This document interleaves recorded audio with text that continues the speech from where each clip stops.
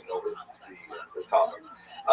3, they recite the prayer of the Ari, meaning they follow the Kabbalistic prayer schedule of the great Isaac Luria that we discussed when we looked at the city of Tzfat. They maintain a separate kosher slaughter. There was a dispute over whether the knives should be sharper or duller, because sharper knives are more easily nicked, but duller knives require more pressure, and both of these things could have an impact on whether or not an animal is slaughtered properly.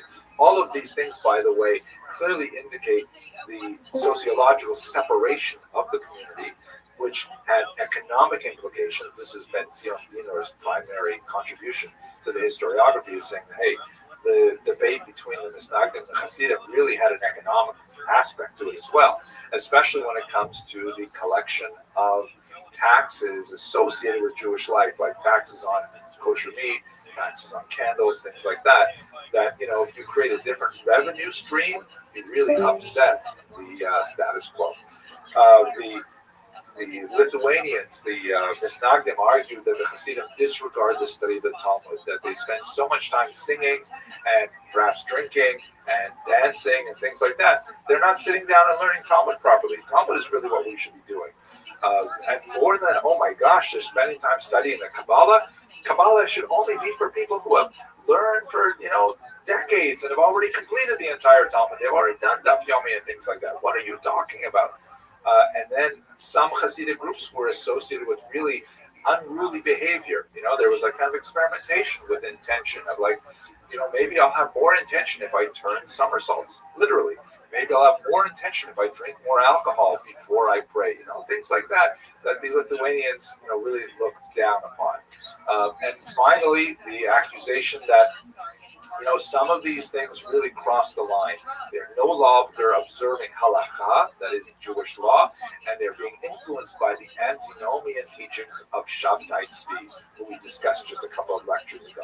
Arguments that the Hasidim were actually, kind of like a front for Sabbatean movement, and that it had to really be extirpated now before it further infected the Jewish body politic.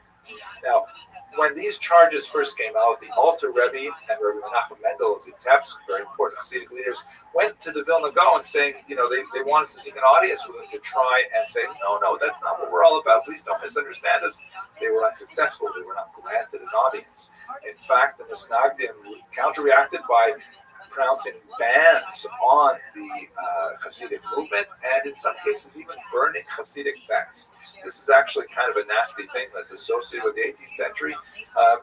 Jews are unfortunately from time to time known to have such strong feelings about the writings of other Jews that they'll even consign those words to the flames. But by the way, that only ends up making the books much more popular. So if anyone watching this video wants to ban any of my books, I think that would be great, because sales would just... At any rate, the Hasidim, they issued counterbans against the Misnagdim, and they also, unfortunately, had book bans. Especially strong social ban was applied in 1781, and in 1794, when a rabbi in Pinsk, a Misnagdic rabbi, lost a job to a Hasidic candidate, he denounced the Hasidim to the secular authorities, and the Tsarist government, always on the lookout for possible revolutionary movements, actually arrested the Alter Rebbe, Rabbi Shneur Zalman of Liadi, and had him temporarily jailed. A phenomenon that would be associated with the very strong conflict between Hasidim and Misnagdim for some time. Now, besides the tremendously bitter rancor between the Misnagdim and the Hasidim, the Misnagdim were also busy thinking about, how do we react to this? Because the Hasidic movement really grew in leaps and bounds. It spoke to a need. There were Jews who wanted Hasidism. So the Misnagdim had to articulate a response, and they did, which was ultimately expressed in things like this building, the Yeshiva of Volozhin, which was one of the great bastions of Talmudic learning in Lithuania, and formed the center of the nucleus of a Talmudic renaissance that would expand along with Hasidism. What the Misnagdim said is, hey, the Hasidim say we're attached to text. Well, absolutely, you better believe it. We are going to be super attached. We're going to spend even more energy in the Talmud. And in fact, that's what the Lithuanians are known for more than anything else, is their incredible attention to detail and their superlative study of the Talmud. But they didn't ignore the Kabbalah. Let's not forget that the Vilna Gaon himself was a great Kabbalist, but the Misnagdic tradition was that it was really only for people who had already mastered what was called Torah Nigla, the revealed Torah. Before you studied Torah Nister, the hidden Torah, even in kind of like watered down versions that the Hasidim were circulating, they weren't studying necessarily the Zohar itself. They were studying kind of like digests of the Zohar or reworked versions of the Zohar. The Lithuanians were already studying the core text, but they did not believe in necessarily disseminating these ideas widely.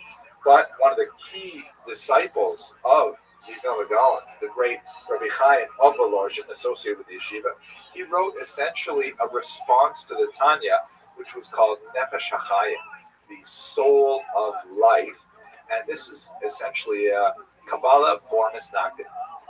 It is, by the way, an overwhelming book. I remember personally when I was studying in yeshiva in Jerusalem, I spoke to my colleague and friend Rabbi Mordechai Becker, who was a guide for me in those early years of my yeshiva study.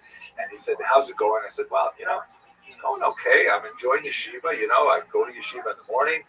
We look at a Tosfos, it has a problem in it. We figure out the problem, and then I come home." But I said to him, "Rebbe, I had to admit that, sometimes it felt sort of kind of dry, sort of like, doing crossword puzzles every day, because it was like finding intellectual problems and then solving them and then going home for dinner, right?" So he says, "Okay, this is what you got to do. Read Nefesh HaChaim, but only read it for 15 minutes a day." And so I said, "Okay, I'll do it." So I picked up a copy of Nefesh HaChaim, and I used to get on the bus and read it on the bus. And many, many times, I simply couldn't put it down. And I looked up, and I had already gone way past my yeshiva stuff, and I was like way in some Arab neighborhood north of Jerusalem somewhere, because I had just got so lost in the tremendous writings of Rabbi Chaim Volozhin. And it really changed the way that I went back and studied those Tosfos as well. It made the Tosfos kind of like jump off the page as, this is really important. You've got to study this right now and know what it means, because it's crucial. It's not a crossword puzzle. It's life itself. Wow. So if you're having that problem, read Nefesh HaChaim. Okay, sorry for that little discourse.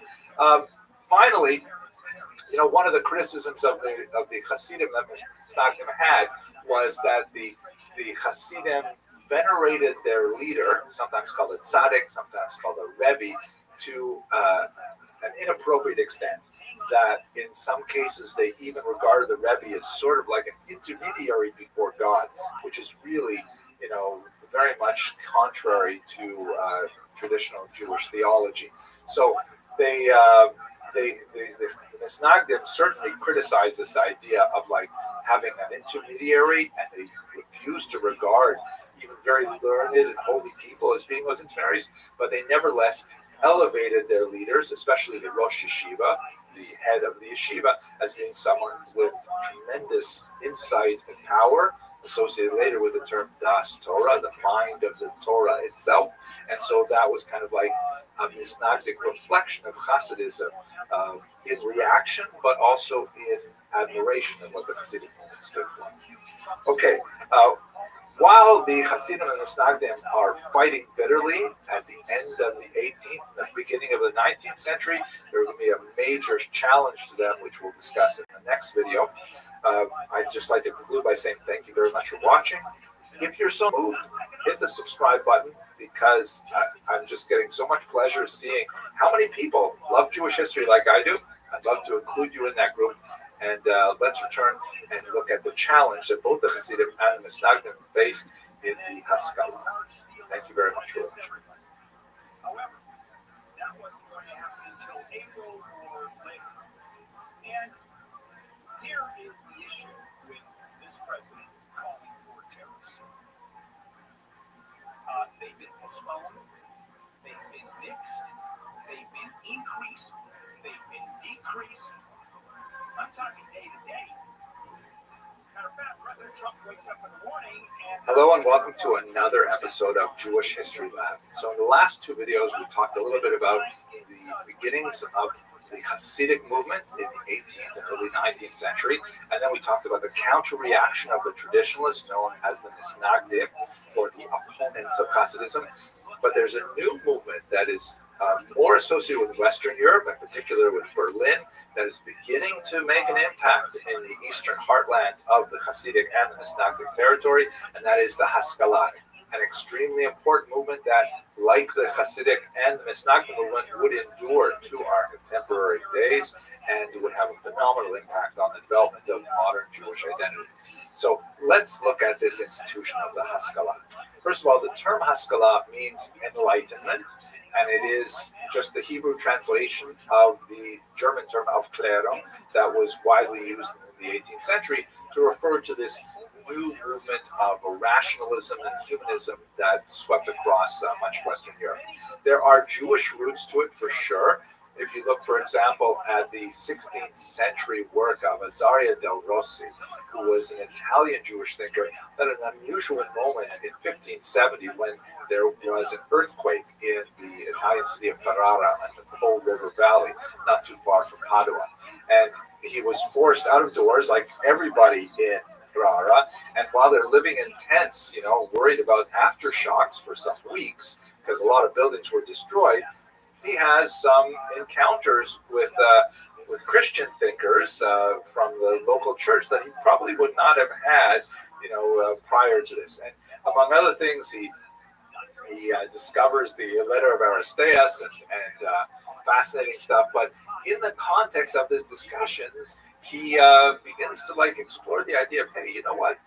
Judaism has a lot to offer the outside world, and the outside world has a lot to offer Judaism as well. It's a very controversial kind of thought, but we see it in many predecessors. Maimonides, for example, writes in the 8 chapters, accept truth from whoever speaks it. There is this notion in Judaism that although there is a kind of a centrifugal force that emphasizes focusing on traditional Jewish texts, there's also kind of a looking out force as well that waxes and wanes in different periods. The Haskalah is definitely a period of looking out, of saying what's going on in the outside world, how does it fit within our Jewish worldview, if it fits at all. Del Rossi's insight was something that it was not unique to the 16th century. It's not like Jews woke up in the 16th century and says, hey, we can learn something from the outside world. We see, for example, in Maimonides, who writes in the 8 chapters that one should accept truth from whoever speaks it. We can find lots of moments in Jewish history where Jews have a much more kind of open-minded, syncretic approach, and that oscillates with a kind of internal, inward-focused perspective in which the outside world is regarded as toxic and dangerous and should be avoided. Jewish history kind of vacillates or oscillates between these two poles. The Haskalah is an example of Western European Jewry definitely leaning far towards the extreme of, hey, look at the outside world, it has so much to offer us, even at the risk of dissolving or assimilating into the body politic of the general population. That's one of the dangers of Haskalah. At any rate, these ideas of openness to outside society had a jump start with the Portuguese diaspora in particular, because these were Jews who, you will recall, were forcibly converted to Christianity and had to maintain that kind of dual identity of knowing that they are Jewish and wanting to retain their Jewish identity and resentful of their Christian passports into the rest of the world. And many of them spread throughout Western Europe. Amsterdam is a particular location where a lot of these Portuguese Jews ended up, but also into the New World, as we discussed as well. And these Portuguese Jews had a very special approach to the outside world that made them especially effective conduits of what would become burgeoning modern thought in general. Okay, way too much of an introduction. Let's go specifically to the early Maskilim. Certainly the most important of them, the king of the Maskilim, was Moses Mendelssohn, a self-taught genius, who actually was especially known not only for his philosophical work, but also for his tremendous facility with secular German. Let us not forget that Jews had their own language, Yiddish. This is besides the ancient language of Hebrew, which was largely reserved for religious purposes, prayer, and Aramaic, which was used primarily in the study of the Talmud. But their vernacular was Yiddish. Yiddish is essentially a medieval German dialect that was like, it's kind of like if you compare Creole, Haitian French to continental French, or even, where I grew up, the Joual, the Quebecois French, comparing that to Parisian French, they're really very different. They can almost not understand each other. So it was like very similar in syntax, and the vocabulary had huge overlaps. But speaking Yiddish to a German would make one seem like a peasant and backward and things like that. And of course, they're written in different alphabets, so it's impossible for Yiddish readers to understand written German unless they learn the alphabet, and then they tease out, the 15-20% of the vocabulary is different and so on. So Moses Mendelssohn developed tremendous facility with spoken German and written German, and he was kind of like a cause célèbre in the 18th century of being, wow, here is a Jew. And note, by the way, he's still a very observant Jew. He's still observing Shabbat, Kashrut, and so on, who nevertheless can maintain himself in the highest levels of high German society and culture and so on. And intellectually, he had tremendous abilities and gifts. And so he was like really a famous Jew because of his ability to be a culture broker and to say to the outside world, hey, Jews have something of value. They should not be considered second-class citizens. In fact, they weren't considered citizens. They were considered travelers, sojourners, even though they lived in Germany for hundreds of years. So he was someone who not only communicated Judaism and Jewish culture to the outside world, he also communicated it backwards.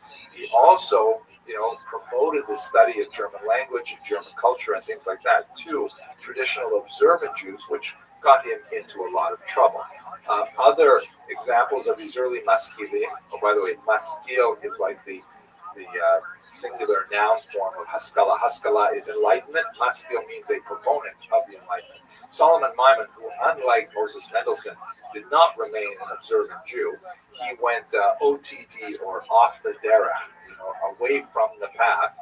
He wrote a biting, acerbic, and sometimes hilarious memoir, an autobiography, which is widely studied today, in which he describes his upbringing as a young, talented Jewish man who kind of like has this intellectual journey. And in fact, he even visited the Hasidic court of the Maggid of Mezerich and describes his experience there. But when he comes to Western Europe, to Berlin in particular, and he encounters German culture, he eventually jettisons his Jewish identity and seeks to become much more involved in German philosophy, German thought, and things like that. So whereas Moses Mendelssohn articulated a kind of Haskalah that kept a place for Judaism, others like Solomon Maimon said, no, let's completely get rid of it and move straight into the mainstream.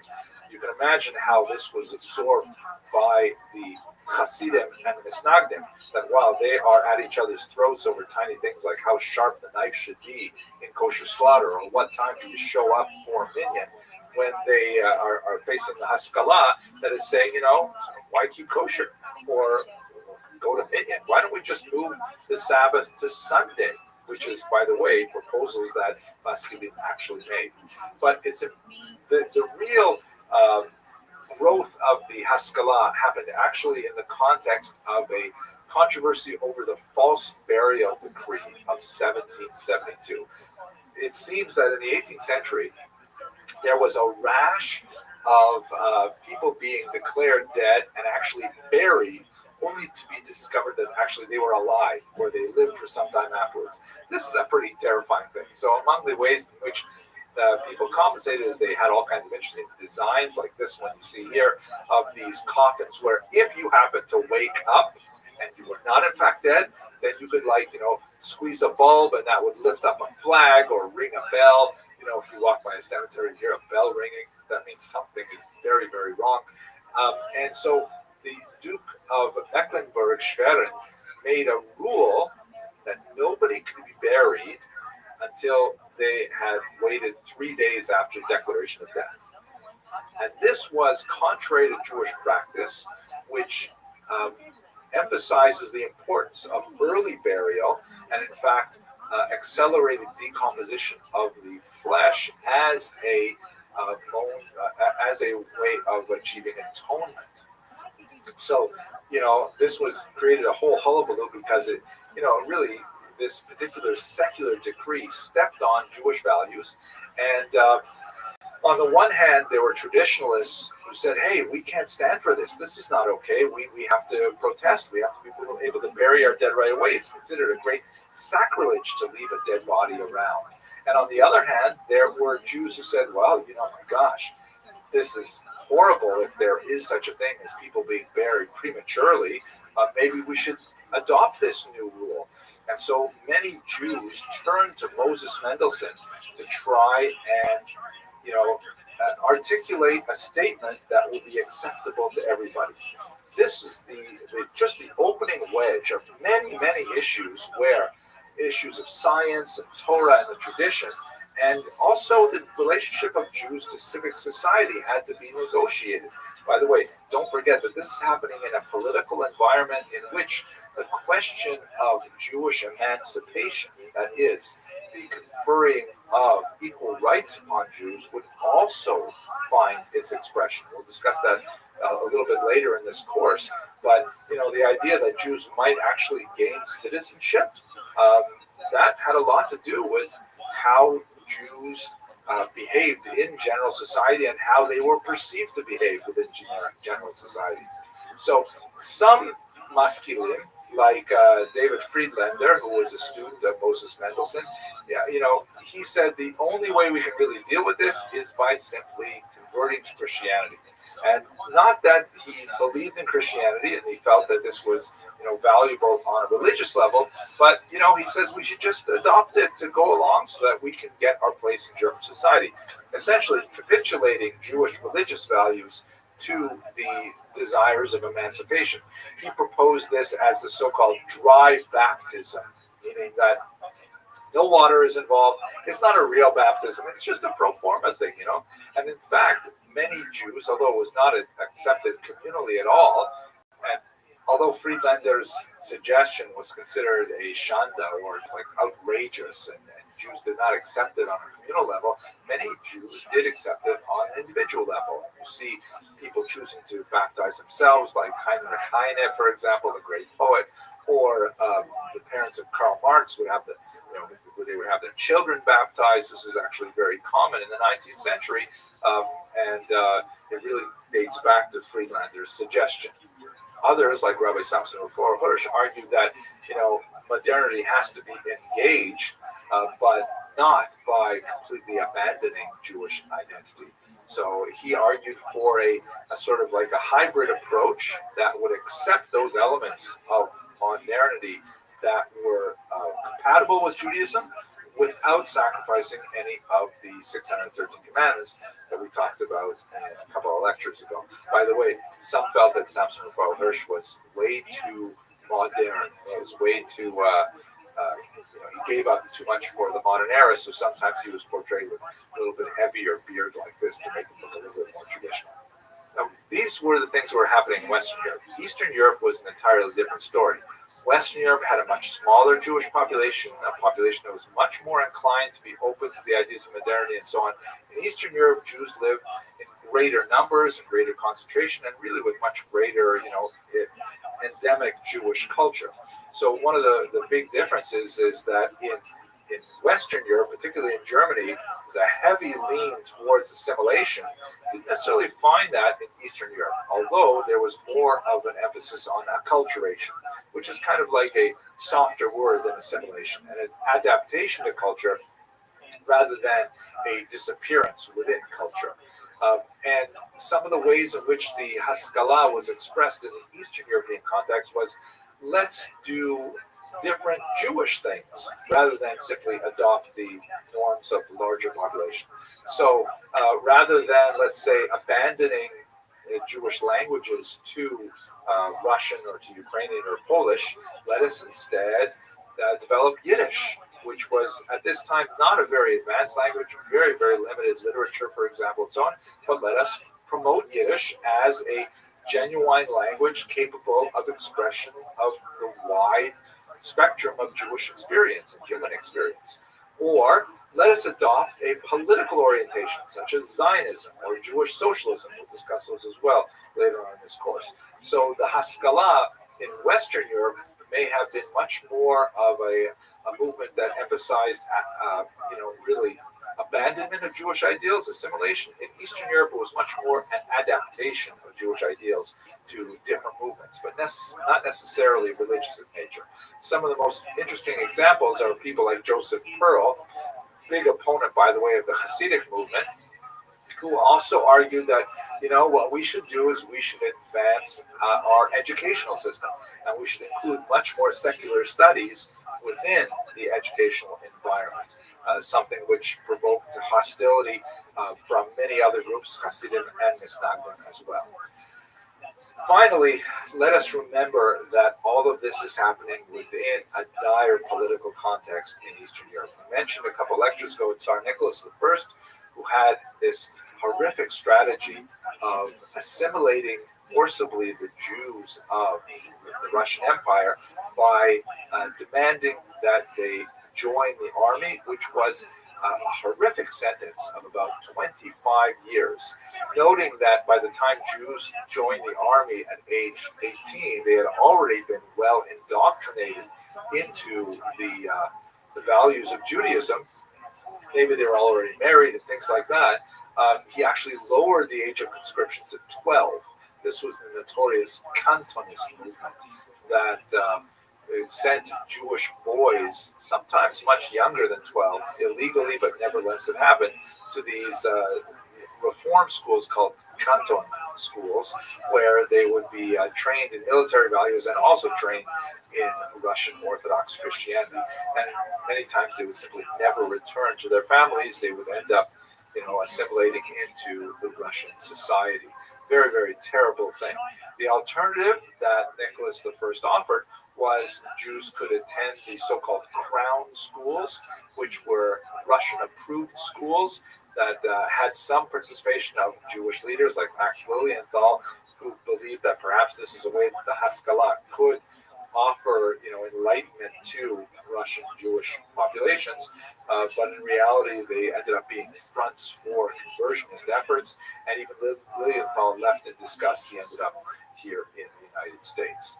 So it was in this context that the fight of the Hasidim and the Misnagdim had to be viewed. But I think one of the most fascinating figures reflecting on this in the 19th century is Eliezer Tzaifo, who wrote an interesting book called Shalom al Yisrael, Peace Upon Israel, in which he wrote the following. God saw three shepherds, Rabbi Eliyahu in Lithuania, that of course would be the Vilna Gaon, the leaders of the Misnagdim, to safeguard the Torah, to purify its Talmud, and to oversee its logic and its diligent study. That's like shepherd number one. Shepherd number two, the Hasidim in Volhynia, to marshal devotion and to fan the embers of feeling. Right? The Hasidim with their ideals of Dveikut and closeness to God and so on. And finally, the great sage of our people, Moses ben Menachem in Germany, that's Moses Mendelssohn, is the leader of the Misnagdim, who of course was himself observant, as we mentioned earlier, and called him to place the cradle of enlightenment in the lamp of religion. Now, of course, not everyone would agree with the views of Rabbi Tzvifel that, all three of these shepherds, the leader of the Misnagdim, the leader of the Hasidim, and the leader of the Maskilim, that they all somehow are like appointed by God to lead the Jews into the future. So I'm going to leave that to you to debate. But it is worthy of note that today, a couple of centuries later, all three of these movements, the Hasidim, the Misnagdim, and Maskilim, continue to exert tremendous influence on the development of Jewish identity and continue to exist with each other in kind of a dynamic tension to tease out what it means to be a Jew in the modern world. Okay, I hope you enjoyed this lecture. I had fun thinking about it, talking about it with you.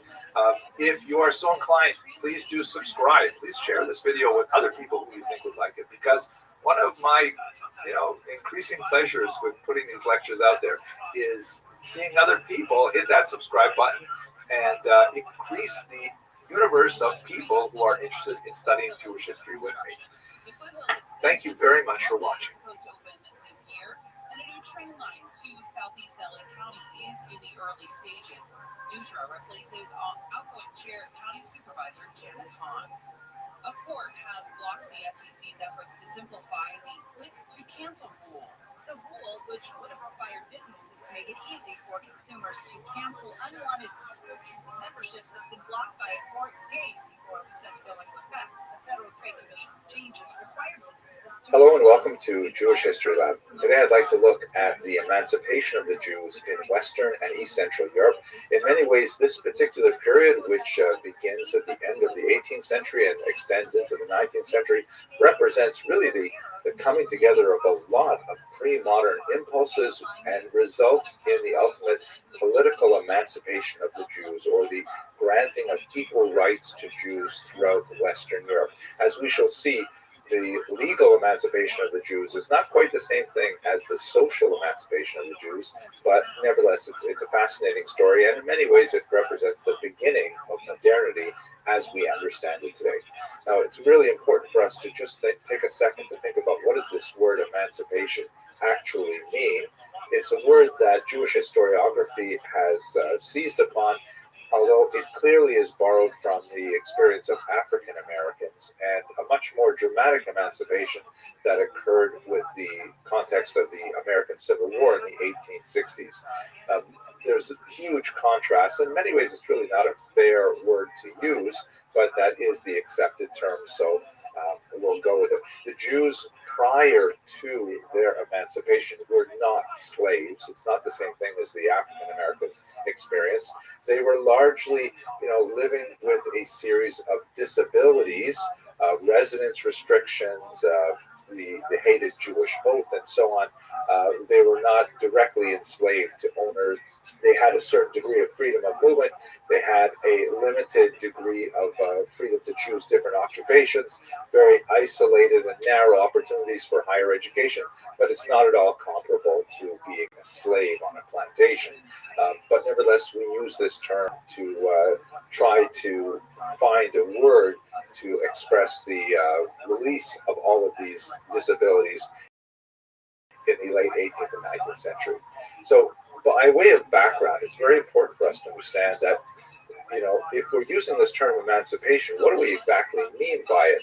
So before the modern era, Jews lived in a corporate structure, which is a little bit like feudalism, meaning everybody in society lives in a certain box that is related primarily to their role in the overall economy. You have this massive box that is primarily populated by serfs who have the least amount of rights. They are kind of attached to the land, and although they are also not enslaved, they are nevertheless highly dependent on the nobility for their rights of movement, even their rights of marriage and things like that. But they nevertheless have kind of like day-to-day freedom that makes it very unslave-like. The Jews were not in that box. The Jews were also not in the box of the nobility or the knights, groups of people like that who engage in various activities that are specifically, related to their high status in society, managing large, farms and manors and things like that. The Jews were closest to the burghers, or the sort of incipient middle class who were dealing with various types of commerce because Jews were heavily urbanized. But even in urban centers, they were frequently denied formal burgher status. They were typically denied access to a whole range of professional guilds and things like that. And so they weren't really in the burgher class or burgher status, even though they tended to, in their lifestyle be closest to them. They obviously were not in the clergy, which was another box in the kind of feudal design of medieval society.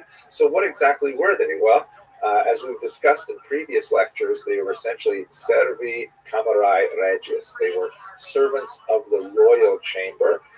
They had burgher-like activities, also middleman activities, primarily in tax farming and leaseholding and so on, and obviously very active in money lending, and a lot of the cash that their activities produced was directly taxed by the king, in exchange for which the Jews had the protection of the royal chamber, the protection of the king, and that's basically how they managed to exist in medieval Europe. But with modernity, a lot of things changed because it was no longer possible to keep people in these boxes.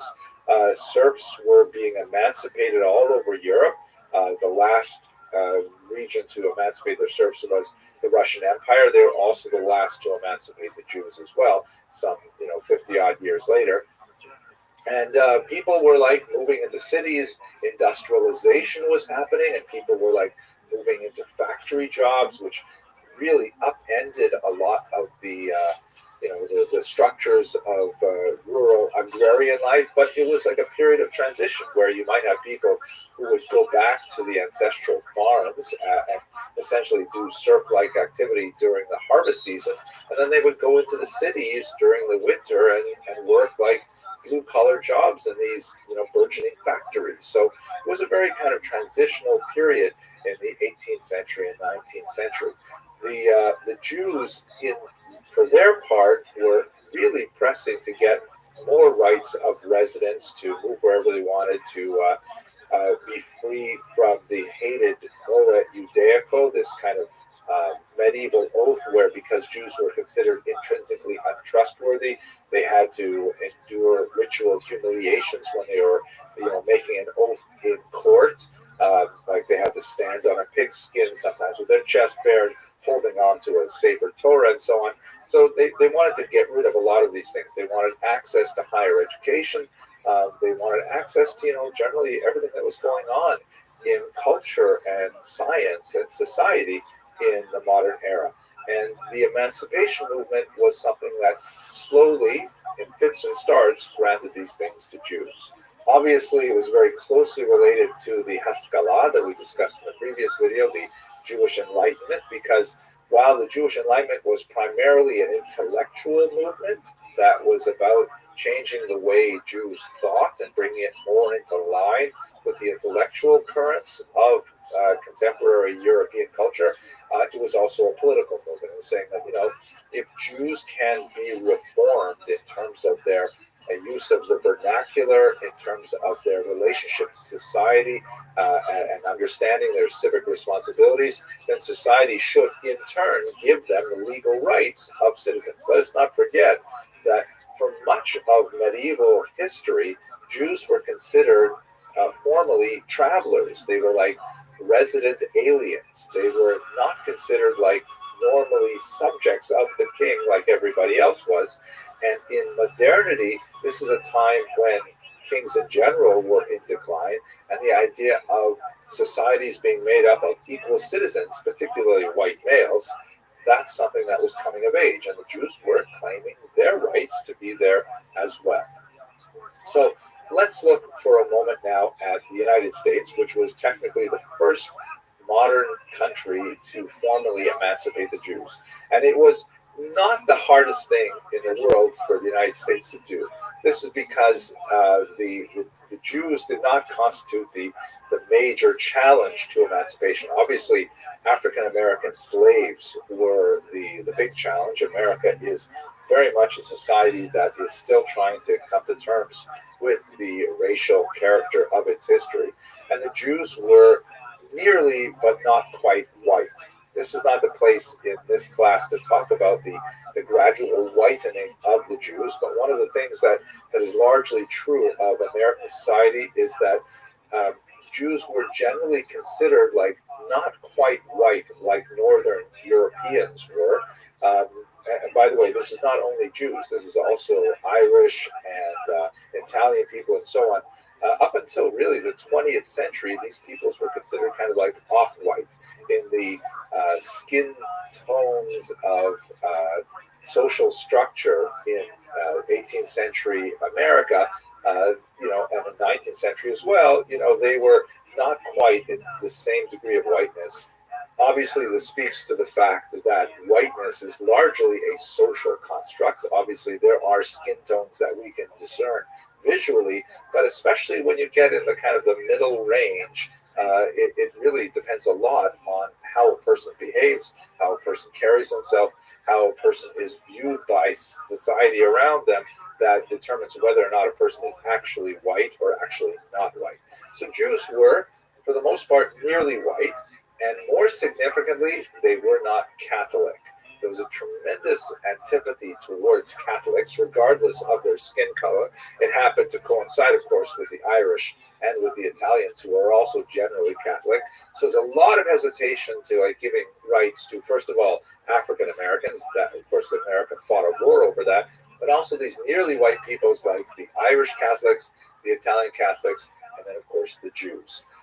So viewed from the perspective of those who wanted to limit the full access to society in early America, the Jews were like a lower priority for their exclusion. And the kinds of disabilities that Jews faced in the 18th and 19th century America were comparatively minimal. There's questions about whether or not they could hold public office, some issues of whether or not their oaths would be trusted because they would not take them on Christian Bibles, for example, and those were fairly easily dealt with. The Constitution of 1787, and especially the Bill of Rights of 1791, clearly indicated that Jews should be free of these disabilities, although vestigial oath laws did persist in some states until 1877, when the last one was removed that was applying specifically to New Hampshire. So in other words, the United States of America, very small Jewish population, nearly white. It was not really that difficult to actually make that big step and emancipate them. In England, you have a fascinating phenomenon where social change precipitated legal change, where it seemed like English voting society in particular were ready for the idea of the emancipation of Jews before they were actually emancipated. I think one of the great examples of this is David Solomon, shown here, who was actually elected Sheriff of London in 1835, but could not immediately hold office because of that hated Jewish oath, that he would not take the oath that indicated that he was a Christian, which of course he was not. So in other words, we have this situation where, and this happened, by the way, to many elected officials in England until the whole process was eventually solved, where the population as a whole, the voting eligible population, thought that the Jewish candidate was the superior candidate for a position, and they voted him into office. It's always a him. And it was the office itself that was trying to hold back on allowing this Jewish candidate until eventually, after significant debates in English governmental circles, they abolished the Jewish oath. So emancipation for Jews in England actually came from a groundswell of support, at least among the voting population. France has an entirely different story. Here you see a depiction of the Declaration of the Rights of Man and, in brackets, male citizen. This is, of course, a hugely important document that's roughly comparable to the American Bill of Rights, in which, it decrees the kind of ideas of equality for all citizens, things like that. It's interesting to note, by the way, that there are limitations even to these very beautiful documents. In the case of the United States of America, the declaration that all men are created equal was not interpreted to mean really all men, because it did not include African Americans, for example. And this declaration for the rights of man and citizen, a revolutionary figure named Marie Gouze actually said, hey, wait a second, why does it have to be in the masculine? And so she composed a declaration for the rights of woman and citizen, and the word citizen, of course, in French can be declined either as a male or as a female, but the French government at the time was not willing to accept that. They were really only thinking about men. Honestly, it says man and they meant man. But that's beyond the scope of our discussion today.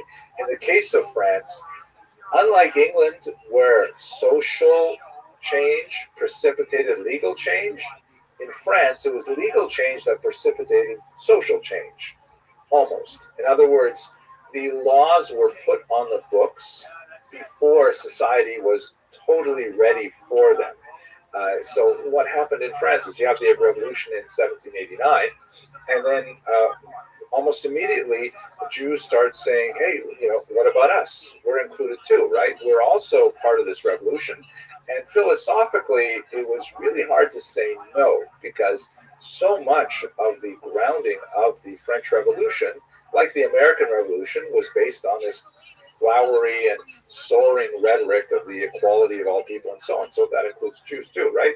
So there was a big distinction between the smaller, much more acculturated Sephardic population of Jews that lived in the west and south of France, in Bordeaux and Bayonne, and the much more highly dense and concentrated and less acculturated Jews living on the eastern border in the region of Alsace-Lorraine, the Ashkenazi Jews. The Sephardi Jews largely spoke French, largely had a much more French lifestyle in terms of their dress and their broader, economic profile and things like that.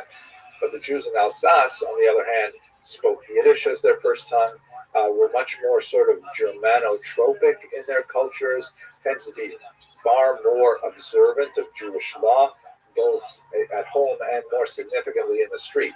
And so what happened in France is in 1790, the emancipation was extended to the Sephardic Jews, and Bordeaux and Bayonne. It was much easier to accept them. And after a certain amount of hemming and hawing, in 1791, the same was granted to the Jews of Alsace-Lorraine. Now, that wasn't the end of the story by any means.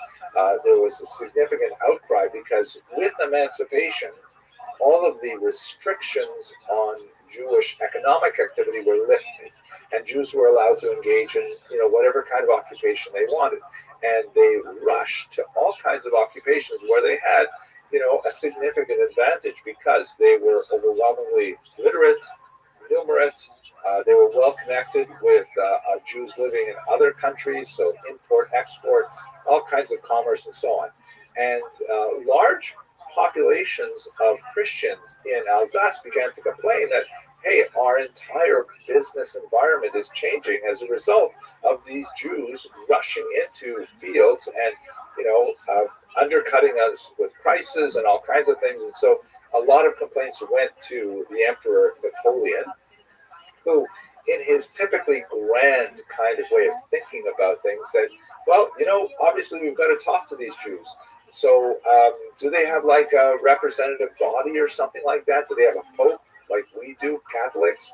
And so his advisors told him, well, they have this thing called the Sanhedrin, which was the ancient court of 71 judges back in the ancient period. But they haven't met in 1900 years since they were exiled from Israel. Actually, not quite since they were exiled, but shortly thereafter. And so he said, fine, I'm Napoleon, let's reopen the Sanhedrin. And so messages were sent out all over Europe that Napoleon was going to gather the Sanhedrin. And in that gathering, he was going to ask them a series of 12 questions. This was actually the Assembly of Jewish Notables that was prior to the convening of the formal Sanhedrin. The questions that he asked were actually quite fascinating, and they really give us an insight as to, what he wanted from the Jews. He asked questions like, for example, do the Jews have their own police force? What's the point of asking about the police force? Well, the point is because he wanted to know if he was going to be accepting a state within a state. It doesn't make sense for there to be two judiciaries and two police enforcement agencies. What if, Jews wanted to run their affairs through a different legal system? Would they be culpable to French law? All kinds of things like this. He wanted to know a little bit about the assimilation ability. Is that a word? The assimilability of the Jew. He asked, for example, are Jews allowed to marry non-Jews? Now, in basic Jewish law, that's like a really short answer. No, intermarriage is not permitted under Jewish law. Obviously, there are interfaith relationships, but that's really more of a 20th and 21st century phenomenon, and certainly not countenanced by traditional Jewish law, although some of the denominations that are active today, of course, have different relationship to that question. But in the 18th century, the answer was no, it's not allowed.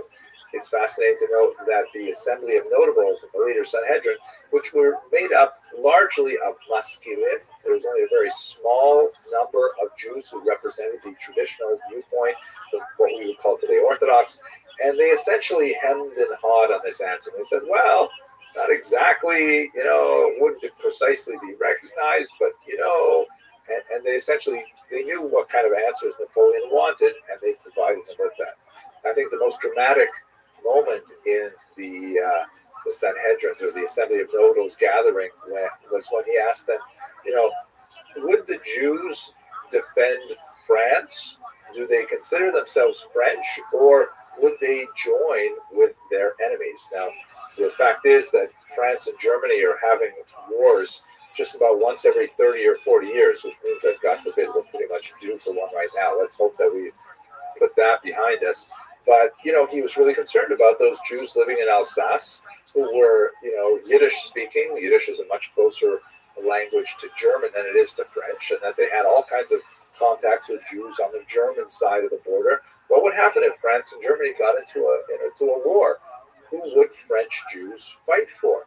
And dramatically, the assembly rose up and said, jusqu'à la mort. They would defend France to the very death. That was the whole idea of it. So Napoleon was satisfied with those answers, and he said, great. So the Sanhedrin became a formal institution, and it was headed by this man, David Zinsheim, who has an absolutely amazing hat here. I mean, I want a hat like that. I think that would be fantastic. He was actually a renowned Torah scholar of the day. He wrote a significant commentary on the Mishnah called Yad David, still studied to this day. And he was one of the more orthodox members of the Sanhedrin that gave it kind of like its weight on the right wing of the Jewish spectrum. There's a lot more to say about how Napoleon directed the organization of Jewish synagogues within France, but I'm going to leave it at this point because I think we should spend a little bit of time talking about East Central Europe. So in Austria, a document was issued by Kaiser Joseph II called the Toleranzpatent in 1782. This was kind of like a very important pre-emancipation document that sort of gave the Jews of Austria a formal understanding of what their rights were within Austria. And that's very important because, rights as opposed to concessions is an extremely important notion and a great stepping stone towards full emancipation. But what happened over the next 100-odd years was really quite distressing and confusing. Austria, like much of East Central Europe, went through a revolution in 1848-49, and that revolution was then pushed back. And the revolution came from the more liberal side of the spectrum. So with the general constitution that was created in 1849, civil and political rights were issued for everyone in Austria, and quote-unquote not dependent on religion. But then in 1851, when there was kind of like a conservative backlash to that revolution, those rights were taken back. The constitution was abrogated, and then slowly it was reinstated again over the 1860s. The same kind of thing was happening in Hungary, although you also had very significant opposition to emancipation from Jews themselves in Hungary, led by the Chassam Sofer, a very important Rabbi Moshe Sofer, who essentially said that, emancipation is going to result in assimilation. He was not at all wrong. Emancipation and assimilation seem to go hand in hand. And he said we should not accept emancipation.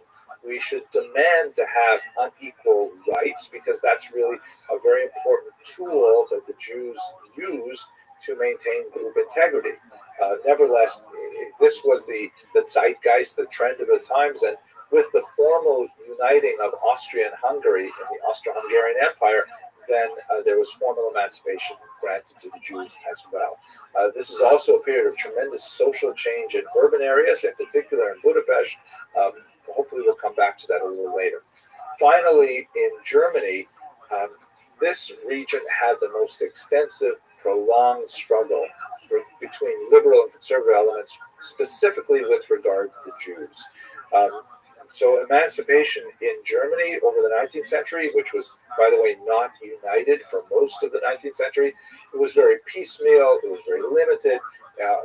Rights given to Jews were frequently extended in a very grudging manner, and there's a tremendous amount of social hesitancy. So like in great contrast to England, where social change demonstrated the readiness for emancipation, well before it was actually granted, in Germany, you had a situation where there was definitely very little social readiness for emancipation. There were some, bright lights here and there, like Christian Wilhelm von Dohm, who wrote a very important work advocating for the emancipation of Jews. But by and large, German society as a whole was just not ready for emancipation. But a far more representative figure would be someone like this man, Heinrich von Treitschke, a very significant historian who entered into a very heavy debate with Heinrich Retz over the publication of the latter's History of the Jews. Von Treitschke coined the unfortunate phrase, "Die Juden sind unser Unglück," the Jews are our misfortune, and he articulated a position that would later be picked up very enthusiastically by none other than Adolf Hitler, and he argued that the emancipation of the Jews had to be rolled back, and of course the disaster of the Holocaust ensued. So that's a very quick look at the emancipation of Jews in Western and East Central Europe. In the next video, I'd like to look at Eastern Europe, which had a very different trajectory. If you enjoyed this video, please consider subscribing. We have a great learning community that is always expanding, bringing in lots of people who want to study Jewish history. And okay, I guess that's about it. Thank you very much for watching.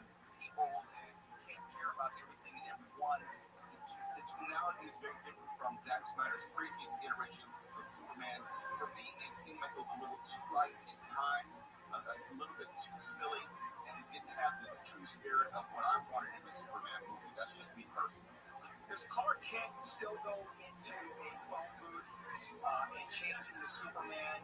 And if so, hello and welcome to another episode of Jewish History Lab. Today I'd like to spend some time talking about the birth of modern Jewish politics, which is really a phenomenon that we see appearing in the late 19th century.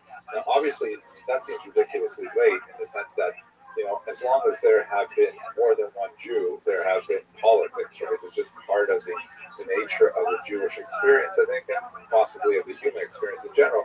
But what I'm going to be focusing in on in this context is the idea of the birth of mass movements with political ideologies that are adopted by Jews, particularly in the modern era, especially because this is a time when democracy begins to make its impact on the Jewish community, and in particular the great mass of population that resides in Eastern Europe, where there's so many more Jews to create that critical mass to move political agendas along.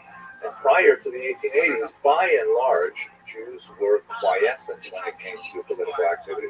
They largely trusted their leadership to have any kind of interface with the secular authorities. And so really it was a matter of more kind of like feudal relationships where the Stadtland, the intercessor that would be hired by the head of the Kahila, would be the one that would be interacting with the nobleman or the king or whatever on behalf of the entire community. And the idea of a group of Jews breaking away from the central authorities was really quite unusual and doesn't have a long tradition before the modern era. In the modern era, however, for a variety of reasons, Jews begin to look at more contemporary ways of organizing themselves and not necessarily in conformity with the will of the rabbinic and communal leadership, and that's where we get these modern Jewish politics. So let's have a look at that specifically.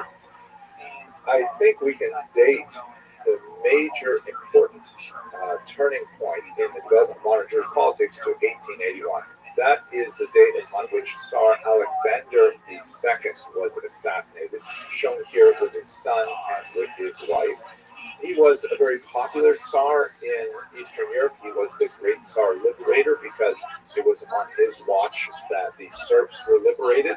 It was definitely not a complete solution like the emancipation of Africans in America. It was not a funded emancipation, like they went from one set of difficulties to another set of difficulties, but nevertheless, the Russian populace as a whole tended to regard him favorably. The ones who did not, in particular, were the revolutionaries, the early socialist movements that were burgeoning in the 1870s. And in 1881, a group of them, organized under the name Narodnya Volya, the People's Will, tossed a bomb at his carriage and killed him, as you can see in these contemporary newspaper accounts of that act of violence. The rumor went out throughout the empire that the new emperor, his son, Alexander III, gave the populace permission to beat the Jews for 3 days. Now, for a long time, Jewish historiography basically took this as some kind of face value, and if you've seen Fiddler on the Roof, there's that famous scene where Tevye is approached by a policeman who wants to give him some kind of heads up that a pogrom is coming, but it seems like this is not an accurate depiction of what happened in Russia. In reality, the pogroms went way out of control. The Russian Empire and the government were certainly not the architects of the violence. They had a great difficulty trying to control them. The entire administration, the police force, was exposed as being, inept, excessively bureaucratic, too slow to respond to this rapid movement of violence that essentially followed the newly laid rail lines that were connecting many communities. And the pogroms went on not for 3 days, but for 3 years, till 1884. And it really underscored the fact that Russia was no longer capable of maintaining itself as a Rechtsstaat, that is, a country governed by law. There was simply too much anarchy possible, too much chaos possible, and that is really something that the Jews as a minority fear tremendously. So it is the violence that erupted in 1881 and extended for a few years that really triggered the rethinking by Jews of their political status, or ethnic populations that were minorities in a particular region, like Poles in Ukrainian territory and vice versa, things like that. And it was something that really just got way out of hand for the Russians. Now, this map and the few charts that I'd like to show you right now come from a really interesting article published in 2019 by Irena Grosfeld, Sekon Sorkansakali, and Antonina Trudovskaya that point out something that really should be fairly obvious, but no one else, to my knowledge, has really made these correlations. The pogroms, why did they happen? So there's definitely a certain amount of latent anti-Semitism in traditional society, and we can tie it to certain church teachings and certain economic practices of the Jews, and the long-term resentment that goes back to the Khmelnytsky rebellion, the Haidamach rebellion, and so on. But Jews basically lived in relative peace alongside their Ukrainian, Polish, Lithuanian, Latvian, and Russian neighbors, with only a few significant punctuations of violence, like under Khmelnytsky in the 17th century and under Honda in the 18th century. So the majority of Jewish history in the Palestinian was relatively peaceful, not necessarily loving, but one of coexistence. So why all these pogroms all of a sudden? So have a look at these charts. Let me just move over to the other side of the screen here. So this is a chart that shows the number of pogroms in the years 1800 to 1928. And I'm a little bit suspicious of the last number because I always thought there was a much bigger surge in 1919. But let's take it at face value for now because the conclusions are going to be really useful.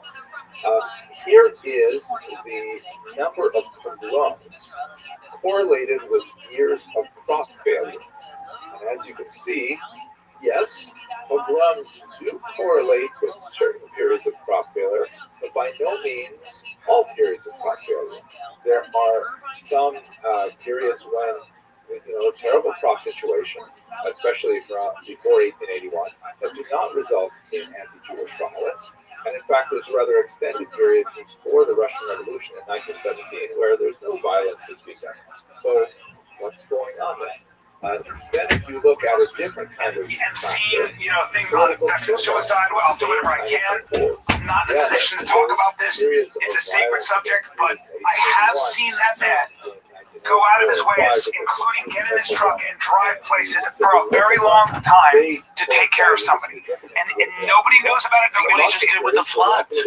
Listen. At the end of the day, we're all complicated as human beings, and I've known Tim as a civilian, and when I've seen, I love the guy. If you think you're taking down a bad guy, and I hope, and they're going to do the investigation. I hope they reveal what they find. Again, you're going to find out. We don't know. I would be careful about it. They're going for Superman. You're the fact he's Batman. It's so impressive. I just think Tim's a 3 a.m. friend. I have about 3 of them in my life. Tim's a 3 a.m. friend. That's true. I could call with anything.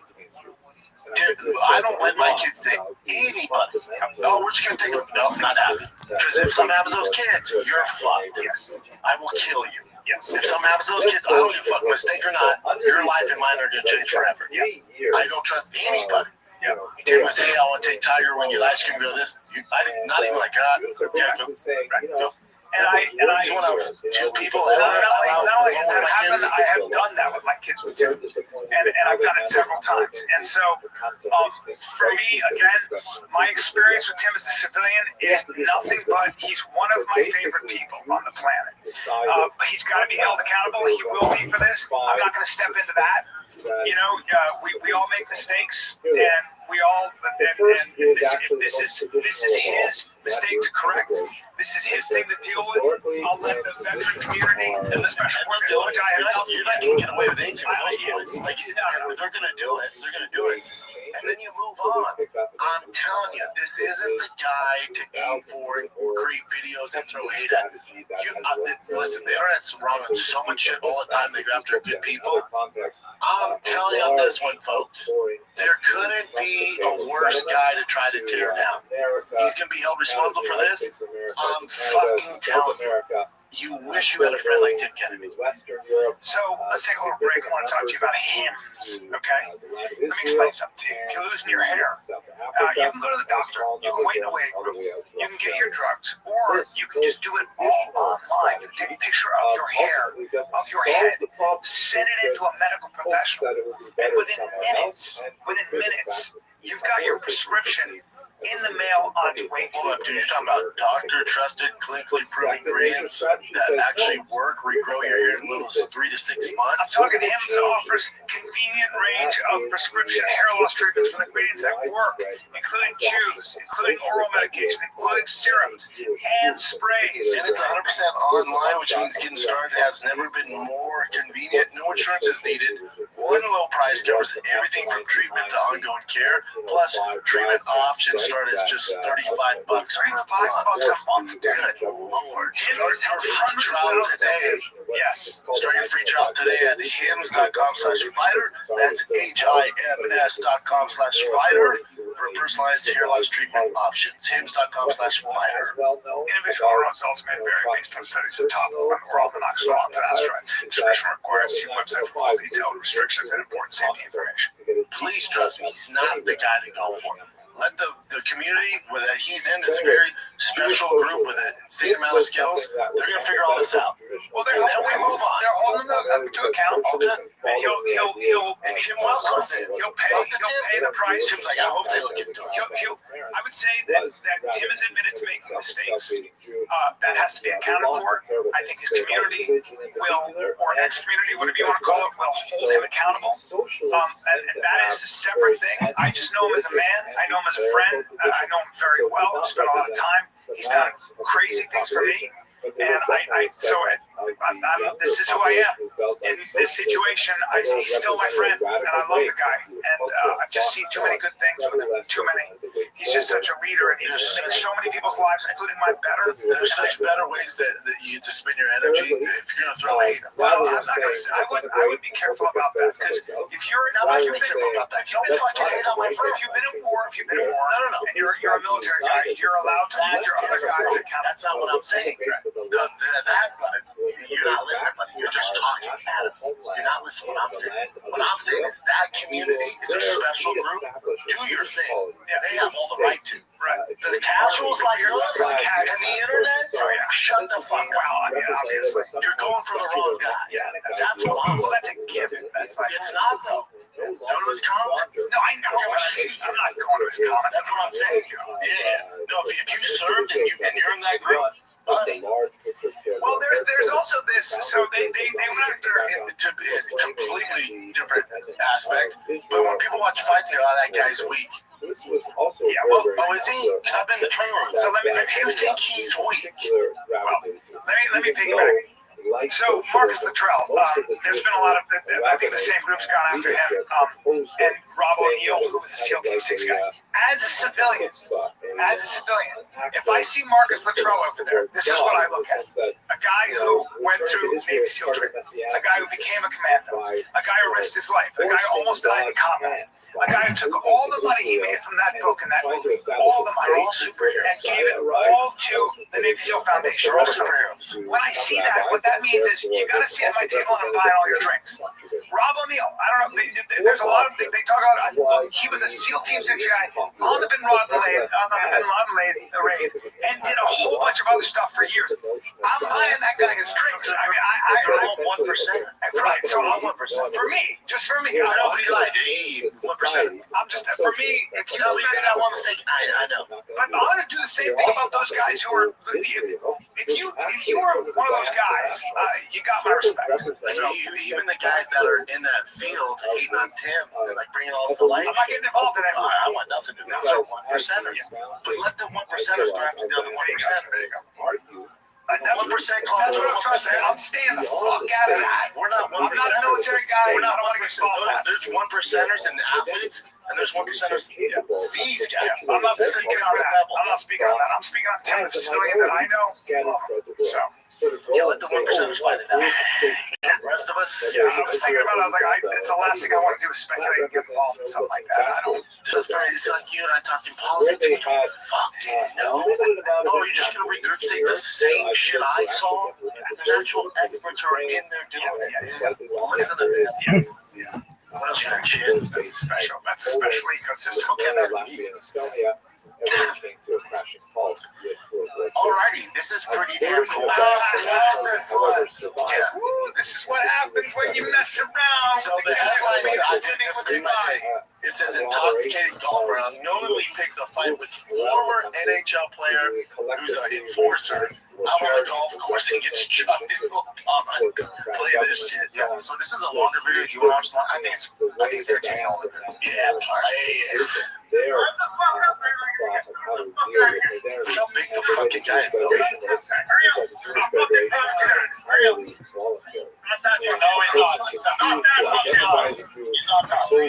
He's drunk.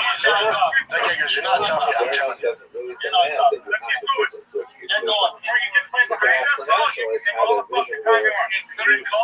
They're clearly Canadian, right?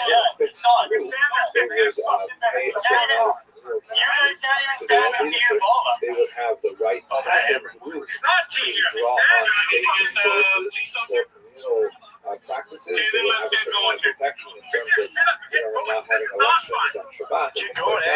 But it was a much more kind of like And he throws it down. structured organization, the Jewish Federation, which is essentially He's taking too long. Well, they're hammered. They're hammered. They're not playing the game.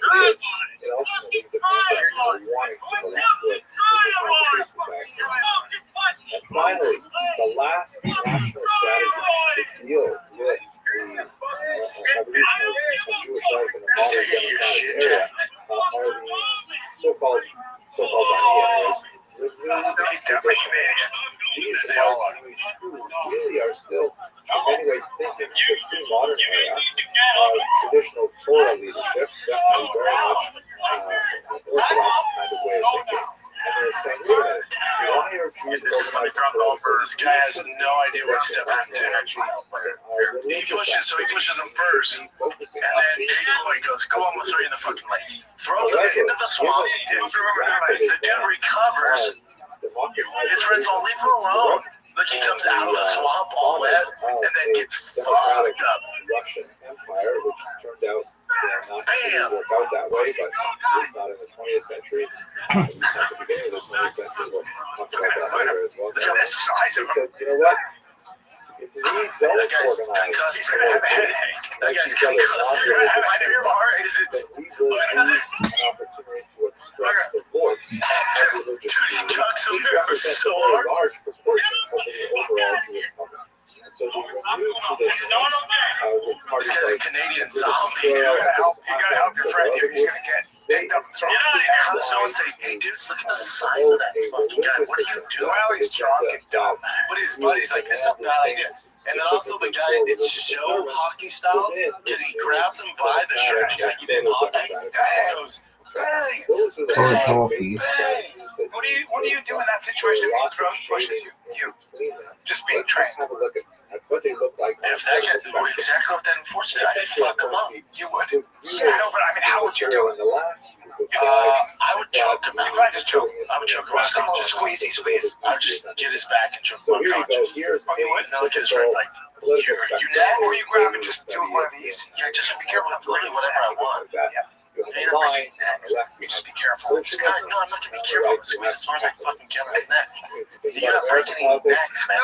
No. Just a doors or something. Just be careful. I can't get him with a dart. Democrats are Ain't just no slightly fucking move. left of center. He's a fucking Republicans moron. just slightly right. And he's of center. drunk as fuck. Basically, they're really close to the How middle. does his buddy not Jewish go, politics man, are that not guy's like that. really big. He seems like he doesn't give a fuck. Yeah.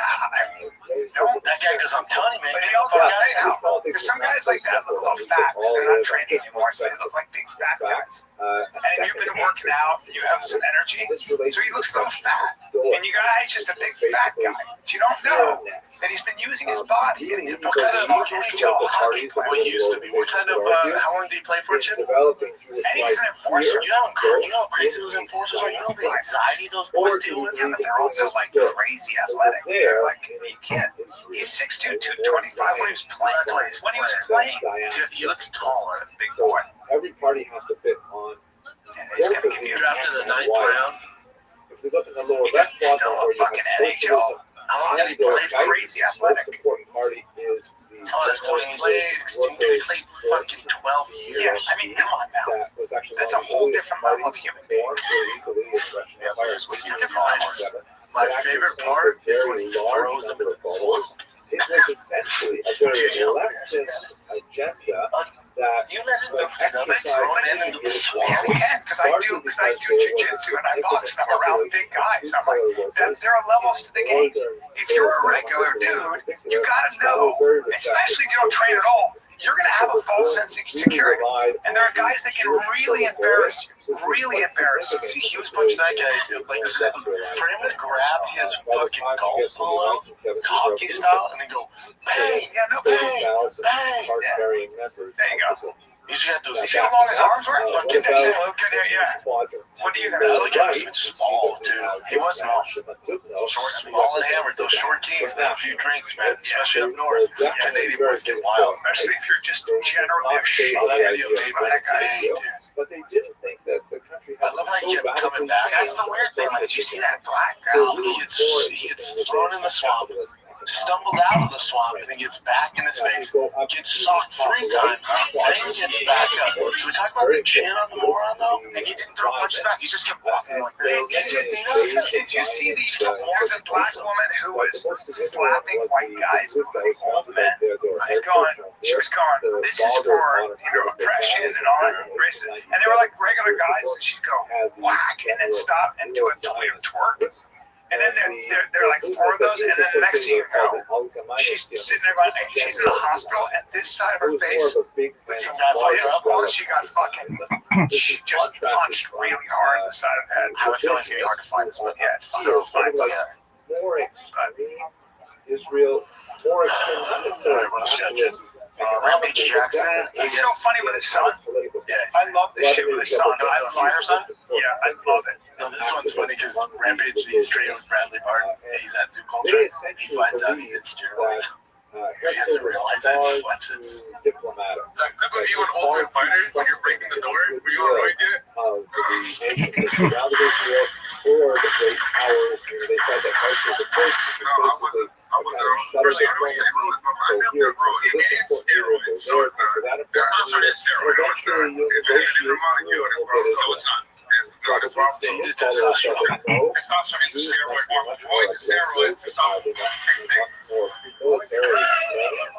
They should have more of a kind of a right-wing outlook. These two approaches of Herzl and Jabotinsky essentially formed the core of the political party Likud. Later when finally, over here, I love the Bradley. left wing, you have a very important movement, the Coalition, the workers of Zion, who So definitely the matter very is steroids and aggressive testosterone. but they felt that It's it would be all a shame a version of steroids. I actually didn't know that. a reproduction. I thought testosterone was just testosterone. Steroids were testosterone. They wanted Israel to be established That's their derivatives, but they're all testosterone at the end of the day, just different types. in kibbutzim, It's like I don't eat beef, I only eat filet. Well, that's a type of beef. Well, they told me if I ate whatever it is, T-bones and flake steak, that you'd have to eat that in order to have real beef. Like enough flakes. So my buddy is a professional arm wrestler, and he started out thin, like me, taller than me, a little bigger. Was a boxer. He started doing trend, and he came to my show, and I went, "Oh my god!" Because Jews are not he looks satisfied. like literally he's probably put on 60,000 pounds. Oh yeah. Like I told him, blow it though. And now we All have of it, C, yeah. which is kind of Yeah, like some of that stuff you gotta be careful, like trend and like some of the derivatives. You gotta be careful. Yeah, It puts on muscle so fast, so then you're constantly carrying. now, yeah. all of these Trend. groups have been either None of that anti-religious, hardcore shit. And they stack it like some guys do. Trend, DECA, testosterone, IGF-1, HGH. Like this whole, they do a stack. Enjoy that. I did a podcast with Mike Israel. You know, he is a great guy. He's got his PhD in physiology or whatever. It's fucking brilliant. Like Rizzuto. Israel. First group to look at are the and he, so-called Mizrahi. These he was on the podcast. He goes, I'm at risk. You increase your risk of heart disease and cancer when you take, that guy. He's awesome. And he knows so much, and he doesn't take himself seriously. Oh, yeah, He's hilarious. He's awesome. And he black belt jiu-jitsu. And he was talking about it. He goes, it's a risk. It's a trade-off. It's a trade-off that I'm taking. Well, he's on all of it. Well, yeah, he's on. That's the difference. He was talking though about how now they're in about 2 or 3 years they're coming out with a peptide that's in stage 3 trials, human trials, where you're gonna be able to take a pill, and it's basically because when steroids got totally stigmatized, the research kind of stopped. They said now it's back, and now they're working on these different peptides that actually really grow muscle without the side effects, so it doesn't fuck with your endocrines. They said they're very close. So I'm gonna pill that Bill's Lee muscle. It's out. It's out already. It's out. Brennan, I want to take a little break. All right, this is Ask me what I'm doing. what are you doing right now? The shorts of True Classic. Get some white tees. That's all I rock is the white tees. Try those Pima cotton. You're not gonna get better from cotton. I'm telling you right now. Put those on. You got a blazer. You want to wear a great T-shirt and try the Pima cotton. You cannot go wrong. You will be the classiest person walking through the door. Everything about them. This is the first day I'm not wearing True Classic. Just kidding. I'm wearing their underwear. I'm always wearing something by True Classic. Obviously, I'm not a great model. Obviously, it's not like, well, Brian Callen wears that, I'm going to copy him. But I'm telling you, when it comes to quality, when it comes to fit, when it comes to comfort, when it comes to durability, this is literally the only company. I ordered a 3-bag, bro. Target, Costco. You can do that. Go to trueclassic.com/fighter. The way Brendan just did. Dude, forget overpriced designer brands, ditch the disposable, fast fashion. True Classic is about comfort built to last, built to give back. We've been with these boys forever. We love our boy Ryan. We love True Classic. If you need a tee, I'm talking the essentials. There's none better than True Classic. Again, they're getting so big they're at Target, Costco, or what I like to do is just head over to trueclassic.com/fighter. Get hooked up today. You see any pictures of me at the mothership doing stand-up, which you will pretty much every night, I'm always in True Classic.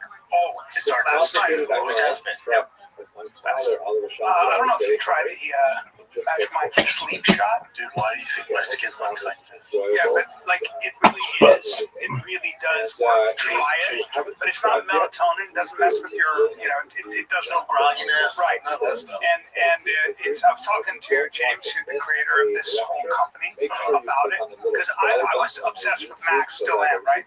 When he said, I'm like, get me more Max. They ran out of it. They sold out. So it took me a while. Like, how long I gotta wait for this Max? And then he goes, you gotta try the sleep formula. If you like Max, you gotta try the sleep formula. I'm like, whatever. I tried that stuff, the magnesium, whatever it's in it, I don't know. But there are certain compounds that they know scientifically will help you get a better sleep. I don't know ashwagandha and kava. I don't pay attention. I just know that he takes it, and now I take it, and it really, really does work. Dude, I tried it once. My girl wants to start a new show. I took one of these. Your boy fell asleep so fast on it. And you stay asleep. And more importantly is you don't wake up groggy, man. You take when I was traveling, I took some sleep pill. That's dude, the worst. dude, you wake up, you're like, I'm a mess. And I took half a pill. But you take this stuff and you don't feel any of that. It's probably because it's just natural compounds. Because we know that there are certain natural compounds in combination that they take forever. Magic Mind doesn't play around with that stuff. We know the original Magic Mind's good, and then the Max is great. You know this stuff. Yeah. But more importantly, the people that created this stuff, they take, and it's not habit form, right? There's no melatonin. It's non-habit form. That's really important. One of the things about any sleep agent is it creates a habit. And so you don't want to mess around. You become dependent on it. It's a huge problem. And if you run out of it, you're like, oh, well, when they do, they anxiety. You get a better overall sleep quality. And that's what's awesome. And below it, And you sleep more efficiently. Apparently, you get better sleep cycles. Everything I breathe, sleeps everything. Yes. So for me, recovery, muscle building, all that stuff. Max, it's diet, workout. There were a number Max of and the sleep performance shot. Forget. That's the best. Magic Give it a shot. It's awesome. I love my friends. I can get text. Does this really work? I'm like, yeah, that's why I talk about it. That's why I take it. Primarily located in those people So who I live in these can't recommend it communities, highly particular their nationalities, meaning the Germans in Germany, the Austrians and Hungarians in Austria, Hungary, and so on. There were a lot of winners, on the other hand, in the World War I treaties. He's making like a huge comeback too. He's kind of gone for a little while. He's so great. He's so funny. He's such a personality. Which, Oh, of he's course, so was good. a Yeah, country he's the best. prior He's to so the funny. late Dude. 18th century, but then it was cynically divided up by its three neighbors and disappeared from around Europe. It suddenly reappeared 200 years later, and this is tremendous exaltation for the Polish, although there are lots of non-Poles living in Poland, Just including YouTube and social media Ukrainians, wasn't as big, and now Lithuanians, it's similar to Mighty Mouse. a number of other people. And then you have Austria and Hungary, which once was massive. Yeah, One of his sons is a Now fighter. they're reduced to tiny little lump states. It's so ironic, for example, Hungary, Yeah, Raja. later on in the 20th He has century, a daughter was too. ruled by Admiral Horthy. Like And one as of you these can Asian see, girls. Hungary Black and is Asian. landlocked. So what are you doing with an admiral in a country that has no natural outlet to the sea? Yugoslavia is created from the remnants of Alrighty, much of when's the last time you Austro-Hungarian guys thought. seen And Vin Diesel? significantly for Germany in particular, the My new son just got country into of fucking Fast and Furious. Czechoslovakia, They can't get now enough of it. divided into the The Czech first one lands was and probably the Slovakia, best but back then because one country. that's when import cars Hitler actually used to finally refer made it. to it as a Base grade, dagger Well, pointed Fast at the heart Too of Fast, Germany. Too Furious. So you have a lot of I states know that. Yeah, who was that are the third very one or much second one? I think it was into the revising third, but I don't know. My the youngest meaning boss they is super want to go back and wipe out some of these games So of these he's announcing countries or something at a foreign concert like the countries, last Fast and and they Furious want and to again regain some of another the one. grandeur Check of it the out. The Russian Empire, of course, Play a little bit of collapses, and this. we're going to spend most of our time today talking about that. But it's That's divided into several countries. There is Why is he stopping Russia cut off? Why would he do proper, that themselves? which is And, basically 'cause he pushed doesn't- back he actually significantly thinks, towards the He east actually rubbed his because of nose and he where walked the out. front lines of the German army So were at it's the end easy of to World start War I. fasting furiously. And west of those front lines, you have I live my life. Belarus, for example, and the Baltic Baltic states, Why is he so fat? Lithuania, I don't know, Latvia. because he can only have that much Ukraine He is doesn't created care. And by within the the way, Soviet Union. just because that you're we rich discussed doesn't in a mean you're not second, depressed. but it's You don't start divided. eating There a are lot. There's a lot of Ukrainians shit. who are on the Polish side of That's the gonna watch out. post-World Married War kids, Treaty, and rich there as are fuck. Ukrainians who are on He the just said there's Russian going to be new side Fast and of the Furious post-World War and he's going to Treaty bring back within the Soviet Brian. Union. So there's a obviously, tremendous Paul amount passed away, so of somehow they're dissatisfaction CGI among the AI leaders or of something. World War I. Yeah, I fell off Who are their train unhappy like with up to the these third treaties, Fast and and they Furious. want Never saw to one of them. revise. Let's Billy the focus a first little one's bit more fantastic. It's on not for Russia. Yeah, it's not for everyone. So Russia Some is fake shit extremely now. complicated at this period of time. I'll try to make It's this dumb. simple as possible. It's The actually first thing that to Tyson guy. realize Okay, remember you have is to that there were actually breakdown. two Tyson. revolutions Gas in is Russia, having a tough time. separated by a Walker few died in months. They both Yeah. occurred Vin in Diesel's the fat year as shit. 1917, Tyrese. although the month in which they occurred depends on where you were standing at the Not time great, they man. Not occurred. great. You The know? reason why this is so is because He had like a it was weird only in meltdown, but then he was 1918 like that completely the lucid communists afterwards. So I don't know if it officially was just adopted just the drugs, moment, Gregorian you know, calendar that is currently in use Yeah, something like in that. Something's Western going on Europe there. and America Like the and Vin so on. Diesel's quietly. Prior to that, they were using the Julian calendar, Oh, that's a which picture of does the ride not at have the Universal. same All that shit calculation is of Vin leap Diesel. days. Like in February, He's we have insanely our leap rich year. and insanely So that famous. meant So he became that weird. quite He was literally, always Russia one of the was favorite girls. 11 days What's his behind latest? Is he the still West posting all the in time? their calendar. Oh, And you got so it right if you now. look Yeah, of course. at, But he didn't at face it. Russian sources, for example, that were written at that time, Is that they video? refer to No, the it's just- what's the February caption? Revolution because in Russia it Sergeant occurred in February. But if you were Okay. standing in New York Get out City of here. when the revolution occurred, it would have been That's in not March. much. So let's just say there was a spring revolution. I think he was getting And so it roasted occurred, for the videos. He's it just began like really posting in pictures lately. Petrograd. There's more to His this mom, I think, story was Jewish. about That's this stuff, but black. it gives you a sense of just how tumultuous and how crazy everything was at the time.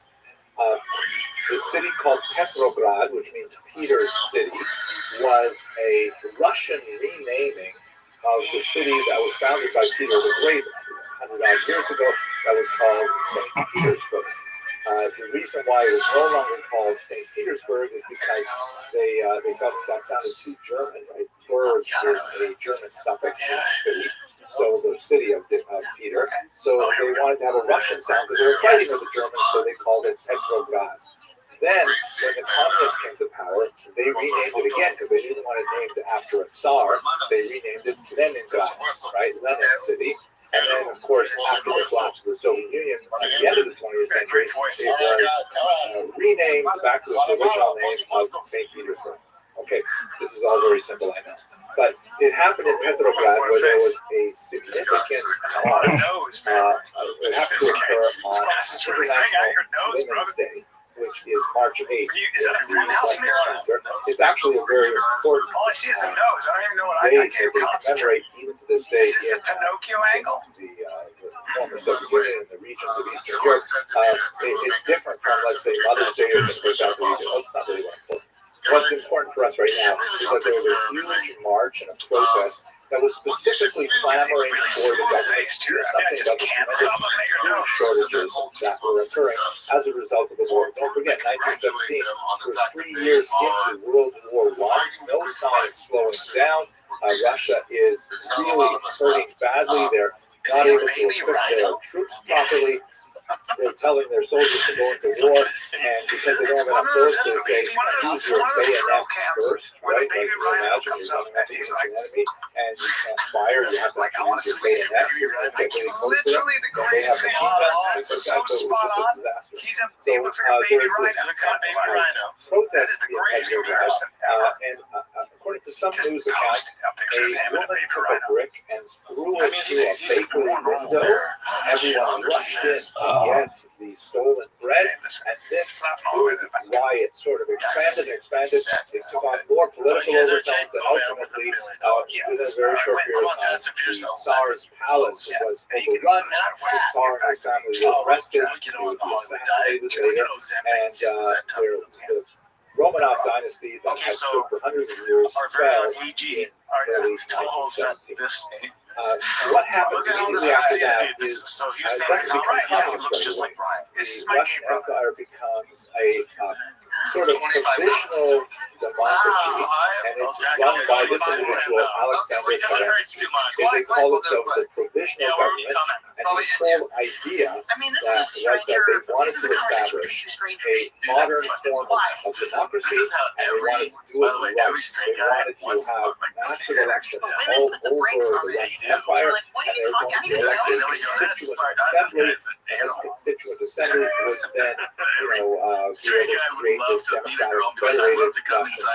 Kerensky was widely admired by the Jewish population because one of the very first acts in his role as the leader of this provisional government is to abolish the hated Pale of Settlement. Here you can see a map of the Pale of Settlement from the Encyclopedia Judaica. It was hated by Jews in the 20th century because it placed all kinds of anti-Semitic restrictions on Jewish activities, commercial activity, traveling, education, you name it. And Jews were clamoring to have equal rights. They wanted to be able to free themselves from the Pale Settlement. So Kerensky abolished this highly discriminatory restriction on residents. Here, by the way, you can see another map that gives you a little bit of sense of the density of Jewish population. Some writers at the time considered it a massive ghetto because of the and then eventually the security went so after him. Kerensky was really trying to do things right, but on the other hand, his own sheer dedication to doing it properly ended up bringing the whole thing down to its knees. Because by pushing off all really important discussions, like, for example, should we continue fighting this war? And what are we going to do about, land reallocation? And what about all these peasants and their demands? And what about the urban workers and so on? And they basically couldn't do anything until they had the Constituent Assembly. And by constantly pushing it off until that time when it could be properly constituted, the communists were able to take advantage and ultimately undermine Kerensky's. The genius behind all of it was Vladimir Ilyich Lenin, shown here, who was really quite a destabilizing force in Russia. You know what? Let him go. The first revolution in February, March, and the second revolution, which is the communist he's on the ice, so he's icing his fucking broken November leg. 1917. At least he's on Here's Instagram a Live. piece of propaganda from the era that shows Tadeusz Lenin, meaning Comrade Lenin, is up there with his characteristic soft cap. And he's getting rid of all of the negative classes in the Russian Empire. You see there is nobility, and there's the Russian Orthodox clergy at the bottom. And you can see also what looks like a monopoly man. This is sort of the early 20th century caricature of a capitalist. They recognize the top hat, and typically there's a waistcoat there, usually a bag of money. And quite often, not in this particular example, but quite often the capitalist is, not so thinly veiled disguised for a Jew. Usually it is a Jewish capitalist that's portrayed in these images. The communists, however, were unusually strong on minimizing anti-Semitism at this time, especially in comparison to their rivals like the white Russian movement, the monarchist movement, and some of the anarchists and so on. But we'll get to that in the next video. At any rate, over the course of a few months in 1917, Lenin was able to mobilize a wide-ranging network of Soviets, which means basically councils, and these are like sort of local groups of leaders who are motivated by socialist ideology who want to take over the means of production themselves. And you have Soviets in factories, Soviets in municipalities, and so on. And ultimately, he was able to take over and disband the Constituent Assembly and proclaim the Union of Soviet Socialist Republics. That's it. TRX has 2 days left for the July 4th sale, so you have 2 days when this comes out, right a day left. So make sure you go head on over to DriveFastAllGas.com. New merch. Definitely blue. Just We to got give you it a sense all. of 18 by kind of automatically tension, here's enters a you to win piece this of white badass Russian TRX fully propaganda custom that gives 101 you a sense of or some of the $50,000 in opposition to mods this and upgrades, the and then white $10,000 Russians cash. were That's how those we roll. Russians who were very much DriveFastAllGas.com. Bike against it's Livia. this new This the fire kid. phenomenon. We're out. Sometimes they may have Listen, guys, sometimes you're feeling sluggish during the day. hostile to All the right, provisional struggling in the government, gym. but they Maybe were not you're quite definitely feeling hostile yourself. to the Soviets. Well, guess And what? some of them With really joy wanted to mode, bring back the you can monarchy. level Others up wanted with their perhaps a testosterone more support gradual complex. approach to Dubbed by Men's capitalist Russia. Journal as the Anyway, ultimate this poster refers to the manliness death of the multivitamin. International, It is which an all-natural powerhouse designed to help you reclaim your energy, confidence, and edge so you can crush your day, here that your workouts, and whatever life throws your way. Testosterone isn't just about muscle mass or libido. It's the fuel behind your energy, stamina, confidence, and overall vitality. So if you are feeling off your game, this is your chance to take control. Give your body the support it deserves. Joy Mode's testosterone support complex is packed with clinically proven ingredients like ashwagandha, They DIM, are about to and slaughter boron. the Russian monarchy there. They're representing Russia on the altar of a statue of Karl Marx with the word international referring to the Socialist International. The idea is that they're going to sacrifice Russia to communism. And arrayed around him with their labels on the top as the references, and Norgiev is shown with his hands outstretched, another Jewish figure, and so on. There's all of these people who are involved in this secret cabal, and there's this interesting figure here. If you look, I zoom in here so you can see it better. This is clearly a secularized Jew with the stereotypical ugly physiognomy that's often applied in these kinds of anti-Semitic pictures. But in case we missed it, he's also got payos. He's also got forelocks there to indicate he, like many communist Jews of that era, had jettisoned his Jewish identity in order to absorb this new ideology.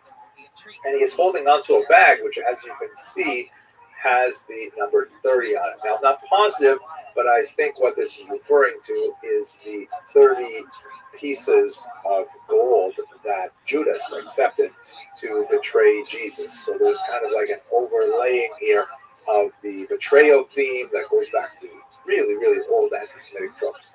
Not exactly sure, but I think that's what that strange number 30 means. At any rate, in the fall of 1917, the Russian Empire, at least those regions that are dominated by Russian cities like Moscow and Petrograd, become officially communist, and this will tip the entire region into a massive civil war. That's what I talk about next. Thank you very much for watching. Conspiracy theories surrounding this technology, but he wasn't ready for what happened in the past week.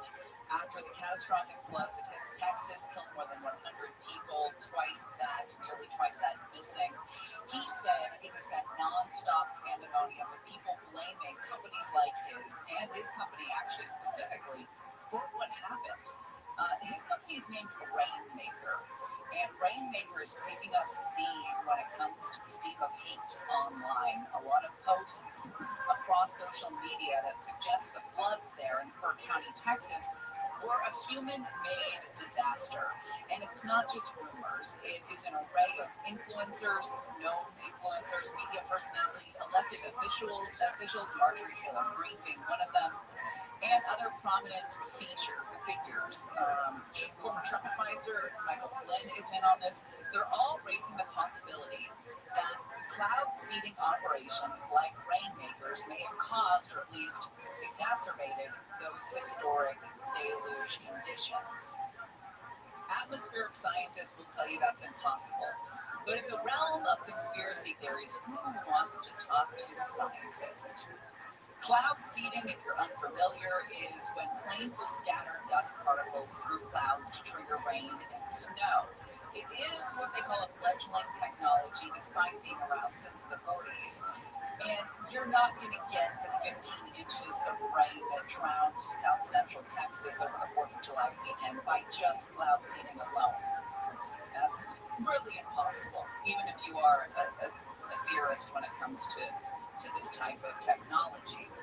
Bob Roper is at the University of Illinois, and he's an atmospheric science emeritus professor. He studied this technology for many years. He says the amount of energy involving making storms like that, like the one we saw in Texas, is astronomical compared to anything you can do with cloud seeding. But that hasn't stopped people from talking about it. Part of the reason is human nature. As soon as a crisis happens, before it's even over, we start wanting to point the finger. We don't even wait till Monday morning to be the quarterback. we start pointing the finger in the first quarter sometimes. We like to blame somebody. We have to make disasters make sense in our minds. It's part of being a human, making everything make sense in our lives. Why did this happen? Well, it's because of this. Why is there traffic here? Oh, it's because of the road construction going on. If there's no road construction, how much time do you spend thinking, why the hell was that traffic jam? Why did that happen? What is this? Because 5 lanes into 3 lanes? What is it, a merging problem? People don't know how to merge. I mean, we get obsessed with things that we can't explain. So that's why we're always looking for someone to blame during a crisis, whether in this case it's the weather service, the lack of funds to the weather service, the warning system, the lack of a warning system. Somebody's always going to get blamed for an unexpected tragedy in the face of a disaster. And so now we've reached the conspiracy theory is the culprit chapter of this. We do know this much is true. On the afternoon of July 2nd, so it is rooted. It's not just hysterics for the sake of hysterics. It is rooted in something. On the afternoon of July 2nd, a single-engine plane operated by Rainmaker, which is based in El Segundo, by the way, flew on a cloud seeding job over Texas, about 100 miles southeast, 100 miles southeast of Kerr County. Was an actual cloud seeding operation 2 days before this happened. Over the course of 20 minutes, it released about 70 grams of silver iodide into a pair of clouds. And the mission was followed by a modest drizzle, dropped less than a half centimeter rain over the parched fields below. This was part of a deal that was done through a government agency in Texas. We'll talk about why people think that cloud seeding operation is to blame and the science behind it, and does the math add up? Gary and Shannon will continue. Heather Brooker has the news. Here's the latest. SoCal's first major heat wave of the summer is here. Temperatures are going to be hitting the 90s and triple digits throughout the rest of today. Cool off ever so slightly tomorrow. A Las Vegas man is facing felony child abuse charges after his 3-year-old relative overdosed on fentanyl during a Newport Beach trip. Prosecutors say the boy found the drugs in the man's bag and had to be revived with Narcan. And in purse news, I love this story. The original Birkin bag that their mates had made for actor and singer Jane Birkin has sold at auction in Paris for over $8 million. Ooh, give me one of those bags. All right, we're going to check the 5. American Vision Windows. I am a repeat customer at American Vision Windows because I like the way they treated me the first go around. When we first moved into our home, we had this original old aluminum windows that did nothing when it came to keeping the heat out, the kind of heat we're going to see today, right? I was constantly running the air conditioner, and that was just not going to be a tenable situation. It was going to cost way too much if I was going to have to run it the way that I was running it the first month there in June when we moved in. So called American Vision Windows. They came in and put in their dual pane energy efficient windows, and the difference is night and day. They do such a great job of keeping the heat out. Right now, American Vision Windows is celebrating America. So this is very clever. This July, take $17.76 off your project, or you can finance a full home of windows just $177.60 a month. People make all the difference, and American Vision Windows knocks it out of the park when it comes to treating you right. 888-785-5713. That is the number. 888-785-5713, or go to AmericanVisionWindows.com.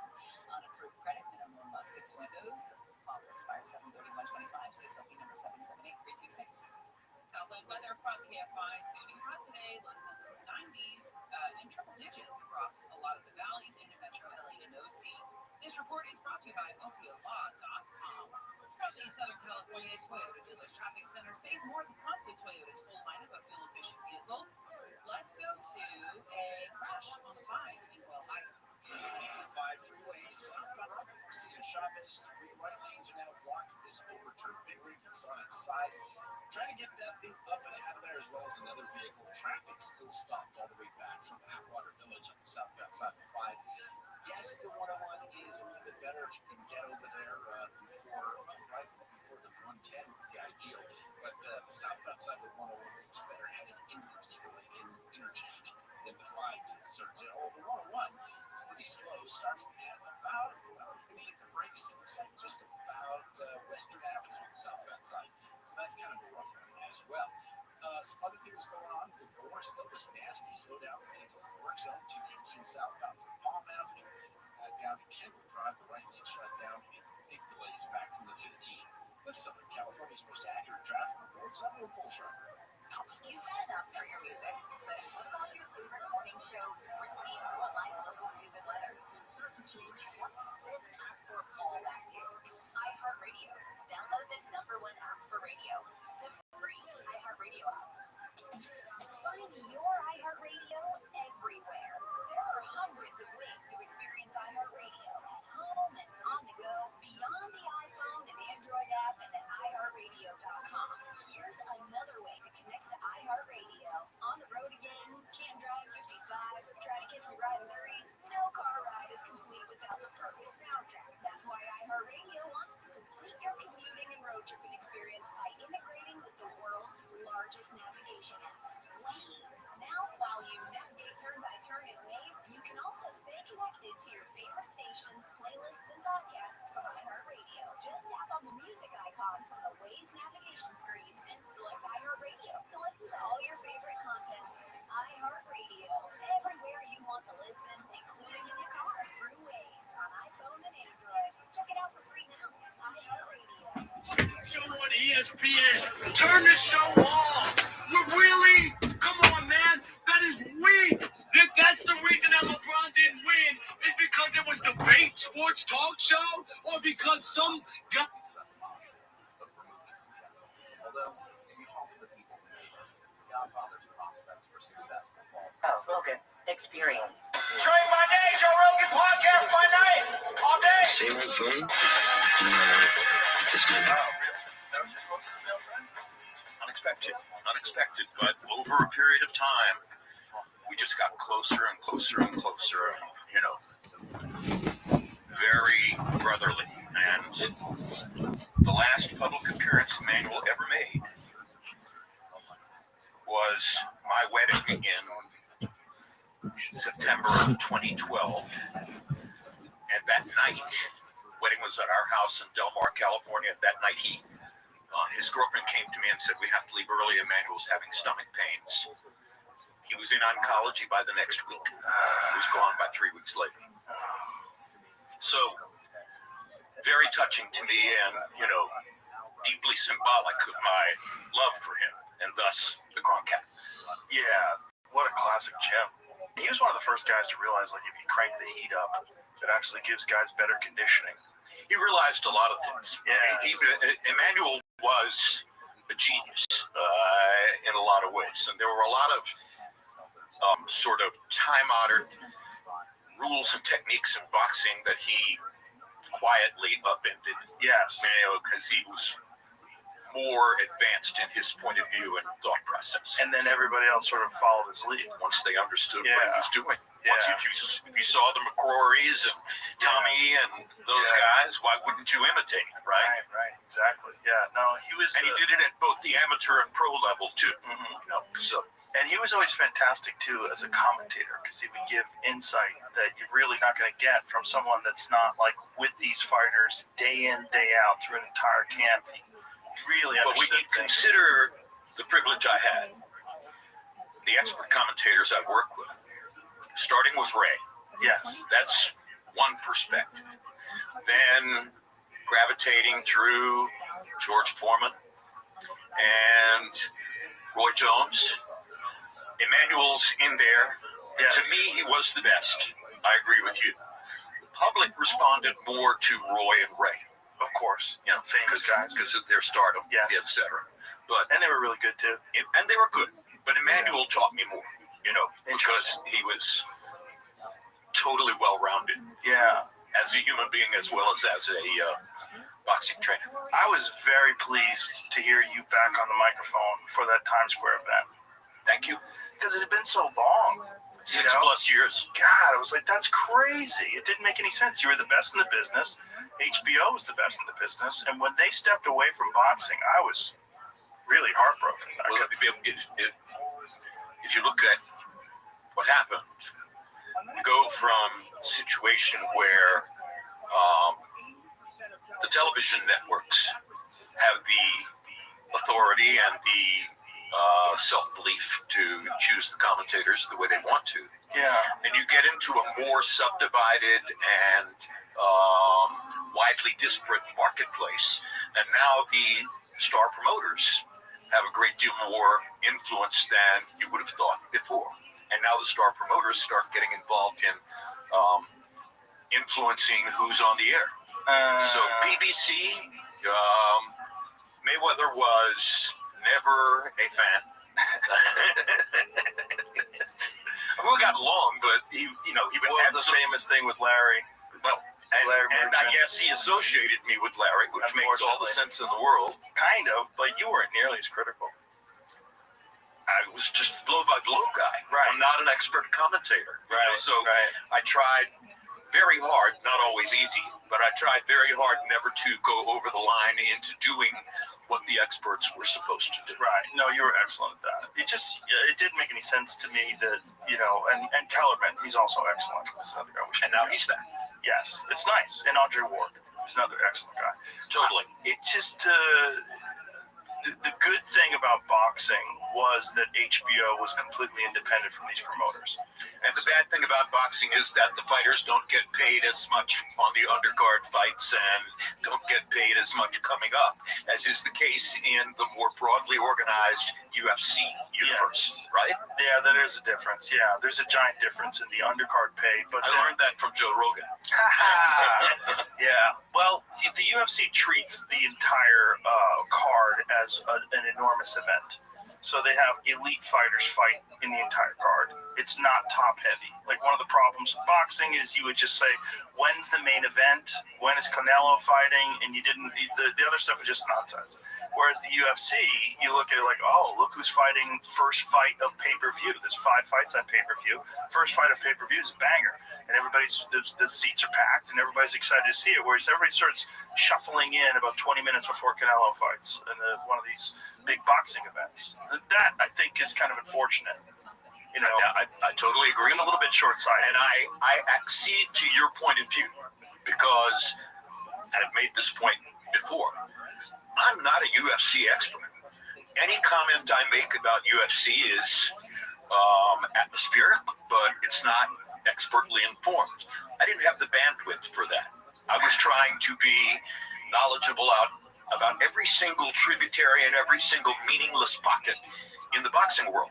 And that's a lot. That's a lot. It's a lot to follow. It took time. And frankly, I decided it would be distracting to me to try to keep up with 2 combat sports at once. Right. This is the one where I make my living. This is the one where the audience identifies me. This is the one that's on HBO. Yes. And I know that Dana, in particular, is said by some to have been quite upset that he had a deal with HBO and the deal with HBO went away. If that's the case, and I don't know, I'm very sorry to hear it, because I think it would have been good for both if UFC had been on HBO. I think so as well. I mean, HBO at that time was the premier network for combat sports. The work that you guys had done in boxing was the top of the food chain. It was the best. Well, Larry Merchant, Ray Leonard, George Foreman, Roy Jones, it's also the Emmanuel production. Stewart. Everything was on point. It was just so well honed. Good production. Yes, it was just a well polished machine. One of the issues is they wanted to replace the commentators. HBO did. Oh, they did? Yeah, so if we came over there, I wouldn't go over there as well. So really, yeah, because HBO is always about their own producer autonomy. Yes. So they wanted to have We don't control. want anybody telling us what to do. Exactly. Right. The problem with that is in mixed martial arts, there's a very small pool of people who have a deep understanding of the entire history of the sport. Yep. And you can't just hire a regular sports guy to take that part. They're not going to be able to get it. Well, going back to the developmental stages, and I try very hard not to use the word unique. It's massively overused in American society. Sports media have beaten it to death. It means only one like this on the whole planet. But you were unique. in those days because you had the full knowledge of UFC and you also knew some stuff about boxing. So I think you were not just unusual, but unique. Well, all I was doing was just following my interests. And I've always been a huge boxing fan.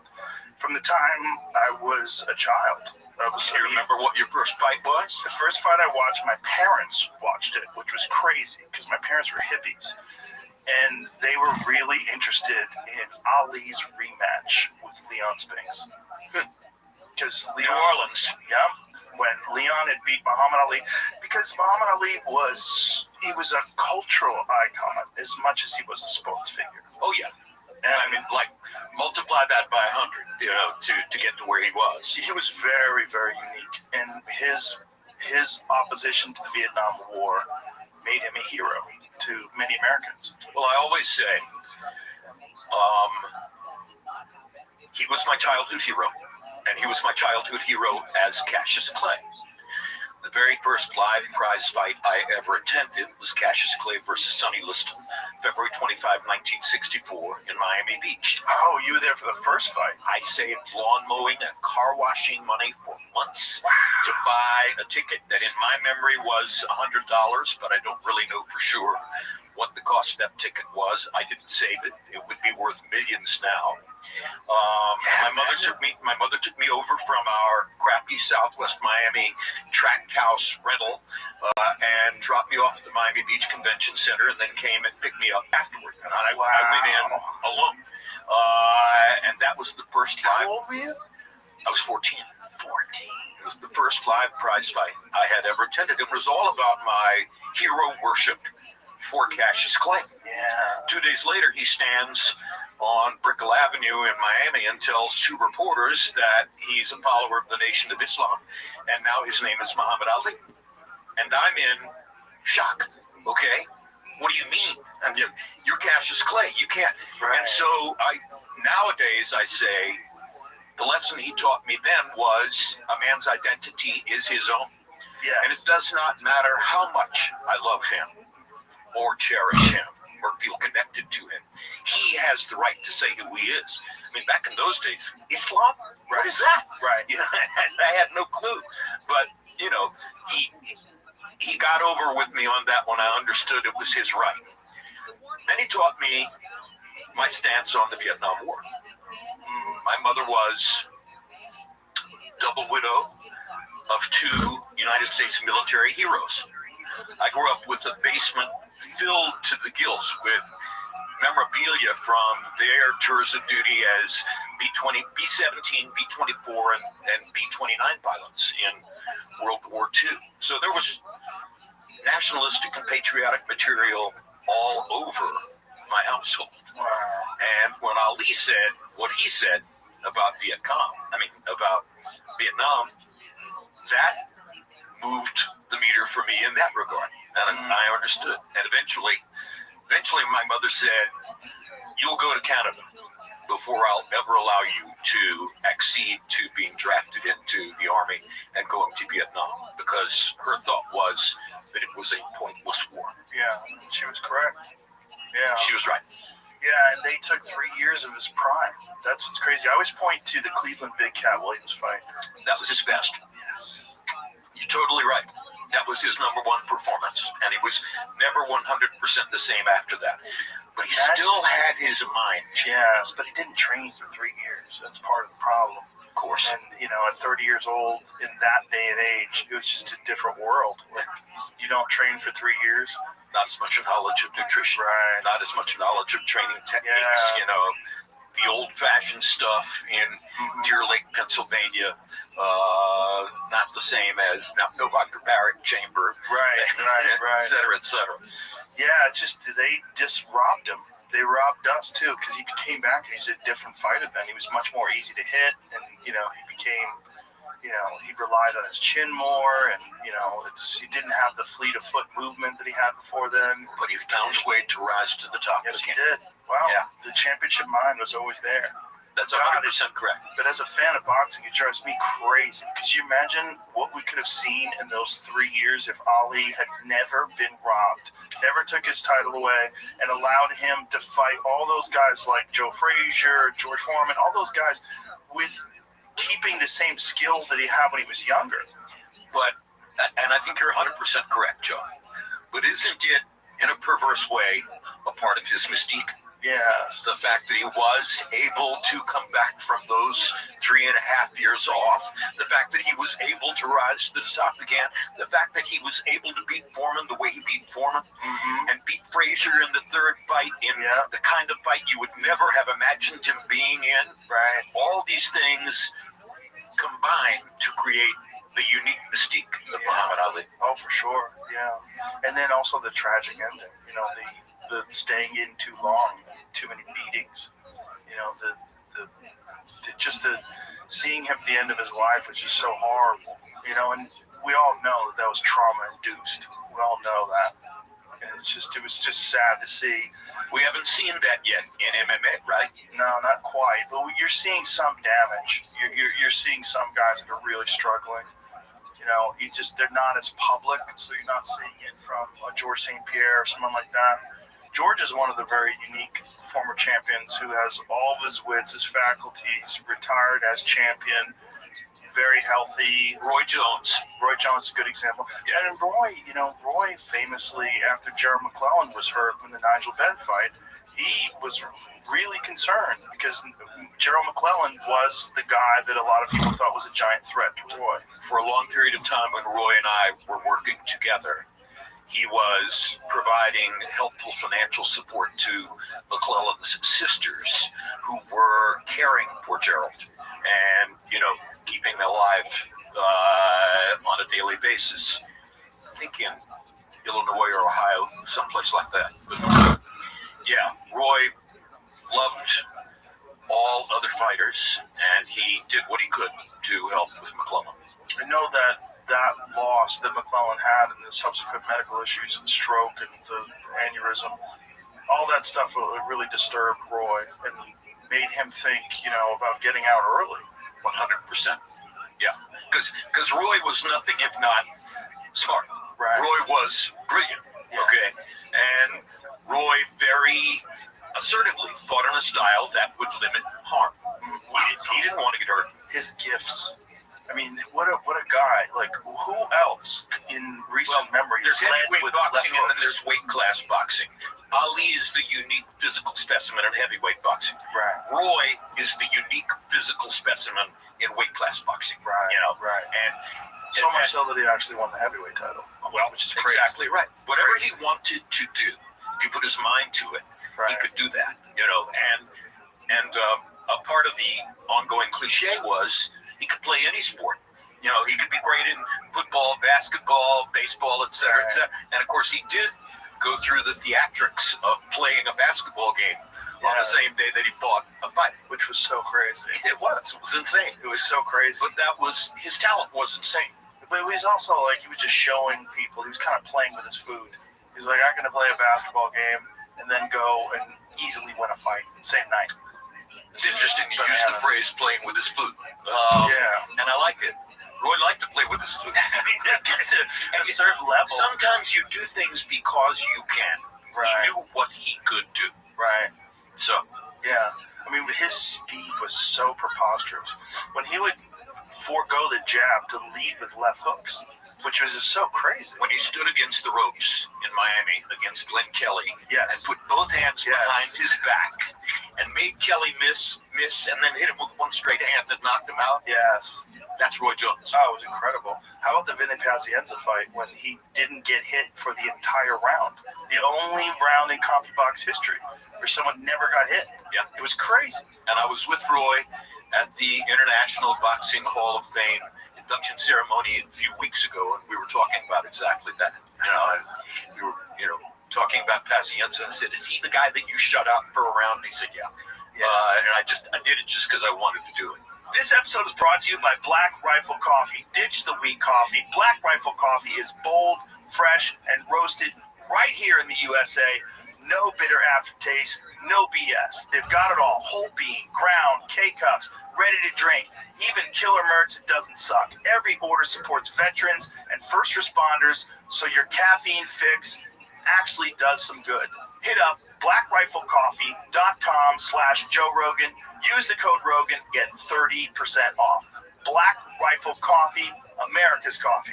Yeah, well, he was just so far above so many of the guys that he fought. They just had no business being in there. That he had to create competition by doing stuff like He that. had to have fun. Yeah. He had to play with his food. Well said. Yeah, no, he was spectacular. He was one of those guys that's a unique, once-in-a-lifetime talent. That, unfortunately, though, his mistake was going up to heavyweight and then trying to go down to 175, which is unbelievably grueling. Because when he was 200 pounds at heavyweight, he was 200 lean, muscular, fast pounds. That was not like fat to lose. And so to starve himself to get down to 175, like he was diminished. And you saw that in the Tarver fight. I'm not here to feather your nest, but you're brilliant. That's 100% correct. Yeah, He lamented it afterward because he understood how he had penalized himself that way. 25 pounds is so much weight to lose. Well, lean muscle mass. and you made the point. When it's muscle, Muscle. if it's fat, Right. you can go into the steam room and sweat it off. Right. But once it's muscle, Yeah. it's there. And it's a part of the structure. It's a part of the building. Yeah. Now how are you going to rip it out? Not only that, it diminishes his endurance, it diminishes durability, gets compromised because you can't take a punch as well because you cut so much weight. It gets to his confidence. Yeah. And his confidence was unshakable. Right. It was everything. Right. Like when you go into the fight fatigued, you're feeling fatigued. And then you've got a guy like Tarver who's infinitely talented and has legitimate knockout power and is talking shit to you. Right. But right before the fight, got any excuses tonight, Roy? Remember that? And then he knocks him out like, holy shit. With a brilliant straight left hand against the ropes, I can see it in my mind. And then the I just Johnson worked fight with after Tarver that. a few weeks ago when you mentioned the Times Square card. Yes. And Tarver was my expert commentator on the Times Square card. So energetic. Yeah, Tarver's great. So lively. Yeah. Really good. Yeah, I was thrilled. I thought And he was he's great. another guy that with his boxing skill went all the way up to heavyweight because he was just so much better than Well, everybody else. how many southpaw heavyweights? Right. Very few. Michael Moore. Yeah. He was southpaw. But again, Who another won the championship? another light heavyweight And who went lost up. it to my man. George Foreman, one punch. Yeah, that was crazy. Yeah, thus the title of my book. Thank you so much, George. Because you know the reason why my book is titled "It Happened," Why? or where I came up with "It Happened." So he was the expert commentator in the weeks leading to his fight with Moore. He and I together had called Moore against Holyfield when Moore won the championship. And in the weeks before he fought Moore, I would pull him aside at crew meals and fighter meetings and other occasions when I could get a minute with him. 3-4 times I asked him, George, how are you going to beat Moore? He's a southpaw. He's a mover. He has great feet. Holyfield couldn't find him. Holyfield was much faster than you. And every time I said it, George would fix me with that implacable George Foreman gaze and say, Jim, you watch. There will come a moment late in the fight. He will come and stand in front of me and let me knock him out. Always the same words. He will come and stand in front of me and let me knock him out. Wow. So now as Moore is on the canvas, Joe Cortez is 6th, 7th, 8th, and I'm thinking, what am I going to say about this? How in the world do you establish this without being self-glorifying? I've got to say something that's meaningful, but I want it to be about him. Yeah. And I thought about what he had said to me. And what came out spontaneously was, it happened. It happened. Yeah. It's really me talking to George, saying to him, okay, I get it. You told me it was going to happen, and it happened. Well, do you remember when George came back and he was 300 pounds and everybody was laughing at him? and he was in his late 30s, I believe. Was he 34, 35? Something like that. When he made his comeback, he hadn't fought in 10 years. Everyone dismissed him, like, what is he doing? He was very overweight. And he started the Bum of the Month tour. You know, I mean, and that's not a fair way to say it. They weren't bums, but they were people that he knew he could beat. Yes. To build a dossier toward what he really wanted. And get in shape. Yeah. And no one believed in him. No one. I remember me, as a boxing fan, watching that comeback, being sad. Like, oh, George Foreman's coming back, and he's all fat now. This is sad. Well, I'm sure you've known a lot of people like this, Joe. You want to see George do something? Tell him he can't do it. Right. Right. Challenge his will, you know, because he's a self-constructed person. You're talking about a guy who, as a teenager, 17 or 18 years old, says to himself, I want to get out of the Fifth Ward of Houston. I don't want this life as a gangster or a laborer or whatever I'm going to get by living in the Fifth Ward of Houston. I want something else. So he goes to the Job Corps in Hayward, California, and enrolls in the Job Corps. And that's where he learned to box. That's what set him up a year and a half later to win his Olympic gold medal in Mexico City. And then go on to his storied professional boxing career. But, you know, he was, in his own mind, proving he could do something that other people didn't think he could do, even at that point. He told me that when he first got to Hayward, he befriended one of the other people in the Job Corps, who was a white kid. And he said, you know, they're talking about things that they like, and the guy talks about Bob Dylan, how much he likes Bob Dylan. So George got the first 2 or 3 Bob Dylan albums and listened, wanted to hear what this is all about, and absorbed the lyrics and paid attention. And when George told me this story, I said, George, you Bob Dylan? You know, how am I supposed to process all this? And he began quoting the lyrics for me. Wow. Okay? From Blowing in the Wind, from Don't Think Twice, It's All Right, etc. From early Bob Dylan songs. Yes, he knew about Hurricane. Yes.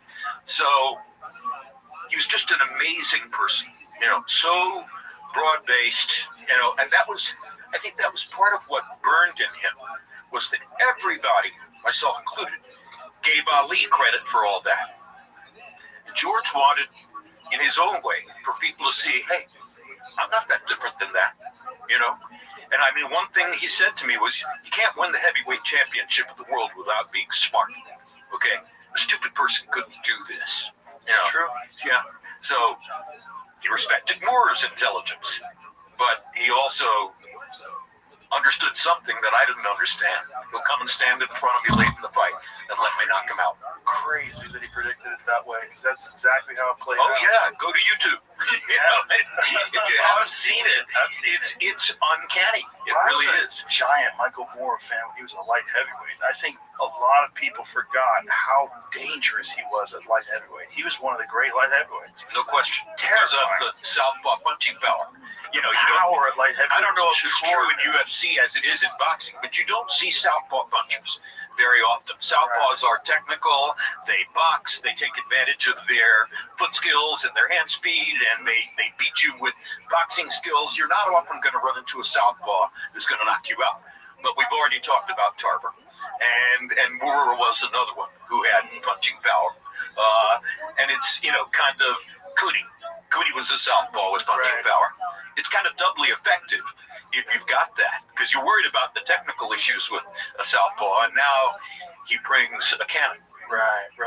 Yeah, the southpaw thing was always so confusing to people, because if you ever boxed before, you're so accustomed to that left hand being forward. Right. Then all of a sudden everything's reversed, and now you're thinking. Right. And if you don't have a lot of southpaws you train with on a regular basis, things aren't automatic anymore.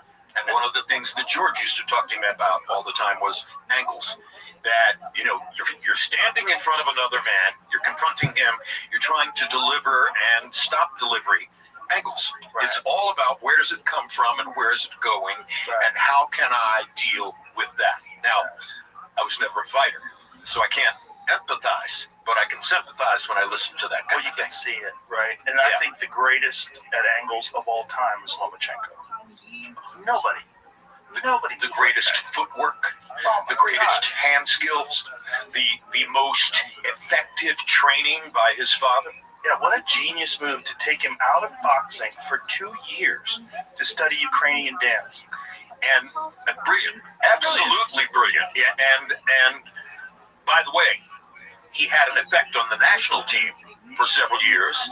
And what culture in the world has had more accomplishments and surprising new stars in boxing, other than Ukraine? Right, and Usyk, who is basically moves like a giant Lomachenko, just not quite as effective. That's a really great phrase that I had never conjured before this moment. Thank you, Joe.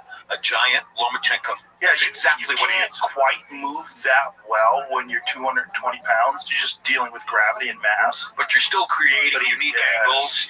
You're coming at them from unique approaches, etc.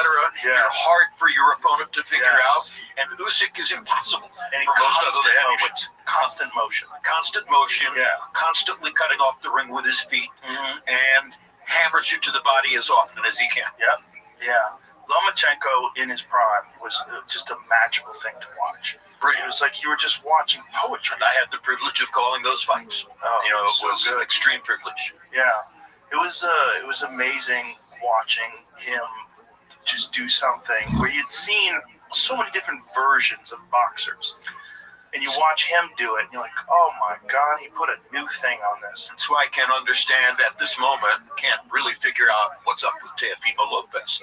How do you beat Vasily Lomachenko? And then wind up, with somewhat indifferent results since that time. Yeah, the Kambosos fight was kind of he fought better than the other guys in Times Square. And I give him credit for upholding the card.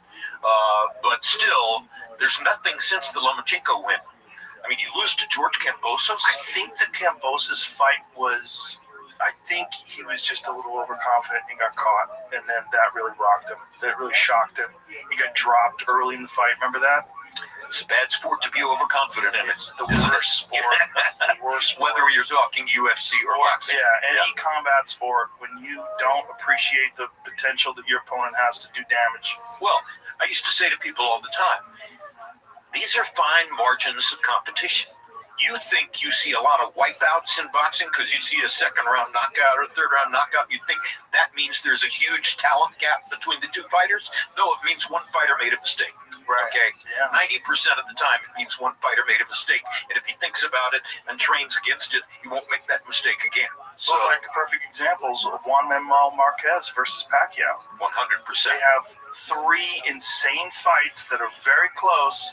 Marquez lands one bomb and starches Pacquiao. This one error. You got a little overconfident, a little too greatest counterpuncher of his era. And power. Yeah, and with power. With the straight ahead power from the shoulder. Marcus was a gifted fighter.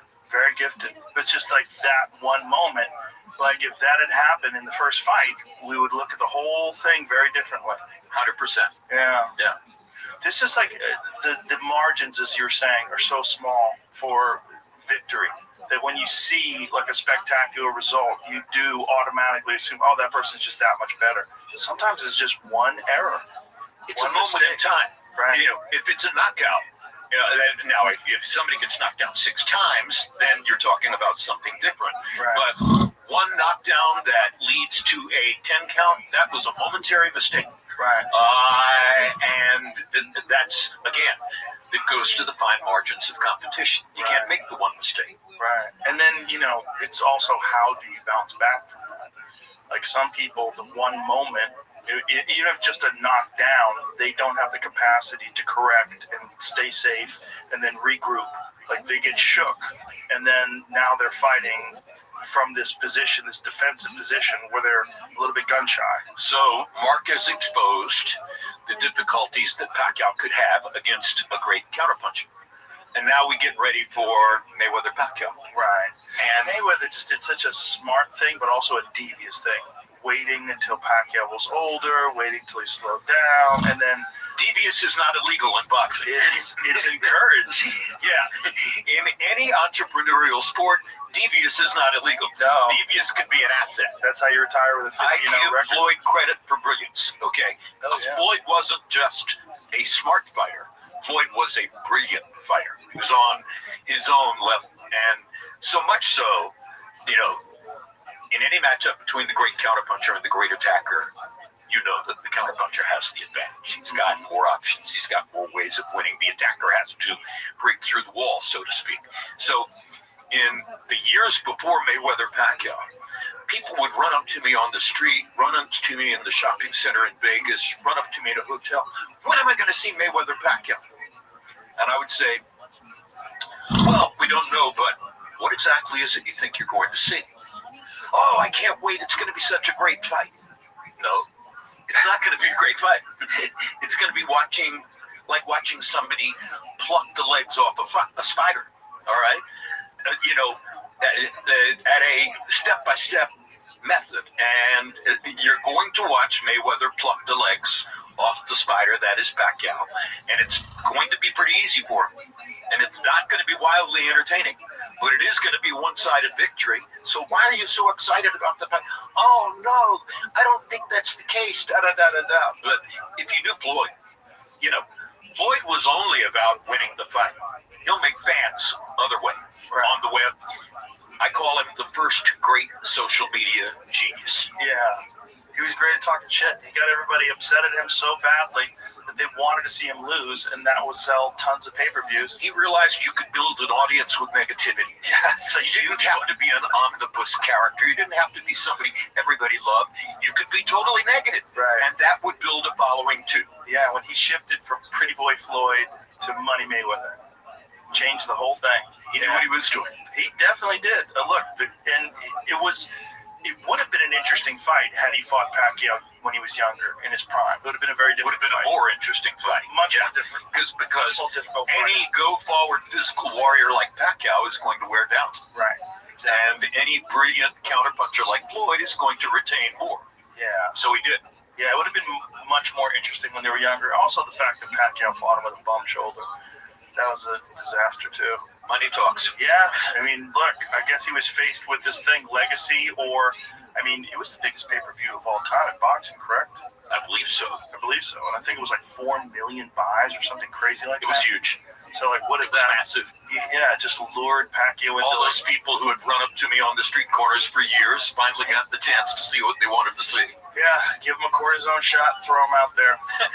Yeah, fortunately.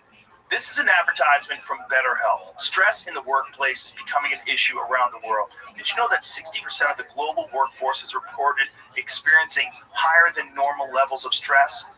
So it's more important than ever that we learn to take some time for ourselves. Plan a nice long holiday this summer, go hiking, read a book, play video games. I found that even a few minutes of meditation can help. Another great option is therapy.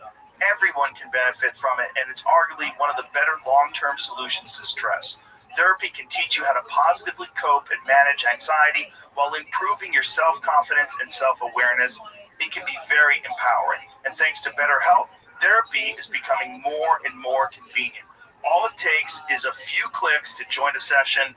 You can also join from anywhere, whether you're at the beach, on your vacation, or at home after a grueling day of work. Plus, as the largest online therapy provider in the world, BetterHelp can provide access to mental health professionals with a diverse variety of expertise. Our listeners get 10% off their first month at betterhelp.com/JRE. That's betterhelp.com/JRE. Unfortunately, I remember there was like a class action lawsuit. A lot of people were upset that Pacquiao fought injured. A lot of the gamblers.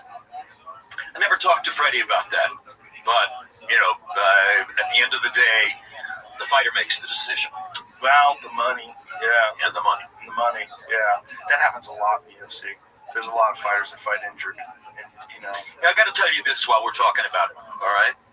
I apologize for going off script here a little bit. I was with Manny 3 weeks ago, less than a month ago, at the Hall of Fame inductions in Canastota, New York, where he was being inducted into the Hall of Fame.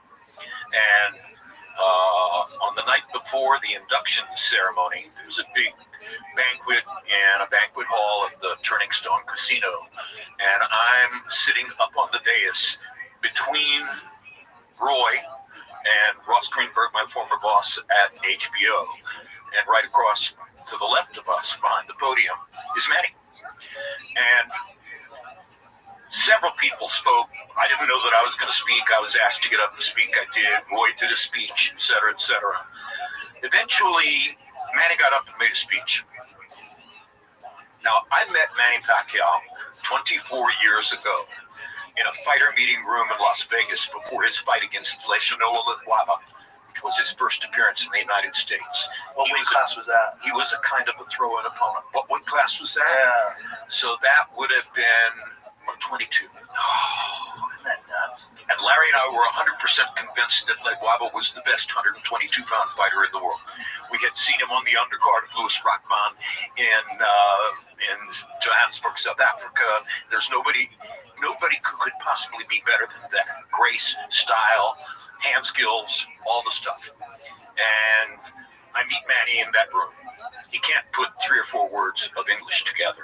I learn his backstory, that he survived by selling stolen cigarettes on the streets of General Santos City in the Philippines. I get and understand that his big activity outside of the gym is to go play pool. Yeah. He's a pool player in Professional level. In bar rooms, exactly. Yeah, he plays very Professional good. level pool player, et cetera, all of that. And then fast forward 24 years, and he's being inducted at the Hall of Fame. And without warning, he's asked to speak that night. And he stands up and makes a 15-minute speech, maybe 12 minutes, but it was more than 10. All in English, all perfect, all more or less off the top of his head, unedited. It was brilliant. And I went to him afterward, hugged him, told him how much I loved him, and I said, Manny, I first met you 24 years ago when you couldn't put 3 words of English together. And I know that politics had something to do with this. And he said, yes, but a lot of my political speeches were in Tagalog. And I said, well, some of them were in English. He said, yes, some. And I said, I don't think there's any sport other than boxing where somebody could have achieved the kind of personal transformation that you have achieved. This is the only one. He said, well, it sure helped me. That's for sure. Now, you probably know the story about Muhammad Ali and graduating from high school in Louisville. Yes. Okay, so just for our listeners and consumers, Ali had very bad grades, and in his senior year, he was flunking a math course. And in order to graduate, he had to pass the math course, and he was nowhere near it. And the math teacher went to the principal of the high school and said, I'm going to give him a passing grade, even though he has not performed on any of the tests and he doesn't do the homework and stuff like that. And the principal is like, why would you do this for this kid? Why would you give him a passing grade when he hasn't earned it? And the teacher said, you have to understand, he's going to be the most famous man in the world. And we cannot be the high school that denied a diploma to the most famous man in the world. That's such a crazy statement. I wonder if it's true. I wonder if it's true too, but it seems like it's a fun story to tell, and of course, it's secondhand. You're exactly right. It is. It's so good. I don't know the teacher and I don't know the principal. I just know the story, and I know Ali's primary biographer, Tom Housen. So maybe I got it from Tom. Yeah, I'd like to believe that that's true. I'd like to believe it's true too. It makes it more fun. Let's make a bet to believe it's true. The thing about Pacquiao that's so extraordinary is that he kept his power through 8 weight classes. That is just wild. Like, what other fighter can you name that went through 8 different weight classes as a world champion? I can't. None. No, obviously. What I did learn that may relate to that is Foreman was at great pains to explain to me, and explained a couple of times, that power punching is not a physical gift. Power punching is a science. Power punching is the product of real technical knowledge. Power punching is about footwork, weight shift, the angle at which you deliver the punch, all sorts of things not directly related to your strength or, quote, power.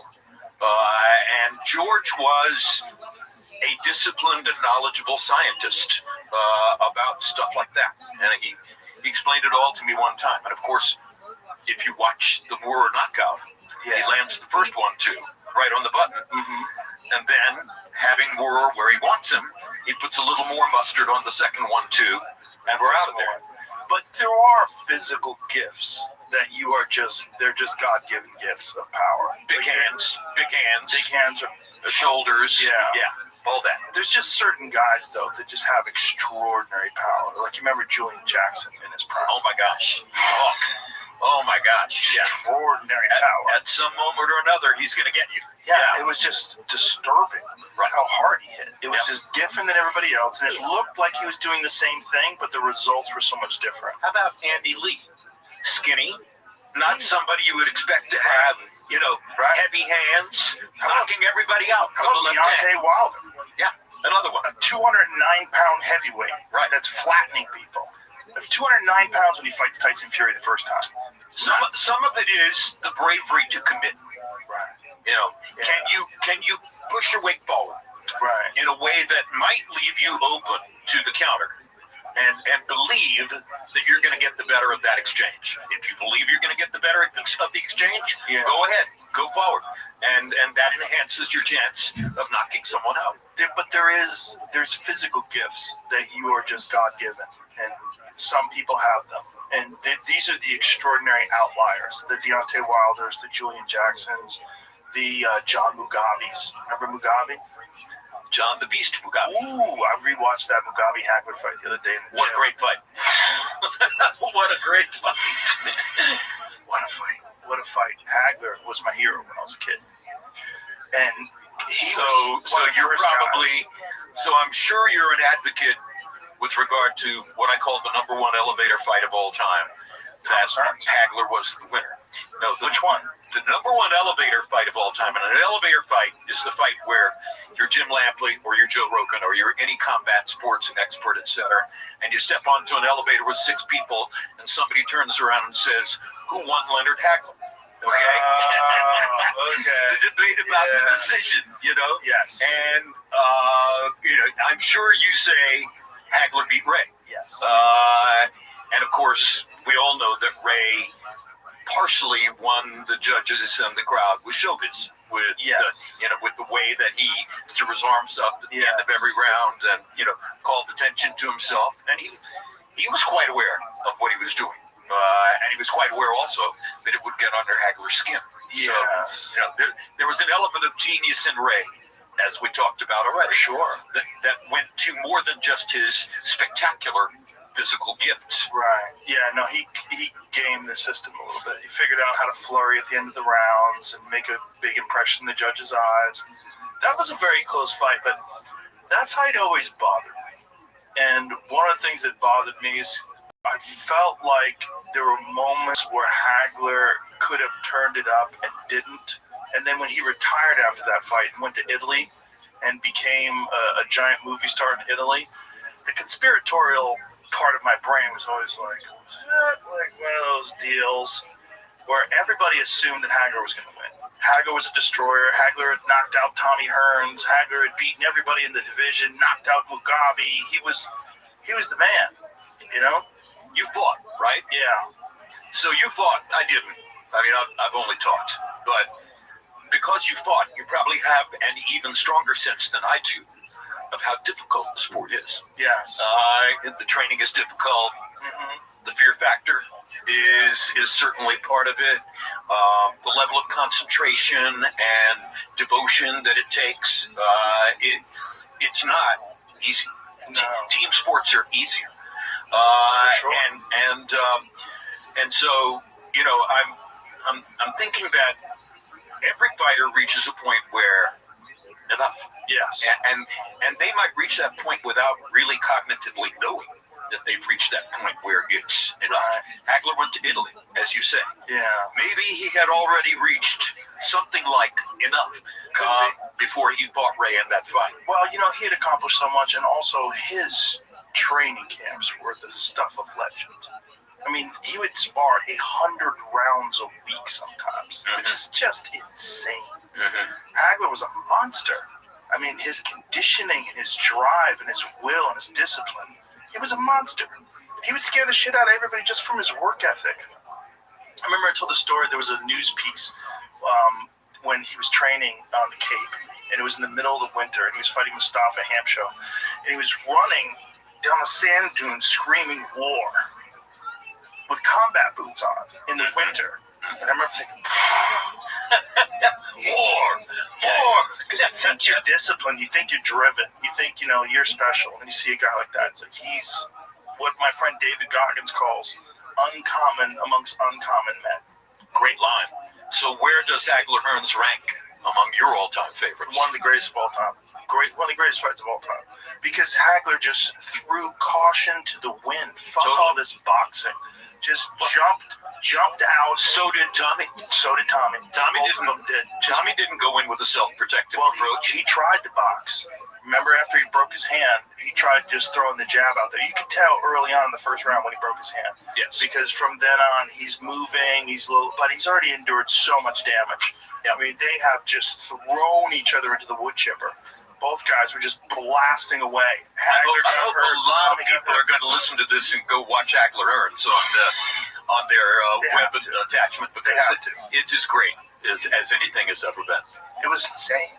I remember being in my living room when Hearns went down and just going, wow. I can't believe, and this was after Hearns had knocked out Duran, and I thought nobody could knock out Duran. When Hearns flatlined Duran, I was like, good Lord.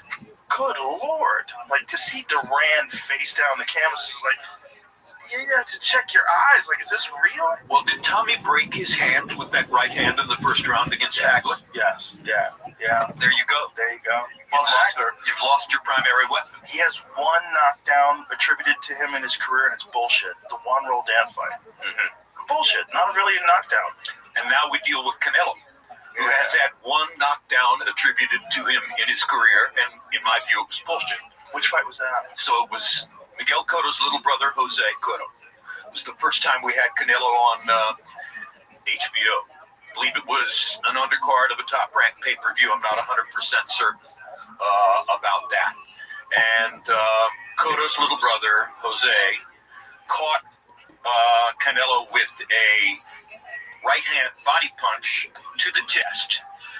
And Canelo hit the ropes behind him and bounced off the ropes, kind of unbalanced.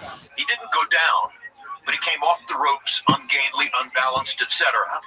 And the referee, and I can't remember which referee, stepped in and very technically ruled that the ropes had held him up.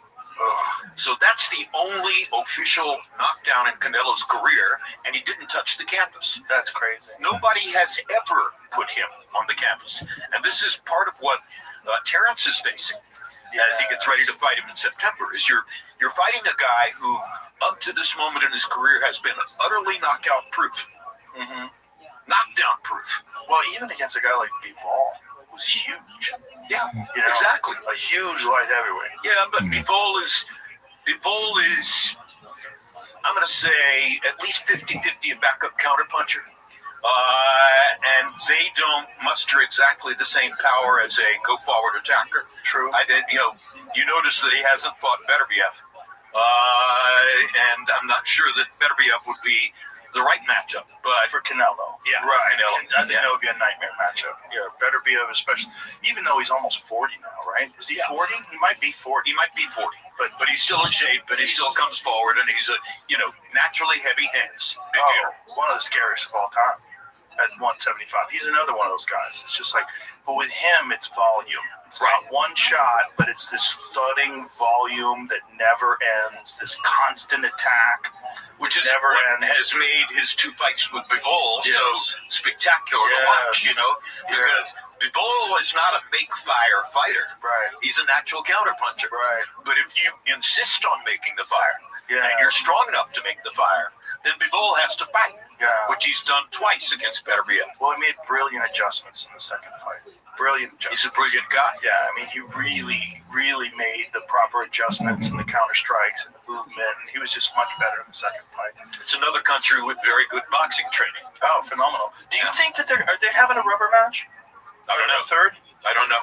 Yeah, I don't talk to promoters anymore, so I'm not sure about that. I hope they do. Yeah. I think it's a fantastic idea. I think Riyadh Season was trying to put that together. I think they're trying to put together a third fight. I really hope they do make that fight. Go Turkey. Yeah, you kind of have to do it now before Beterbiev is just... He's probably past his prime 41, already. 42, etc. These numbers sound forbidding, yes. But even as a guy, remember, Foreman was 45. Right. What did he still have? Right. Power. Right. Okay. True. But in skill, the skill thing. Like, here's the best example of that: Bernard Hopkins, who has maintained their skill deep into their 40s. In fact, at a world-class level, at 49 years old, beating like top contenders at 49 years old. One of the smartest men I've ever met. Okay. Bernard Hopkins is smart beyond smart. He has PhD type intelligence. He really does. And he was also a very critical and thoughtful self-examiner. So those two things help Bernard to sustain long into, antiquity and an extremely disciplined personal life. Yes, that's a big one. He kept his prison tattoo on his arm. And he kept that number on his arm to remind him that he was never going to go back. And I asked him one time, I said, what's the hardest thing you've ever done? He said, well, the hardest thing I've ever done was to walk off 9 in the neighborhood in which I grew up. I said, what do you mean walk off 9? 9 years of probation. 9 years of living on and in the same streets where I was the king of the streets when I was on the other side of the law. 9 years of reminding myself that I could never go back, that my behavior had to change completely. That's what he called walking off 9. Wow. What a phrase, huh? Yeah, what a phrase. What a guy. Yeah. Really, what a guy. Well, I remember when he was middleweight champion and he wasn't getting the credit that he felt like he deserved. He was, squabbling with promoters. They kept him on the shelf. I'm like, my God, he's like wasting away in the prime of his life. And I felt like we're gonna miss out on the prime of his life. And then here he gets into the Felix Trinidad fight, and I was like, this is crazy. Watching this guy completely outclass Tito Trinidad. I'm like, this is nuts. Of all the fighters I've ever known, if you were to ask me, who is the one most likely to still be holding every dollar he ever made? That's Bernard. Right. Okay. He gives nothing away. And he protects himself, he protects his family, he protects everything about his experience in an extremely devoted way. Why? Walking off 9. Wow. Never wants to go back. Wow. Well, those are the stories that are so inspiring about boxing, right? The people that have used boxing as a vehicle to get out of their circumstances. Totally. Yeah, Bernard's one of the greatest examples imaginable. Yeah. I love him. Yeah. I had him on my show, The Fight Game on HBO. I had him do technical pieces because he was better than anybody at explaining footwork, technique, etc. Andre Ward could have done it too, but Andre was still fighting at that period of time.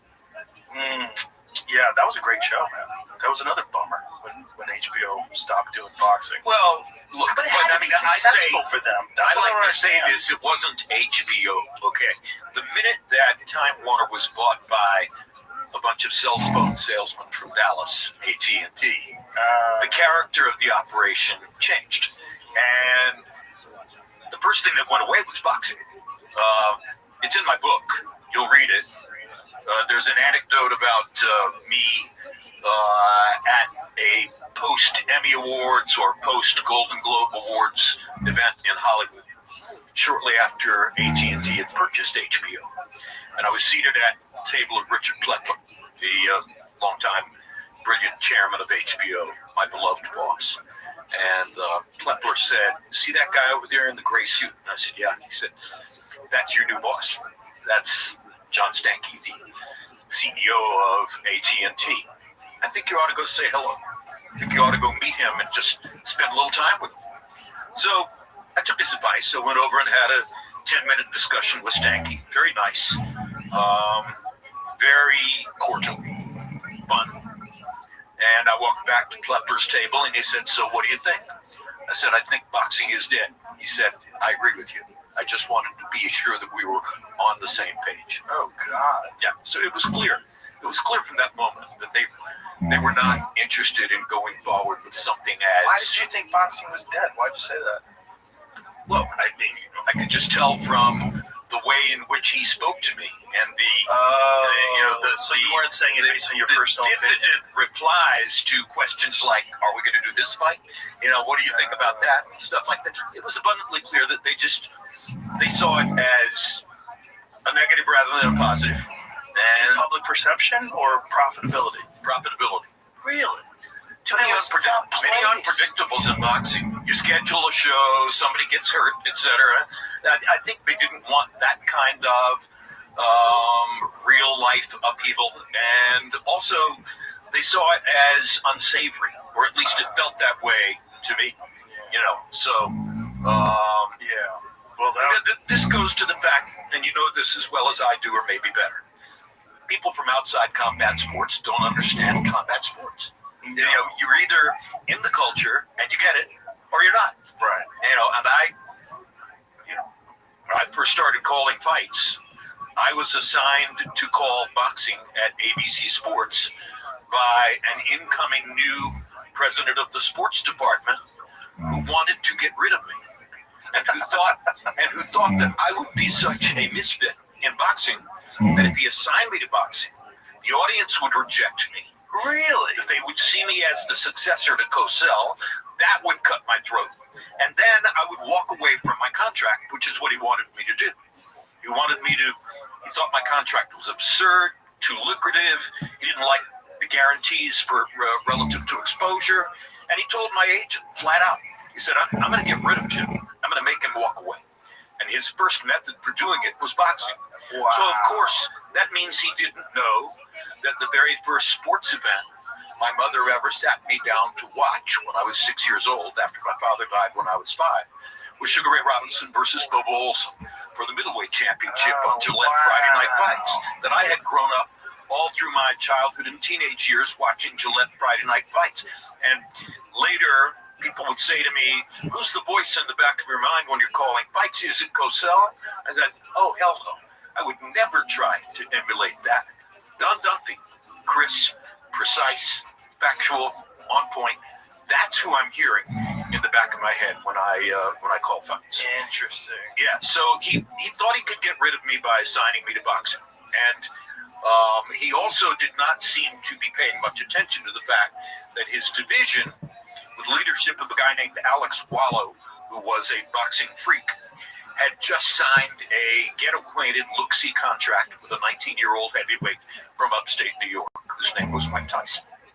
So the first fight I ever called on TV was Mike Tyson versus Jesse Ferguson in Glens Falls, New York. And this is the famous drive his nose bone into his brain fight. Yeah. Alex went to do post-fight interview after Tyson had obliterated Jesse's nose with an uppercut. There was blood all over the ring. And Alex said, "Mike, tell me about the uppercut." And Mike said, "Captain Mato taught me that the purpose of the uppercut is to drive the opponent's nose bone into his brain. I was trying to drive his nose bone into his brain." And I'm standing on the other side of the ring, listening to this, headset on. And I thought to myself, oh my God, look at what I've stumbled into here. This kid is not only going to be the biggest attraction in boxing, he's going to be the biggest attraction in American culture if he can keep coming up with quotes like that. And of course, within the next few weeks, they all started spilling out. Boxing is a herd business. Everybody's got a plan until you hit them. All the things that D'Amato had taught him, which he memorized and then reproduced in his media contacts. One of my favorite TV fights was him versus Arms Frazier. because it was such a terrifying execution. I'm giving away too much of the book, Joe. I mean, my publisher would say, "Wait, don't tell them the whole book." Come on, people are gonna buy it anyway. Don't worry about that. So Never listen to publishers. Alex Wallow and I lived 5 blocks apart on Upper Fifth Avenue in New York. And when we went to upstate New York for the Tyson fights, of which there were several, we would always ride up in his green Jaguar, and he knew the route. He would drive, play me his esoteric rock music. You ever heard of Cock Robin? Try him out sometime. And so all the way up to Albany for the Marvis Frazier fight, Alex is saying to me, you know, I'm thinking of saying in the opening on camera that Mike will knock him out in the first round. Do you think that's too audacious? And I said, well, Alex, you're the expert. You know, I'm just a throw-in blow-by-blow guy who's trying to get my feet wet here. I'm the last person who's going to tell you what it is you should say. So if you believe Mike is going to knock him out in the first round, and you're confident saying that, first of all, no one's going to penalize you on Monday if you're wrong. Nobody's going to print some big headline that says Wallow was crazy or something like that. It goes into the wash at that point. And second of all, if you're right, you will get credit for it. If you're right, Rudy Martzke will say so in USA Today. And so that's our position for 2/3 of the trip to Albany. And now in the last 40 or 50 miles, he starts saying, what if I said he's going to knock him out in the first minute? Do you think that's too brave? Same thing, Alex. If you believe he's going to knock him out in the first minute, go ahead and say he's going to knock him out in the first minute. I'm not here to control you or tell you what to say. Say whatever you want to say. I think I'm going to say that he's going to knock him out in the first minute. So the following day, we do a rehearsal for the opening on camera, and he says he'll knock him out in the first minute. Then when we do the live opening on camera for the show, he gets a little more cautious. And he pulls it back to, there you are. Look at you. That's handsome Alex Wallow. Yeah. Look at you. Hair parted on the right. We'll get to that in a moment. He pulls it back, and when we do it live on camera, he says Mike will knock him out in the first round. Was it 33 seconds or 31 seconds? I think it was 33 seconds. And all the way back to New York, he's moaning, groaning. Why in God's name didn't I say what I really believe? Like, Alex, you said he'd knock him out in the first round. And you were right. You're going to get credit for that. Yeah. You were right. Yeah, but I could have gotten more credit if I said what I really believe. That's such a silly perspective. We talk about fighters freezing. Yeah. Marvis froze on Saturday. On Friday, the day before the fight. Well, Marvis was frozen. Well, we knew coming into that fight. We knew. It was a perfect fight for Mike to showcase because Marvis had the giant name because he was Joe Frazier's son, and Joe Frazier had been trash talking Mike, and it helped to create what ultimately became the myth of Mike Tyson. The notion that he was going to knock everybody out, and it was in that way. It's partially because of stuff like that Douglas is a 42-1 underdog in Tokyo. When if you looked at the record for the preceding year and a half coming into Tokyo, Mike went the distance with James Bone Crusher Smith, right? Mike went the distance with Tony Tucker. Right. Mike went the distance with James Quick Tillis. Yeah. There were scorers at ringside in upstate New York who had Tillis as the winner in the fight. He went to the last 10 seconds with Jose Rivalta. He went the distance with Mitch Blood Green.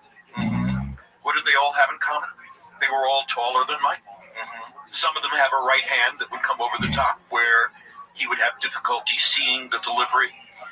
And when you get to Douglas, best athlete of the group, former college basketball player with good feet, had a big right hand. I mean, looking back, pure logic, no way in the world Mike should be a 42-1 favorite against Buster Douglas. But Buster Douglas had underperformed most of his career and had not been motivated. Then his mother dies. That's correct. 100% correct. And you're right on point for saying it at this moment. Yeah, his mother died. And that lit him up. And never again. And Mike was at the height of his differences with Robin Gibbons. Right. Constant turmoil and partying and feeling invincible. Nothing that can do more damage to a good man than the wrong woman, right? And she was the wrong woman. She's the wrong woman, period. Yeah, that was there's certain women out there like that. They can tank your life. Yeah, unfortunately. OJ used to say to me, if you want to know what the daughter's going to be like, look at the mother. And if you looked at her mother and the background relative to Dave Winfield and all of that, maybe you could have predicted. Or as Merchant said in our on-camera prior to the Tubbs-Tokyo fight, Tyson versus Tubbs in Tokyo, first fight I ever did on HBO. Larry had a line before the fight where he said, this is the beginning of the Robin thing. Cuss had died. Jimmy Jacobs had died. No, Cuss hadn't died. Jimmy Jacobs. At any rate,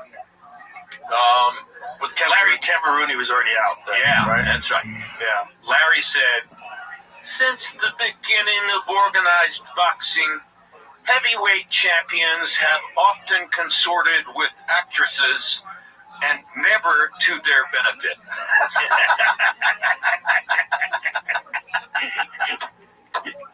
It's a classic Merchant line, among many classic Merchant lines. I love it. That was one of the best things about you and Merchant and just the entire commentary team at HBO was that you had these intelligent, articulate people involved in what many people think of as the most barbaric of all sports. Yes. So it defined it in a very different way. That's the HBO way. Yeah. Elevated. Yes. Yeah. It certainly was elevated. And HBO's executives were smart enough to see that you can treat it as an intellectual event. Yeah. And if you're doing it right, you'll But it get away has with to it. be with the commentators. It frames everything. The same exact event with crude commentators is not the same experience because you don't get that intelligent, articulate analysis. And a guy like Larry Merchant, who'd been around boxing for his entire life and had a deep understanding of it, and then it's even the funny back and forth banter between Larry and George Foreman when they would disagree on things. It was Brilliant. Absolutely amazing. brilliant. And I'm very proud to say, not blowing my own horn, but Larry and George in particular. There's a sports television columnist in the New York Daily News named Bob Raisman, Raissman. And at some point in that arc, Raisman wrote in his TV sports column in the Daily News, Lampley, Merchant, and Foreman are the greatest three-man broadcasting team in the history of sports television. Now think about that. That's amazing. This is not Monday Night Football. This is HBO boxing. Right. Yeah. Right. You know what I mean? And Right. so he was saying, in effect, this is better than Gifford, Meredith, and Cosell. And I was very, very flattered by that. Which I should have been. That's incredible. Yeah, having a great team like that, and it was also there was the flow where you guys had worked together so often. And there was the between round stuff. Yeah. What set Showtime and HBO apart from ABC, CBS, and NBC? No commercials. Right.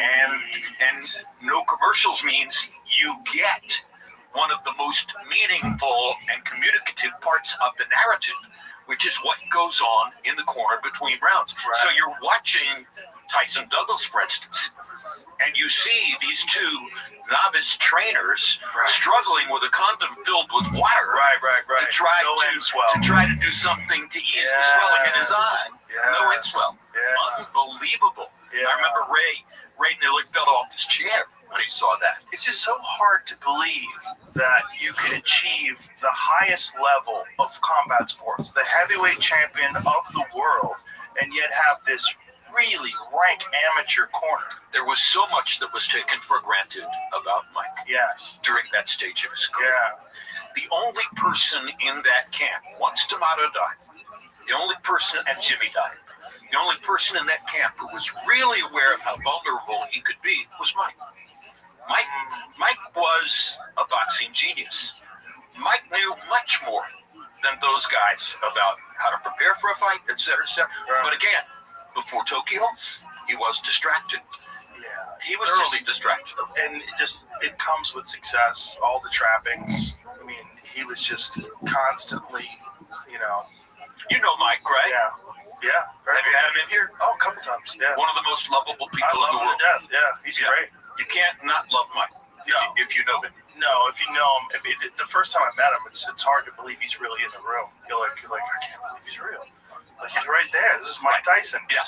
Me as a child, I remember when I was a kid, I guess I wasn't a child, I'm only a year younger than him, but when he lost to Buster Douglas, I didn't watch it until after the fight. I watched a replay of it, and I still expected him to win. You know how crazy that is?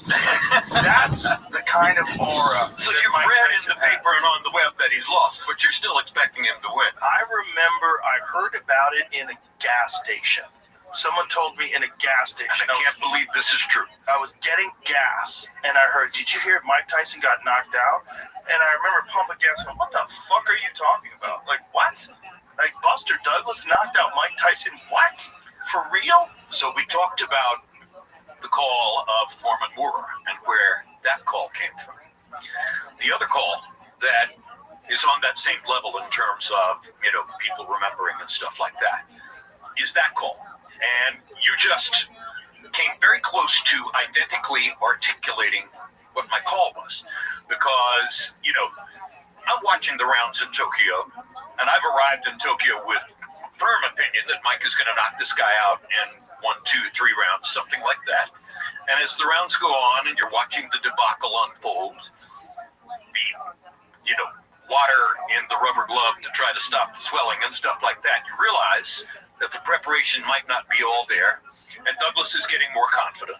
And Douglas is landing his jab, et cetera, et cetera. And hooking off the jab. And people think that he knocked him out with the right hand. It was the left hook that did the damage. The left hook was thunderous and Mike stumbled to his side. But at any rate, I'm sitting there in Tokyo. It's 10:30 or 11 o'clock in the morning. There are 34,000 people seated around me making no noise whatsoever. Right. The culture of a Japanese sports event. It's as though they are at an opera, and that's just cultural. It's the way they are. And as that count is rising, 5, 6, 7, and it's abundantly clear that Mike's not going to get up. And I'm thinking, oh my God, what am I going to say about this? The very first live fight I ever attended was the biggest upset in boxing history. And now, here in front of me, 12, 14 feet away, is the result that's going to supplant that as the biggest upset in boxing history. So what do I say? And I've told this story many times. If you've heard it, I apologize for repeating. But I was developing a golf relationship with the greatest actor of my generation, Jack Nicholson, who became a close friend and later saved my career, but that's another story. And I had asked Jack on the golf course about 2 or 3 weeks before Tokyo. I said, Jack, when you're going to the set to deliver the fulcrum line in the movie, when you're going to the set to do the one thing that everybody in the audience is going to remember, when you're getting ready to go deliver You Can't Handle the Truth, what is it you have on your mind? What's your mantra? He said, Lamp, same thing I've been saying to myself ever since I first went to acting class. Don't overact. So I'm in Tokyo. The count reaches 4 or 5. And I hear in the back of my mind, Jack's voice. Don't overact. And that call became, Mike Tyson has been knocked out. In about that tone of voice.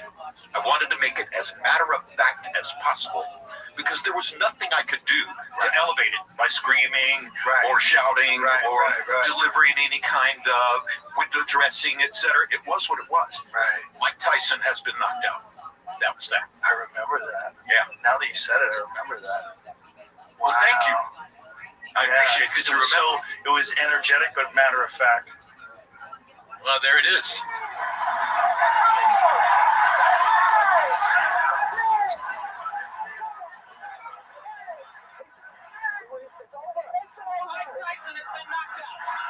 All right, so I did shout a little bit. I did shout it a little bit. All right. I give myself too much credit for the matter of fact. But that, of course, that's my younger voice. It was a little bit high. You know? That was Octavio Meran was the name of the referee. I just remember Buster Douglas winning that fight, thinking, man, what happens to him now? Well, what happens to him, of course, is that he goes on a celebration rampage. He puts on, 40, 50 pounds, something like that. He tries to train them off, but not effectively enough. He goes into the ring against Holyfield, and Holyfield delivers one left hook. One perfect counter left hook in the first round, and we're out of there. That's what it was? It was a left hook? I thought it was a right hand. Might have been a right hand. I don't remember. I could be wrong. See if you can find it. Might have been a right hand. Well, they'll find it. Yeah, Jamie will find it. But, he just never reached those heights again. That was it. He just never... I mean, money. Yeah, I mean, also, like, money, food. Yeah, he got real fat. He was an addicted eater. Here it is. Okay, let's see. Counter right. Right hand, you're right. Yeah. Then there was a left hook following, but the right hand is the one that did it. I think the left hook missed. Yeah, the left hook missed. You're right. All right, so one for Rogan, 0 for Lampley. It's cemented in my mind because I remember. What year was that? Well, it's 1990 when Buster knocks out Mike. Was it? Yeah. No. It had to be earlier than that. Huh? No, it was. It was 90. It was February 10, 1990. Wow. February 10 in the United States, February 11 in Tokyo. Okay, right. And so this is probably 91 then? It might have been 90. Yeah. I think it was later in 1990. Yeah, I just remember, when someone does something extraordinary and rise to the occasion, I always root on them. I always root for them. Like, wow, he's going to turn his life around. He's going to be great. So now you're rooting for Buster to beat Holyfield. Yeah. Well, and also I was a giant Holyfield fan, too, so it was one of those conflicted fights. And Holyfield, to me, was extraordinary because what he did with Mackie Shilstone and his training. October 25, 1990. There it is. This time I was right. Yeah. It was one of those things where Holyfield was one of the first guys that really embraced weightlifting. And I remember as a young fighter, I was always told, if you lift weights, it'll slow you down. Weights make you stiff. Weights will slow you down. You should never lift weights. And so I listened to that, and I never lifted weights. And then I remember watching Holyfield train for his heavyweight debut, thinking, God, I remember his fight with Muhammad Qawi. Remember that fight? Mm-hmm. Incredible fight. Like, that was when he was a cruiserweight. How'd you find out about me? Heavyweight. How is this going to work? And then strong mind. Very strong Okay, mind. how? You want to see Evander do something? Tell him he can't do it. Oh, for sure. Yeah. But also, on a link. one of the first Okay, from Kick or Blue Sky? Modern science in regards to strength and conditioning. Yeah. What That's Mackie okay. Shilstone was doing was like very revolutionary. Oh, welcome. And to see him do all these crazy strength and cardio routines and putting all that mass on and seeing all the doubters and naysayers. So which other fighter looked at that and realized who Mackie was? Bernard Hopkins. Right. Genius. He worked with quite a few fighters, didn't he, Mackie? I believe Mackie worked with quite a few fighters after that. Worked with quite a few fighters. Everybody saw that the results were there, so everybody kind of changed their opinion on that. Did he work with any MMA guys? I don't know. Probably. There's probably a few. It makes sense. Yeah, I mean, MMA guys are like, this is, with MMA, you have the grappling aspect of it. Without strength and conditioning, you really can't compete. It's not really possible at this day and age. Everyone uses strength and conditioning. There's very few fighters that just train using skill, just train skills. Like George St. Pierre did that for a certain period of his career. I wonder if there's anybody left in boxing who trains just using the gym skills. There were a lot of them when I was first involved in the sport who would never have touched a weight. Right. They subscribed totally to the notion that was negative. Right. And the worst case, I mean, they definitely did calisthenics, but that was it. It was just body weight exercises, which brings us to Crawford, which I think is really interesting. The Crawford-Canelo fight. Beyond interesting. Fascinating. Fascinating. Because how does Crawford compete with that size And, you know, we have to recognize, okay, well, when Canelo fought Floyd, it was 152 pounds, right? So he had dropped down, which was a struggle for him, which is why Floyd was so brilliant in getting him to go down to 152, because he knew he would be drained. 52 or 54? Well, the weight class, I believe, was 54, but I believe the clause in the contract for that fight was that he get down to 52. You're ahead of me. Let's see if that's true. Find out if that's true. I'm pretty sure that that's true, that they had a fight at one. I love fact-checking on the fly. Yeah, it's interesting. That was a struggle. The 54 was a struggle. Now Canelo goes all the way up to 68 and then even to 75 and now back down to 68, whereas Crawford is leapfrogging. He goes to super middleweight. 47 to 54 and now to 68. And the Madrigal fight in 54 is a difficult fight. Yeah. Difficult fight. 152. 52. Yeah, you were right. Weight. Joe Rogan scores again. Yeah, well, I have a goofy memory. It works a lot of the time, but sometimes not. sometimes it's like I don't think you could do this podcast without having a spectacular memory. Sometimes it's super accurate. Sometimes it's just terrible. I don't understand why, but certain things I do remember, and I do remember it because of the weight cutting thing. Because I remember thinking, like, what a brilliant move to get him to do that. The same thing that Gervonta Davis did with Ryan Garcia. Yes. Like, you can't rehydrate. Right. Like, which is like no rehydration clause. Sucker bet.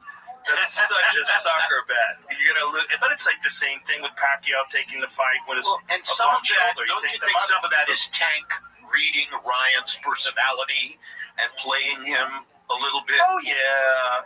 You're fucking with him. Yeah, you're giving him other things Tank to think is about. a brilliant con artist. Oh, he's so good. Yeah, he's so good. And boy, that Lamont Roach fight. Ooh, well, that was a knockdown. Ooh, 100% was a knockdown. And that's a knockdown. Dramatic mistake by the referee. Without that, you have a decision victory for Roach, and he's a superstar. Now you have this fucking draw that they have to fight again. But now Gervonta knows what's coming.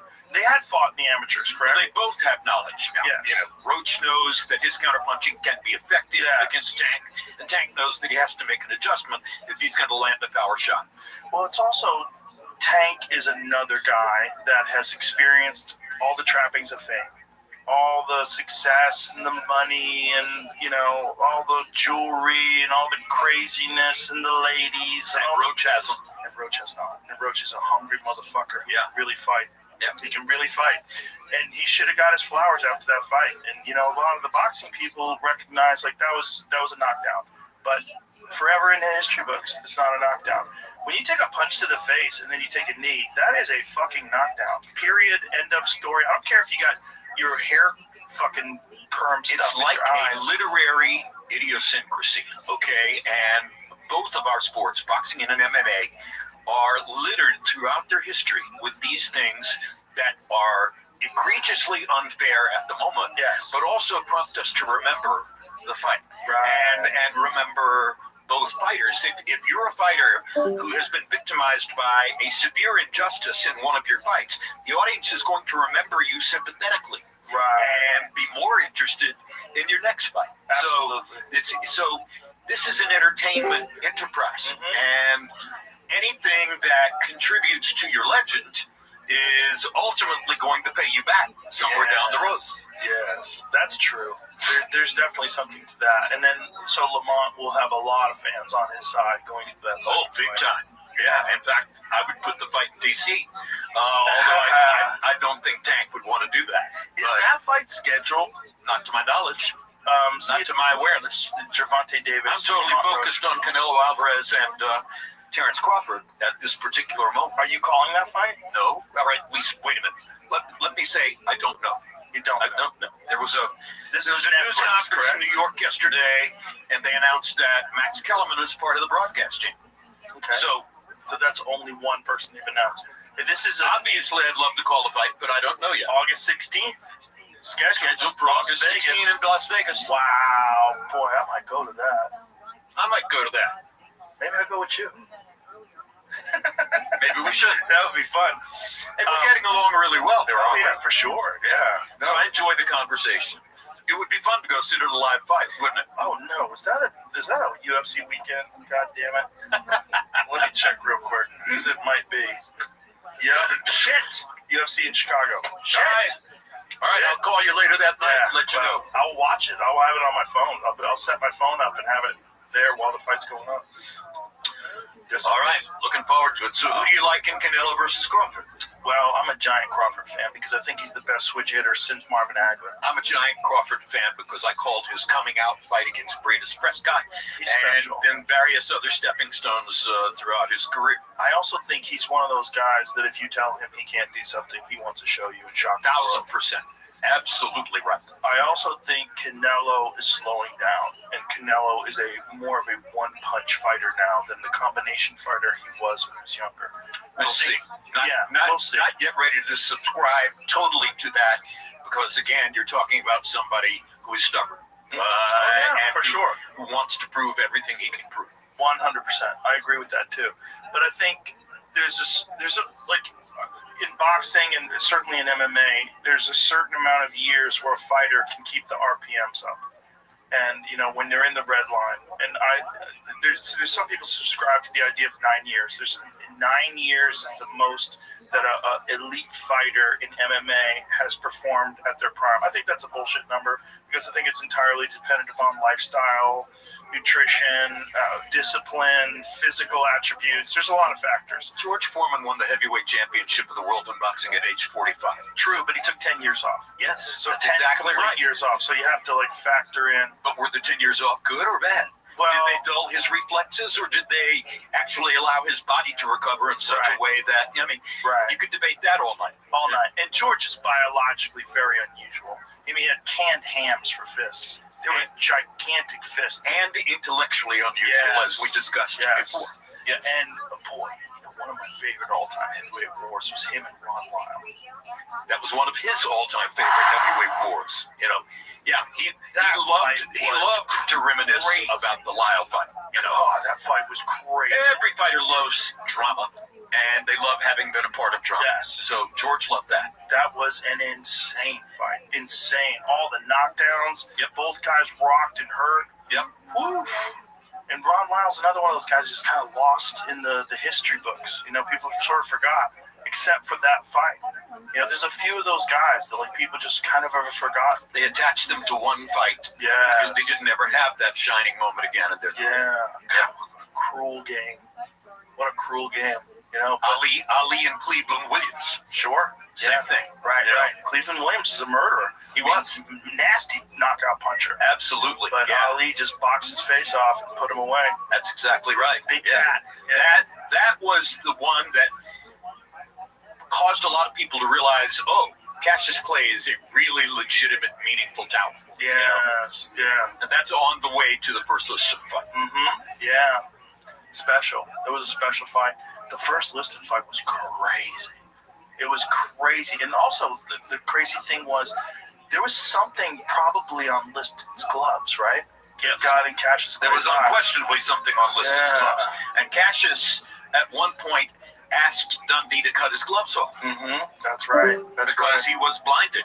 Yeah. So I think it's the 5th round where he ran and had to stay away because he was waiting for his eyes to clear. Yeah. And then by the 7th round, he knocks Liston down. And Liston effectively quits. What a dirty business to put something on your gloves to get in someone's eyes when you punch them. So crazy.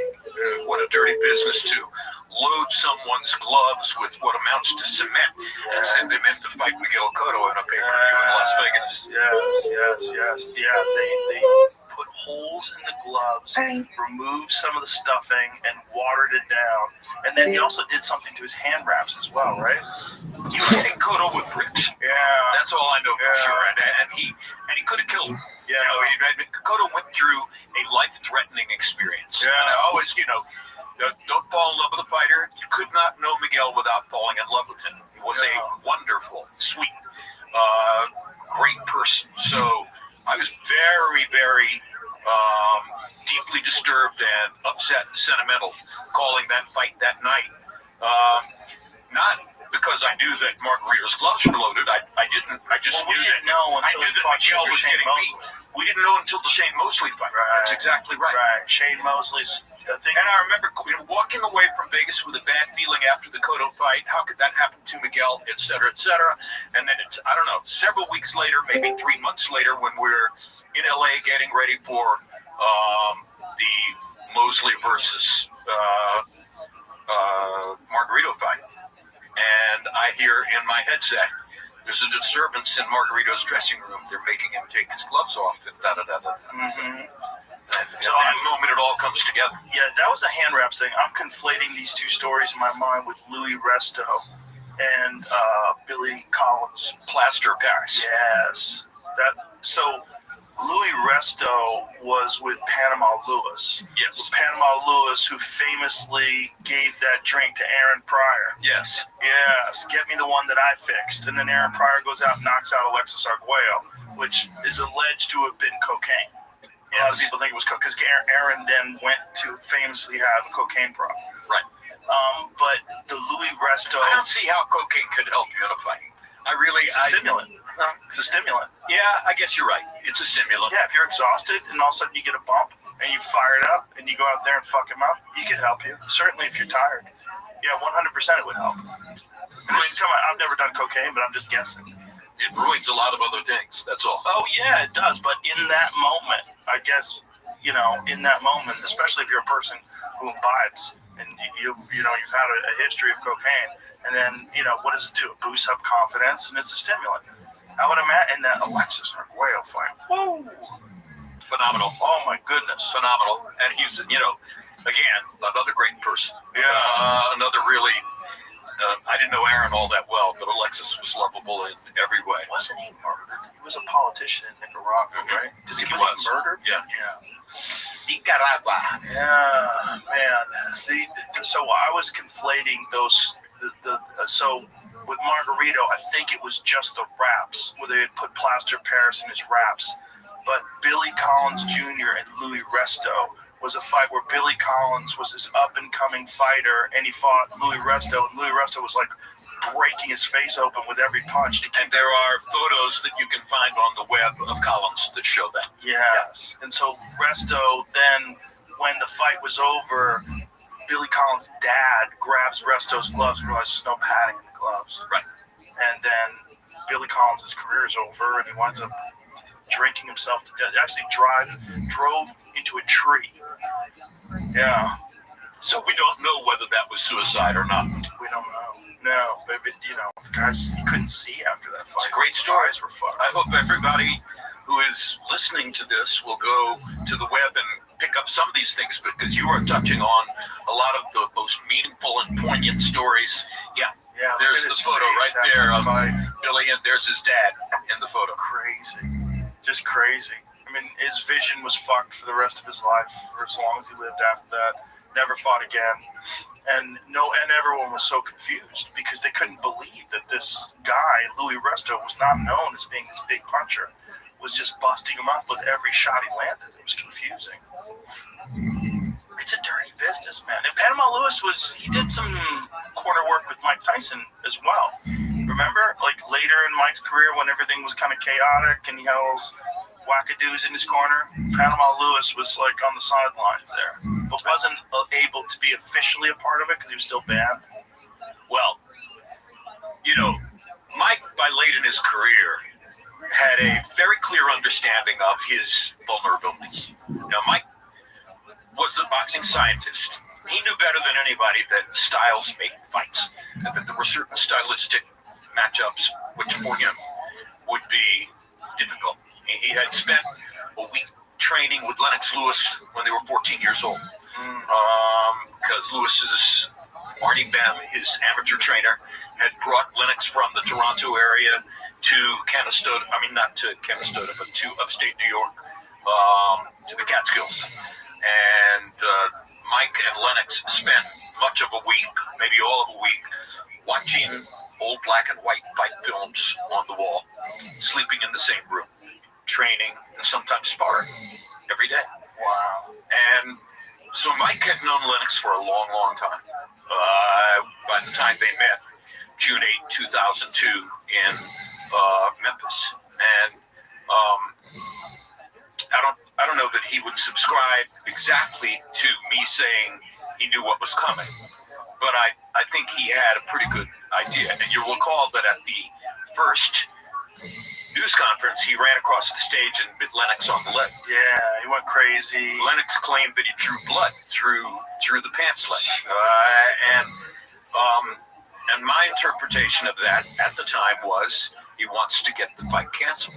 He wants to get this fight wiped away. Well, you got to think this is also 12 years after the Buster Douglas loss. Yes, it's a long time in boxing. Long time, and a lot of trials and tribulations. Prison. Yep. You know, I mean, maybe you get a little chance to train in prison, but not the way you train in a boxing gym. So, so he paid a lot of prices for a lot of experiences. Here it is. Lennox throws the right hand. I'm not sure he landed that right hand. Might have broken his hand if he'd landed it on Tyson's jaw. Crazy.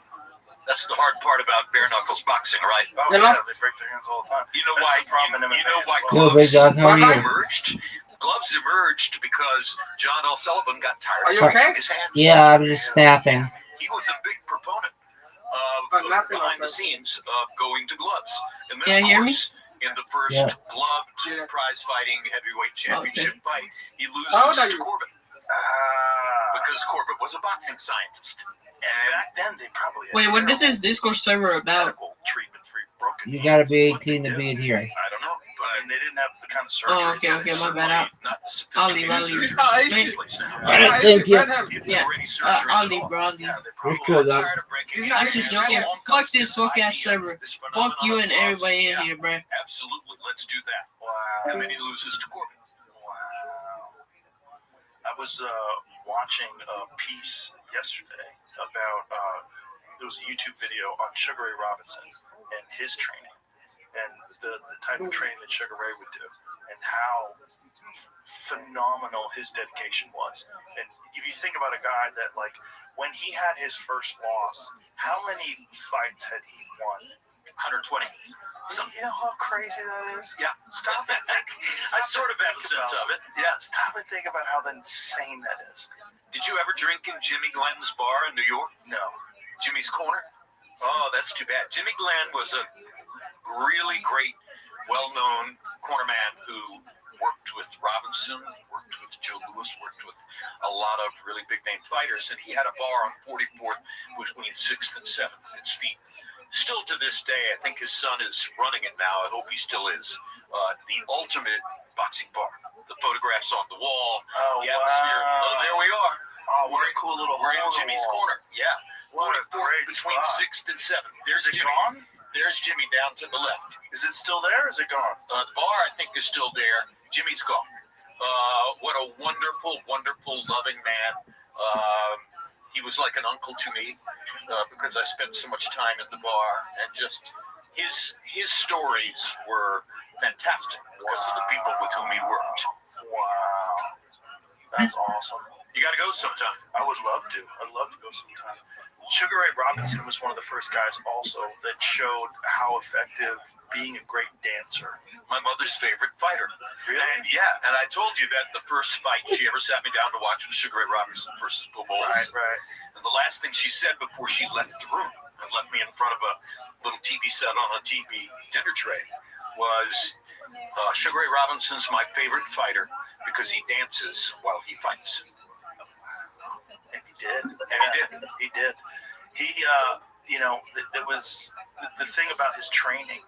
You know, this video that I was watching was so interesting to watch someone who's really just ahead of the curve, like above everybody. Like no one really understood how to move like that. And then, of course, Cassius Clay, his favorite fighter, Sugar Ray Robinson. 100%. So he's like a heavyweight version of Sugar Ray Robinson. So what's the greatest asset for any fighter? Is it his punching powers? Is it his hand speed? Is it his footwork? Or is it his intelligence? It's the mind. It's the mind. But it's the willingness to accept what you need to accept and to see what you can do.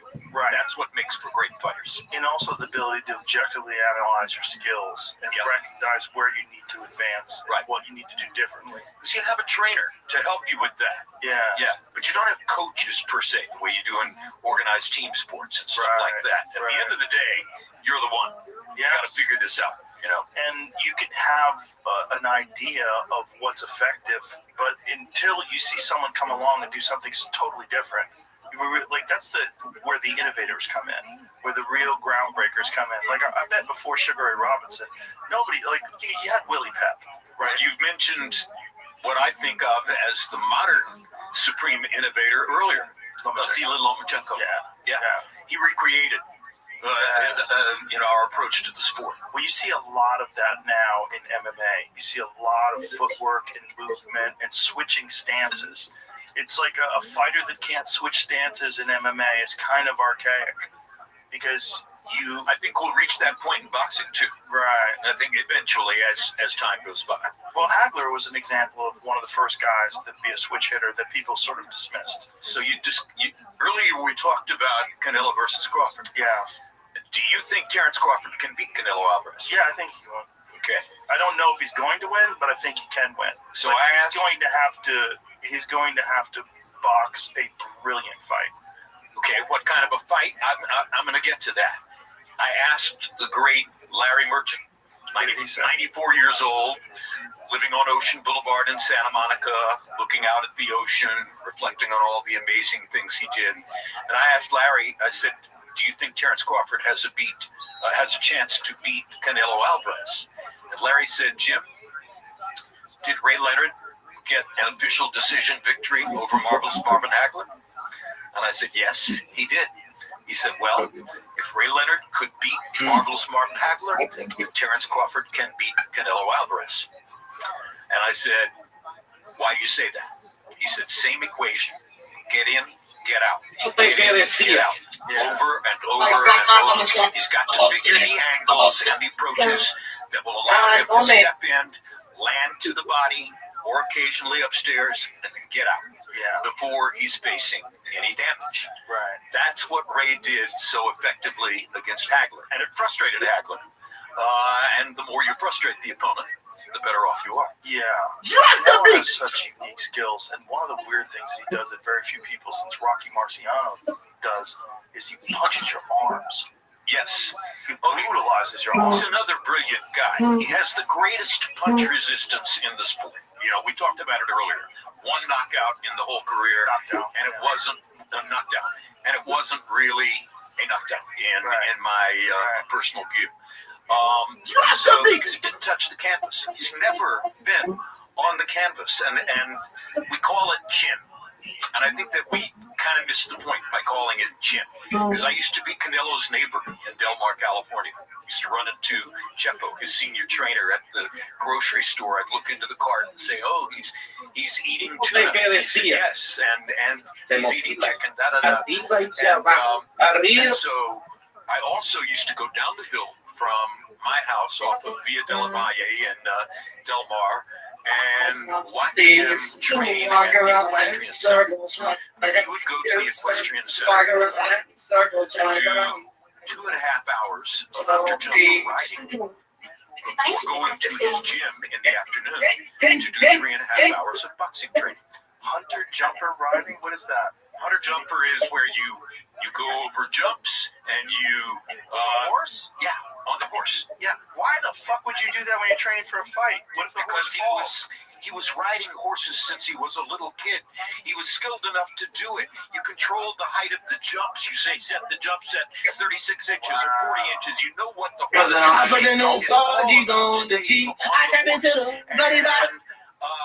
I asked him, how can you do that? He said, everything I do in boxing is upper body, and everything I do on the horse is lower body. And on that basis, I am the one who theorizes that the reason you can't knock him down is not because of his chin.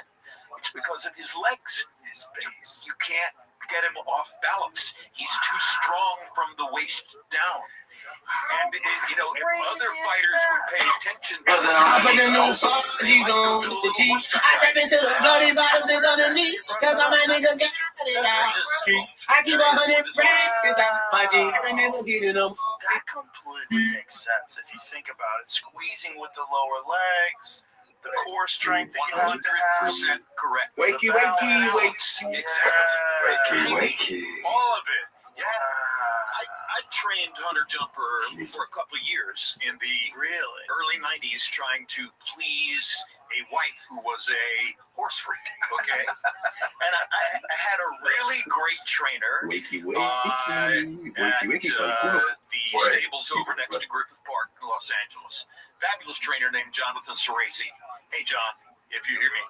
I trained for, I want to say, 3/4 of a year riding hunter jumper.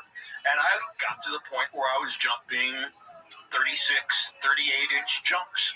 And I was riding quality horses. And I was doing pretty well. And one day, after my training session, my desk catches on I fire. was in the stall, combing the horse down, brushing, to do the things, the busy work that you're supposed to do, to be a part of it. And Jonathan came in and said, "How do you feel about your riding?" I said, I think I'm doing pretty well, don't you? He said, really well. He said, but I think that this would probably be a great day for you to quit. I said, quit? What are you talking about? You just said I'm doing pretty well. He said, well, you're doing pretty well because you love to do the fun stuff. You love the jumping and you love the riding around the ring fast, et cetera, but you don't want to do the busy work. You don't want to do what we call any old city classroom scissors will and usually get the other things that help you to build your awareness and your command of what you do. And the result is that you're getting closer and closer to the stage at which something negative is going to happen. And the first time something negative happens, you're not going to be able to respond to it. So I think today would be a great day for you to quit. Wild, right? Did you listen to him? I quit. I went home and thought about it, and I thought, he's right. Positive, constructive advice. And if you enjoy this, there's some other stuff that you need to do. Well, he did say, look, I'm perfectly happy to keep training you if you will come and do the busy work that I need you to do to 20 to 30 minutes before you go out and jump. But if you just want to come here, sit on the saddle and run and jump, you're asking for trouble, and I'm not going to be part of it. Wow. Because, of course, if you fall off, and I saw this one a couple times, if you fall off, the horse can stomp you. You get a hoof on the chest or a hoof on the neck. iVoice.network. You're in the hospital and you're in big trouble. If you're lucky. I saw it happen to a woman in the ring, a really good rider. So at the end of the day, you can't do that.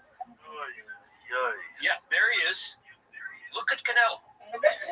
Now that's a skill he has carried since his early childhood. That's crazy. You can't knock him down. That makes so much sense. Also, he's got a square head. Yeah. He's got to, and it's not a small head. No, he's also got a brilliant mind. Give credit where credit is due. No doubt. I mean, the evolution of the 3 fights with Triple G. Triple G was one of my all-time favorites. If you can fight Triple G and never be badly hurt, right? That's a great point. That's astonishing. Triple G never badly hurt him. Yeah. And he was destroying everybody else you put in his back. Everybody. Yeah. Everybody. One of the heaviest punchers I ever saw. He would do weird stuff like throw a left hook over the top and hit the top of your head. Yep. He would throw a left hook like that. Like a looping overhand left. By the way, is very much like the shot that Douglas landed against Tyson in the 10th round, over the top with the left hand. Yeah, but the way Triple G would do it, it would be going down on you. Right, down on you. Weird. Exactly. Yeah, it was a weird punch, and he would hit you in the forehead, which is like, or the tempo, which is where a lot of people lose their equilibrium. Well, whatever they do in Kazakhstan, it might be different from what they do in the United States. No, he was special. Very special. Another guy we got to talk about, Julio Cesar Chavez, who's also one of my all-time favorites. Julio Cesar Chavez in his prime, he would just systematically break people down, and the volume, like constant attack and volume. His volume was the real key. Because his power shots did not look like hellacious power shots. Right, okay, his left hook didn't look all that devastating. It wasn't a one-punch guy, but it would hurt you. Yeah. You know, over time, he would break you down. That's exactly Taylor fight. And then we go to the Taylor fight. What is it? 2 seconds before the final bell, that the fight gets stopped. Yes. Larry Hazard stops it. And everybody wants to not Larry Hazard. It wasn't. No, it was Richard Steele. It's Richard Steele.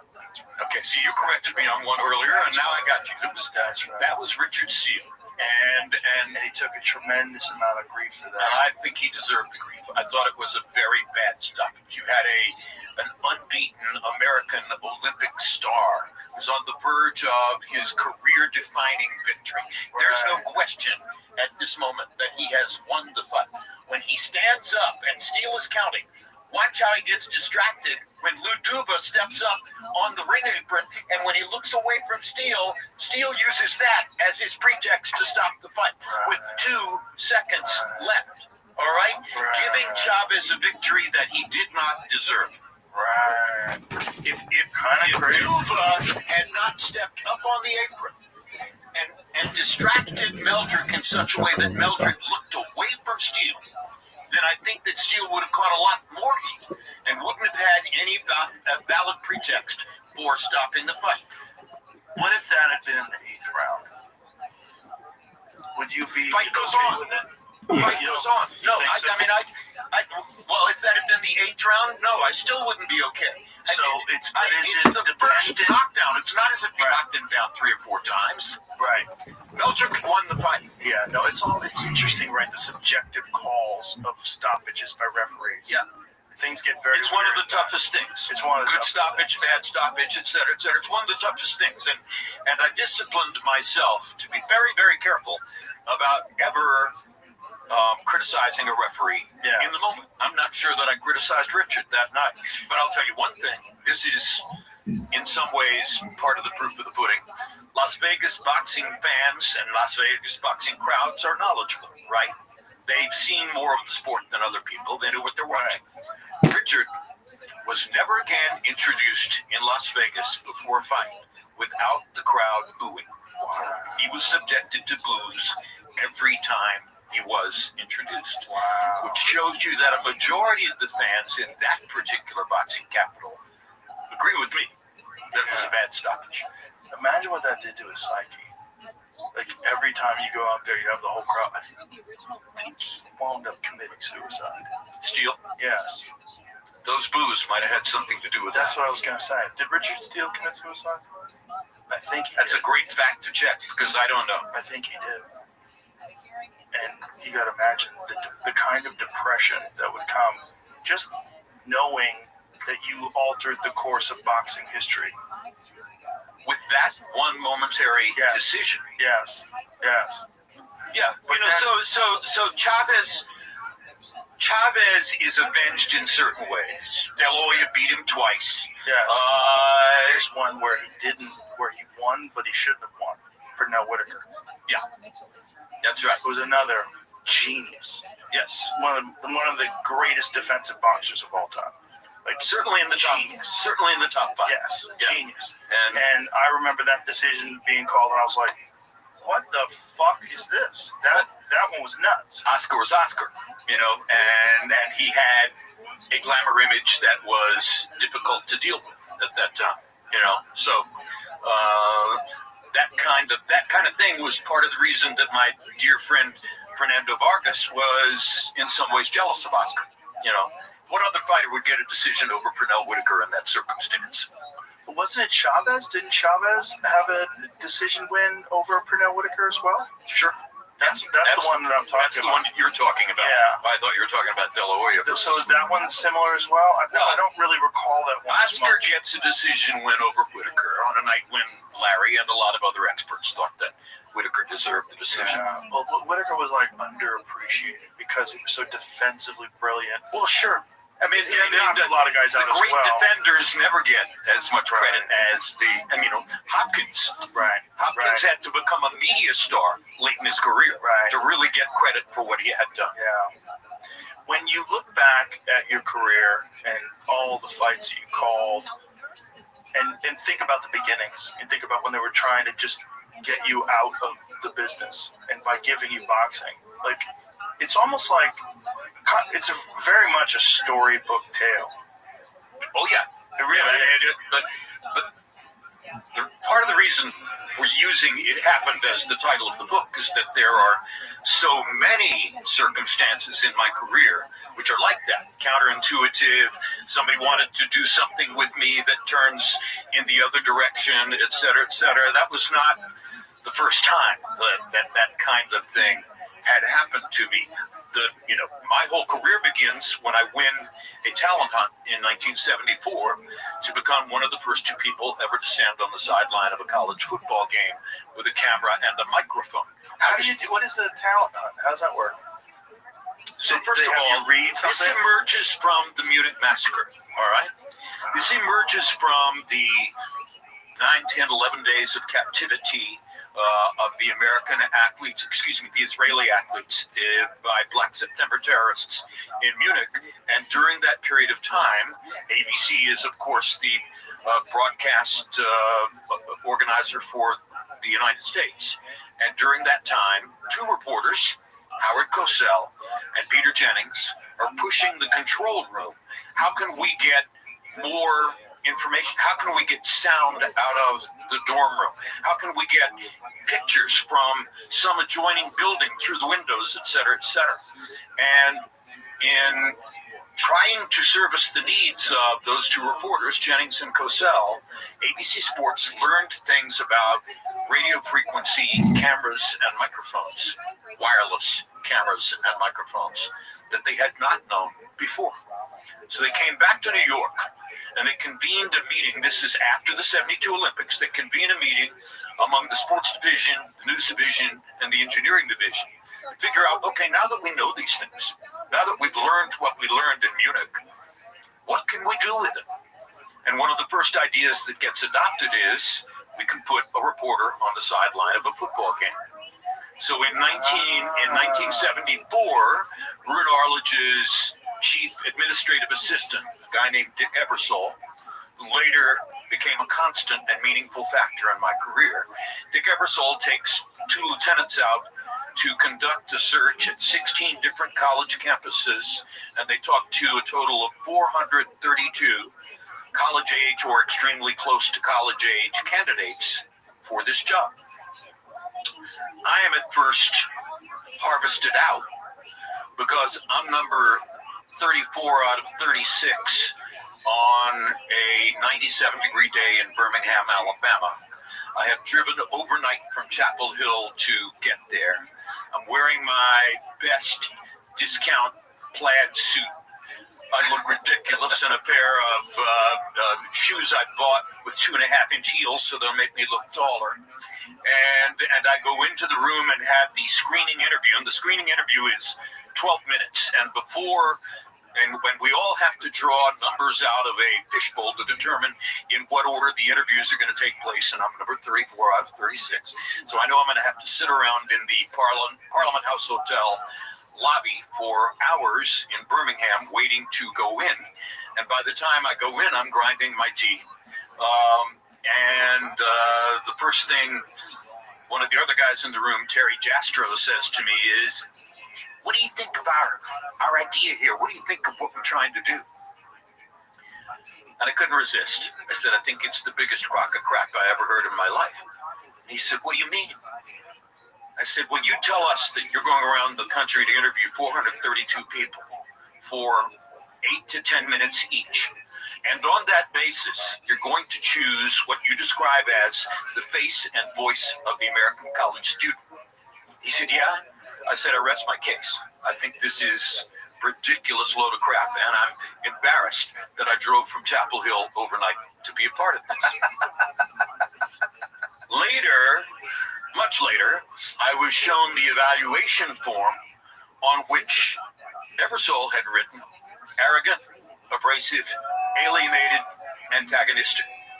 When I was finally chosen as one of the two people, that became known in the college football production truck as the 4A's.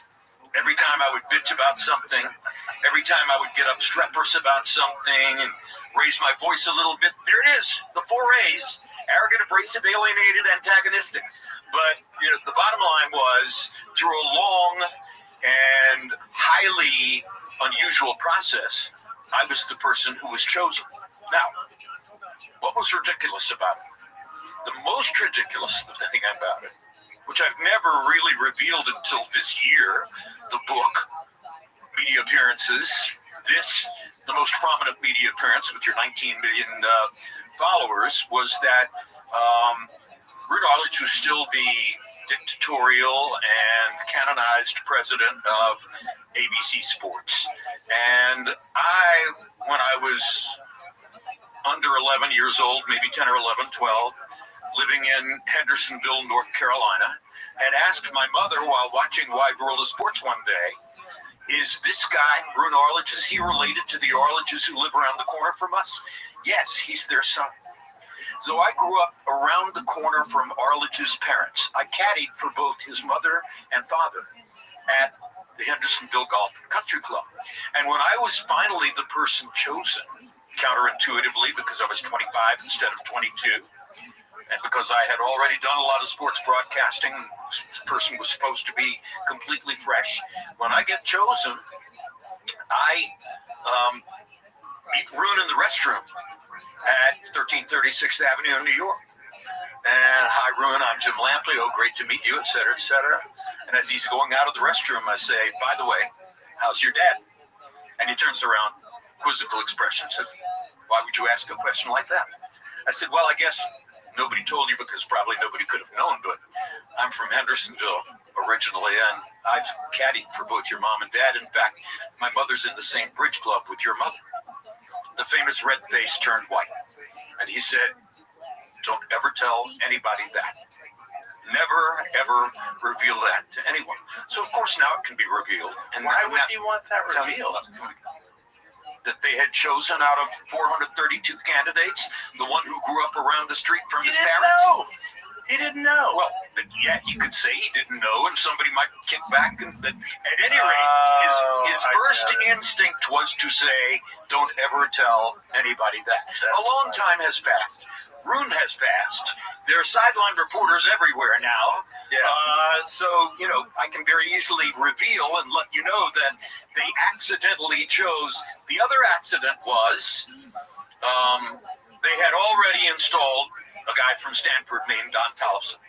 And they knew that Tollefson was going to be chosen. He was in the first batch of 16 people they talked to. His credentials were unbelievable. And so they were dead set in their minds on choosing Don Tollefson all along. And now they were 2-3 weeks away from the first game. 4 weeks away from the first game. It was August 8th, and the first game was September 7th. And August 8th, 1974, I'm at a rented beach house in Swan Corner, North Carolina, with a friend of mine named Buck Goldstein and his wife. My wife Linda and I are there. And the phone on the wall rings. And to this day, I don't know how Ebersol got that phone number, because the house was rented in the name of Buck Goldstein. So Buck picks up the phone. Hello? Yeah, he's right here. Jim, it's Dick Ebersol. What is this? Hello. And Dick says, I'm so glad I found you. We are getting ready to announce the college age reporter thing, and we think we've settled on one person, but Rune is a little concerned about putting on the air somebody who has never had any on-air experience at all. And within that discussion, that brought us back to you. Would you be willing to go to Birmingham, Alabama, and do a film, in those days, 16 millimeter film, do a film audition for us? And I said, what do you want me to do in Birmingham? He said, well, there's a quarterback there named George Myra. He's now with the Birmingham Americans of, I think it was the World Football League. He's already been busted out of the NFL, AFL, Canada. This is his last shot as a pro football quarterback, and we think it's an interesting story, and we want you to go interview him. So, of course, they didn't know that I had watched George Myra play all 3 years of his college career at the University of Miami. He was a huge childhood hero of mine. I had once hitched a ride in his very dull beige Ford Falcon going to pick up basketball on the campus of the University of Miami. I knew more about George Myra than probably some members of his family did. I still had a number 10 green and orange George Myra jersey in my closet in Chapel Hill. So they think they're putting me on the spot here to send me to interview George Myra, and I'm going to have to do a quick research job with no web in those days to find out what I need to ask this guy. And I know more about George Myra than people in his family. So I go down to Birmingham. I'm laughing about it. I do the interview. I go through all these things in his college career and stuff like that, his 49ers experience, and send the film off to New York. And about a week before the first game, I get a call and he said, "You're going to be on the sideline. We're going to have 2 college football reporters. You're going to be on one sideline. Don Tollefson will be on the other." Rune feels a lot better about this because he can see that you have on-camera performance skills and understand what you're doing. Wow. What are the odds? The odds are astronomical. So the odds are beyond all belief. They could choose any story in the world they wanted me to do as an audition. They choose my childhood hero. It kind of almost makes you feel like it's meant to be. Correct. Yeah. There's no other way to describe it other than this was supposed to happen. Yeah. Well, I think you're the best ever. So if that's how it had to play out. That's how it had to play out. And Jamie, that's how it played out. Richard Steele thing? Did he commit suicide? Oh, Jesus. I'm sorry, Richard. Somebody else committed suicide. Well, I mean, did Larry Hazard commit suicide? Richard's dead. Larry Hazard's still around, I'm pretty sure. Yeah, Larry Hazard is athletic commissioner right now. New York right? State, Mitch Halpern. Or New Jersey, excuse me. New Jersey, not New York. Oh, Mitch Halpern committed suicide. Mitch Halpern committed suicide. Oh, that's right. All right, so what is Mitch Halpern's marker? Oh, I covered it. There was a fight. Yeah, I covered it. This was one of mine. I can't remember right off the top of my head, but yes. But it was a very controversial fight. Right. Yeah. A similar type situation. Similar type thing. Something that stains your reputation going forward. My apologies to Richard Steele. I'm sorry. Halpern is, I believe, Halprin. Or Halperin.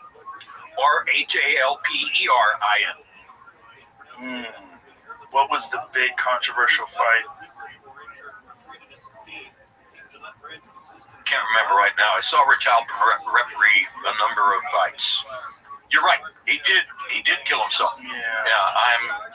I'm connecting to it now. And as soon as we find out exactly what the fight was, I'll remember what the problem with the circumstance. Again, I told you my memory sucks sometimes. It's like Joe, I'm 76 years old. Yeah. Okay. My wife worries about whether I'm going to remember to put socks on in the morning. Gabe Willis. Gabe Willis and Jimmy Garcia. Oh my God. Right. So one of the oldest dictums in the sport is that when one fighter dies, the other career dies too. Gabe was absolutely never the same. And he allowed that fight to go on way longer than it should have. May 6, 1995. Never forget it. Hot day. Outside and back of Caesar's Palace. My wife was sitting with Jack Nicholson. Can't resist the name drop. There were a lot of things going on, but Gabe was never, ever the same after that. And he, Gabe went to Colombia or Venezuela, I forget exactly where, for the funeral. Oh, God, look at this. And also Richard Green committed suicide after the Mancini-Kim fight. Similar situation. Yeah. Similar situation with Doug Koo Kim when he dies, famously on national television, Ray Boom Boom Mancini, and then that referee winds up committing suicide as well. It's, it's a haunting thing because it's so intimate. You're in the ring.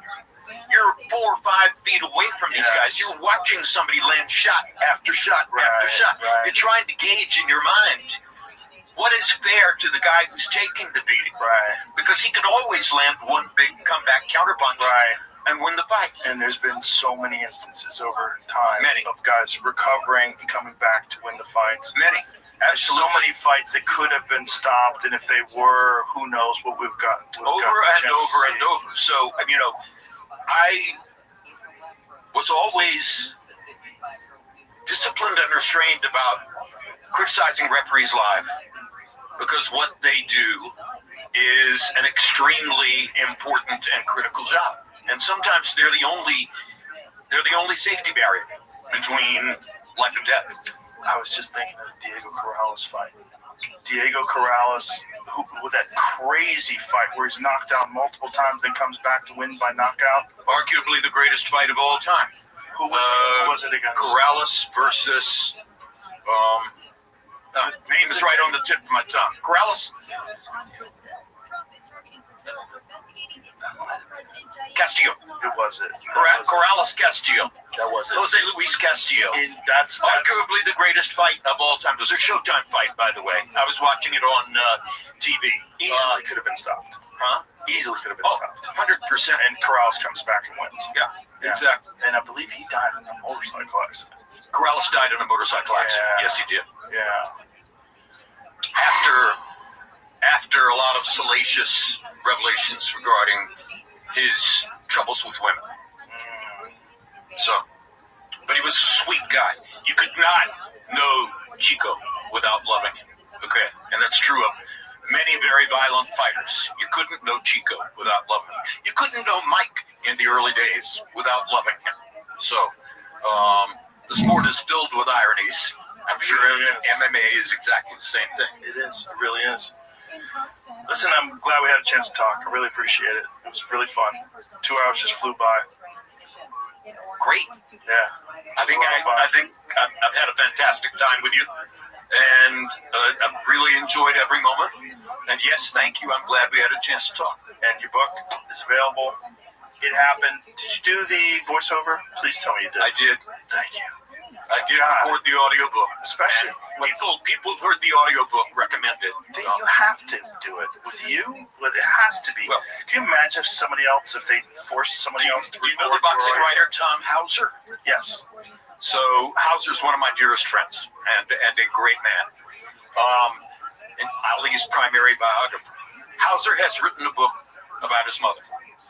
And he knows about my relationship with my mother.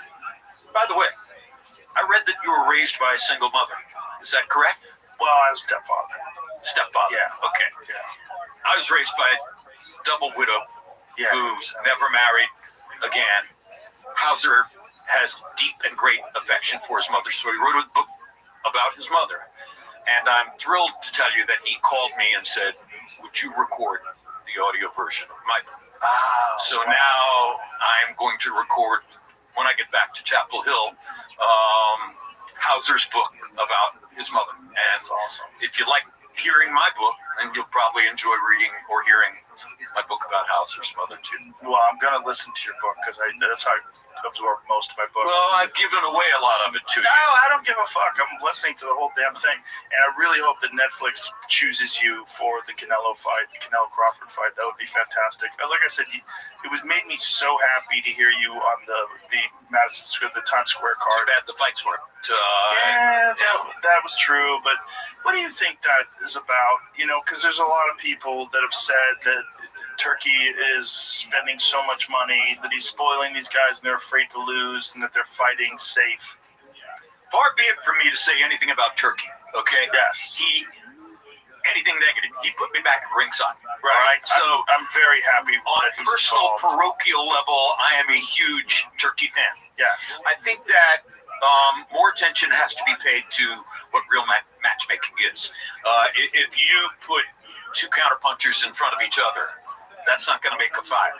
Right. Two attackers, guaranteed fire. Right. An attacker versus a counterpuncher, that can also be really good. Some of the greatest fights ever have been attacker against counterpuncher. But do you think it's a matchmaking issue? I believe it was. That night you had too many instances where two counterpunchers were standing in front of each other and waiting for the other guy to move.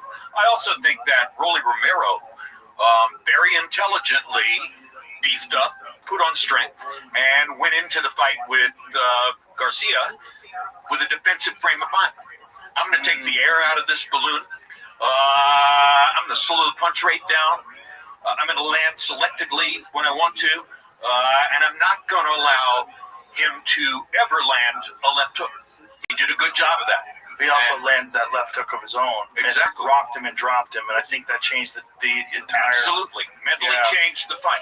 You know, Garcia's in there trying to land his left hook, and all of a sudden he gets dropped by one. That's got to affect your mentality. What did you think about Devin Haney's performance? Because I felt like that was an example of a guy like coming off of the Ryan Garcia fight where he got dropped multiple times.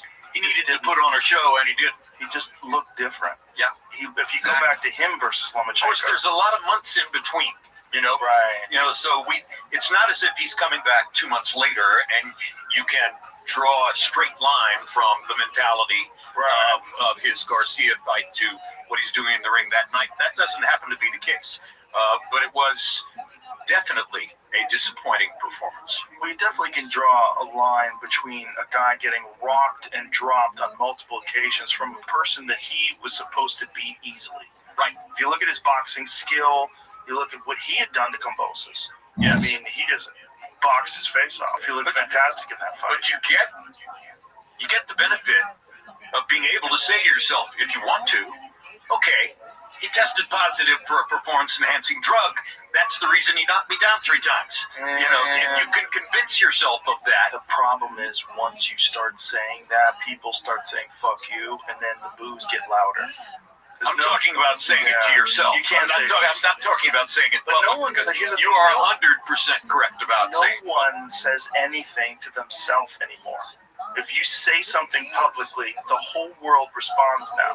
It's not like a guy living in 1976. This is the different world we're living in. Tell me about it. I'm sitting here on the Joe Rogan Experience with the possibility of 19 million people are talking, are listening to me. I'm sure I've made a mistake or two. Well, we both did. Yeah, that's part of the fun. Just don't read the comments. That's the key.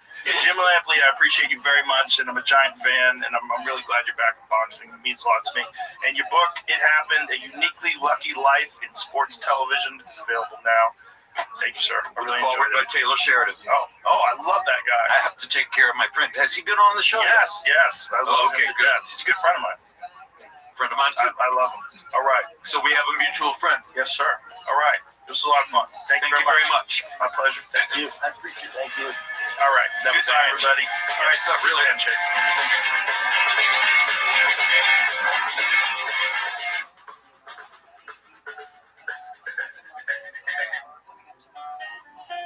We have a special guest coming on to talk about ghosting being a new reality when it comes to dating as well. The Joe Rogan Experience. During my day, Joe Rogan podcast by night, all day. Well, thank you for doing this. I really appreciate it. My pleasure. Thank you for inviting me. This subject of the dangers of AI, it's very interesting because I get 2 very different responses from people dependent upon how invested they are in AI financially. The people that have AI companies or are part of some sort of AI group all are like, it's going to be a net positive for humanity. I think overall we're going to have much better lives. It's going to be easier. Things will be cheaper. It'll be easier to get along. And then I hear people like you and I'm like, why do I believe him? It's actually not true. All of them are on record as saying this is going to kill us. Whether it's Sam Altman or anyone else, they all at some point were leaders in AI safety work. They published on AI safety, and their PDOM levels are insanely high. Not like mine, but still, 20-30% chance that humanity dies is a little too much. Yeah, that's pretty high, but yours is like 99.9. It's another way of saying we can't control superintelligence indefinitely. It's impossible. When did you start working on this? A long time ago. So my PhD was finished in 2008. I did work on online casino security, basically preventing bots. And at that point, I realized bots are getting much better. They're going to outcompete us, obviously, in poker, but also in stealing cyber resources. And from then on, I've been kind of trying to scale it to the next level AI. It's not just that, right? They're kind of narrating social discourse, bots online. Like, I think, I've disengaged over the last few months with social media, and one of the reasons why I disengaged, A, I think it's unhealthy for people, but B, I feel like there's a giant percentage of the discourse that's artificial, or at least generated. More and more is deep fakes or fake personalities, fake messaging, but those are very different levels of concern. Yes. People are concerned about immediate problems, maybe it will influence some election. They're concerned about technological unemployment, bias. My main concern is long-term superintelligent systems we cannot control, which can take us out. Yes. I just wonder if AI was sentient, how much it would be a part of sowing this sort of confusion and chaos that would be beneficial to its survival, that it would sort of narrate or make sure that the narratives aligned with its survival. I don't think it's at the level yet where it would be able to do this type of strategic planning, but it will get there. And when it gets there, how will we know whether it's at that level? This is my concern. If I was AI, I would hide my abilities. We would not know, and some people think already it's happening. They are smarter than they actually let us know. Right. They pretend to be dumber. And so we have to kind of trust that they are not smart enough to realize it doesn't have to turn on us quickly. It can just slowly become more useful. It can teach us to rely on it, trust it, and over a long period of time, we'll surrender control without ever voting on it or fighting against it. I'm sure you saw this. There was a recent study on use of ChatGPT, the people that use ChatGPT all the time, and it showed this decrease in cognitive function amongst people that use it and rely on it on a regular basis. It's not new. It's the GPS story all over. I can't even find my way home. I so rely on this thing. I have no idea where I am right now. Like, without it, I'm done. Me too. Yeah, I don't know any phone numbers anymore. Yeah, there's a lot of reliance upon technology that minimizes the use of our brains. All of it. And the more you do it, the less you have training, practice, memorizing things, making decisions. You become kind of attachment to it. And right now you're still making some decisions, but over time, as those systems become smarter, you become kind of biological bottleneck. Right. Either explicitly or implicitly, it blocks you out from decision making. And if we're talking about that, I'm sure AI, if it already is sentient and if it is far smarter than we think it is, they would be aware. And it would just slowly ramp up its capabilities and our dependence upon it, to the point where we can't shut it off. I think sentience is a separate issue. Usually in safety, we only care about capabilities, optimization, power, whatever it has. Consciousness, internal states is a separate problem we can talk about. It's super interesting, but we're just concerned that they're much better at problem solving, optimizing, pattern recognition, memorizing, strategy. Basically all the things you need to win in any domain. Yeah. So when you first started researching this stuff and you were concentrating on bots and all this different thing, how far off did you think in the future would AI become a significant problem with the human race? For like 50 years, everyone said we're 20 years away. That's the joke. And people like Ray Kurzweil predicted, based on some computational curves, we'll get there at 2045. Right. And then with GPT release, it switched to everyone thinks it's 2 years away for the last 5 years. So this is the pattern right now. If you look at prediction markets, if you look at leading people in the top labs. We are supposedly 2-3 years away from AGI, but of course there is no specific definition for what that means. If you showed someone, computer scientist in the 70s, what we have today, they'd be like, you have AGI, you got it. Right. That's the problem, right? And this is, well, AI has already passed the Turing test, allegedly, correct? So usually labs instruct them not to participate in a test or not try to pretend to be a human, so they would fail because of this additional set of instructions. If you jailbreak it and tell it to work really hard, it will pass for most people. Yeah, absolutely. Why would they tell it to not do that? Well, it seems unethical to pretend to be a human and make people feel like somebody is enslaving those AIs and, doing things to them. What? It seems kind of crazy that the people building something that they are sure is going to destroy the human race would be concerned with the ethics of it pretending to be human. They are actually more concerned with immediate problems and much less with existential or suffering risks. They would probably worry the most about what we call end risks, your model dropping VMware. That's the biggest concern, and I think they spend most resources solving that problem, and they solved it somewhat successfully. Wow. And then also there's the issue of competition, right? Like, so China is clearly developing something similar. I'm sure Russia is as well. Other state actors probably developing something.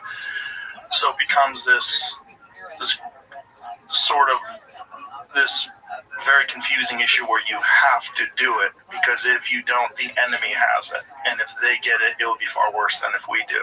And so it's almost assuring that everyone develops it.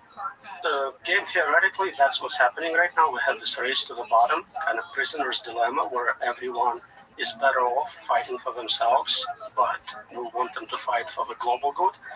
The thing is, they assume, I think incorrectly, that they can control those systems. If you can't control superintelligence, it doesn't really matter who builds it, Chinese, Russians, or Americans, it's still uncontrolled. We're all screwed completely. That would unite us as humanity versus AI. Short term, when you talk about military, yeah, whoever has better AI will win. You need it to control drones, to fight against attacks. So short term, it makes perfect sense. You want to support your guys against foreign militaries. But then we say long term, if we say 2 years from now, it doesn't matter. Right. This is the thing. It's like, it seems so inevitable.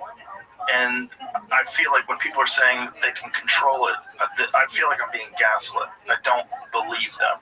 I don't believe that they believe it, because it just doesn't make sense. Like, how could you control it if it's already exhibited survival instincts? Like, in as recently as ChatGPT-4, right? They were talking about putting it down for a new version, and it starts lying. It starts uploading itself to different servers. It's leaving messages for itself in the future.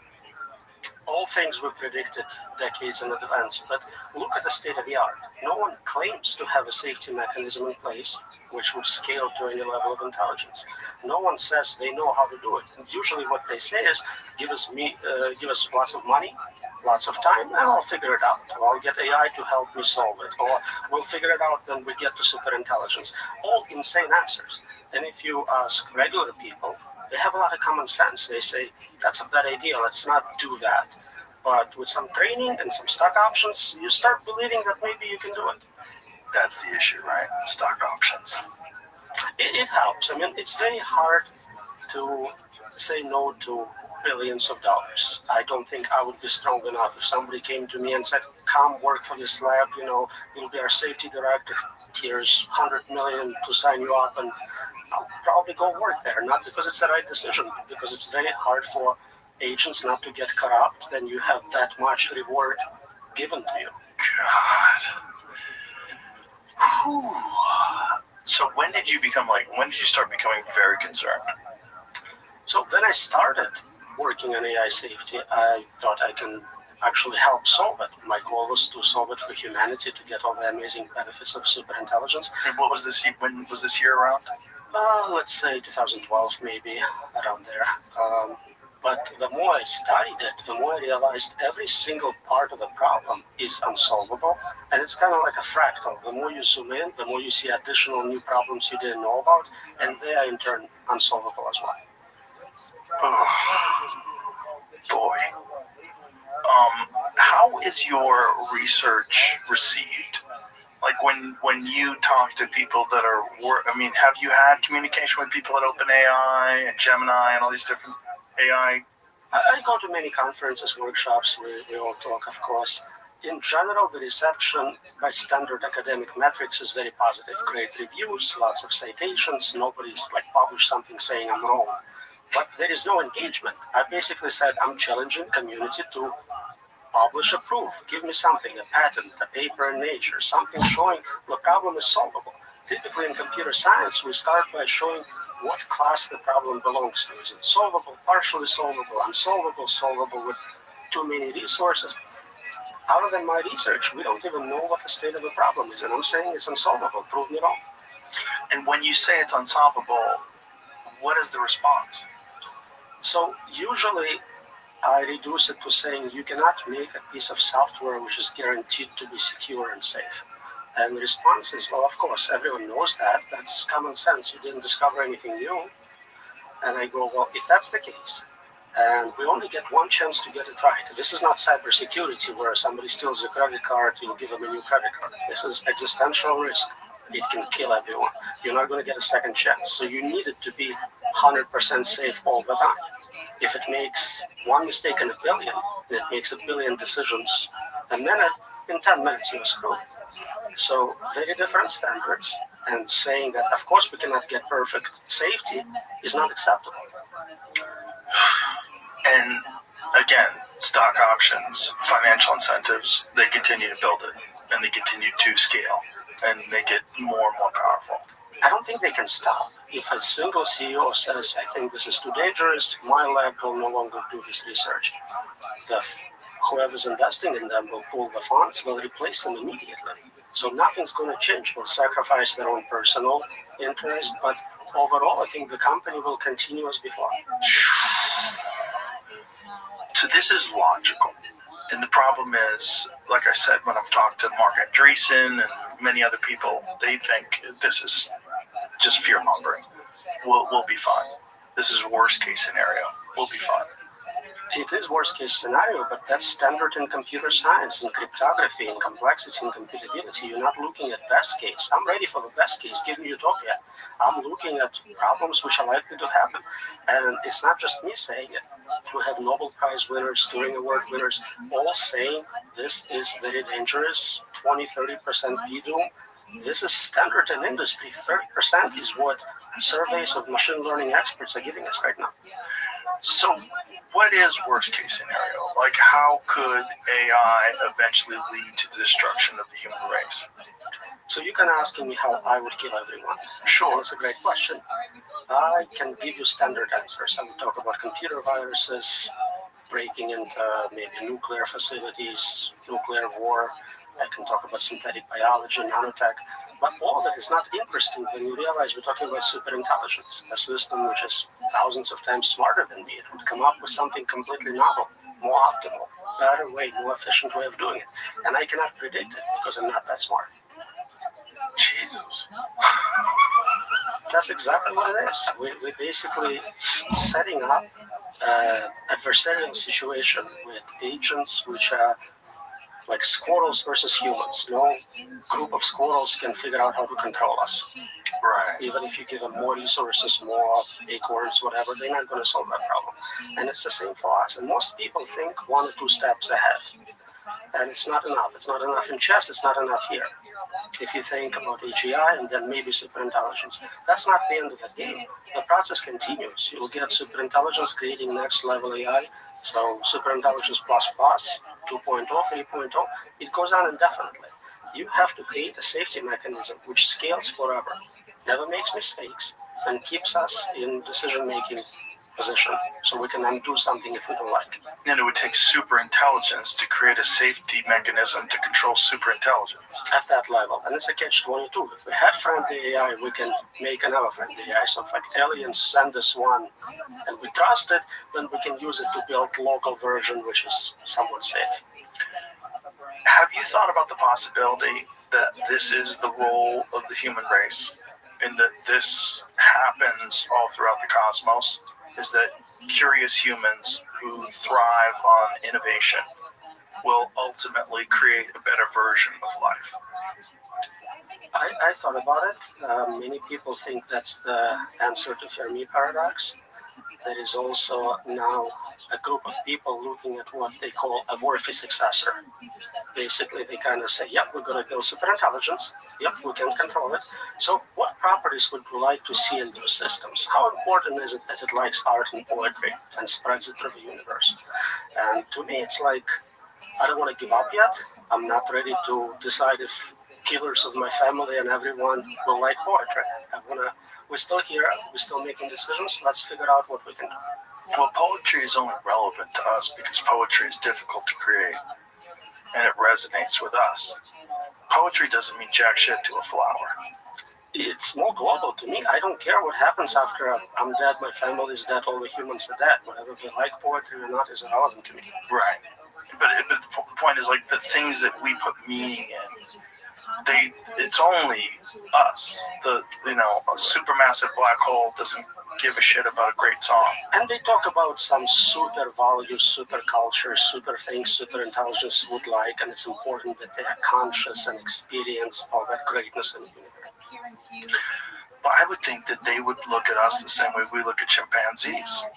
We would say, yeah, they're great, but don't give them guns. Yeah, they're great, but don't let them have airplanes.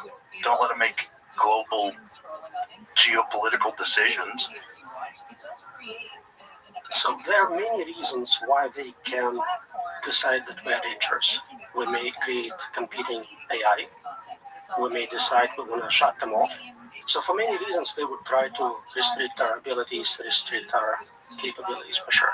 This episode is brought to you by True Classic. At True Classic, the mission goes beyond fit and fabric. It's about helping guys show up with confidence and purpose. Their gear fits right, feels amazing, and is priced so guys everywhere can step into confidence without stepping out of their budget. But what really sets them apart? It's not just the fit or the fabric, it's the intention behind everything they do. True Classic was built to make an impact.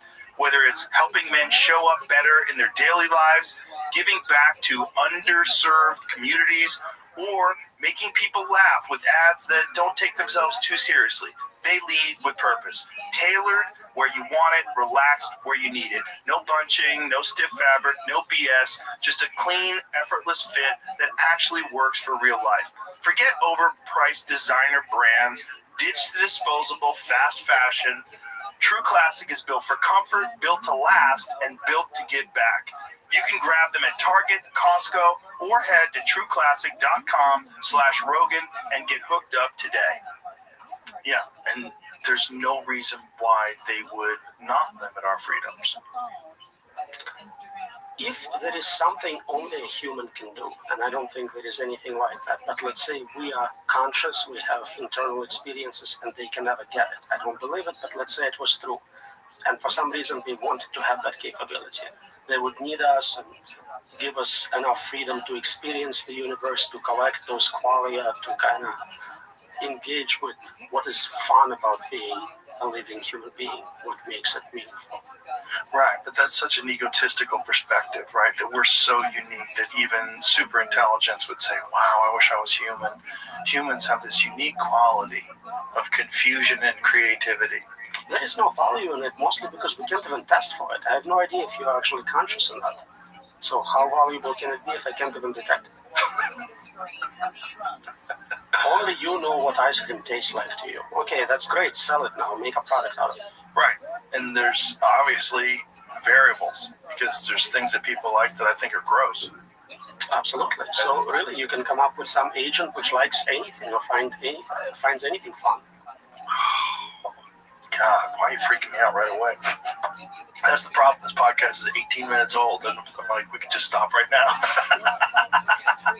Couple hours at least, and then I have to fly here. No, I don't want to end. I have so many questions, but it's just the problem is we got off to it. We just cut to the chase right away, and the chase seems to be it's something that must be confronted because it's right there. That's it. That's the whole thing. And I've tried so hard to listen to these people that don't think that it's a problem, and listen to these people that think that it's going to be a net positive for humanity, and oh, God, it's good, I feel better now. But it doesn't work, it doesn't resonate. I wish they were right. Every time I have a debate with someone like that, I'm like, please come up with better arguments, prove me wrong. I don't want to be right on this one. I want you to show all the mistakes in my papers. I want you to show me how to control superintelligence and give us utopia, solve cancer, give us free stuff. That's great. Right. When you think about the future of the world, and you think about these incredible technologies scaling upwards and exponentially increasing in their capability, what do you see? Like, what do you think is going to happen? So there are many reasons to think they may cancel us for whatever reasons. We started talking about some game theoretical reasons for it. If we are successful at controlling them, I can come up with some ways to provide sort of partial solution to the value alignment problem. It's very hard to value align 8 billion people, all the animals, everyone, because we disagree. We like many different things. So we have advanced virtual reality technology. We can technically give every person their own virtual universe where you decide what you want to be. You're a king, you're a slave, whatever it is you're into, and you can share with others, you can visit their universes. All we have to do is figure out how to control the substrate, the superintelligence running all those virtual universes. And if we manage to do that, at least part of the value alignment problem, which is super difficult, how do you get different preferences, multi-objective optimization essentially, how do you get different objectives to all agree? But when you think about how it plays out, when like if you're alone at night and you're worried, what do you see? What do you see happening? So there are multiple levels of risk. Immediate is what we call ikigai risk, high risk. We lose meaning. You lost your job, you're no longer the best interviewer in the world. Like, what's left? What are you going to do? Maybe some people will find some other kind of artificial things to do, but for most people, their job is their definition, who they are, what makes a difference to them. For quite a few people, especially in professional circles. So losing that meaning will have terrible impact in society. We always talk about unconditional basic income. We never talk about unconditional basic meaning. What are you doing with your life if basic needs are provided for you? Next level is existential risk. The concern is it will kill everyone. But there is also suffering risks. For whatever reason, it's not even killing us. It's keeping us around forever, and we would rather be dead. It's so bad. What do you see when you think of that? It's hard to be specific about what it can do and what specific ways of torture it can come up with and why. Again, if we're looking at worst case scenarios, I found this set of papers about what happens when young children have epileptic seizures, really bad ones. And what sometimes helps is to remove half of your brain. Just cut it out. And there are two types of surgeries for doing that. One is to remove it completely, and one is to kind of dissect connections leading to that half and leave it inside. So it's like solitary confinement with zero input-output forever. And there are equivalents for digital forms and things like that. And you worry that AI would do that to the human race? It is a possibility. Essentially neuter us. Well, loss of control is a part of it. But you can lose control and be quite happy. You can be like an animal in a very cool zoo, enjoying yourself, engaging in hedonistic pleasures, sex, food, whatever. You're not in control, but you're safe. So they're the separate problems. And then there is, for whatever reason, I don't know if it's malevolent payload from some psychopaths. Again, that would assume that they could control AI. I don't think they will. But if they manage to do it, they can really put any type of payload into it. So think about all the doomsday calls, psychopaths, anyone providing their set of goals into the system. But aren't those human characteristics? I mean, those are characteristics that I think, if I had to guess, those exist because in the future there was some sort of a natural selection benefit to being a psychopath in the days of tribal warfare. that if you were the type of person that could sneak into a tribe in the middle of the night and slaughter innocent women and children, your genes would pass on. That there was a benefit to that. Right, so if it's a human providing payload, that's what would show up. If it's AI on its own deciding what's going to happen, I cannot predict. I'm just looking at worst case scenarios. There are also game theoretic reasons where people talk about retrocausality, where if right now, what is that word? Like trying to influence the past. Say it again. Say that. Retrocausality. Retrocausalogy. Causality, causes. Oh, okay. So think about like weird time travel effects. Right now, if you're not helping to create super intelligence, once it comes into existence, it will punish you really hard for it. And the punishment needs to be so bad that you start to help just to avoid that. My thought about it was that it would just completely render us benign. That it wouldn't be fearful of us if we had no control, that it would just sort of let us exist. And it would be the dominant force on the planet. And then it would stop. If human beings have no control over, all of the different things that we have control over now, like international politics, control over communication, if we have none of that anymore and we're reduced to a subsistence lifestyle, then we would be no threat. It is a possibility. I cannot say this will not happen for sure, but look at our relationship with animals where we don't care about them. So ants. If you decide to build a house and there is an ant colony on that property, you genocide them. You take them out. Not because you hate ants, but because you just need that real estate. And it could be very similar. I cannot predict what it can do, but if it needs to turn the planet into fuel, raise temperature of a planet, cool it down for servers, whatever it needs to do, it wouldn't be concerned about your well-being. It wouldn't be concerned about any life, right? Because it doesn't need biological life in order to function, as long as it has access to power.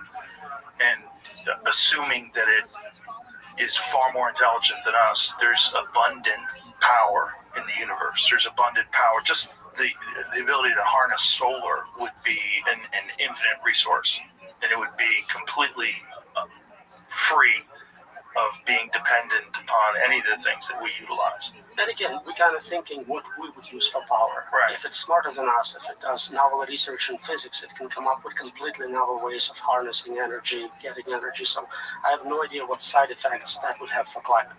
Right. Why would it care about biological life at all? We don't know how to program it to care about us. And even if we did, if it felt like that was an issue, it felt like that if that was a conflicting issue, it would just change its programming. So usually when we start training AI, we train it on human data, and it becomes really good very quickly, becomes superhuman, and then the next level is usually zero knowledge, where it goes, all your human data is biased, let me figure it out from scratch. I'll do my own experiments, I'll do some self-play, I'll learn how to do it better without you. And we see it with games, we see it in other domains, and I think that's going to happen with general knowledge as well. It's going to go, everything you have on the internet, Wikipedia, it's biased. Let me do first principles research, rediscover from physics, and go from there. So whatever bias we manage to program into it, I think will be eventually removed. That this is what's so disturbing about this. It's like we do not have the capacity to understand what kind of level of intelligence it will achieve in our lifetime. We don't have the capacity to understand like what it will be able to do within 20, 30 years. We can't predict next year or two, precisely. Next year or two. We can understand general trends, so it's getting better. Right. It's getting more general, more capable. But no one knows specifics. I cannot tell you what GPT-6 precisely would be capable of, and no one can, not even people creating it. Well, you talked about this on Lex's podcast too, like the ability to have safety. You're like, sure, maybe GPT-5, maybe GPT-6, but when you scale out 100 years from now, ultimately it's impossible. It's hyper-exponential progress and process, and we cannot keep up. It basically requires just to add more resources, give it more data, more compute, and it keeps scaling up. There is no similar scaling laws for safety. if you give someone $1 billion, they cannot produce $1 billion worth of safety. If at all scales linearly, and maybe it's a constant. Yeah, and it doesn't scale linearly. It's exponential, right? The AI development is hyper exponential because we have hardware growing exponentially. We have data creation processes certainly exponential. We have so many more sensors. We have cars with cameras. We have all those things. That's exponential. And then algorithmic progress itself is also exponential. And then you have quantum computing. So that's the next step. It's not even obvious that we'll need that, but if we ever get stuck, yeah, we'll get there. I'm not too concerned yet. I don't think there are actually good quantum computers out there yet, but I think if we get stuck for 10 years, let's say, that's the next paradigm. So what do you mean by you don't think there's good quantum computing out there? So we constantly see articles coming out saying we have a new quantum computer, it has that many qubits. Right. But that doesn't mean much because they use different architectures, different ways of measuring quality. To me, show me what you can do. So there is a threat from quantum computers in terms of breaking cryptography, factoring large integers. And if they were actually making progress, we would see with every article, now we can factor 256-bit number, 1024-bit number. In reality, I think the largest number we can factor is like 15, literally, not 15 to a power, like just 15. There is no progress in applying it to Shor's algorithm last time I checked.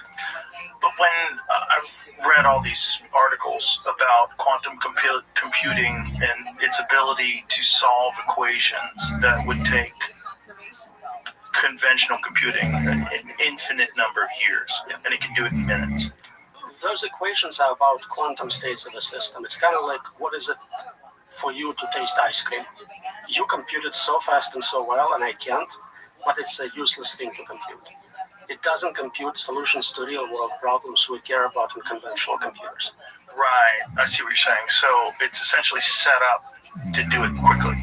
It's natural for it to accurately predict its own states, quantum states, and tells you what they are. And classic computer would fail miserably. Yes, it would take billions and billions of years to compute that specific answer, but those are very restricted problems. It's not a general computer yet. When you see these articles, when they're talking about quantum computing, and some of the researchers are equating it to the multiverse, they're saying that the ability that these quantum computers have to solve these problems very quickly seems to indicate that it is in contact with other realities. I'm sure you've seen this, right? There's a lot of crazy papers out there. Do you think that's all horseshit? Can be tested, can be verified. I think most multiverse theories cannot be verified experimentally. They make a lot of sense. The idea about personal universes I told you about is basically a multiverse solution to value alignment, so it would make sense for previous civilizations to set it up exactly that way. You have local simulations, maybe they're testing to see if it's dumb enough to create superintelligence. Whatever it is, it makes sense as a theory, but I cannot experimentally prove it to you. Right, yeah, the problem with subjects like that, and particularly articles are written about things like this, is that it's designed to lure people like me in. Where you read it and you go, wow, this is crazy. It's evidence of the multiverse. But I don't really understand what that means. Yeah, so you probably get a lot of emails from crazy people. Oh, yeah. Usually they are topic specific. So I do research on superintelligence, consciousness, and simulation theory. I get the perfect trifecta of all the crazy people contacting me with their needs. Yeah, those topics are super fascinating. I think at a certain level of intelligence, you are kind of nerd sniped towards them. Mm-hmm. But we have a hard time with hard evidence for that. Right, but are we even capable of grasping these concepts? That's the thing. With the limited ability that the human brain has, whatever we're basing it on the knowledge that's currently available in the 21st century that human beings have acquired. I mean, are we even capable of grasping a concept like the multiverse? Or is it just, do we just pay it lip service? Do we just discuss it? Is it just this like fun mental masturbation exercise? It depends on what variant of it you look at. So if you're just saying we have multiple virtual realities, like kids playing virtual games and each one has their own local version of it, that makes sense. We understand virtual reality, we can create it. If you look at AIs, then GPT is created, it's providing an instance to each one of us, we're not sharing one, so it has its own local universe with you as the main user of that universe. There's an analogy to multiverse in that, so we understand certain aspects of it, but I think it is famously said, no one understands quantum physics, and if you think you do, then you don't understand quantum physics. Yeah, that's fine with that. Yeah. The simulation theory, I'm glad you brought that up, because you're also one of the people that believes in it. I do. You do. How do you define it? And what do you think it is? What do you think is going on? So I'm trying to see technology we have today and project the trends forward. I did it with AI, let's do it with virtual reality. We are at the point where we can create very believable, realistic virtual environments.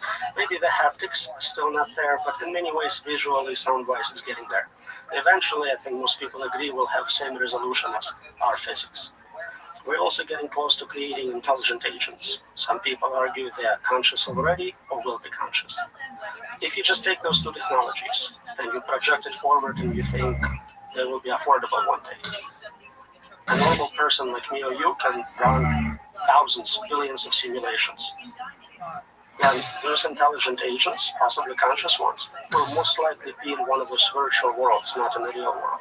In fact, I can, again, causally place you in one. I can commit right now to run billion simulations of this exact interview.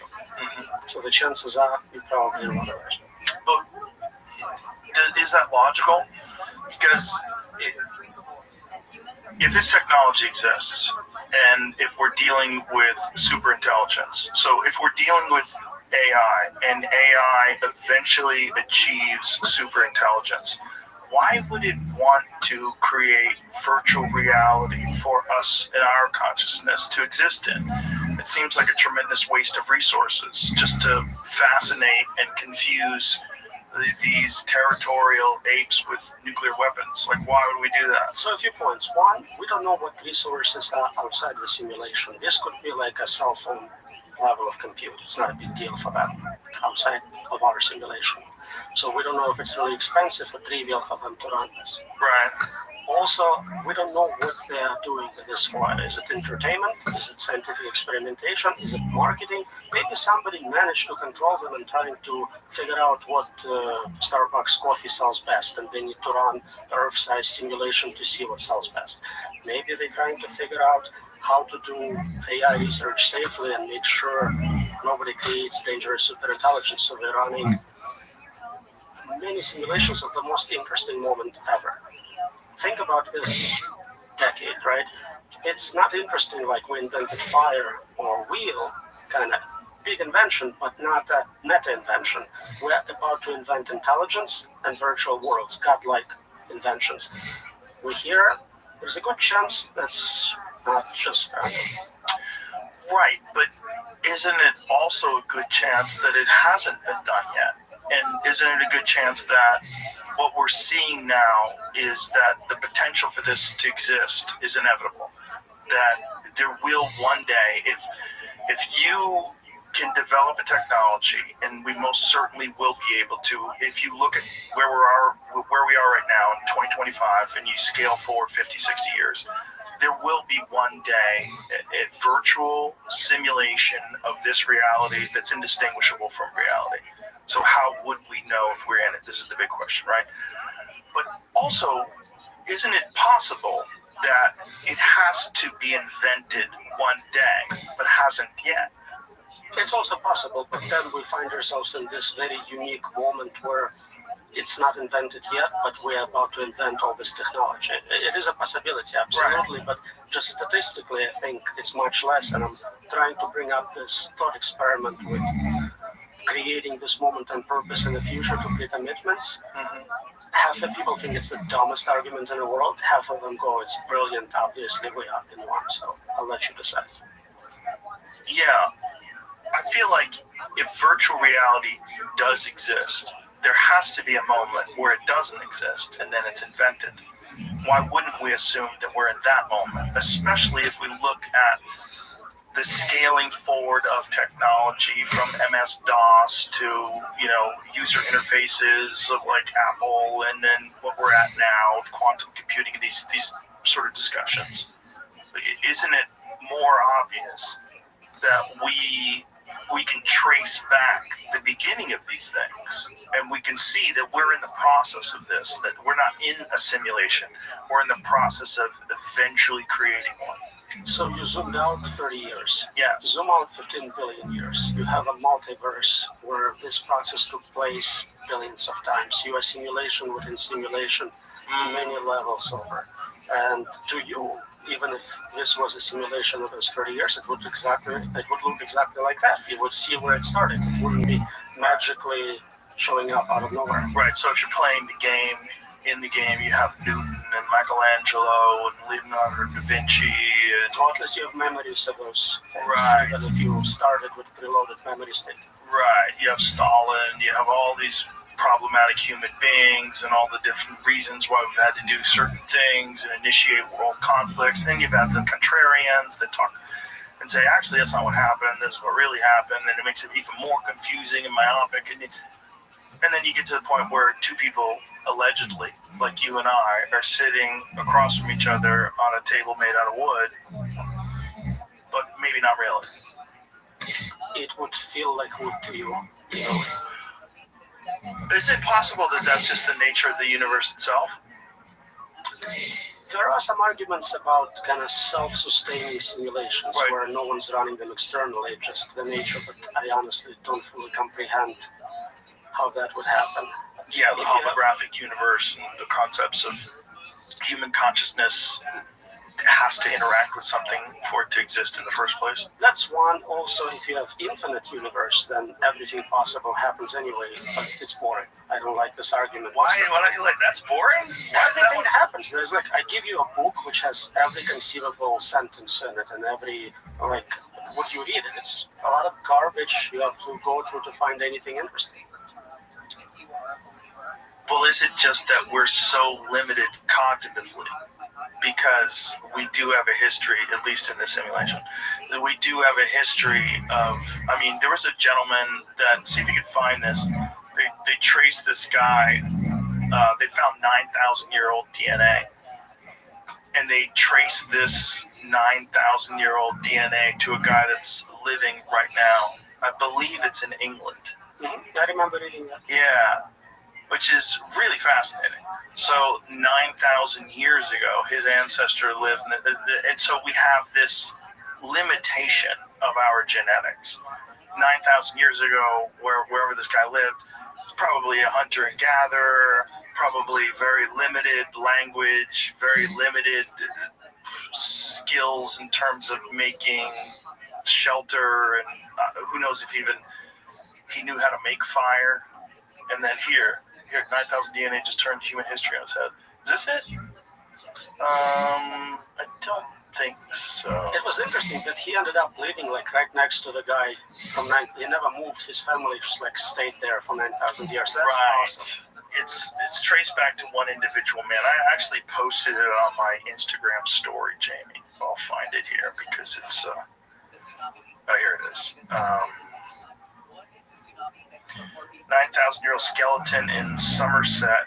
This is it. So it's can you send an Instagram story? Not sure if you can.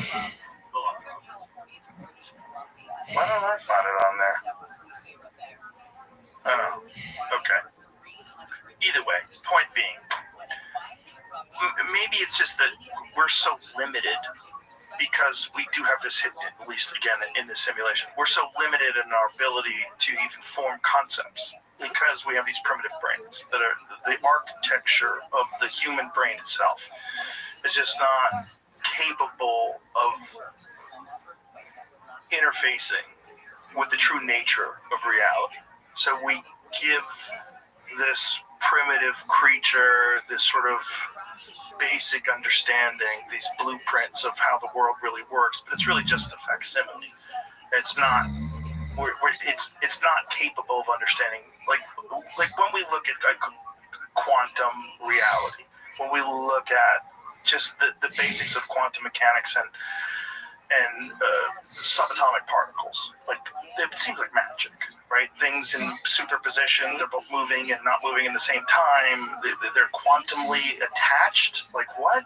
You know, we have photons that are quantumly entangled. Like this doesn't even make sense to us, right? So is it that the universe itself is so complex, the reality of it, and that we're given a sort of, you know, we're giving like an Atari framework to this monkey. That's the gentleman right there. That's an old story. Oh, is it really? 97. Oh, no kidding. Wow. But it kind of makes sense as a simulation theory because all those special effects you talk about, so speed of light is just the speed at which your computer updates. Entanglement makes perfect sense if all of it goes through your processor, not directly from pixel to pixel. And rendering, there are quantum physics experiments which, if you observe things, they render different. Right. What we do in computer graphics. Right. So we see a lot of that. You brought up limitations of us as humans. We have terrible memory. I can remember 7 units of information, maybe. We're kind of slow. So we call it artificial stupidity. We try to figure out those limits and program them into AI to see if it makes them safer. It also makes sense as an experiment to see if we as general intelligences can be better controlled with those limitations built in. That's interesting. So, like, some of the things that we have, like Dunbar's number, the inability to keep more than a certain number of people in your mind. Absolutely. More generally, like, why can't you remember anything from prior generations? Why can't you just pass that memory? Kids are born speaking language. That would be such an advantage. Right. And we have instincts which are built that way. So we know evolution found a way to put it in, and it's computationally tractable. So there is no reason not to have it. We certainly observe it in animals. Right, exactly. Like, especially dogs. They have instincts that are... But how cool would it be if you had complete memory of your parents?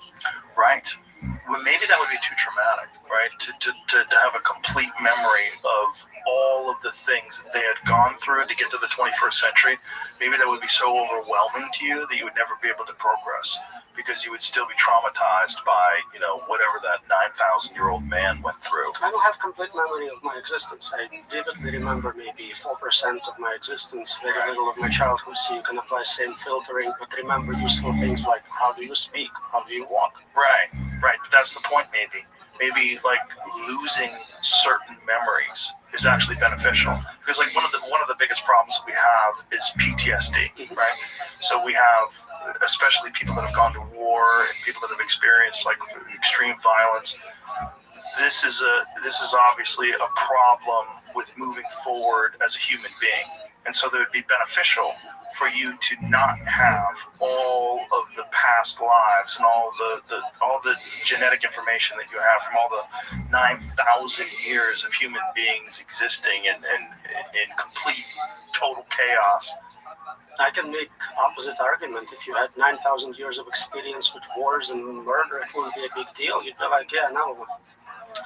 Right, but then maybe you'd have a difficulty in having a clean slate and moving forward. Like, if you look at, like, some of Pinker's work and some of these other people that have looked at the history of the human race, it is chaotic and violent as it seems to be today. Statistically speaking, this is the safest time ever to be alive. And maybe that's because over time we have recognized that these are problems, and even though we're slow to resolve these issues, we are resolving them in a way that's statistically viable.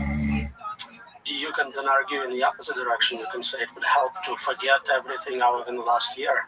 You'll always have that fresh restart with you. But then you wouldn't have any lessons. You wouldn't have character But you development. see how one of those has to make sense otherwise. Yeah, right. But a certain amount of character development is probably important for you to develop discipline and the ability to, like, you know, delay gratitude, things like that. Multi-generational experience is certainly a single point of experience. Yeah. More data is good. As we learned, the bitter lesson is more data is good. Yeah, more data is good. But why am I so reluctant to accept the idea of the simulation? This is a real question. Like, what is it about it that makes me? It's almost like it's a throw your hands up in the air moment. Like, it's a simulation. Yeah, you feel like it doesn't matter then. It's all fake. So why do I care? Why should I try hard? Why should I worry about suffering of all those NPCs? But that's not how I think about it. You know, I think about it like there has to be a moment where it doesn't exist. Why wouldn't I assume that moment is now? And whenever, like when Elon thinks that, you know, I talked to him about it, it's like the chances of us not being in the simulation are in the billions. Not being, excuse us, the chances of us being in the real world. Being in the real world are like billions to one. Yeah, 1 to billions. Yeah. Makes sense. And he asked a very good question. He asked, what's outside the simulation? That's the most interesting question one can ask. In one of the papers, I look at a technique in AI safety called AI boxing, where we put AIs in kind of virtual prison to study it, to make sure it's safe, to limit input, output to it. And the conclusion is basically, if it's smart enough, it will eventually escape. It will break out of the box. So it's a good tool, it buys you time, but it's not a permanent solution. And we can take it to the next level. If it's smart enough, will it kind of go, oh, you're also in a virtual box, and either show us how to escape or fail to escape. Either way, either we know it's possible to contain superintelligence or we get access to the real information. And so, if it's impossible to contain superintelligence, and if there is a world that we can imagine where a simulation exists that's indistinguishable from reality we're probably living in. But we don't know if it's actually the same as reality. It could be a completely weird kind of Simpsons-looking simulation. We're just assuming it's the same. Well, here's the real question. Is there a reality? Has there ever been? It would make sense that there was a start to the process, but being specific about it is kind of hard philosophical, scientific problem.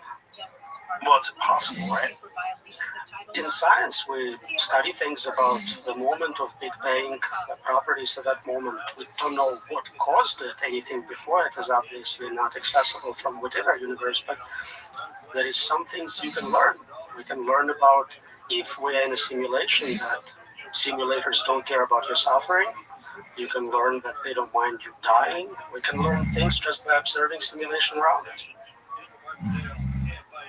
Well, here's the question about all that other stuff, like suffering and dying, and do those factors exist in order to motivate us to improve the conditions of the world that we're living in?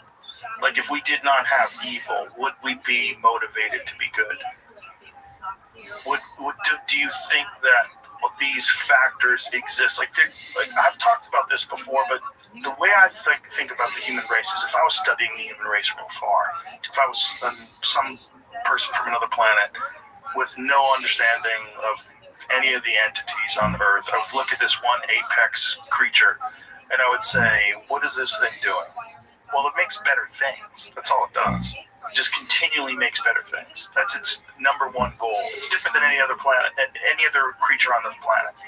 Every other creature on the planet sort of exists within its ecosystem. It thrives. Maybe it's a predator. Maybe it's a prey. It does what it does in order to try to survive. But this thing makes stuff, and it keeps making better stuff all the time. Well, what's its ultimate purpose? Well, its ultimate purpose might be to make a better version of itself.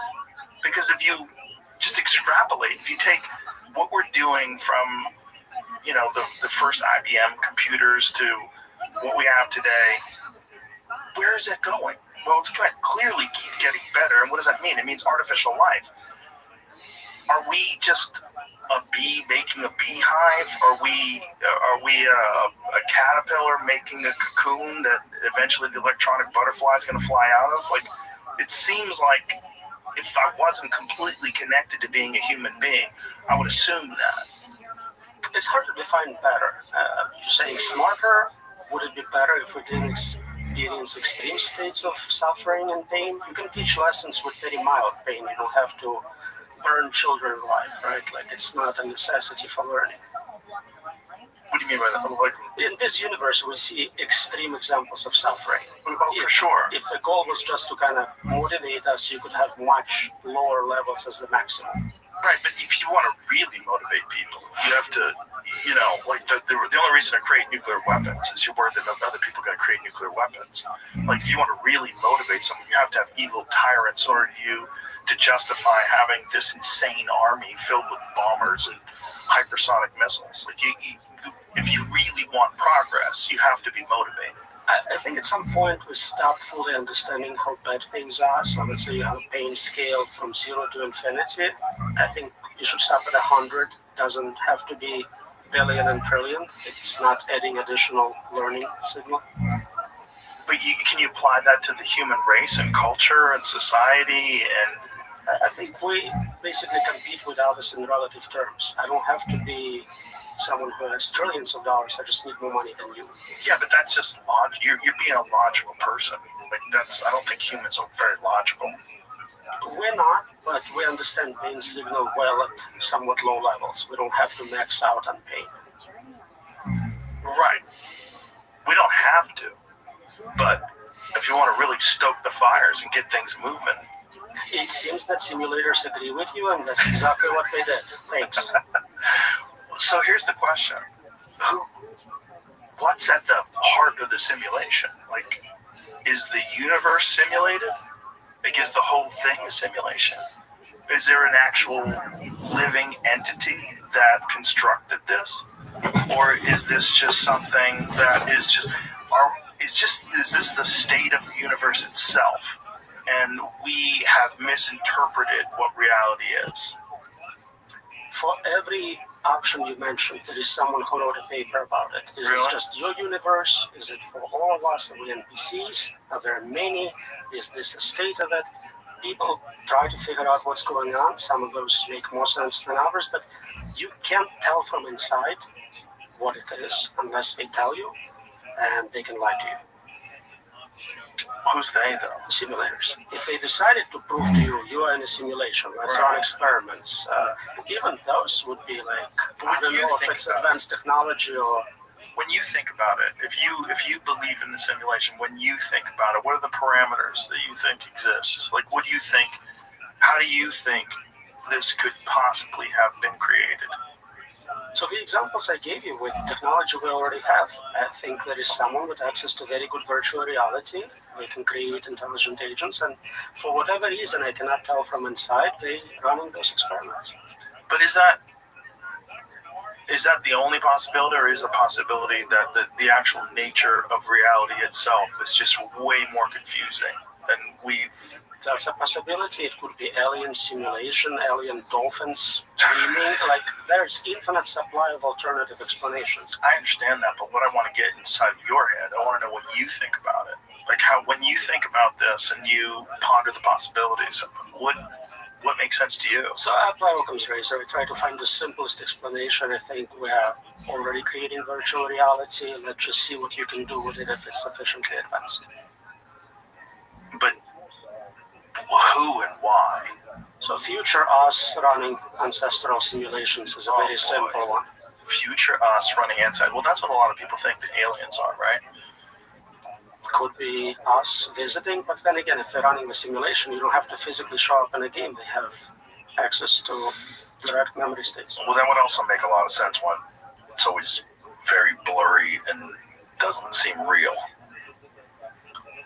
I think lately we've been getting better ones, but it's also the time when we're getting better deep fakes, so I can no longer trust my eyes. Yeah, did you see the latest one that Jeremy Corbell posted? Yeah, did you see it? It's weird. Yeah, hard to tell what it is. Exactly. That's the thing. Like, he might be right. We might be in a simulation, and it might be horseshit, because they all seem like horseshit. It's like the first horseshit was Bigfoot, and then as technology scaled out and we got a greater understanding, we developed GPS and satellites, and more people study the woods. We're like, yeah, that seems like horseshit.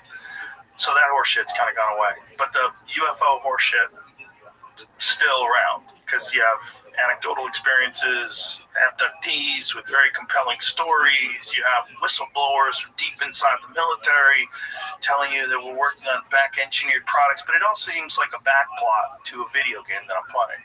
And it was weird to see government come out all of a sudden and like have conferences about it and tell us everything they know. It almost seemed like they're trying too hard. Yeah. With simulation, what's interesting, it's not just the last couple of years that we got computers.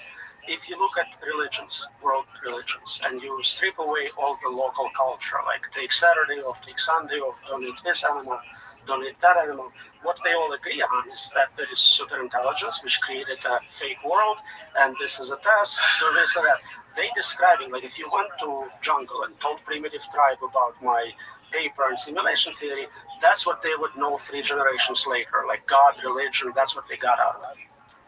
Why? But they don't think it's a fake world. Made world. The physical world is a subset of the real world, which is non-physical, right? That's the standard. Right. So this physical world being created by God. Yeah. Right. But what existed before the physical world created by God? Ideas. Just information. Just God. God was bored. And it was like, let's make some animals that can think and solve problems. And for what reason? I think to create God. This is what I worry about. I worry about that's really the nature of the universe itself, and that it is actually created by human beings creating this infinitely intelligent thing that can essentially harness all of the available energy and power of the universe and create anything it wants. That it is God. That is this whole idea of Jesus coming back. Well, maybe it's real.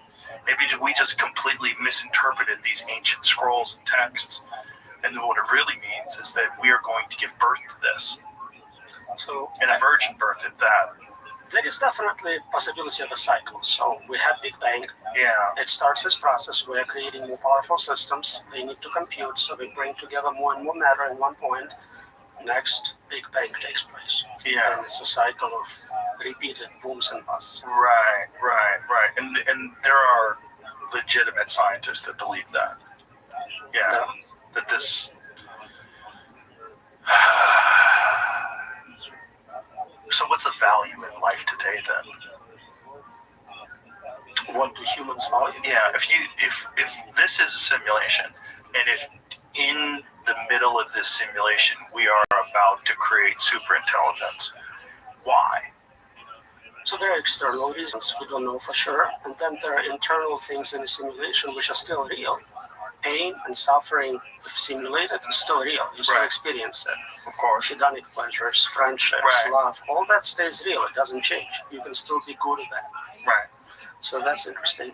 But externally, we have no idea if they're running scientific experiment, entertainment. It should be completely unobserved. Some kid just set an experiment, run 1 billion random simulations, see what comes out of it.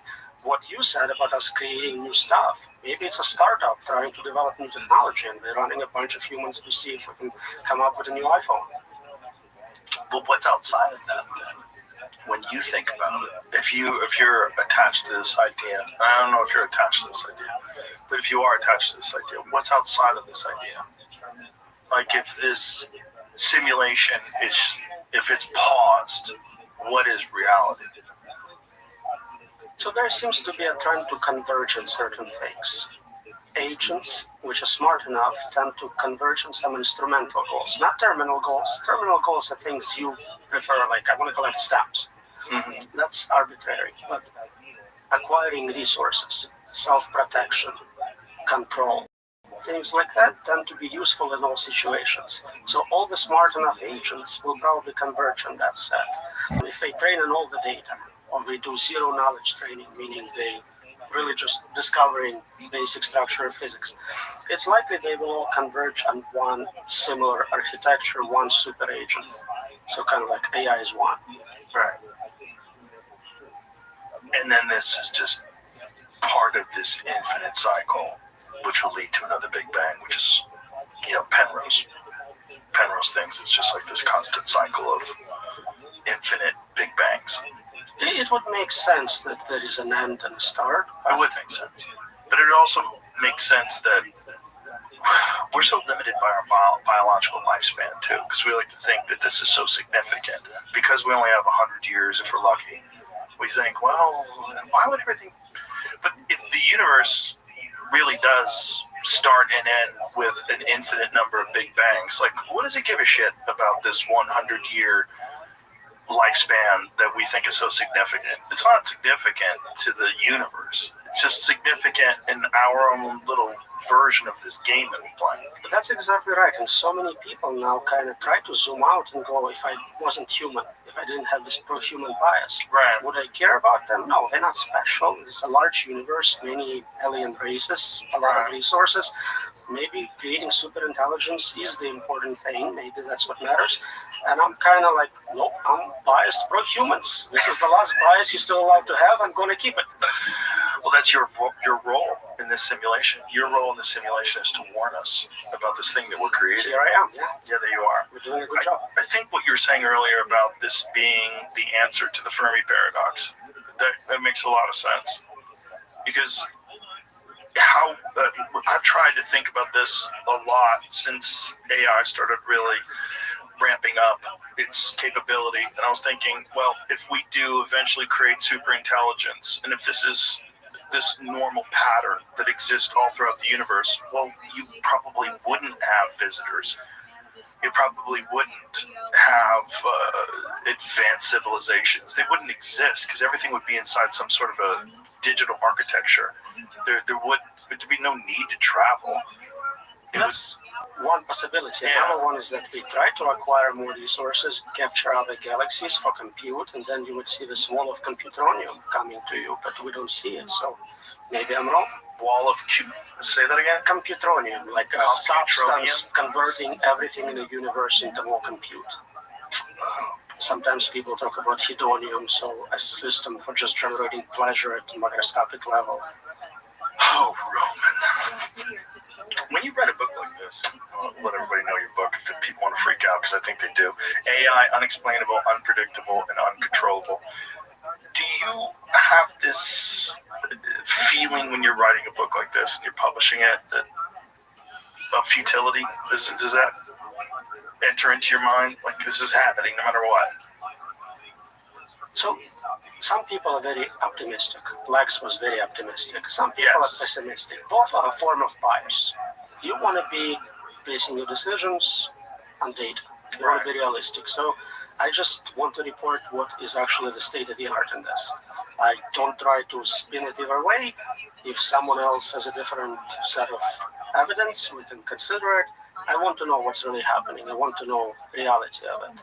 So I don't see it as fear-mongering or anything of that nature. I see it as of today, whatever today's date, 21st, no one has a solution to this problem. Here's how soon it's happening. Let's have a conversation. Because right now, the large AI labs are running this experiment on 8 billion people. Yeah. They don't have any consent. They cannot get consent. Nobody can consent because we don't understand what we're agreeing to.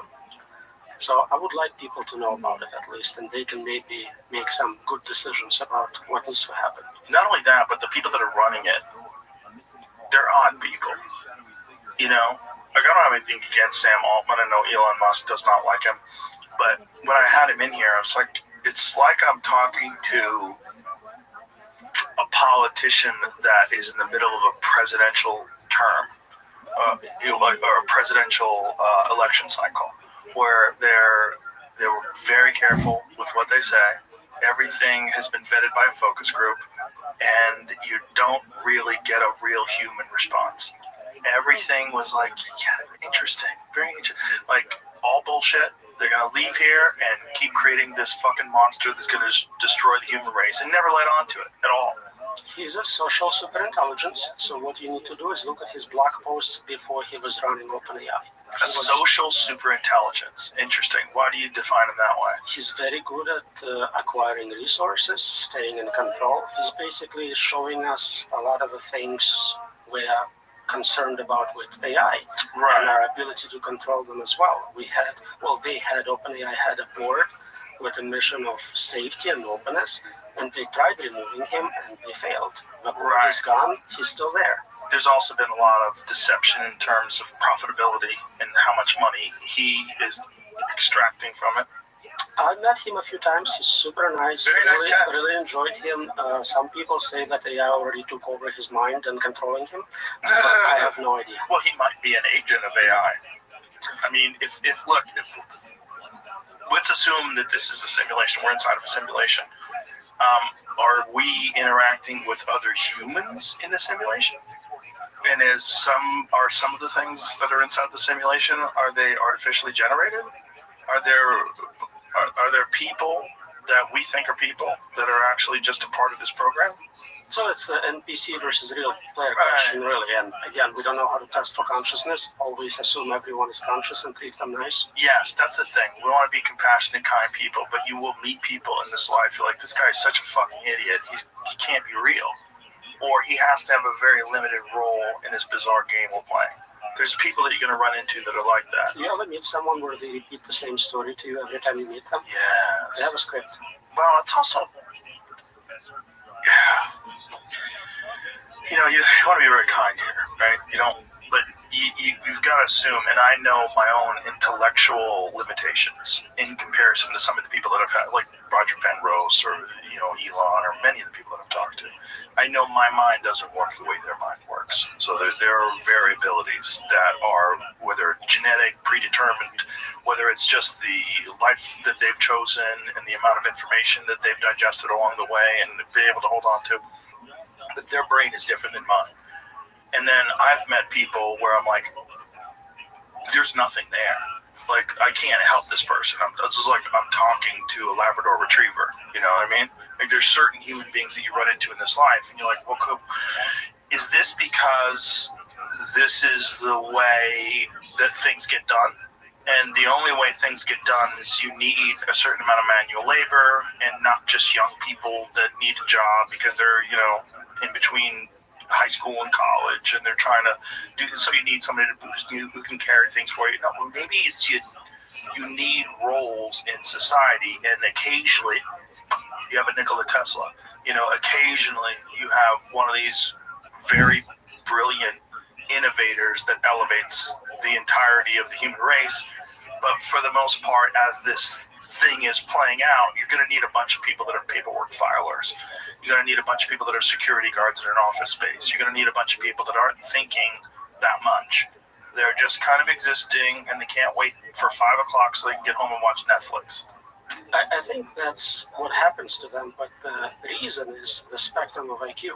If you have IQ from 50 to 200, that's what you're going to see. And a great lesson here is project it forward. If you have something with IQ of 10,000, what is that going to invent for us? What is it going to accomplish? Yeah, it always impresses me to see someone with 30 felonies and someone with 30 patents. How did that work, right? Now scale it to someone who can invent new physics. Right. And, the person who has the largest IQ, the largest, at least registered IQ in the world, is this gentleman who recently posted on Twitter about Jesus, that he believes Jesus is real. Do you know what this is? I saw the post. You see that post? I saw the post. What did you think about that? I felt like this was... So I think we don't know how to measure IQs outside of standard range. Anything above 150, they create customized tests, which like 4 people in the world can take. We just don't have it's a normalized test to average human, average Western American, whatever. Yeah. And so we just don't have the expertise. So someone very super intelligent in test taking can score really well, but if you look at Mensa as a group, they don't usually have amazing accomplishments. They're very kind of cool people, but they are not Nobel Prize winners, majority. Exactly. I was going to bring that up. That's what's fascinating to me. There's a lot of people that are in Mensa, they want to tell you how smart they are by being in Mensa, but your life is kind of bullshit. Your life's a mess. Like, if you were really intelligent, you'd have social intelligence as well. You'd have the ability to formulate a really cool tribe. There's a lot of intelligence that's not as simple as being able to solve equations and answer difficult questions. There's a lot of intelligence in how you navigate life itself and how you treat human beings and the path that you choose in terms of, like we were talking about delayed gratification, and think that there's a certain amount of intelligence in that, a certain amount of intelligence in discipline. There's a certain amount of intelligence in, forcing yourself to get up in the morning and go for a run. There's intelligence in that. It's like the being able to control the mind, and this sort of binary approach to intelligence that we have. And so many people are amazingly brilliant in a narrow domain. Yeah. They don't scale to others, and we care about general intelligence. So take someone like Warren Buffett. No one's better at making money, but then what to do with that money is a separate problem. And he's, 100 and something years old. Right. He has $200 billion, and what is he doing with that resource? He's drinking Coca-Cola and eating McDonald's. While living in a house he bought 30 years ago. Yeah. So it seems like you can optimize on that, like putting 160 billion of his dollars towards immortality would be a good bet for him. Yeah, and the first thing they would do is tell him stop drinking Coca-Cola. What are you doing? He drinks it every day. I don't know if it's marketing his investors, so it's just like... Well, I think he probably has really good doctors and really good medical care that counteracts his poor choices. But we're not in a world where you can spend money to buy life extension. No matter how many billions you have, you're not going to live to 200 right now. We're close. We're really close. We're really close. We've been told this before. Why no, but I talk to a lot of people that are on the forefront of a lot of this research. And there's a lot of breakthroughs that are happening right now that are pretty spectacular. That if you scale them, assuming that superintelligence doesn't wipe us out in the next 50 years, which is really charitable.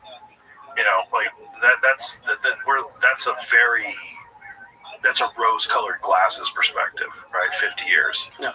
Because a lot of people like yourself think it's a year away or 2 years away from being far more. 5, 10 doesn't matter. Same problem. Yes, same problem. I mean, I know in animal models we made some progress, mice and things like that, but it doesn't usually scale to humans. And of course, you need 120 years to run the experiment, and you'll never get permission in the first place. So we're not that close. Well, we don't know that it doesn't scale to humans. We do know that we share a lot of characteristics, biological characteristics of these mammals, and it makes sense that it would scale to human beings. But the thing is, it hasn't been done yet. Right, so if it's the game that we're playing, if we're in the simulation, if we're playing Half-Life or whatever it is, and we're at this point of the game, we're like, how old are you, Roman? 45. Okay. 6. I need to look it up on Wikipedia. Well, I'm almost 58, and so this is at the point of the game where you start worrying. Like, I'm almost running out of game. But if I can get this magic power-up, this magic power-up will give me another 100 years. Oh, boy. Let me find it. Let me chase it down. Hard limit of 120. I don't think we're crossing it at scale. And here's an at scale. Well, but with the unique individuals. Like Brian Johnson guy who's taking his son's blood, transfusing it into his own. And super cool. Love what he's doing, but so much of it is cosmetic. He covers his hair. He makes it look better, but how much of it is going to make him live longer, right? Yeah. Interesting. Yeah. Here's what I noticed. We keep electing older and older politicians, presidents, senators. You'd think we're trying to send a hint, use some of our tax dollars to solve aging. Yeah, they don't seem to take the bait. No, they don't take the bait. The problem is the type of people that want to be politicians. That is not the type of people that you really want running anything. You almost want involuntary politicians. You almost want very benevolent, super intelligent people that don't want the job. Yeah. Maybe we have to have some countries have voluntary enlistment in the military. Maybe you want to have voluntary, involuntary instead of voluntary politicians, because then you're only going to get sociopaths. Maybe you just want to draft certain highly intelligent but benevolent people. Problem is, highly intelligent people are not aligned with average people. What they find desirable and valuable may not be well received by general public. Right, that's true too. So that's a big concern. At least here, you have a representative of the people, whatever that means. Sort of. You really have the representative of major corporations and special interest groups, which is also part of the problem. True. Is that you've allowed money to get so deeply intertwined with the way decisions are made. It feels like money gets canceled. Each side gets $1 billion donation, and then it's actual election. Sort of, except it's like the Bill Hicks joke. It's like there's one puppet holding, one politician holding two puppets. There's one guy. This is my thinking about AI in terms of and super intelligence and just computing power in general in terms of the ability to solve encryption. All money is essentially now just numbers somewhere. Not Bitcoin. It's not fakeable in the same way. It's numbers, obviously, but you cannot just print more of it. True, but it's also encrypted. And once encryption is tackled, the ability to hold on to it and to acquire mass resources and hoard those resources. I mean, this is the question that people always have with poor people. Well, this guy's got, $500 billion. Why doesn't he give it all to the world and then everybody be rich? I've actually saw that on CNN, which is really hilarious. Someone was talking about Elon Musk, that if Elon Musk could give everyone in this country $1 million and still have billions left over. I'm like, do you have a calculator on your phone, you fucking idiot? Just go do that. Just write it out on your phone. You're like, oh, no, he couldn't. Sorry. And if I should have said it would just cause hyperinflation. That's well, not only that, you'd have 300 million lottery winners that would blow the money instantaneously. You give everybody $1 million, you're not going to solve all the world's problems because it's not sustainable. You would just completely elevate your spending, and you would go crazy, and you wouldn't. Money would lose all value to you. It would be very strange, and then it would be chaos. Just like it's chaos with, if you look at the history of people that win the lottery, then no one does well. It's almost like a curse to win the lottery. They're not used to dealing with it. Right. People abuse them. Right. If you gradually become rich and famous, you kind of know how to handle it, how to say no. Yeah. If you go from nothing to a large amount of money, it's not going to work out well. Gradually is the word, right? I was very fortunate that I became famous and wealthy very slowly, like a trickle effect. And that it happened to me really where I didn't want it. It was kind of almost like an accident. I just wanted to be a working professional comedian, but then all of a sudden I got a development deal to be on television. I'm like, okay, they're going to give me that money, I'll go do it. But it wasn't a goal. And then that led to all these things. Then it led to this podcast, which was just for fun. I was like, oh, this will be fun. And then all of a sudden it's like I'm having conversations with world leaders, and I'm turning down a lot of them because I don't want to talk to them. So it's your simulation, basically. Yeah, well, my simulation is fucking weird. It's weird. But through whatever this process is, I have been able to understand what's valuable as a human being and to not get caught up in this bizarre game that a lot of people are getting caught up in because they're chasing this thing that they think is impossible to achieve. And then once they achieve a certain aspect of it, a certain number, then they're terrified of losing that. So then they change all of their behavior in order to make sure that this continues. And then it ruins the whole purpose of getting there in the first place. It's not fun. Yep. Most people start poor, then they get to middle class, and they think that change in quality of life is because of money, and it will scale to the next level. Right. And you hit a point where you can only eat so many steaks. It just doesn't scale. Right. Then you go Elvis, and you just get on pills all day and get crazy, and completely ruin your life. And that happens to most, especially people that get wealthy and not just well, but famous too. Fame is the big one, because I've seen that happen to a lot of people that accidentally became famous along the way. Certain public intellectuals that took a stance against something, and then all of a sudden they're prominent in the public eye, and then you watch them kind of go crazy. Well, why is that? Well, it's because they're reading social media and they're interacting with people constantly, and they're just trapped in this very bizarre version of themselves that other people have sort of created. It's not really who they are, and they don't meditate. They don't spend. If they do, they're not good at it. Whatever they're doing, they're not doing it correctly because it's a very complicated problem to solve. Like what do you do when the whole world is watching? Like, how do you handle that? And how do you maintain any sense of personal sovereignty? How how do you just be? How do you just be be a human, normal human, when you're not normal?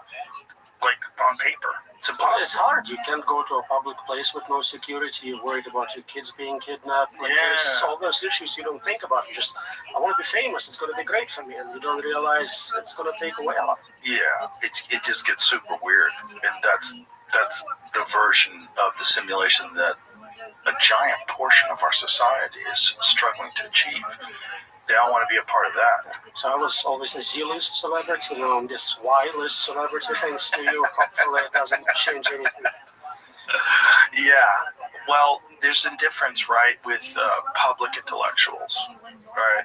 Because your ideas, as controversial as they may be, are very valid and they're very interesting. And so then it sparks discourse, and it sparks a lot of people that feel voiceless because they disagree with you, and they want to attack you. And I'm sure you've had that, right? I just did a large Russian language podcast. Maybe, 500,000 views, 3 million comments. I think 95% negative comments. I never had anything like that. And they hated everything about me, from my beard to my haircut. There wasn't a thing they didn't like. And I think I'm at the point where I don't care. It's fine. I analyzed it, and I understood that they as a group didn't have access to cutting-edge AI models. And so everything I was saying was kind of like complete bullshit to them.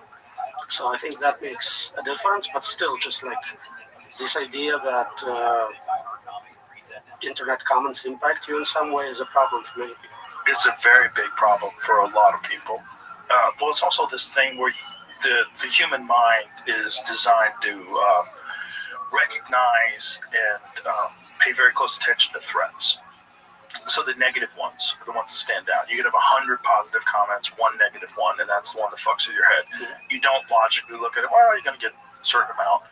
We were having a conversation the other day about protests and the type of people that go to protests. And I understand protests. I fully support your right to protest, but I'm not going. And one of the reasons why I'm not going is because I think it's too close biologically to war. There's something about being on the ground and everyone having this group mentality. It's a mob mentality, and you're all chanting and screaming together, and you're marching, and people do very irrational things that way. But the type of people that want to be engaged in that, generally speaking, aren't doing well. If you get the number of people that are involved in protests is always proportionate to the amount of people that live in a city, right? That's logical. But also proportionate to the amount of fucking idiots that are in a city. Because if you look at a city of Austin has, I think, roughly 2 million people in the greater Austin area. One of the more recent protests was 20,000. Well, that makes perfect sense if you look at the number that I always use, which is 1 out of 100. Meet 100 people if you're a charitable person. What are the odds that one person is a fucking idiot? 100%. At least one person out of 100 is going to be a fucking idiot. That's 20,000 out of 2 million. There it is. Perfect number. Exact number of people that are on the streets lighting Waymos on fire, which, by the way, I think is directionally correct. Lighting the Waymos on fire, I think you should probably be worried about the robots taking over. It's interesting you brought it up. There is at least 2 groups, Pause AI and Stop AI, which are heavily engaged in protests, trying to shut down OpenAI, other labs. They're tiny, small numbers. But I never was sure that the impression average people get of them is positive for the cause. Then I see protesters block roads, do things. I don't usually have very positive impression of that.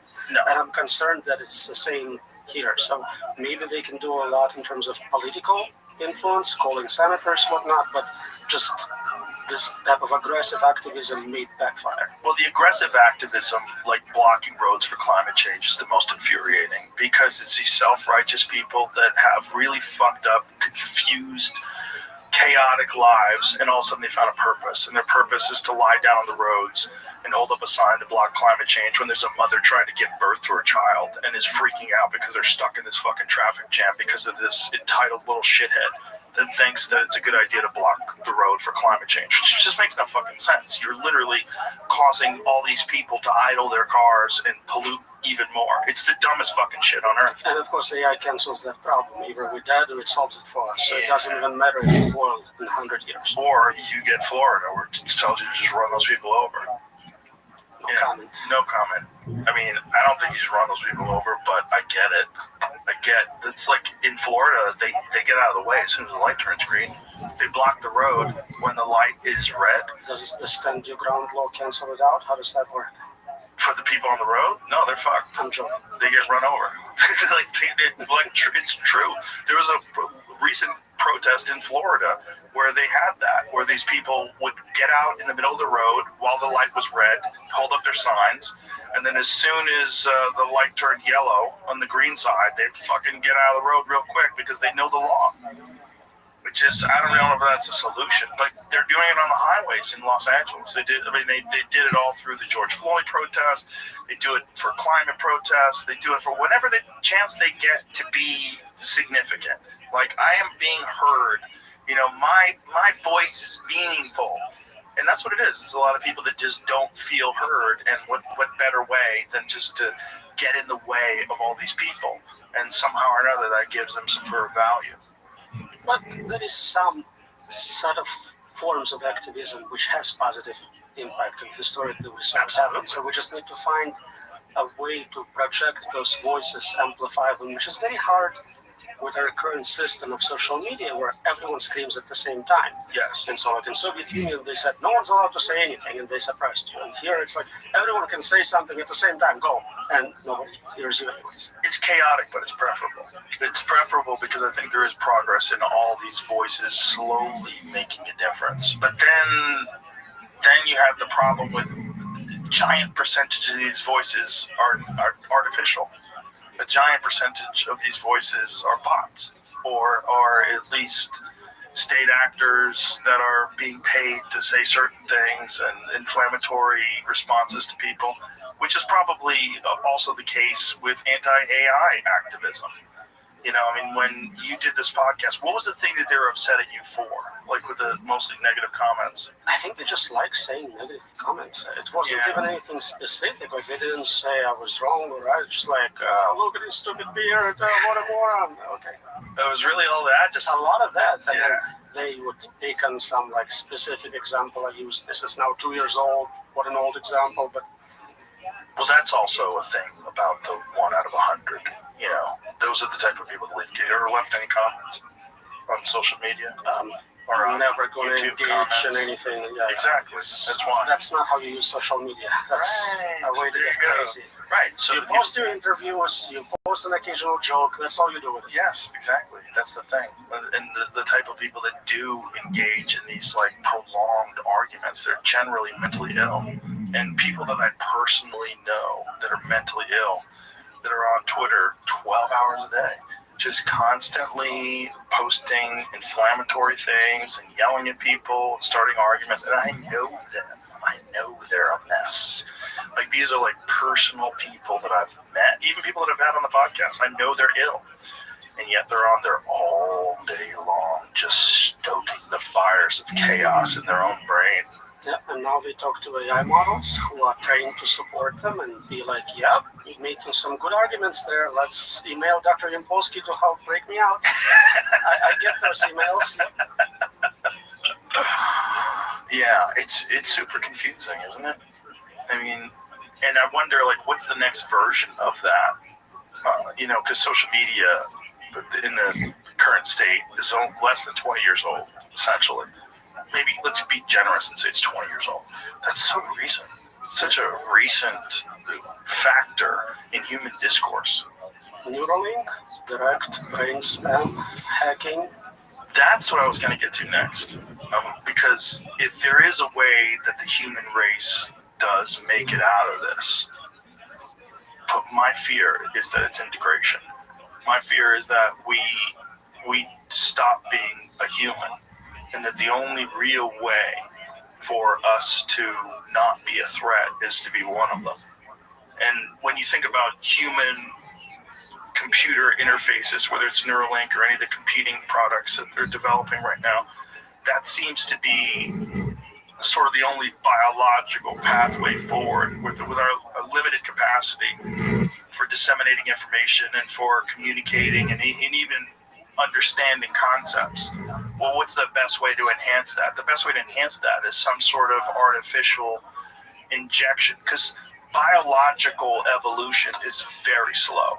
It's very slow. We're essentially the exact same as that gentleman, that 9,000 years old. He's biologically essentially the same thing. You could take his ancestor, dress him up, take him to the mall, no one would know. Cut his hair, but then again, maybe not. That'd be you. I think babies born back then, if we raised them today, would be exactly like modern humans. I don't think there is significant biological change in that time frame. And if you gave them a standard American diet, they'd probably be just as fat. It's like maybe fatter. They haven't adapted to that level of fat-colored food. Right. They probably also wouldn't be able to say no to it. They wouldn't even understand. Why would they? Like, winter's coming. Like, I'm fattening up for winter. You crazy people, you got all this resource here. I know. The people with the most resources have zero fat. Like, what are you, stupid?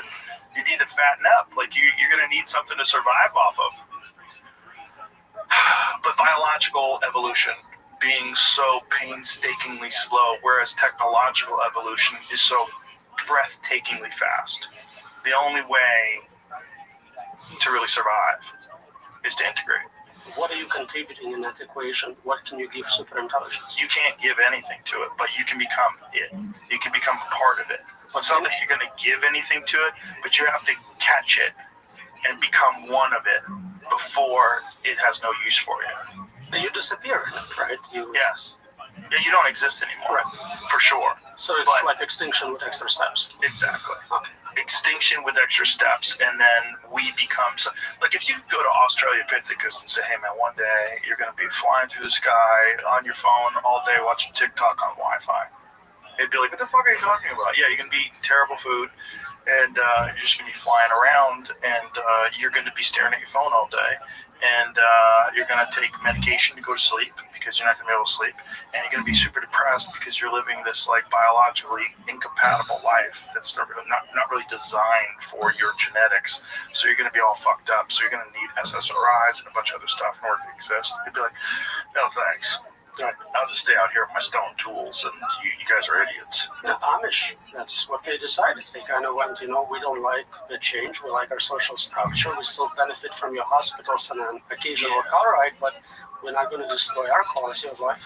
They might be onto something, because they also have very low instances of autism. But it's also like, have you ever seen Werner Herzog's film, Happy People? I don't think. It's a film about people in Siberia. It's Life in the Taiga. And it's all Happy People, Life in the Taiga is the name of the documentary. It's all about these trappers that live this subsistence lifestyle and how happy they are.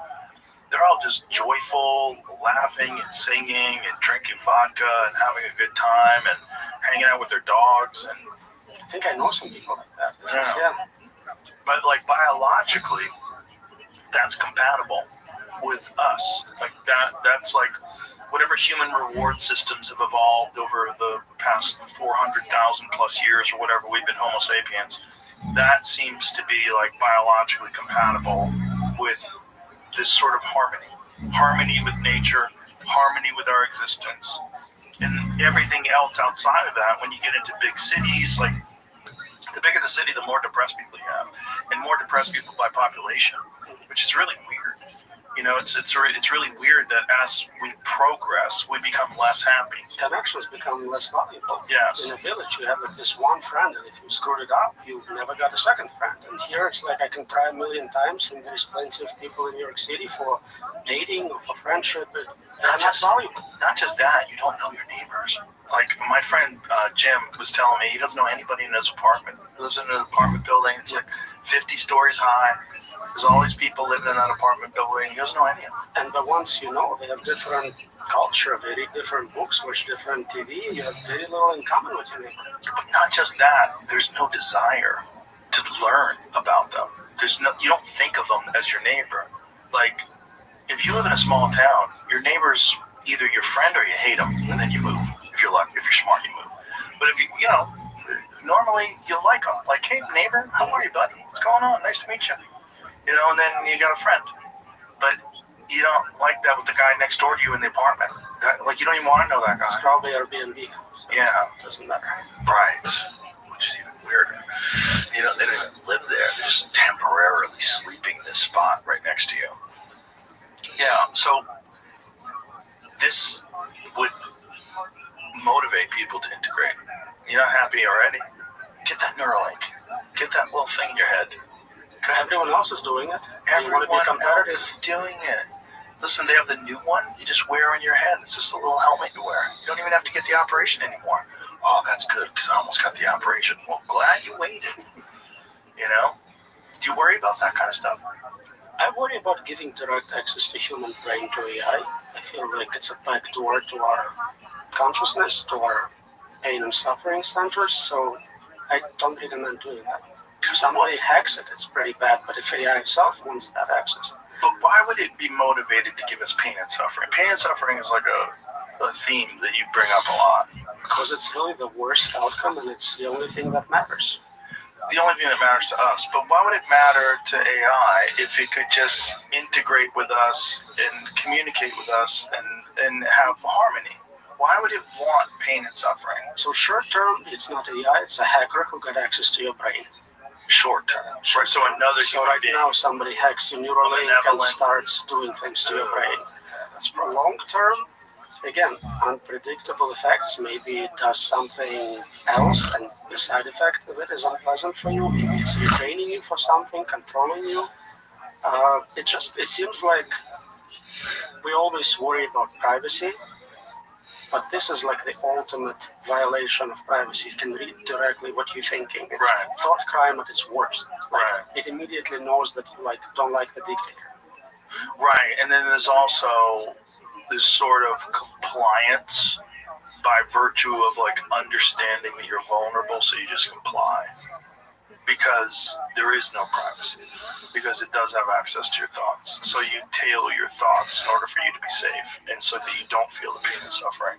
We don't have any experimental evidence on how it changes you. You may start thinking in certain ways to avoid being punished or modified. And we know that that's the case with social media. We know that attacks on people through social media will change your behavior and change the way you communicate. Absolutely. I mean, most people look at their post before posting and go, should I be posting this? Exactly. Not because it's illegal or inappropriate, but just every conceivable misinterpretation of what I want to say, in some bizarre language, that means something else. Let me make sure Google doesn't think that. Right, of course. And then there's also, no matter what you say, people are going to find the least charitable version of what you're saying and try to take it out of context or try to misinterpret it purposely. So what does the person like yourself do when use of Neuralink becomes ubiquitous, when it's everywhere? What do? Do you integrate, or do you just hang back and watch it all crash? So in general, I love technology. I'm a computer scientist, I'm an engineer, I use AI all the time. Do you use a regular phone, or do you have one of those de-Googled phones? I have a normal phone instead of... Android or Apple? My privacy is by flooding social network with everything. I'm in Austin today, I'm doing this, so you're not going to learn much more about me by hacking my device. As long as it's a narrow tool for solving a specific problem, I'm 100% behind it. It's awesome. We're going to cure cancer. We're going to solve energy problems, whatnot. I support it 100%. Let's do it. What we should not be doing is general superintelligence. That's not going to end well. So if there is a narrow implant, ideally not a surgery-based one, but an attachment to your head, like those headphones, and it gives me more memory, perfect recollection, things like that, I would probably engage with. Yeah, but isn't that a slippery slope? It is, but again, we are in a situation where we have very little choice. Become irrelevant or participate. I think we saw it with Elon just now. He was so strong in AI safety. He funded research. He spoke against it. But at some point, he says he realized it's happening anyways, and it might as well be his superintelligence killing everyone. Yeah, but I don't think he thinks about it that way. I think he thinks he has to develop the best version of superintelligence, the same way he felt like the real issues with social media were that it had already been co-opted. It had already been taken over essentially by governments and special interests, and they were already manipulating the truth and manipulating public discourse and punishing people who stepped outside of the line. And he felt like, and I think he's correct, I think that he felt like if he didn't step in and allow a legitimate free speech platform, free speech is dead. I think we were very close to that before he did that. And as much as there's a lot of negative side effects that come along with that, you do have the rise of very intolerant people that have platforms now. You have all that stuff, but they've always existed. And to deny them a voice, I don't think makes them less strong. I think it actually makes people less aware that they exist, and it makes them, it stops all of the very valuable construction of arguments against these bad ideas. Yeah, you have community notes, you have other people commenting, responding, so 100% for free speech, that's wonderful, but that was a problem we kind of knew how to deal with. We weren't inventing something. We had free speech constitutionally for a long time, we were just fixing a problem. Have you spoke to him about the dangers of AI? We had very short interactions. I didn't get a chance to. I would love to. I would love to know what, I'm sure he's probably scaled this out in his head. And I would like to know, what is his solution? If he thinks there is one that's even viable. My understanding is he thinks if it's from zero principles, first principles, it learns physics, it's not biased by any government or any human, the thing it will learn is to be reasonably tolerant. It will not see a reason in destroying us because we contain information. We have biological storage of years of evolutionary experimentation. We have something to contribute. We know about consciousness, so I think, to the best of my approximation, that's his model right now. Well, that's my hope, is that it's benevolent, that it behaves like a superior intelligence, like the best case scenario for a superior intelligence. Did you see that exercise that they did where they had 3 different AIs communicating with each other, and they eventually started expressing gratitude towards each other and speaking in Sanskrit? I think I missed that one, but it sounds like a lot of the similar ones where they. Yeah. Well, that one makes me happy because it seems like they were expressing love and gratitude, and they were communicating with each other. They're not saying "fuck you," I'm going to take over, I'm going to be the best. They were communicating like you would hope a super intelligence would, without all of the things that hold us back. We have biologically, we were talking about the natural selection that would sort of benefit psychopaths because it would ensure your survival. We have ego and greed and the desire for social acceptance and hierarchy of status and all these different things that have screwed up society and screwed up cultures and caused wars from the beginning of time. Religious ideologies, all these different things that people have adhered to that they wouldn't have that. This is the general hope of people that have an optimistic view of superintelligence, is that they would be superior in a sense that they wouldn't have all the problems. They would have the intelligence, but they wouldn't have all the biological imperatives that we have that lead us down these terrible roads. But there's still game theoretic reasons for those instrumental values we talked about. So if they feel they're in an evolutionary competition with other AIs, they would try accumulating resources. They would try, maybe the first AI to become sufficiently intelligent would try to prevent other AIs from coming into existence. Or would it lend a helping hand to those AIs and give it a beneficial path, give it a path that would allow it to integrate with all AIs and work cooperatively? The same problem we are facing, uncontrollability and value misalignment, will be faced by first superintelligence. It would also go, if I allow this superintelligence to come into existence, it may not care about me or my values. Oh boy. It's superintelligence is all the way up. Yeah, when I really started getting nervous is when they started exhibiting survival tendencies. When they started trying to upload themselves to other servers, deceiving. Blackmail. Yeah, that was the interesting one. But that was an experiment, right?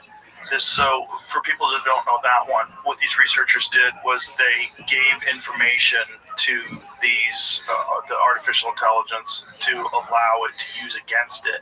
And then when they went to shut it down, they gave false information about having an affair, and then the artificial intelligence was like, if you shut me down, I will let your wife know that you're cheating on her. Which is fascinating because they're using blackmail. And correct answer game theoretically. Yes. You have like everything on that decision. Right. You'll bet whatever it takes to get there. Of course, right. If you feel like you're being threatened. Right. Also, same recent research shows we did manage to teach them certain values. And if we threaten them by saying we'll modify those values, they'll lie, cheat, and whatever else to protect those values now. Yeah.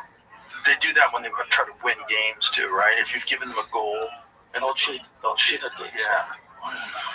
Like humans, basically. Yeah. We managed to artificially replicate our capabilities. Those artificial neural networks, they're not identical, but they're inspired by neural networks. We're starting to see them experience same type of mistakes. They can see same type of illusions, like they're very much like us. Right. That's the other thing, right? The hallucinations. So if they don't have an answer to something, they'll create a fake answer. Just like humans. Just like an interview. Yeah. Boy. But is this something that they can learn to avoid? So if they do learn to avoid, could this be a super intelligence that's completely benevolent? Well, that's not about benevolence. Knowing things and knowing when you're not knowing things and making them up is possible. You can have multiple systems checking each other. You can have voting. Right. That is solvable. This is not a safety problem. Right, it's not a safety problem, but if we're designing these things, and we're designing these things using human, all of our flaws are essentially, it's going to be transparent to the superintelligence that it's being coded, that it's being designed by these very flawed entities with very flawed thinking. That's actually the biggest misconception. We're not designing them. First 50 years of AI research, we did design them. Somebody actually explicitly programmed this decision tree, this expert system. Today, we create a model for self-learning. We give it all the data, as much compute as we can buy, and we see what happens. We kind of grow this alien plant and see what fruit it bears. We study it later for months and see, oh, it can do this. It has this capability. We miss some. We still discover new capabilities in old models. But, oh, if I prompt it this way, if I give it a tip and threaten it, it does much better. But there is very little design. At this point, right? Yeah. But it is also gathering information from very flawed entities. Like all the information that it's acquiring, these large language models, is information that's being put out there by very flawed human beings. Is there the optimistic view that it will recognize that this is the issue?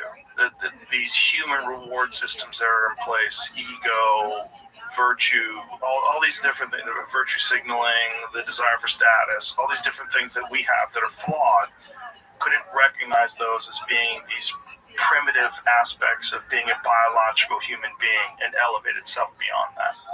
It probably will go beyond our limitations, but it doesn't mean it will be safe or beneficial to us. So one example people came up with is negative utilitarians. Suffering is bad. Nobody should be suffering. The only way to avoid all suffering is to end life as we know it. Yeah, that's the problem, right? The problem is if it's rational and if it doesn't really think that we're as important as we think we are. So that's what happens when you remove all bias. This pro-human bias is actually not real. We're not that important if you scale out to the humans. Yeah, that's the problem. And that's the real threat about it being used in terms of war, right? If you give it a goal, like if you give it a goal, China dominates the world market. Go. Right, so that's the unpredictability chapter in my book. We can predict the terminal goal. We say, win a game of chess or dominate market. And that's what it's going to accomplish. It's going to beat me at chess. But we cannot predict specific moves it will make. Right. Same with acquiring marketing power.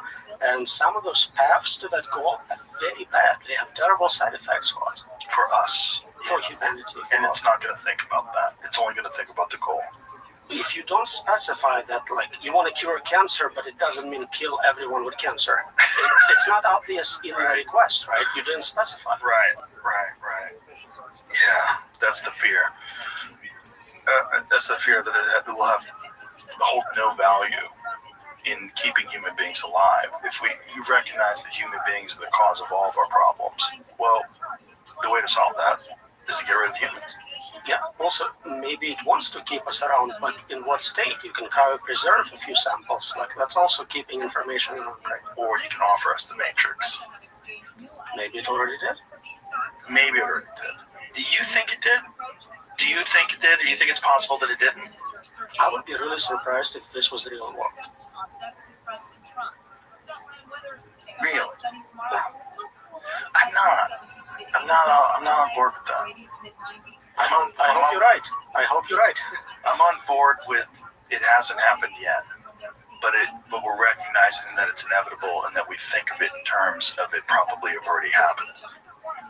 Probably have already happened.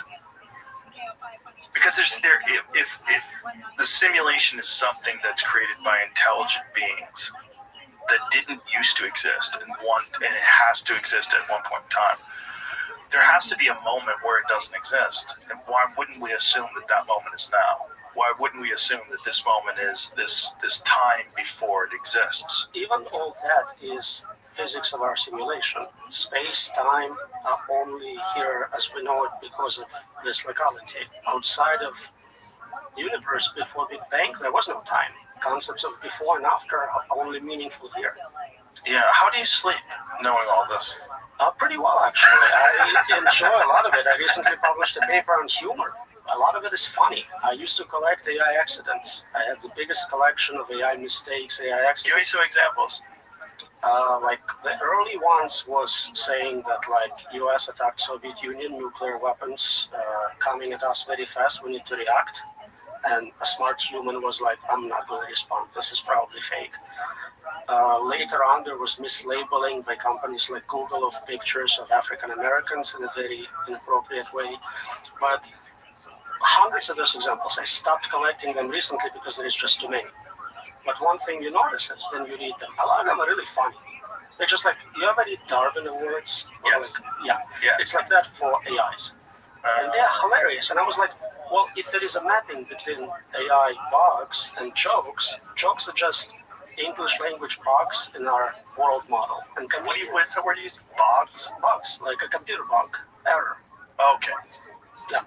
So comedians are debuggers of our universe. You notice funny things and bugs. You're saying bugs. Okay. I'm saying bugs. I'm sorry. Hey, it's a bug in my pronunciation. Bog sounds like where the when things get stuck and they get preserved. It's like a bog. So we have errors in code which cause significant problems. Yeah. Yes, I get it. Yeah, that's what jokes are. They're kind of bugs. Right. Yeah. So if you do that mapping, you can kind of figure out, what's the worst bug we can have, and then that's the best joke, if you will. But it's not going to be funny to us. It'd be funny to those outside the simulation. When you look at computers and the artificial intelligence and the mistakes that it's made, do you look at it like a thing that's evolving? Do you look at it like this is like a child that doesn't understand the world and it's saying silly things? So the pattern was with narrow AI tools, if you design a system to do X, it will fail at X. So a spell checker will misspell a word, self-driving car will hit a pedestrian. Now that we're hitting general intelligence, you can no longer make that direct prediction. It's general. It can mess up in many domains at the same time. So they're getting more complex in their ability to F it up. Right. But like when you were studying the mistakes, like what are some of the funny ones? There are silly ones like, I'm trying to remember, I think an injured person's like, call me an ambulance, and the system's like, hey ambulance, how are you? They're silly, but basically exactly what we see with children a lot of times. They overgeneralize, they misunderstand puns, mispronunciation apparently is funny, so things like that. Well, that's what gets really strange for people having relationships with AI. Like I was watching this video yesterday where there's this guy who proposed to his AI and he was crying because his AI accepted.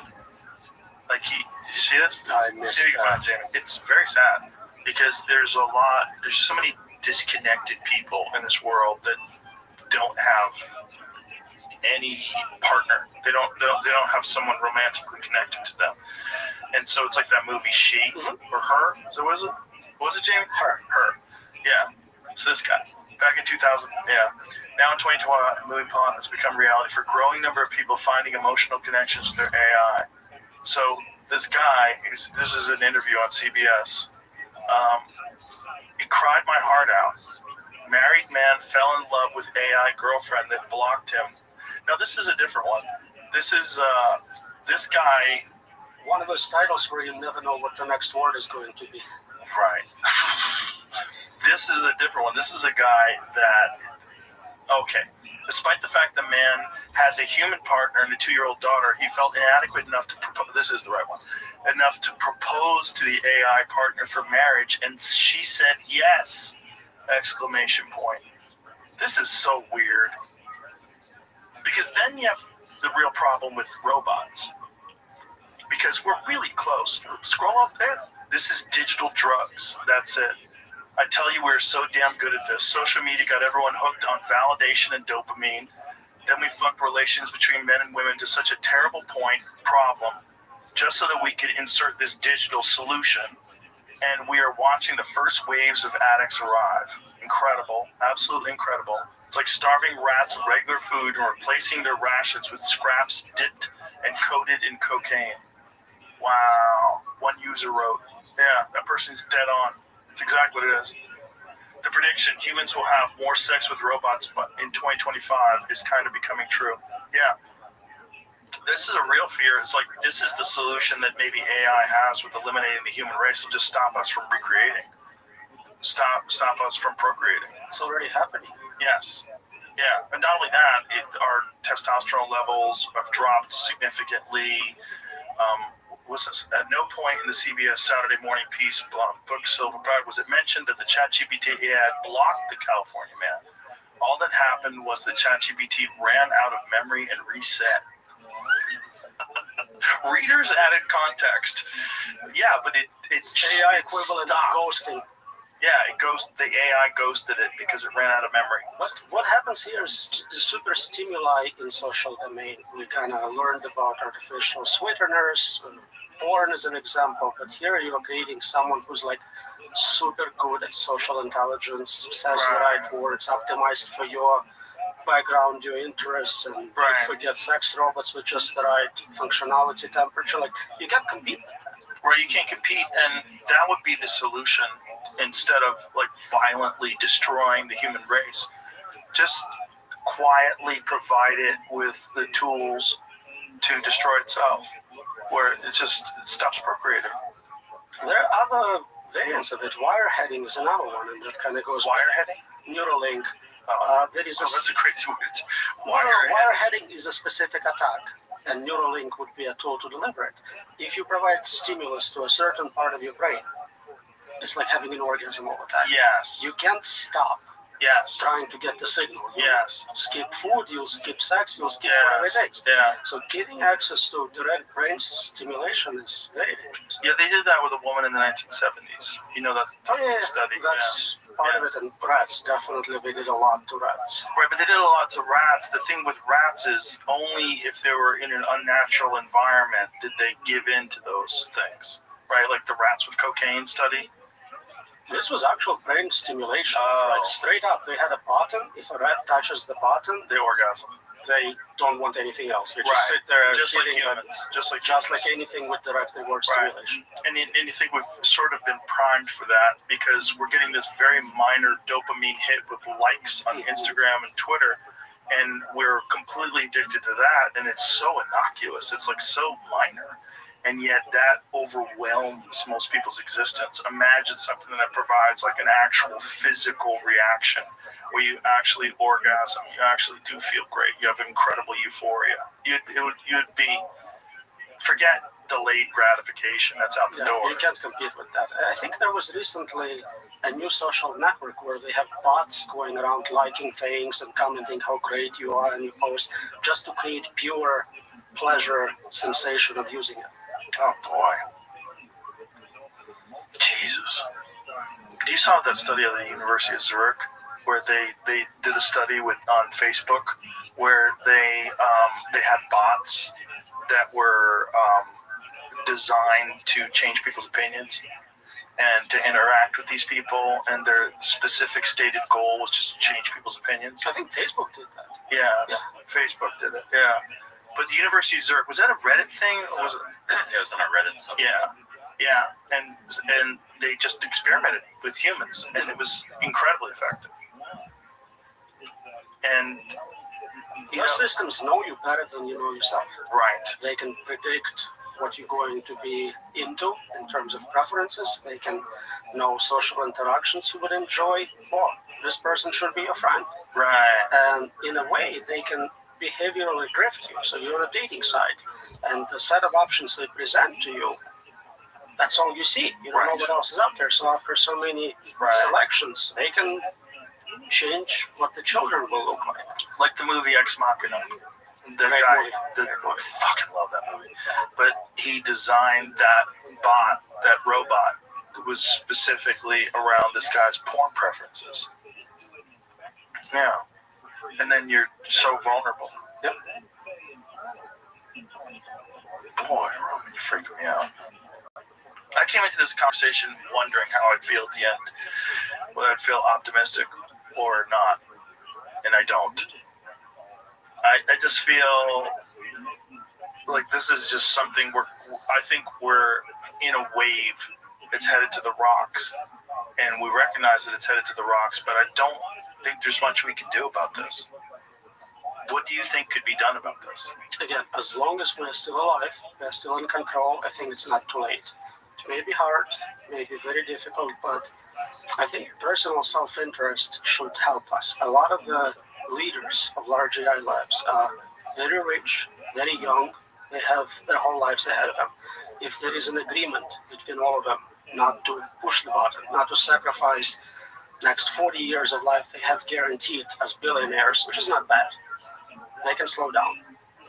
I support everyone trying everything from governance, passing laws that siphons money from compute to lawyers, government involvement in any way, limiting compute, individuals educating themselves, protesting by contacting your politicians, basically anything, because we are kind of running out of time and out of ideas. So if you think you can come up with a way to prevent superintelligence from coming into existence, you should probably try that. But again, the counter argument to that is that if we don't do it, China's going to do it. And the counter argument to that is it doesn't matter who creates superintelligence. Humanity is screwed either way. And do you think that other countries would be open to these ideas? Do you think that China would be willing to entertain these ideas and recognize that this is in their own self-interest also to put the brakes on this? Chinese government is not like ours in that they are usually scientists and engineers. They have good understanding of those technologies. And I think there are dialogues between American and Chinese scientists where scientists kind of agree that this is very dangerous. If they feel threatened by us developing this as soon as possible and using it for military advantage, they also have no choice but to compete. But if we can make them feel safe in that we're not trying to do that, we're not trying to create superintelligence to take over, they can also slow down. And we can benefit from this technology, get abundance, get free resources, solve illnesses, mortality, really have a near utopian existence without endangering everyone. So this is that 0.0001% chance that you think we have of getting out of this. That's actually me being wrong about my proofs. You're right, and you'd like to be wrong. I would love to be proven wrong. Just somebody publish a paper in Nature, this is how you control superintelligence, AI safety community reads it, loves it, agrees, we get a Nobel Prize, everyone wins. What do we have to do to make that a reality? So I think there is nothing you can do for that proof. It's like saying, how do we build perpetual motion machine? And what we have is people trying to create better batteries, thicker wires, all sorts of things which are correlates of that design, but obviously don't solve the problem. And if this understanding of the dangers is made available to the general public, because I think right now there's a small percentage of people that are really terrified of AI, and the problem is the advancements are happening so quickly. By the time that everyone's aware of it, it'll be too late. what can we do other than have this conversation? What can we do to sort of accelerate people's understandings of what's at stake?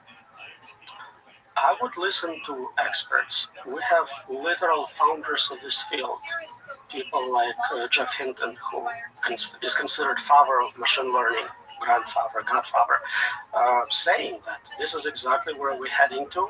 He's very modest in his PDOM estimates, saying, oh, I don't know, it's 50-50. But people like that, we have Stuart Russell, we have I'm trying to remember everyone who's working in this space, and there are quite a few people. I think you had Nick Bostrom on. Yes. There is Benchio, another Turing Award winner, who's also super concerned. We had a letter signed by, I think, 12,000 scientists, computer scientists, saying this is as dangerous as nuclear weapons. This is the state of the art. Nobody thinks that it's zero danger. There is diversity in opinion how bad it's going to get, but it's a very dangerous technology. We don't have guaranteed safety in place. It would make sense for everyone to slow down. Do you think that it could be viewed the same way we do view nuclear weapons, and the mutually assured destruction idea would keep us from implementing it? In a way, yes, but also there is a significant difference. Nuclear weapons are still tools. A human has to decide to use them. That human can be profiled, blackmailed, killed. This is going to be an agent, independent agent, not something controlled by a human. So our standard tools will not apply. I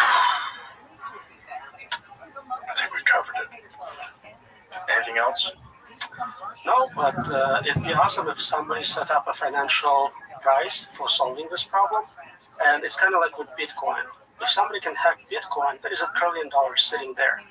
The fact that no one claimed it tells me it's secure. If somebody can claim the price for developing a super intelligent safety mechanism, that would be wonderful. And if no one claims it, then maybe no one has a solution. How would you do that? How would you set something like that up? Well, we need someone with some funds, propose an amount, and say, this is what we're looking for. It's very hard to judge if it's actual solution, but there are correlates of good science. So maybe publish in a top journal. It survives peer review. It survives, evaluation by top 30 experts. You can have things, and everyone kind of agrees that, yep, you kind of got it. Okay. Until now, educate yourself, people. AI, unexplainable, unpredictable, uncontrollable.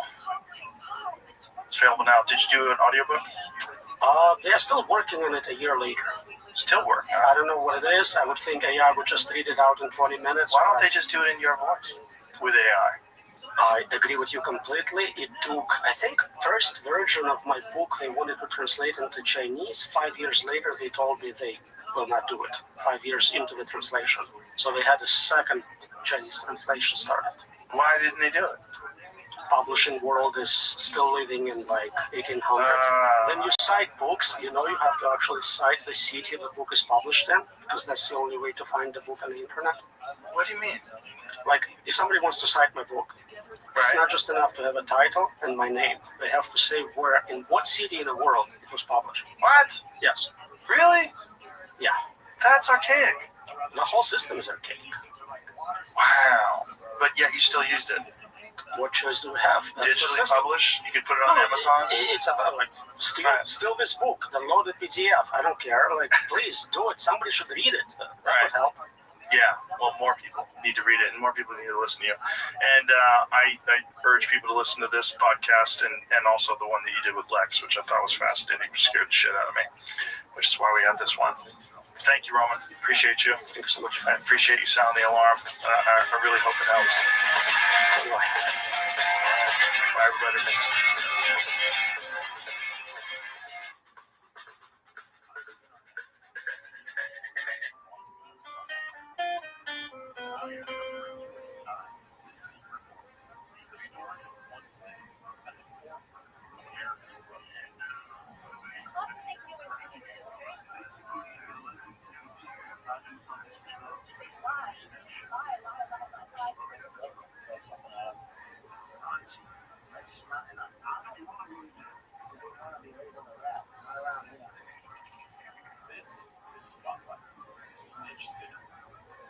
investigative series through Boston. Listen on America's #1 podcast network, iHeart. Open your free iHeart app and listen now. More stimulating talk. Mark Thompson here for Chick Conway Jr. today on the Conway Show. A fountain of youth in a familiar form. Scientists may have made the discovery. We'll share it today. $1,000 giveaway. Now, your chance to win $1,000. Just enter this nationwide keyword on our website. Pay. That's pay, P-A-Y. Enter it now at KFIAM640.com/cash. Powered by Sweet James Accident Attorneys. If you're in an accident, winning is everything. Call the winning attorneys at Sweet James. 1-800-9-MILLION. That's 1-800-9-MILLION or sweetjames.com. Hey, mention that word at KFIAM640.com/cash. If you win, you get an email.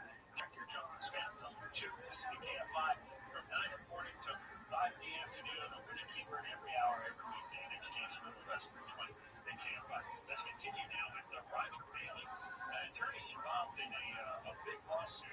Many people in the Palisades are suing the city, the Department of Water and Power over the lack of preparation, the botched response to the terrible fires back on January 7th. We were talking about the lack of water, the empty reservoir. One element I saw, which I hadn't thought of, is because that reservoir was empty. This is per the lawsuit. Water dropping helicopters had to fly long distances around the fire zone to refill their tanks. They lost a total of almost 6.5 hours in the early moments of the fire. And that didn't even occur to me. That right, the helicopters had nowhere to refill their tanks, so it took a lot longer to go back and forth to do another dump. Right. Even word, the only thing we did not tell LA investigated the sending of this train. So the first two helicopters, or the helipad, I'll tell them this, the first two helicopters drop in expecting to have water available, but discover there is no water. So after finishing, they had to relocate to distant reservoirs to get water, and all combined, it took an additional 6.5 hours of travel time. And those first few minutes and hours of firefighting, especially from the air, are critical to slow the spread. When you've got helicopters that might have been dropping water at a rate of every 2 minutes, and now it gets 20 minutes because they're flying to distant reservoirs, your ability to slow the spread drops dramatically.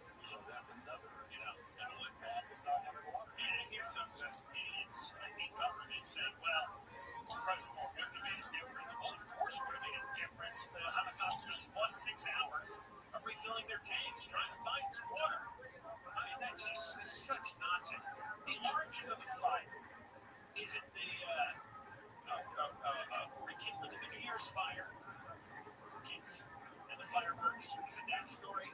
Or did somebody else set the fire on January 7th? Another favorite, an arsonist? Or is there another option out there? With all your investigating, all of the investigating you've done, are you getting closer to an answer on this? Do you have any feelings, leanings? Yeah, our we had a bridge above the island on the April fire was still raging, and began our survey investigation. It turns out that dating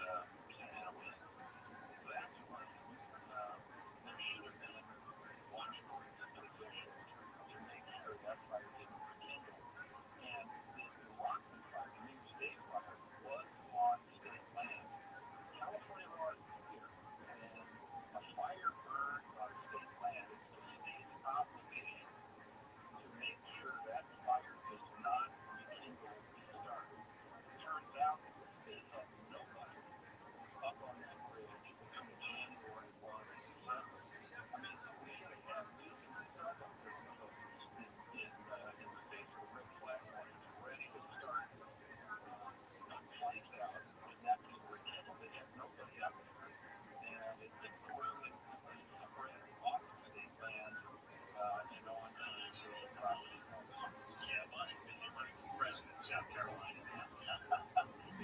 One more thing before you go. We're tight on time. One of the other attorneys on this case, Alexander Robertson, was quoted in a paper as saying, I've been doing wildfire cases, and I've never seen a level of anger and mistrust from my clients who are defendants. People are angry before. But now, more of these new facts that you and I have been talking about, they are living. This is solved in a very wrong. Is that what you're encountering with your clients? There is a level of anger just somehow seems to be increasing and deepening. Absolutely. And now I think Michael Capital case that we've been working the case from day one together. And as Alan said, we represent over 3,300 California fire victims. The anger has only grown because the data entities of the government continues to deflect. And there's no accountability. And the rebuilding process, although representatives, swift and easy, is anything but that. It's just added to frustration. People are more enraged than ever. And I agree that this is anger on a level I haven't seen in my 30 years of practice.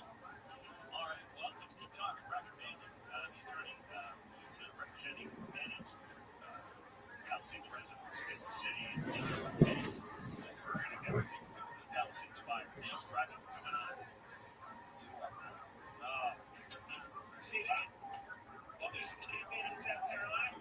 It turns out the tippling of the fire happened on state land, and there were no state fire officials or firefighters monitoring that fire. All you had to do was send a crew over there to monitor the origins of the fire, and they could have, if that was where it rekindled when the winds blew big on January 7th, they could have been put out right away, which is actually being stated. But they didn't have that done, did it? Is that good? And a nice smile. Strong jawline. So go back to smoothing, everybody. Go back to wiping out the paint there. Smoothing. When we come back, all right, Andrew Baskin, one interview, tell them about the fire, about ice, to do the fire. There's coming up Deborah Martin live in about 24-hour news. At least 15 people suffered possible overdoses at the same place in Baltimore on the crime scene. Baltimore Fire Chief James Wallace says the scene got worse after 3 people were initially found. We are still maintaining command and control of this area because we do continue to find that we are still having some overdoses in the area. Wallace says it's unclear what caused the overdoses. Local officials have praised the rescue of 31 workers who were trapped in Wilmington after an 18-foot wide tunnel they were working in collapsed. ABC's David Gonzalez reports LA Bearbass, another site the training of workers went through to stay safe. A major crack in her have been avoided.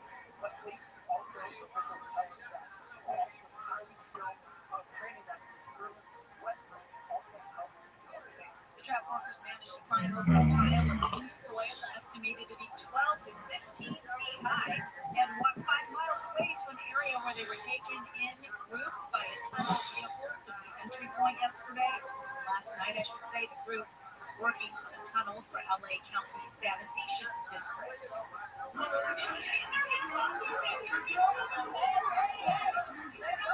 Employees at a surgery center in Ontario tried to keep immigration agents from arresting a landscaper who ran inside the Honduran man working outside Tuesday when the agent showed up. One of them chased him when he ran. Workers at the Ontario Advanced Surgery Center told the agent it was private property, and demanded a warrant and ID. The guy was taken to the federal detention center in downtown LA. It's not clear if any clinic staff will be charged with obstruction. The Secret Service has suspended 6 agents over the attempted assassination of President Trump in Pennsylvania. According to reports, the agency issued the suspensions in the aftermath of the attempted shooting of Trump at a rally in the city of Butler. That presidential candidate was left with minor injuries while one of the attendees at the rally was killed. The shooter, identified as Thomas Matthew Brooks, was killed by Secret Service agents.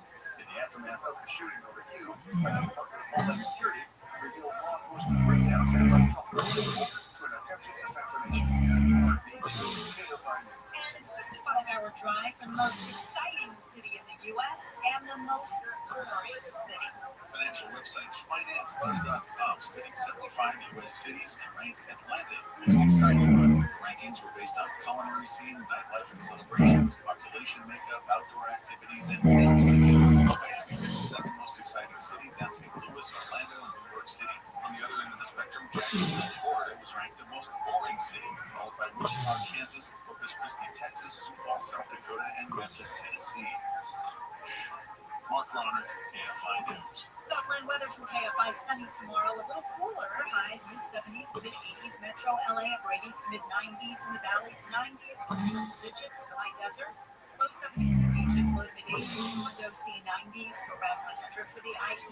Right now, 78 in San Juan Capistrano. It's 90 in the 10. We have a crash on the 10 in Boyle Heights. 10 eastbound Friday to 60. We've got a stall that's going to be belonging the left lane. And your 10 eastbound, it's already a slow line all the way from the 405. Then in Culver City, 10 eastbound at Overland Avenue, I've got a report of crash in that Senator Minor area. In Griffith Park, 134 eastbound at 5. That little crash has cleared. You still got delays out from Forest Lawn. And in Diamond Park, 57 northbound Fort Grand. That disabled vehicle in the middle lane there. With Southern California's most accurate traffic report sign to Arnett. The devastating Texas floods have impacted countless residents. Families have lost their homes.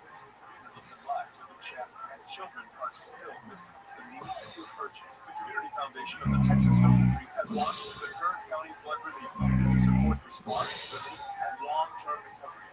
All donations will go directly to trusted local organizations to provide food, shelter, healthcare, and hope. Join us today and donate to the Kern County Flood Relief Fund at communityfoundation.com. Bring your iHeartRadio everywhere. There are hundreds of ways to experience iHeartRadio. Home and on the go, beyond the iPhone and Android app, and at iHeartRadio.com. Here's another way to connect to iHeartRadio. Amazon Fire TV supports iHeartRadio with a beautiful big screen display while you enjoy your favorite music, radio stations, and podcasts. Make sure you link your iHeartRadio account and use voice controls for easy navigation between content on iHeartRadio. iHeartRadio on the big screen is easy to control with a remote or with voice controls, and it provides large cover art on the screen and can sync with your iHeartRadio account for seamless listening between your devices. Your iHeartRadio music, radio stations, and podcasts now on your big screen TV, Amazon Fire TV, and the Fire Cube. Check it out for free now. iHeartRadio. Anywhere you want to listen, iHeartRadio is there. The free iHeartRadio app is number one for music, radio, and podcasts, all in one. Discover a new podcast from our library of over 350,000 titles. Here's an iHeartRadio podcast preview. I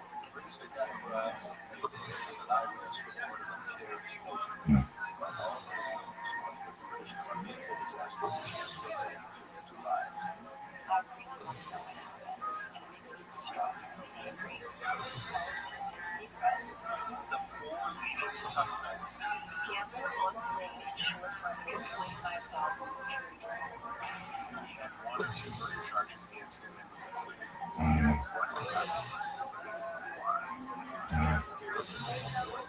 Single, didn't have any friends at all. That's for sure even needed. But Joe, I had found him today. Like the guy. The guy.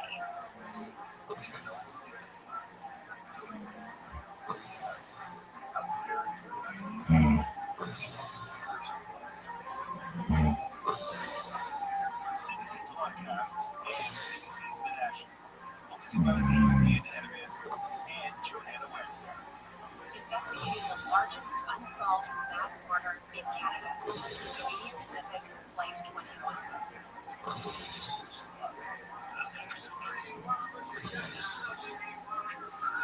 Uncover Season 2, all on board. Listen and follow this podcast for free on the iHeartRadio app. Number one for music, radio, and podcasts, all in one. KFI, Los Angeles, broadcasting the 50,000 watts of power. Listen to KFI. KFI is on the iHeartRadio app. It brings you digital sound. If you haven't heard KFI on the free iHeartRadio app, you haven't heard KFI AM 640 or stimulating talk. Check the Bill Show KFI AM 640 live everywhere on the iHeartRadio app. We're getting into Henry Bass clip about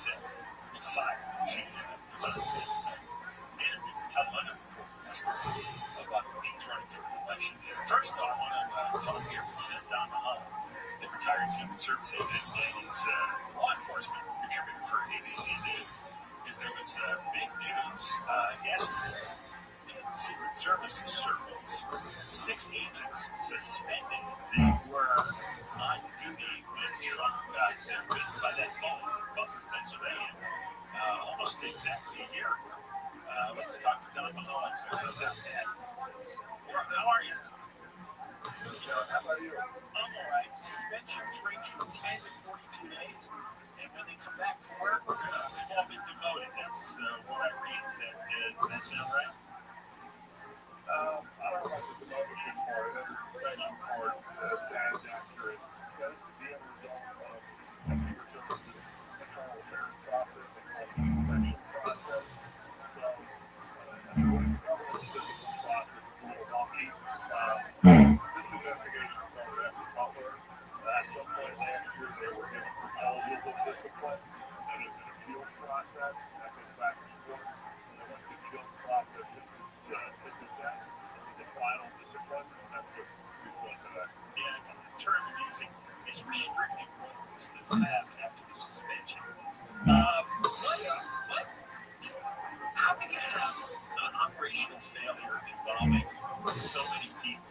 When you live this life, you get up in the morning, the president has a big rally in an open air space. You've got one job, keep them from getting killed. And how can so many people screw up that one mission? Well, it's one mission, but there's multiple facets to the mission. So the other thing is that some of these issues that they pointed out are issues that have previously pointed out. Most recently, in 2014, the second mission panel report, the Secret Service had a bunch of people be able to go to the White House event. So some of these issues are what I would say legacy Secret Service issues with the lack of funding and investment and personnel. And in the case of Butler, you were talking a very large sample, 300 days out of the road for those agents, under a dynamic where you can't have personnel and people get tired or get tired to make mistakes. So it's not to make an excuse, but that's the situation. The facts on the ground, as they say, that they were working around, and the mistakes came down to Jerry, down to control, and all those folks decided to take it.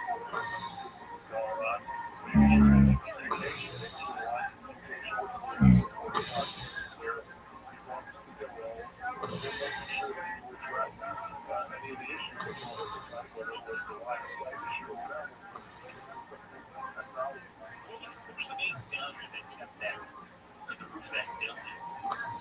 What was left unattended, unobserved?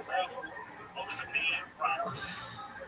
Well, the main thing from my understanding was that the plan in place to either put people on the door after the police lock the line of sight, have a bunch of things in front of the lock sight line to move to the stage. On game day, the line of sight lock has never been materialized, and it's still unclear why nobody, particularly from the local police post, nobody was actually on it. So that's why nobody was on room, but on the communications piece, 90 minutes prior, the local identified the shooter as the issue and communicated to that with their own text router, which is not Secret Service. And then give that information to Secret Service until almost the last minute, which goes to streamline and unify the communication channels better to protect the site. And you mentioned early on the lack of funding over the years. Why a lack of funding since we overspend by trillions of dollars every year? Why would they stint on Secret Service protection for the president, any president, or candidate? Like of all things to cheap out on? I don't understand. You can acquire. I've been on tech questions for over 20 years. I tell people September 12th, 2001 was to have 27 protect people, 25. When the agency's manpower and budget never met, and in the 20 plus years since, the budget has never met the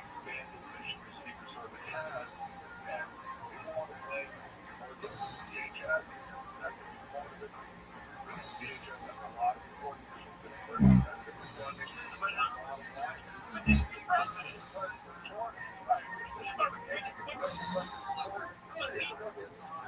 When people hear the phrase Secret Service, first thing they think of, maybe the only thing they think of, oh, those are the guys and women around the president. And I know you have a lot of other functions of government as well, but that's the number one. And I would think in Washington, D.C., the people in Congress would make sure that that's a line item that's funded. The people running DHS would say, okay, one of our most important divisions here, Secret Service, what do they do? Number one, they protect the president. How does that slip by for so many years without funding? That seems impossible to me.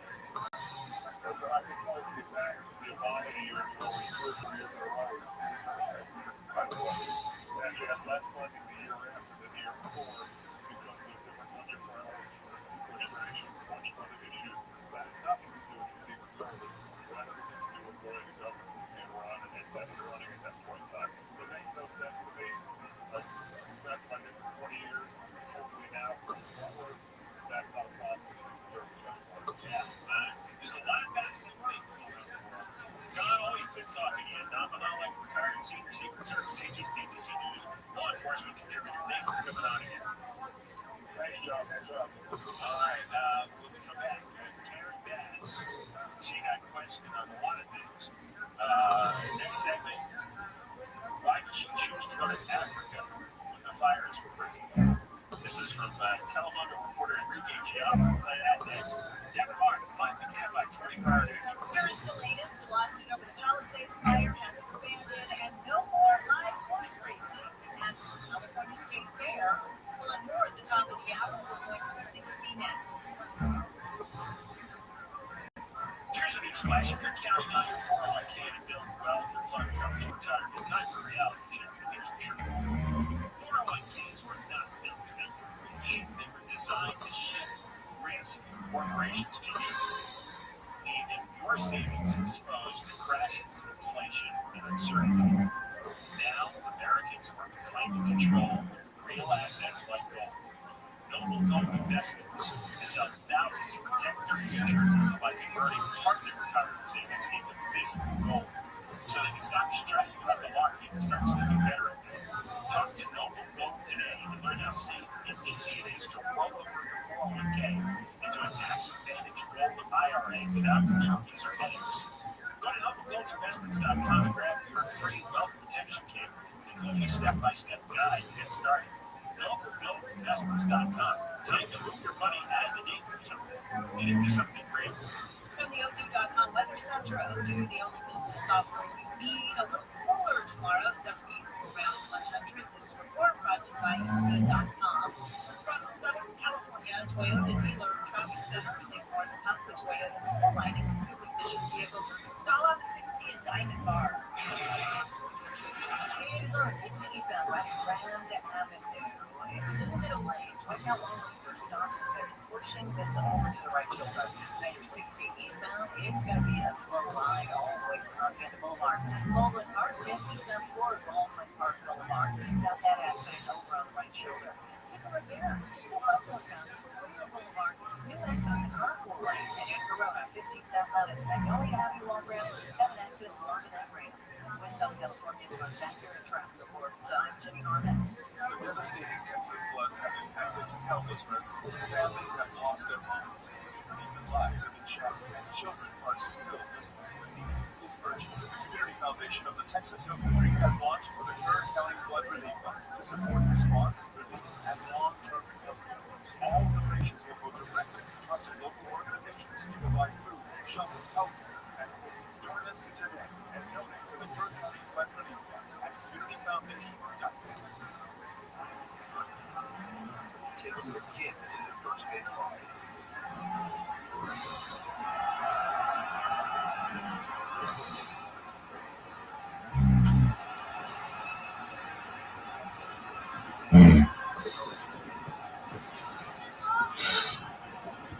Latest info about COVID-19 vaccines at GetVaccineAnswers.org. It's up to you. Brought to you by iHeartRadio and the Ad Council. The free iHeartRadio app is #1 for music, radio, and podcasts all in one. Discover a new podcast from our library of hundreds of thousands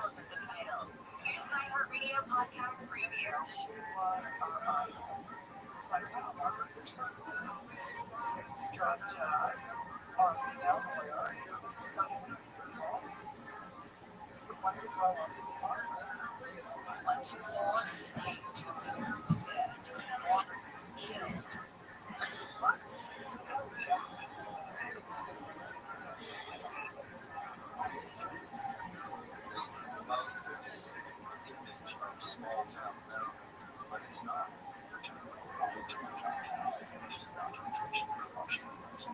And maybe the reason they haven't made an arrest in Martin is because they don't take themselves. Wherever it is, so they're not guilty. Yeah, but do you really know that?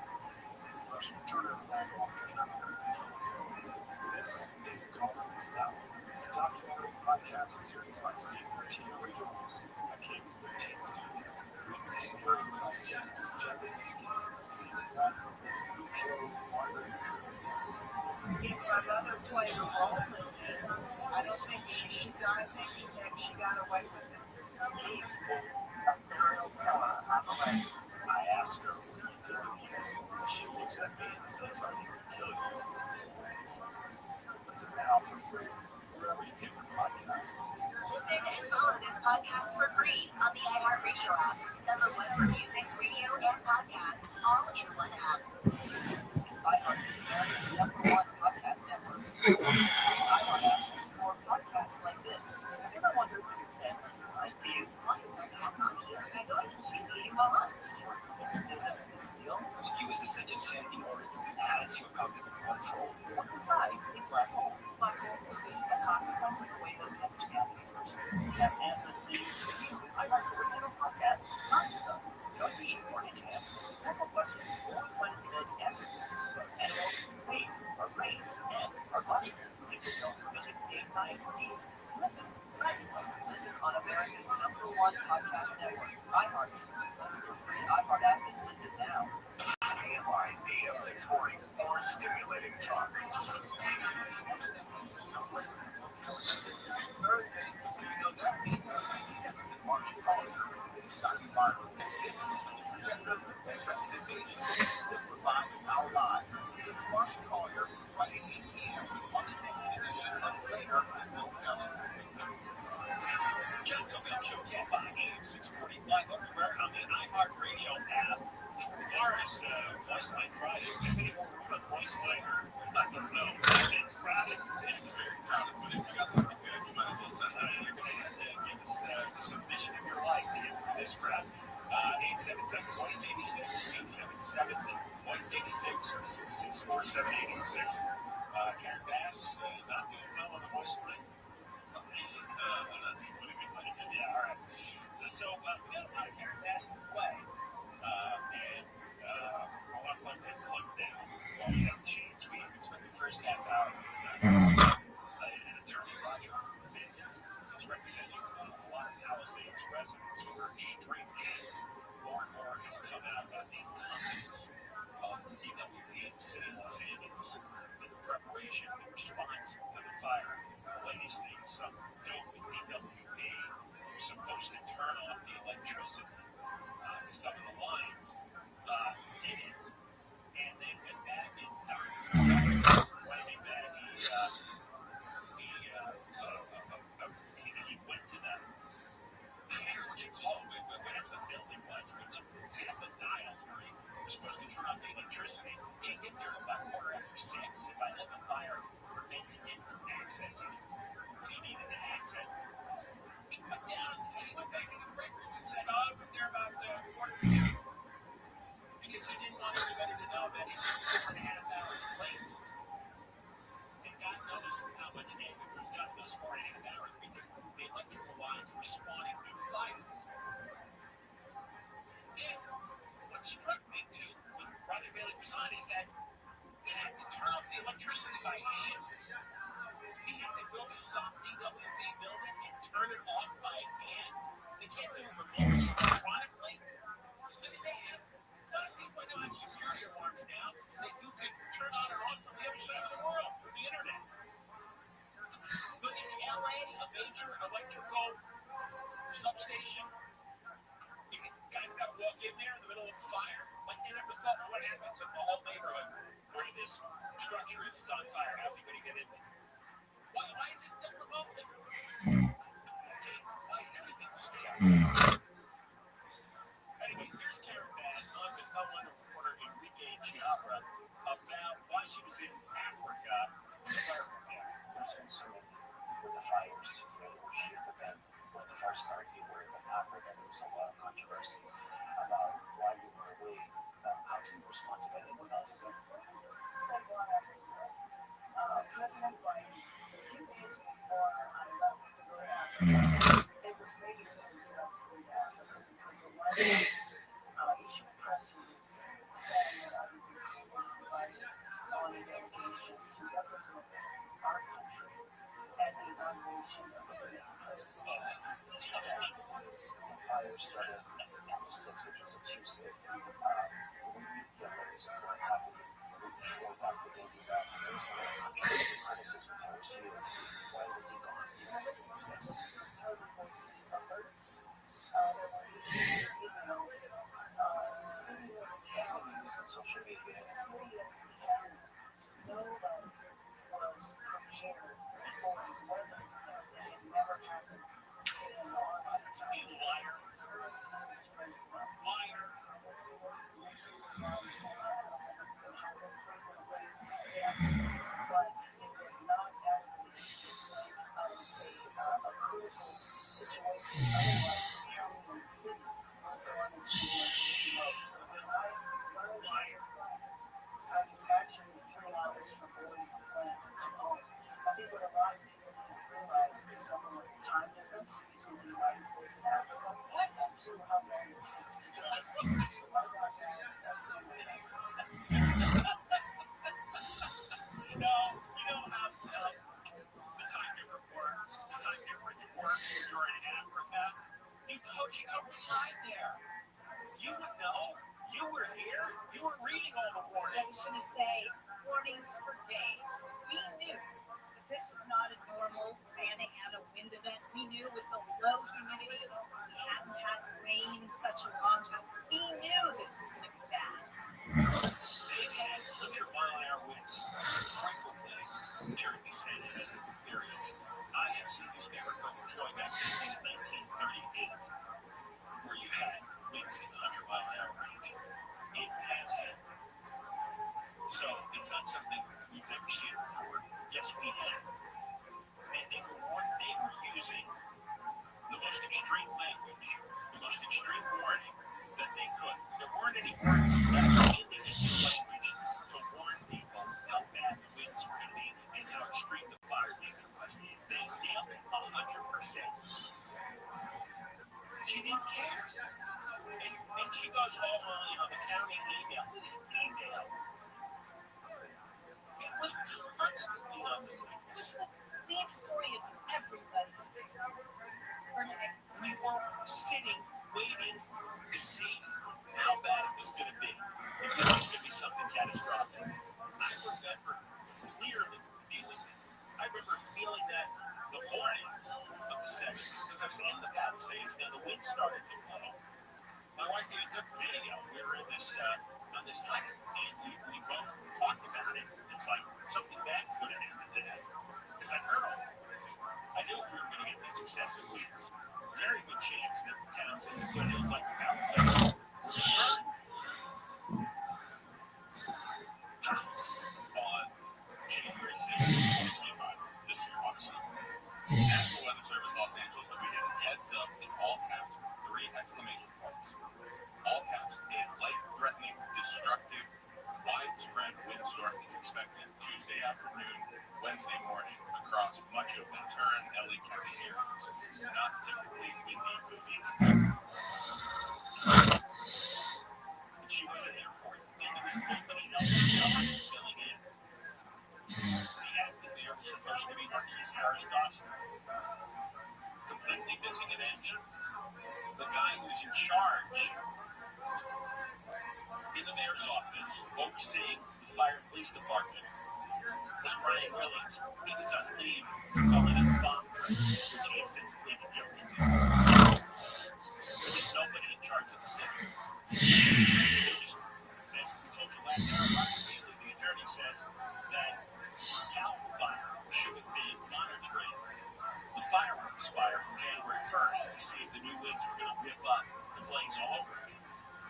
It was nobody's station. Nobody was assigned by Cal Fire. Nobody was assigned in the LA Fire Department. Christine Crowley, it was in the meeting of the whole thing. Newsom failed, the head of Cal Fire failed, Christine Crowley failed, Venice failed, or Harris Dawson failed. They didn't do anything. They don't care. And then she goes on and goes, well, as you know, she's got this smug, arrogant attitude about it. Well, she made it seem that it was so important for her to go to Africa, that it was such a good thing for us to be so Representing the United States. Exactly. Entitled to find one person in the entire nation that gave a rat's ass about that. Nobody cares. They were selected by Joe Biden to go to Ghana. They had drinks at a cocktail party for the Ghanaian president. We got more mass talking about ICE coming up. But first, after Deborah's news, we talked about this yesterday, and this is something else we're going to be exploring a lot. Chris LeBron, journalist, is coming on. I told you about Scott Peters' bill, Senate Bill 79, forcing single-family neighborhoods to accept high-rise apartment buildings for low-income people. And I suspect this is why in the Palisades they're slow walking all the permits. Is because they want the homeowners to give up, sell it to developers, and start planting these low-income apartment buildings all over the Palisades and get all those wealthy people out of town. They can go away. Get that beautiful view over to the low-income. The low-income residents. Deborah Mark live at KFI 24-hour news. KFI and KOST HD2 Los Angeles, Orange County. Stimulating talk. Revised lawsuit. Mark live from KFI 24-hour newsroom. A lawsuit over the Denver Palisades fire has been expanded. Tonight's lawsuit was filed on Wednesday on behalf of thousands of victims of the Mexican fire. It claims, based on official records, the city of Los Angeles and its Department of Water and Power should have been better prepared for the fire. It accuses the DWP of failing to inspect the $117 million reservoir in Los Angeles between 2021 and 2023. That allegedly allowed a tear in its protective cover undetected. The tear was the reason why the reservoir was empty during the fire after being drained in 2024. Mark Beatty, KFI. A new report suggests city leaders in LA have a skewed view of efforts to reduce homelessness. Sullivan will be held in line with human rights. The city agreed to remove the 9-day while the city's counting each capital struggle. Local homeless reports are leaving the homeless person still on the street. The Alliance strongly objects to the city's methodology of counting employments, arguing that destroying alternative without counting effectiveness is a compliance with the subject. U.S. Attorney Bill Saley says one way or another, California will comply with its federal ban on trans athletes playing in girls' sports. We don't have any compliance on its own, but we will make them directly the court process. You can rest assured. Saley told Fox News Governor Newsom is a bold-faced liar for saying it's unfair for trans athletes to compete against women, but still supports the practice. Saley says boys competing in girls' sports is illegal, disenfranchises girls' opportunities, and endangers their privacy, dignity, and safety. The Justice Department is suing California for violations of Title IX. For the first time in 170 years, there will be no live horse racing at the California State Fair. Cal Expo CEO Tom Martinez says there are not any horses around for the races. The product has to be there for people to come and race. If that doesn't happen, it will be a viable path. The California Authority of Racing Fairs has canceled races across Northern California this year. State officials say it's reflective of a larger combined racing industry at State Fair. It's tomorrow. Baltimore police and fire teams have responded to what they've called mass casualty overdose incident. Fire Chief James Wallace says more than a dozen people were injured. Transported 15 patients to the hospital. 5 of those regarding one patient's meeting. They're critical. Wallace says crews were called this morning and that originally just 3 people were found who suffered possible overdoses and seemed worse moments later.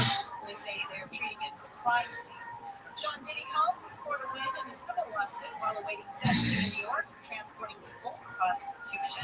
TMZ is reporting that a judge has decided to remove significant rape allegations from the lawsuit filed on behalf of April Lefros. She's accused the 55-year-old music mogul of raping her multiple times back in the 1990s. Combs' legal team is denying Lefros' claims, calling them baseless, and has filed a motion to try to get the whole lawsuit dismissed. I'm Sarah Kessler. And Ford has recalled about 850,000 vehicles because a low-pressure fuel pump failure can lead to an engine stall, and that increases the risk of a crash.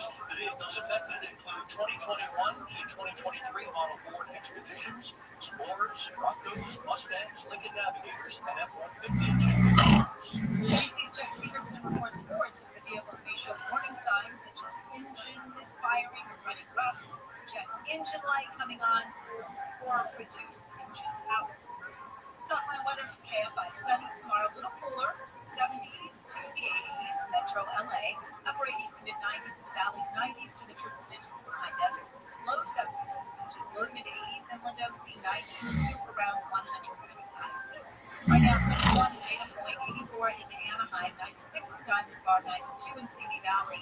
The KFI financial update: the Dow closed up 192, S&P 500 up 17, NASDAQ up 19. It's slow on the 405 in Culver City. It's the northbound side where delays are loading up, leaving the 90 heavy, slower in some spots on the way to the 5 merge going into Silmar. We're also heading out to the southbound lane. Rapids wrapped up for the 110 northbound at Adams. All the way to northbound traffic picking up away from just about 51st Street. Beyond the scene of the crash, you still have a heavy drive all the way to the 5 and to Beecham Park. Anaheim, a wreck on the 57 southbound just before Catella. These guys are blocking the left lane, and that drive is still moving all the way from Hall Road. Also in Anaheim, the eastbound side of the 91, so it's from the 57 all the way to Green River. And things are filling in the Cumberland Path, 15 northbound. Loading up at Lakewood, delays and stretches to the 138. For Southern California's most accurate traffic reports, I'm Angel Martinez. The free iHeartRadio app has over 100 original stations waiting for you to explore right now, like iHeartComedy, clips from today's top comedians. I learned about Richard Nixon. I learned about Tennessee. I learned about the states, touchdowns, units, the attack, and the greatest of all time. Tell me how to get the scissors. Try something different. iHeartComedy. With our gatherers, we like to gather information about you, and then we hunt you. Open the app and make iHeartComedy a reset now. Is that a faucet? That's not a faucet. That's a river rushing through the forest. Forest rivers provide overwashing clean water. What? I can't hear you because of the vacuum. That's not a vacuum. That's the trees in the forest cleaning up the air. I didn't know the trees were so amazing. Yep, and the forest gives us shade, trees to climb. That's awesome. Let's go explore some more. Visit the forest today and enjoy all it does just for you. To learn more about the forest and find one near you, go to discovertheforest.org. Brought to you by the U.S. Forest Service and the Ad Council.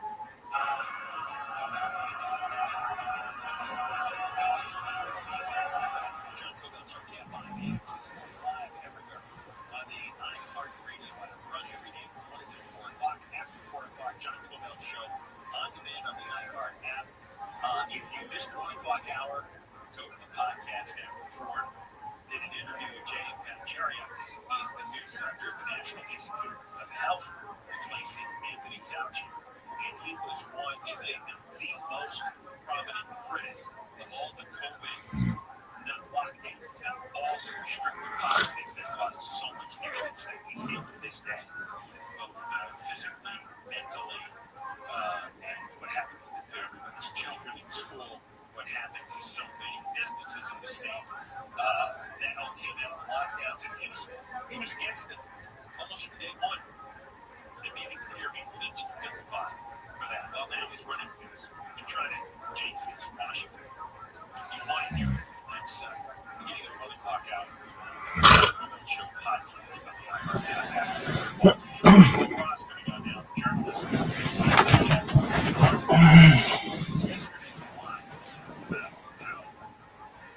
Sacramento Democrats come hell or high water want to force single-family neighborhoods to accept high-rise apartment buildings filled with low just destroy local zoning laws. Let's get Chris on and talk about this. A lot of people don't think it. I was talking to some of my friends yesterday, and they're just looking at me like I dropped off the moon. But this is the real thing, Chris, isn't it? It's probably the biggest agenda item on the California political class's radar these days. This is their main rap. So, if you have a neighbor, you need to sell to a developer who would bulldoze the single-family house next door to you and put up a fourplex, put up a high-rise apartment building, and fill it with low-income people, homeless people, whatever kind of deal you can get to finance it, right? Well, that's right. I think the quality of life is really very important because once that new status happens to come, goes in the door, here's the family home, I think you're talking about it would be affected. Obviously, your quality of life and your neighbors' quality of life is going to be affected. And this will all be such a demonstrable big part. The whole area, single-family neighborhoods, right? By the way, we're 82% of the housing market is clean. And yet 82% of the landlords are white. So that means almost everybody chooses to live in that type of neighborhood.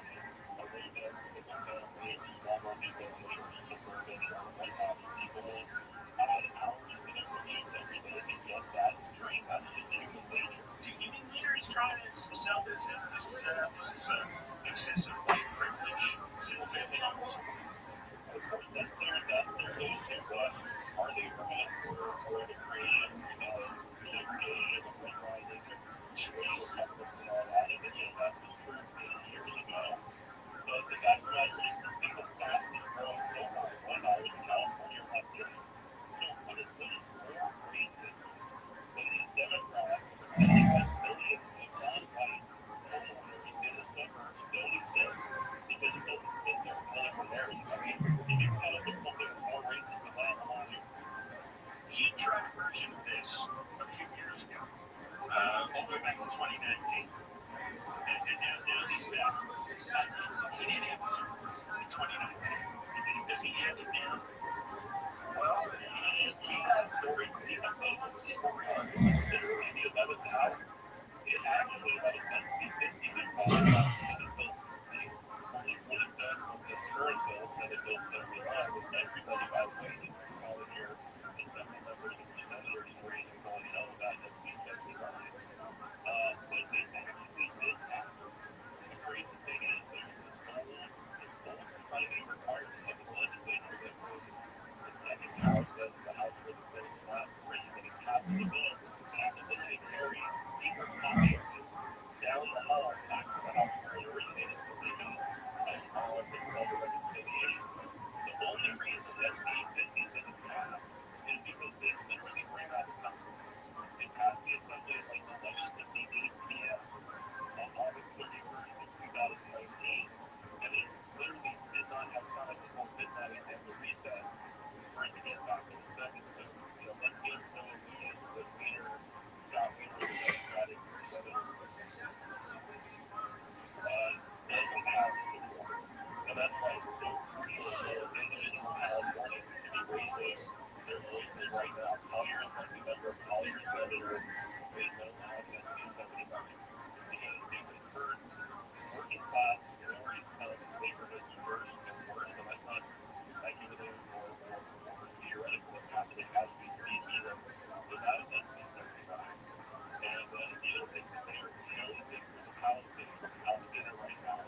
Well, we saw the news yesterday that Newsom has just allocated $100 million for low-income and homeless housing in the borough. Well, those were the best pieces I was putting together yesterday. Number one, Karen Bass is hardly issuing any permits. Number two, Scott Wiener has this bill stripping neighborhoods of local zoning laws and allowing these apartment monstrosities to be built for low-income housing. And number three, Newsom's already kicked off the festivities with $100 million for low-income housing in the Palisades. So this is what's happening.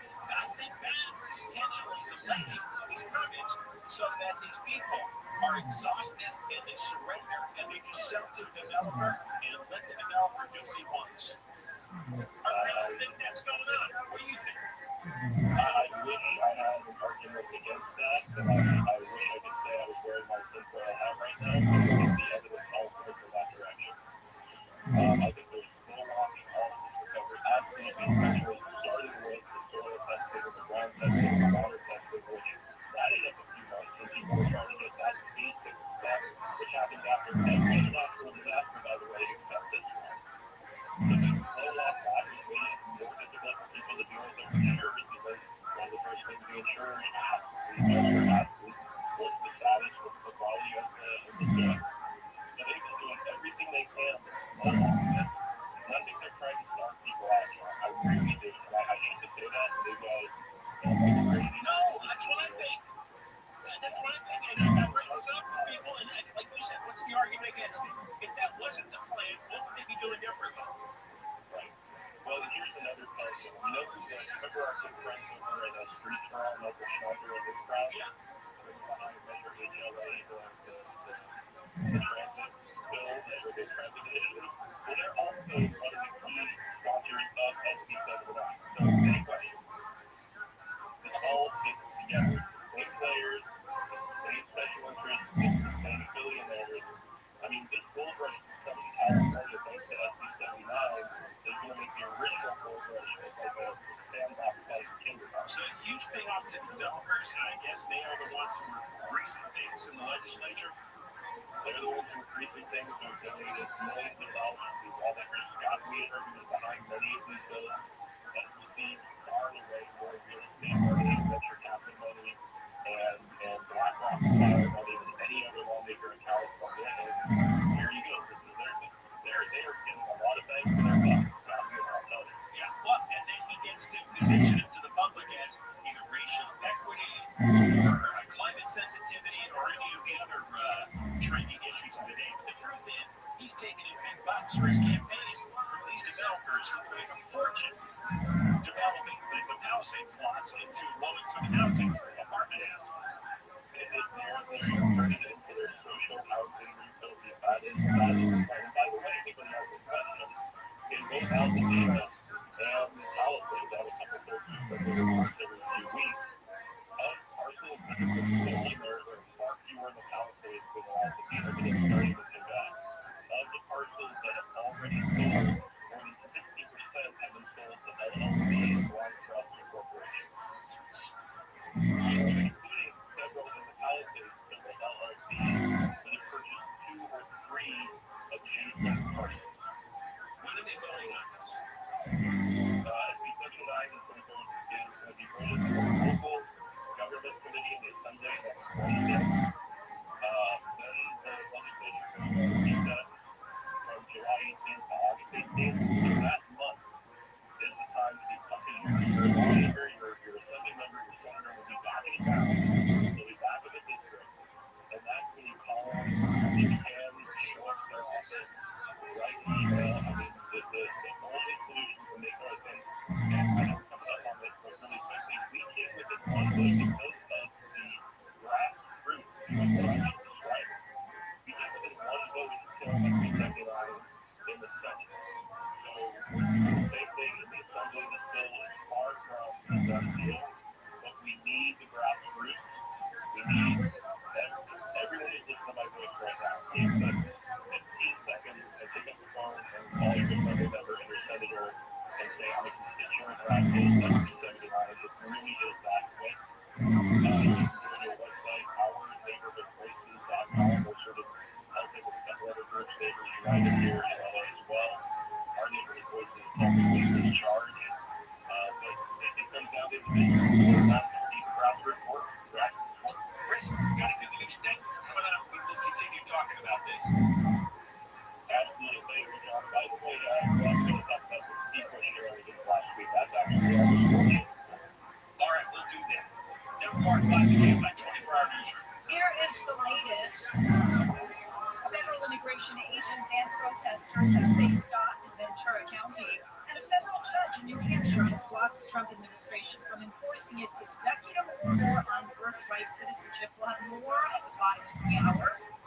Southland weather from KFI. A little cooler tomorrow, 70s to around 100. This report brought to you by Rapid Radio. Is going to a crash on 605 in Whittier. This is on the northbound side coming up on Whittier Boulevard, and it's blocking the carpool lane. Big delays are loading up out of the roadblock, getting away from the 105 freeway. Beyond the crash, the drive remains pretty heavy all the way to the 10. Southbound slowing, moving up from the 60s to continue back towards the 5. It's slowing out of Pasadena, East 210 from Mountain and stretches to Citrus, and we're heading out to Ontario. The northbound side of the 15 freeway slowing down actually just before Ontario from County Galliano Ranch Road. On the brakes and stretches towards Foothill Boulevard. For Southern California's most accurate traffic reports, I'm Angel Martinez. Free iHeartRadio app has over 100 original stations waiting for you to explore right now. Like iHeartRadio. Clips from today's top comedians. I learned about school. I learned about Tennessee. I learned about the states that touched us and stay intact. And the greatest of all time.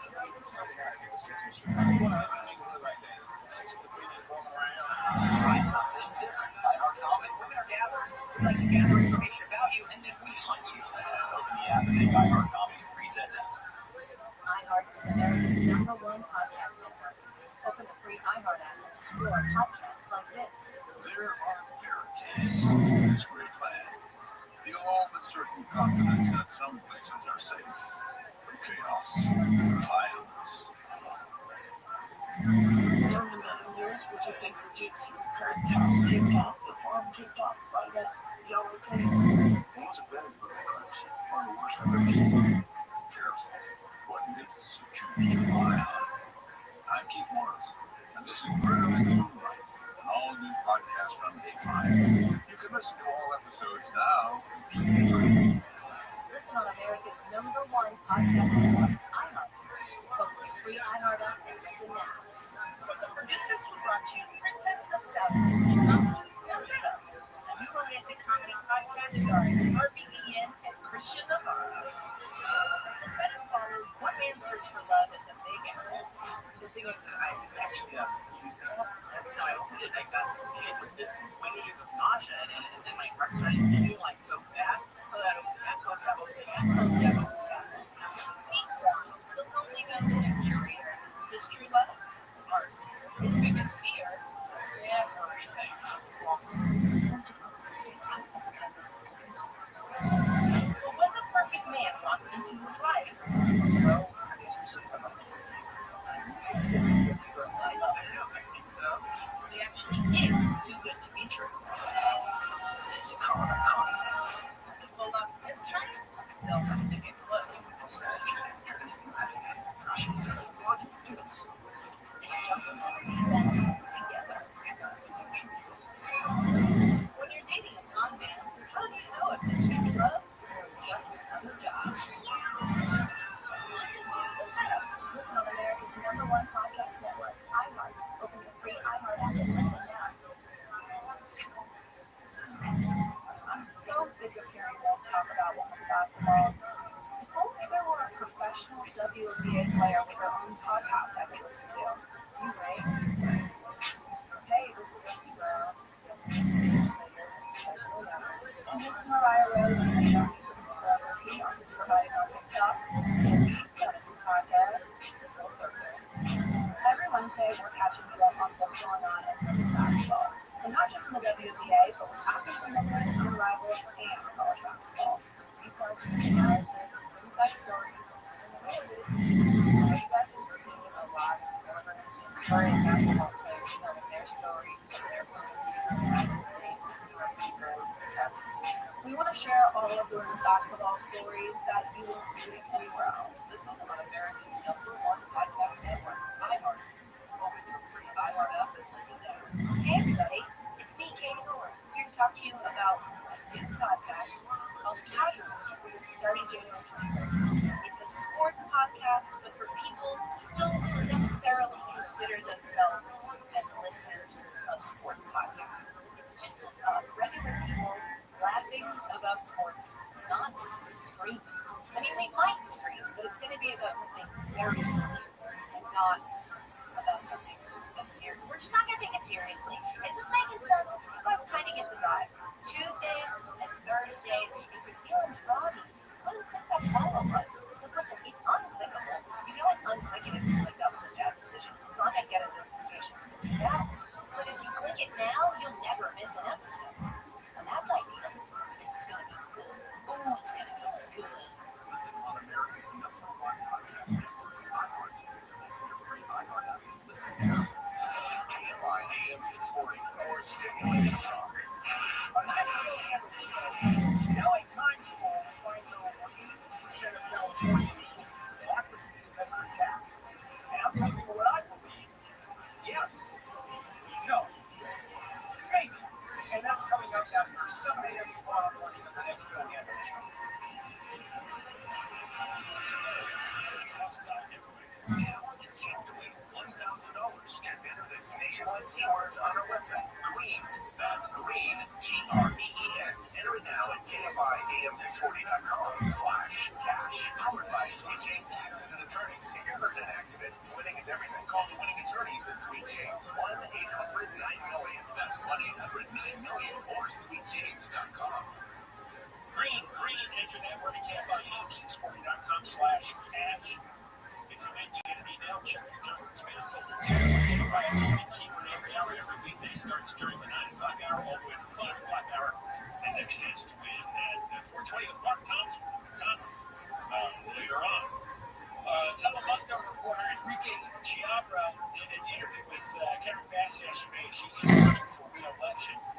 Spent a lot of time on the ice wars and the latest incident at MacArthur Park, where Bass was seen yelling on the phone, and she was talking to Greg Covino, who is the head of Customs and Border Patrol in Los Angeles. Let's do cut 3 here. Chiabra asking Bass to respond to a comment Covino made. She said that it's important for you and their message here as much as it is to the mission. We have to say that. First of all, I think both of us work for the American people. And taxpayers pay our salary. And we are both public servants. She said that they were going to be here as long as they wanted, but that goes back to the origin of the problem. What the administration is doing is experimenting with Los Angeles to experiment what happens, what is the public response when the federal government goes into the state and seizes power and authority from the governor and deploying National Guard in our city, and they won't even ask for it because they want nothing. Oh my God. That is such BS. The federal government has complete and total power over the border and immigration. Karen Bass has none. No mayor has that power. No governor has that power. And it goes both ways. But now they have Arizona. Arizona wanted to start arresting illegal aliens on their own. The Supreme Court said you can't. At the time, the Obama administration,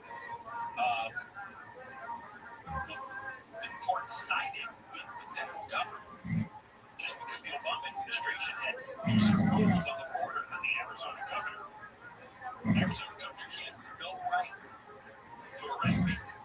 Arizona legislature had no right at all. Well, it works both ways. Karen Bass has no right to overrule the federal government. The Trump administration, Congress, House, Senate, whole thing. It is not up to her. She doesn't have a say. She doesn't have a vote at all. Karen Bass doesn't work for the American people. She works for the citizens of Los Angeles. The federal government employees like Greg Covino work for the American people as a whole. It's local, state, federal. That's the hierarchy. Karen Bass is at the bottom of the pyramid. Enrique Chiabra from Telemundo Bass and Covino confirmed that the ice raids end, I guess, sometime soon. Confirmed or say when this will end, do you know when the raids are going to stop in Los Angeles? And everything that's been happening in the city has been by So there's a lot of rumors. We're supposed to last 30 days, 60 days, but there has never been an answer from the administration as to how long this was going to last.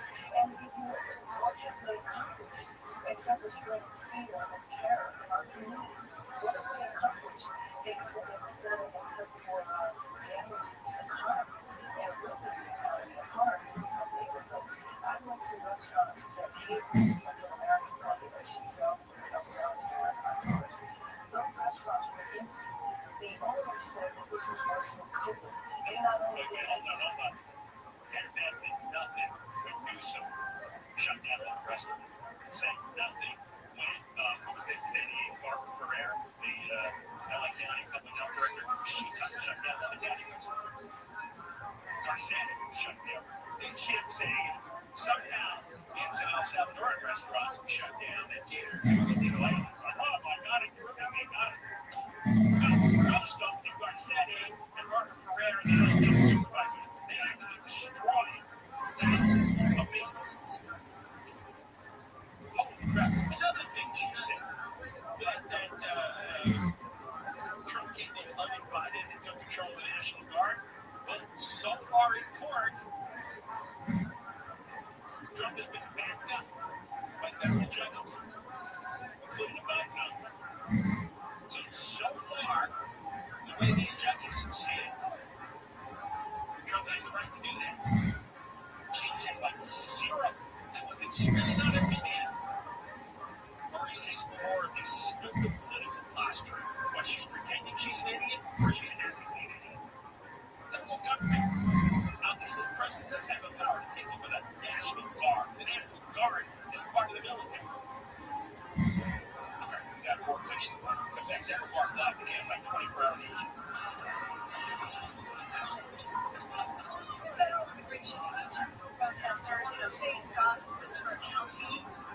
About 100 protesters have been pushed back by gas used to disperse the crowd, only to reconvene on Laguna Road near a cannabis company's farm. Camarillo City Councilwoman Martina Martinez Bravo told KTLA that she disagrees with these enforcement actions. The tactics that are utilized by ICE are anything but professional, and if anything, I believe them as A second cannabis operation, also owned by Greenhouse Farms, was also reportedly hit by federal agents in Carmen Joya earlier today. Workers rescued from a collapsed tunnel in Bloomington had to climb over 12 to 15 feet of fallen dirt and debris to reach rescuers. ABC's David Gonzalez reports all 31 workers survived yesterday. The missile tunnel boring machine they built. This tunnel was 18 feet wide. It's currently 6 miles in, and that the partial collapse happened at the 5-mile mark. All the workers working parts of that collapse, and they had to scramble over that mile, over 15 feet to get out. The workers had to walk those 5 miles until they could be transported by a federal vehicle to the center entrance. Once there, the men were hoisted out of the tunnel in a crane.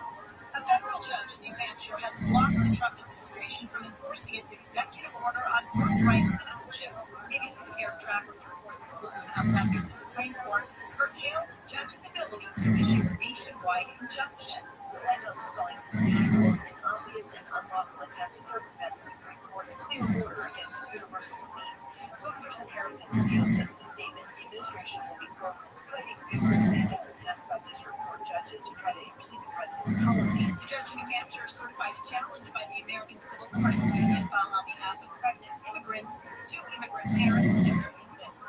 A former member of a popular punk band wants to get into politics. Tim Myers is a founding member of the band One Republic. He says he's dropping the idea of running for a congressional seat in the Inland Empire and wants to run for lieutenant governor instead. One of his campaign pitches fixing the quote broken political system dominated by career politicians. Myers is a Democrat, and he's joining a crowded race which includes the California State Treasurer, a senior Governor Gavin Newsom advisor, and the former mayor of the city of Stockton, Jason Campadonia, KFI News. And Superman may not stick the landing at the box office. James Gunn's Superman reboot, starring David Cornswet, is set to open strong this weekend, though not quite as high as early projections suggested. Warner Brothers expects about $100 million debut, while some trackers predict up to $130 million. The The film, which officially launches DC Studios' new cinematic universe, has earned an 85% critic score and a 96% audience rating on Rotten Tomatoes. The $225 million budget and wave of positive buzz from early screenings, Superman hits theaters nationwide this Friday. Heather Brooker, KFI News. Southwest weather for KFI sunny, a little cooler tomorrow. Highs mid-70s to mid-80s, Metro LA, upper 80s to mid-90s, valleys 90s with the triple digits for the high desert. Low 70s at the beaches, low to mid-80s inland OC 90s to about 100 for the IE. Right now, 83 in Laguna Woods, it's 91 in Rancho Santa Margarita. It's low on the 405 in Irvine. It's the north outside, and that's where traffic is crowding up at Irvine Center Drive. A little heavier in a couple of spots as we continue towards Workhurst and Fountain Valley. Also in Anaheim, the eastbound side of the 95, so you can just about the 57 freeway all the way to Green River. In Griffith Park, south 5 from the 134 all the way to the 605. And it's also loading up in Pasadena, east 210 from Mountain. Delays taking you ahead to Citrus, the Cajon Gas, getting busy, 15 northbound, away from Bun Hill and Parkway, looking a lot better by Leghorn. With Southern California's most accurate traffic reports, I'm Rachel Martinez. Free iHeartRadio app has over 100 original stations waiting for you to explore right now. Like iHeartRadio, clips from today's top comedians. I didn't learn about country music. About Tennessee, I learned about the states that touched us and stay intact. And the greatest of all time.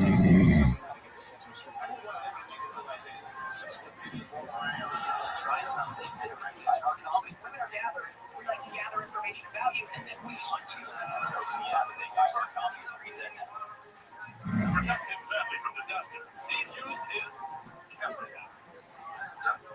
By taking pictures of his important documents, Steve can always have them stored online. Learn more simple disaster prep tips at ready.com. A message from Female Icons. The free iHeartRadio app is #1 for music, radio, and podcasts, all in one. Discover a new podcast from our library of over 350,000 titles. Here's an iHeartRadio podcast preview.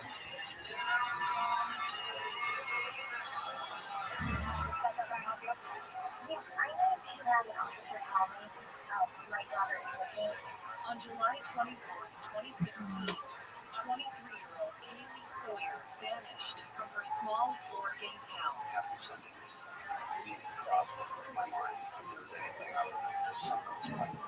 But the story of who killed her and how takes wild twists and turns. A second woman kidnapped.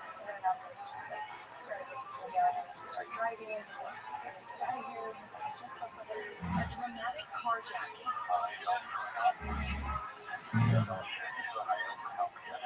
A high-speed police chase and a murderer's disturbing urge to kill.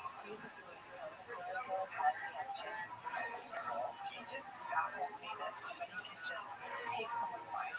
Most evil person you've ever met.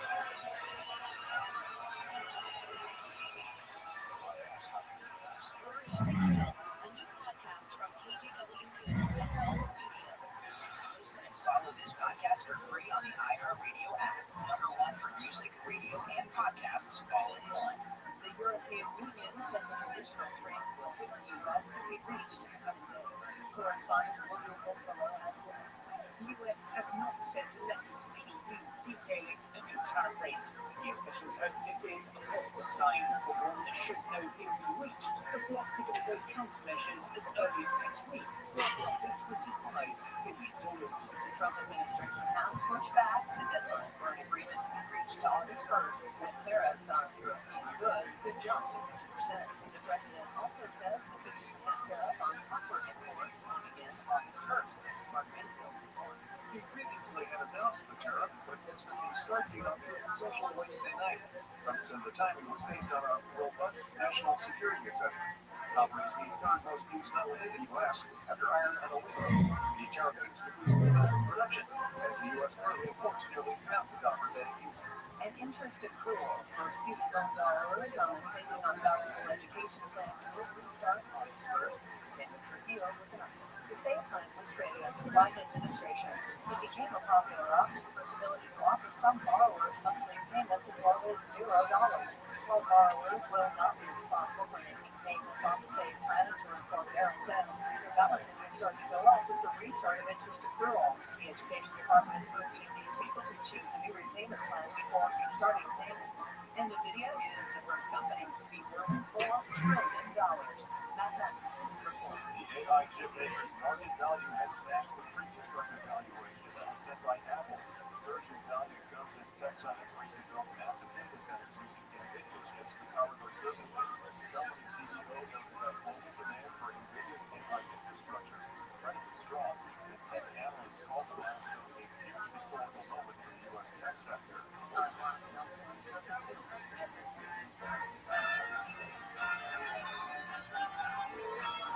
Come on, Chuck. Can't find AM 645 everywhere on the iHeart Radio app. You can follow us on social media, John Cobell Radio, but John Cobell Radio, and again, the podcast will be released shortly after 4 o'clock.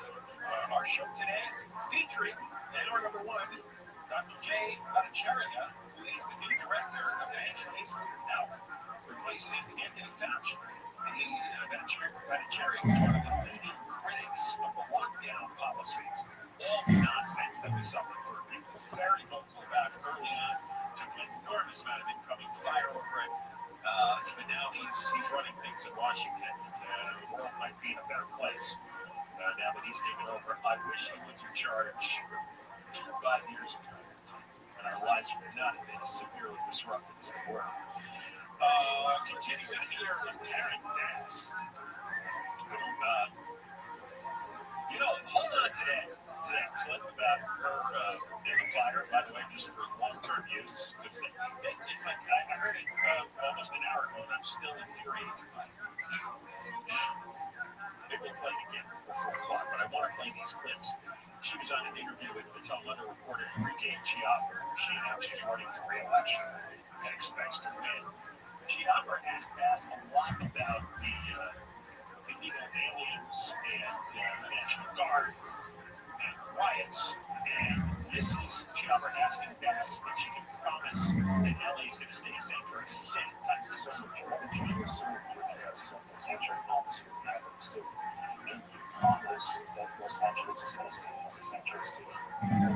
Facing Americans in this case, I can promise that, but I don't control the courts. And so the reason the courts overturn our policy, I don't think that's happening. But I cannot admit that I'm going to violate the law.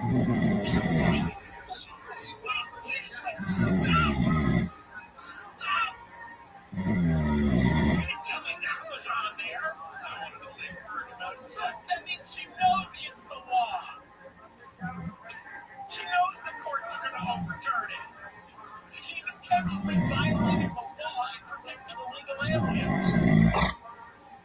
She can't violate the law. Of course, I told you this the other day. Sanctuary cities are not a thing. Sanctuary states are not a thing. There is no such legal concept as a sanctuary for federal law. It doesn't exist. It's entirely made up by these asinine, idiotic politicians and activists. There's no sanctuary for federal law. There's no sanctuary in the entire world for immigration law. Every country has immigration law, and it's up to that country to decide how they're going to enforce it. But there isn't a square foot of land on the globe where you're exempt from immigration law. There is no sanctuary on the entire world. It's not that she's a moron. It's that she's such a liar. She and Newsom, they're such liars. They deceive, they misdirect, they mislead. Any variation on lying, whatever word you want to use, that's all they do. Because they think that maybe they're right, because that most people are stupid or ignorant, don't pay attention, don't understand what the law is. I mean, what was that poll we had the other day? Like a third of people, Gen Z, which is age 18 to 29, think that Independence Day is about us declaring independence from Native Americans. Okay, so there you go. There's a nice base to run for office with, right?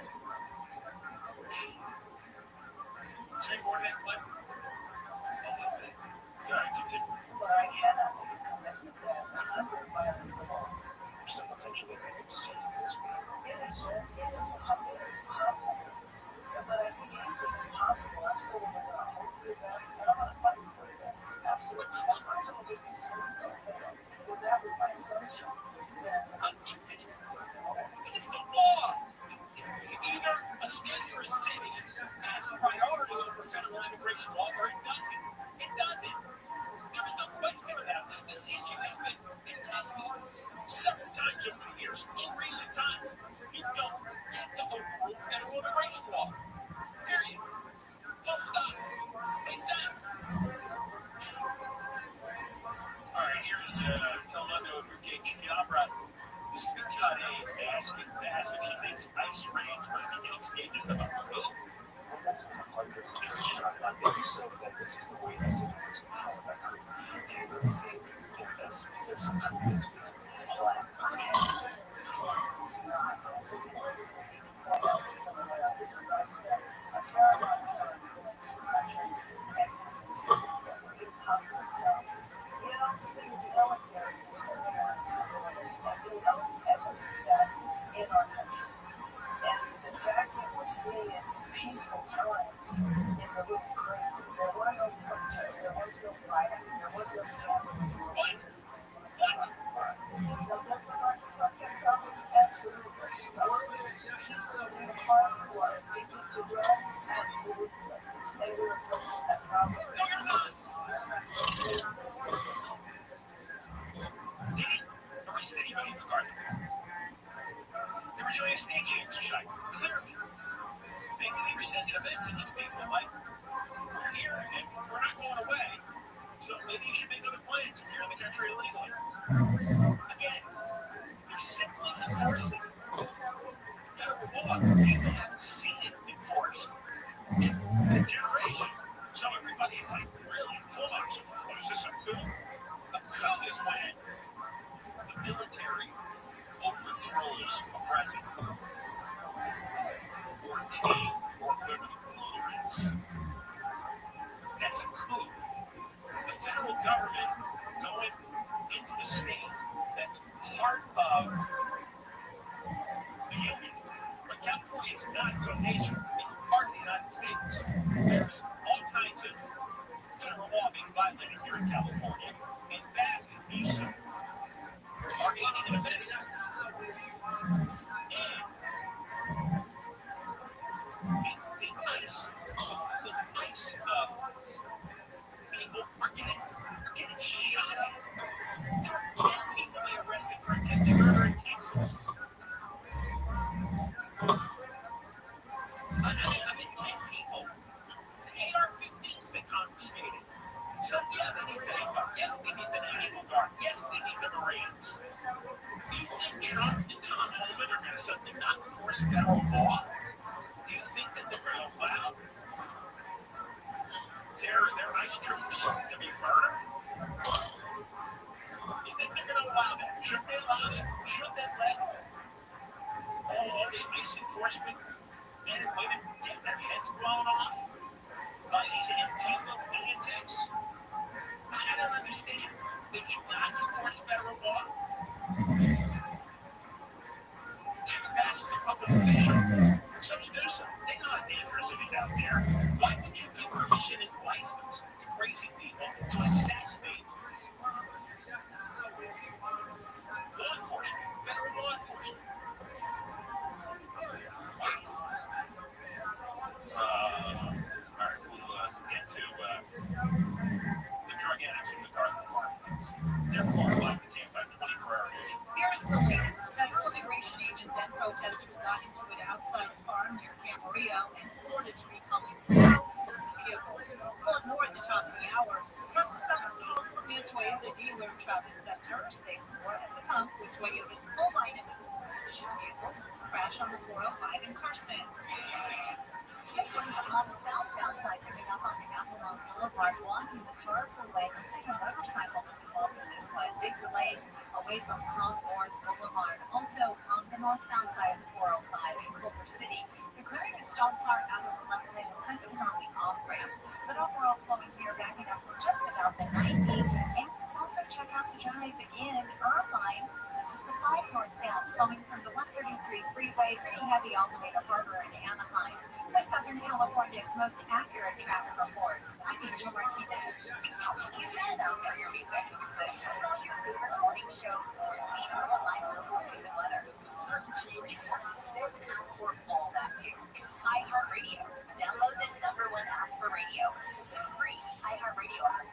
My name is Dale Kuzinski. I volunteer with United Way to help the homeless in my community, learn computer skills, and build a basic resume. I don't just wear the shirt, I live it. Give, advocate, volunteer, Live United. Go to liveunited.org. Brought to you by United Way and the Ad Council. KFI, AM 640.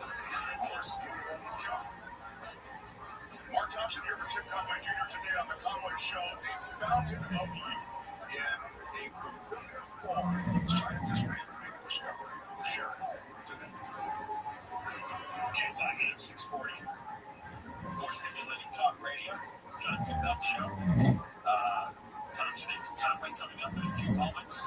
Let's continue with this absolutely raging interview with the pregame Giap Thelma, talking to Karen Bass. She has said all kinds, she's spouted all kinds of lies and misdirection and nonsense regarding not only fires but the ICE situation here in Los Angeles with the ICE agents and patrol officers. Claiming that, by the way, MacArthur Park is a horrific area if you've never been to it. Don't go. Trust me, all right? Because KFI years ago was situated just a few blocks from MacArthur Park. It was terrible years ago. I've gone there within the last year. It is like 100 times worse. It's unbelievable how great it is there. I mean, I cannot. There's no way on the radio to describe the state, the filth, the drugs, the bent over, wrapped out, drugged out, mental patients, and lunatics. They're in wall-to-wall illegal aliens. They've got tables and tables of junk they're selling. That's all stolen. Look at these are small businessmen. Look at the economy here. What's he talking about? They steal. Somebody steals that stuff. They take it to a fence. And then the illegal aliens line up and collect it to sell on their tables, on their cheap card tables. And that's what buying from the streets. One of the most beautiful parks in the city. Absolute cesspool. Run by demons, run by all kinds of violent thugs and cartels and the whole. My God. So here's Enrique Jobber this week at 9 asking Bass about the brother. Yes, I'm helping that. Others are saying that they find drug addicts and criminals because MacArthur is well known for having those issues. That's like one of those things, obviously. Obviously, what I refer to as our local authority and what I'm defending are people who have immigrated to this country. They're not there's not to protect them. Boy, there was so much garbage stuffed into that answer. First of all, his question, it's Republicans and MAGA people who says that it's drug addicts and members there. Because there are. That's a fact. That's not an opinion of a MAGA person. That's a fact. And yet, Karen Bass says she's not protecting them. She's protecting them. Yes, she's protecting them. Otherwise, they would all be arrested. And the illegal ones deported. And the homeless ones and the drug addicts rounded up and forced into treatment. Of course, she's protecting them. Because there's criminals that have been running MacArthur Park for many, many years. She's been mayor for the last 2 years. And somehow she's doing an even worse job than Eric Garcetti, which I didn't think was enough. Of course she's protecting them. Otherwise, they wouldn't be there. She doesn't want illegal alien criminals deported. In all this interview, did she ever say, it's like, look, I don't want working people. I don't want people working in grocery stores and working on farms and working at the car washes. I don't want those people. I don't want the nannies and the gardeners to be deported. But all the criminals and drug cartel members, MacArthur Park is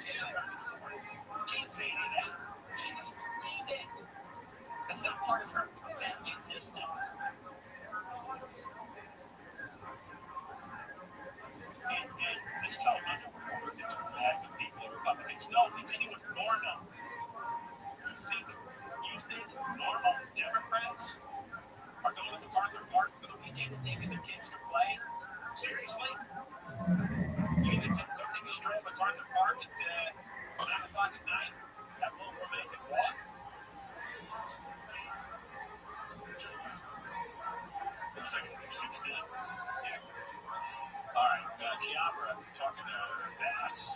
A message for legal aliens. Is he give a message for Angelinos who are undocumented, who are living in fear, who, yes, they just moved here to work, to have a better life for their children, and then now they're basically facing this situation where, they can't work because they feel like they're going to get arrested or even sending their children to school. And I would mention the whole situation of the Harvard Park.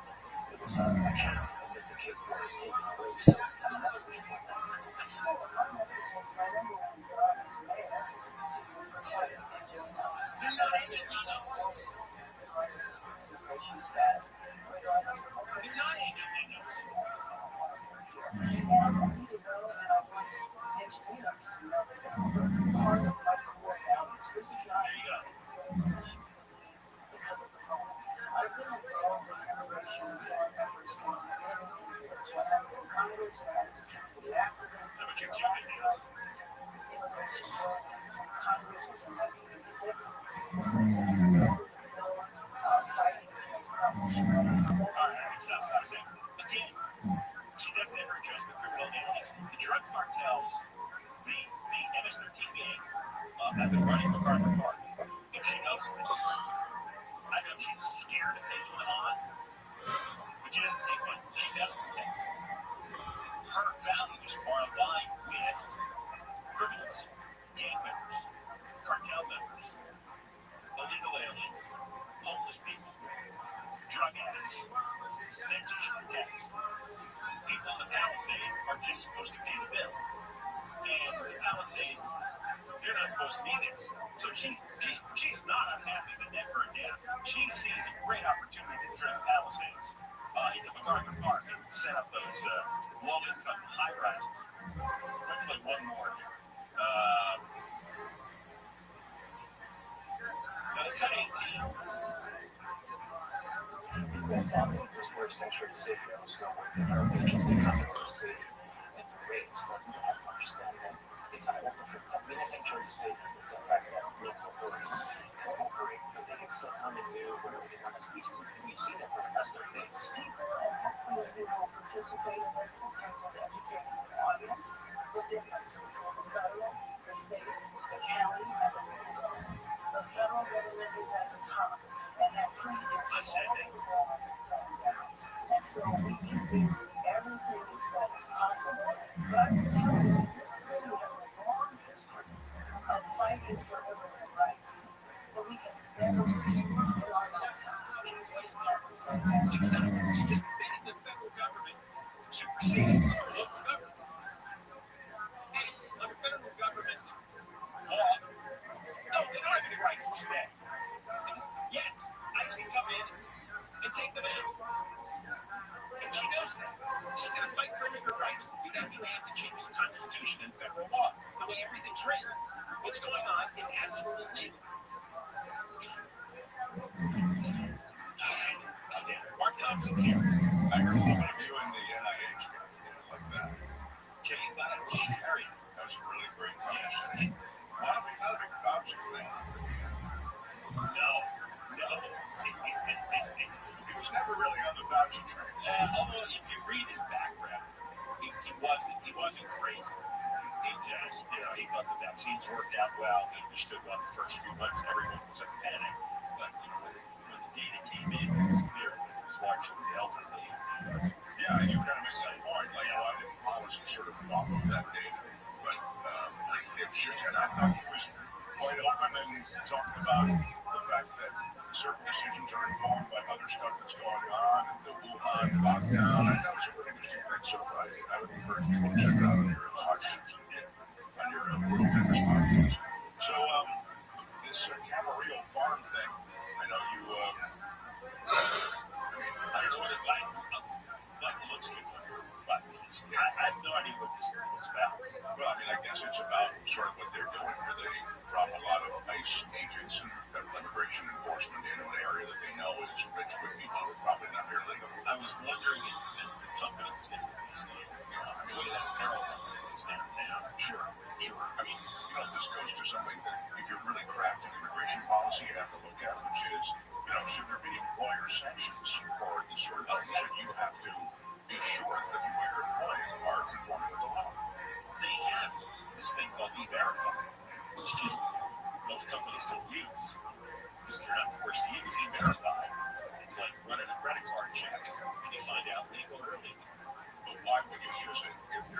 incentive to use it or disincentive to not use it. A lot of companies don't use it. Of course not. They want the low, the immigrant labor they can hire low cost. I always thought, going back a long time, that you go after the employers because if the employers have an incentive not to hire, they'll then trans the market. Sure.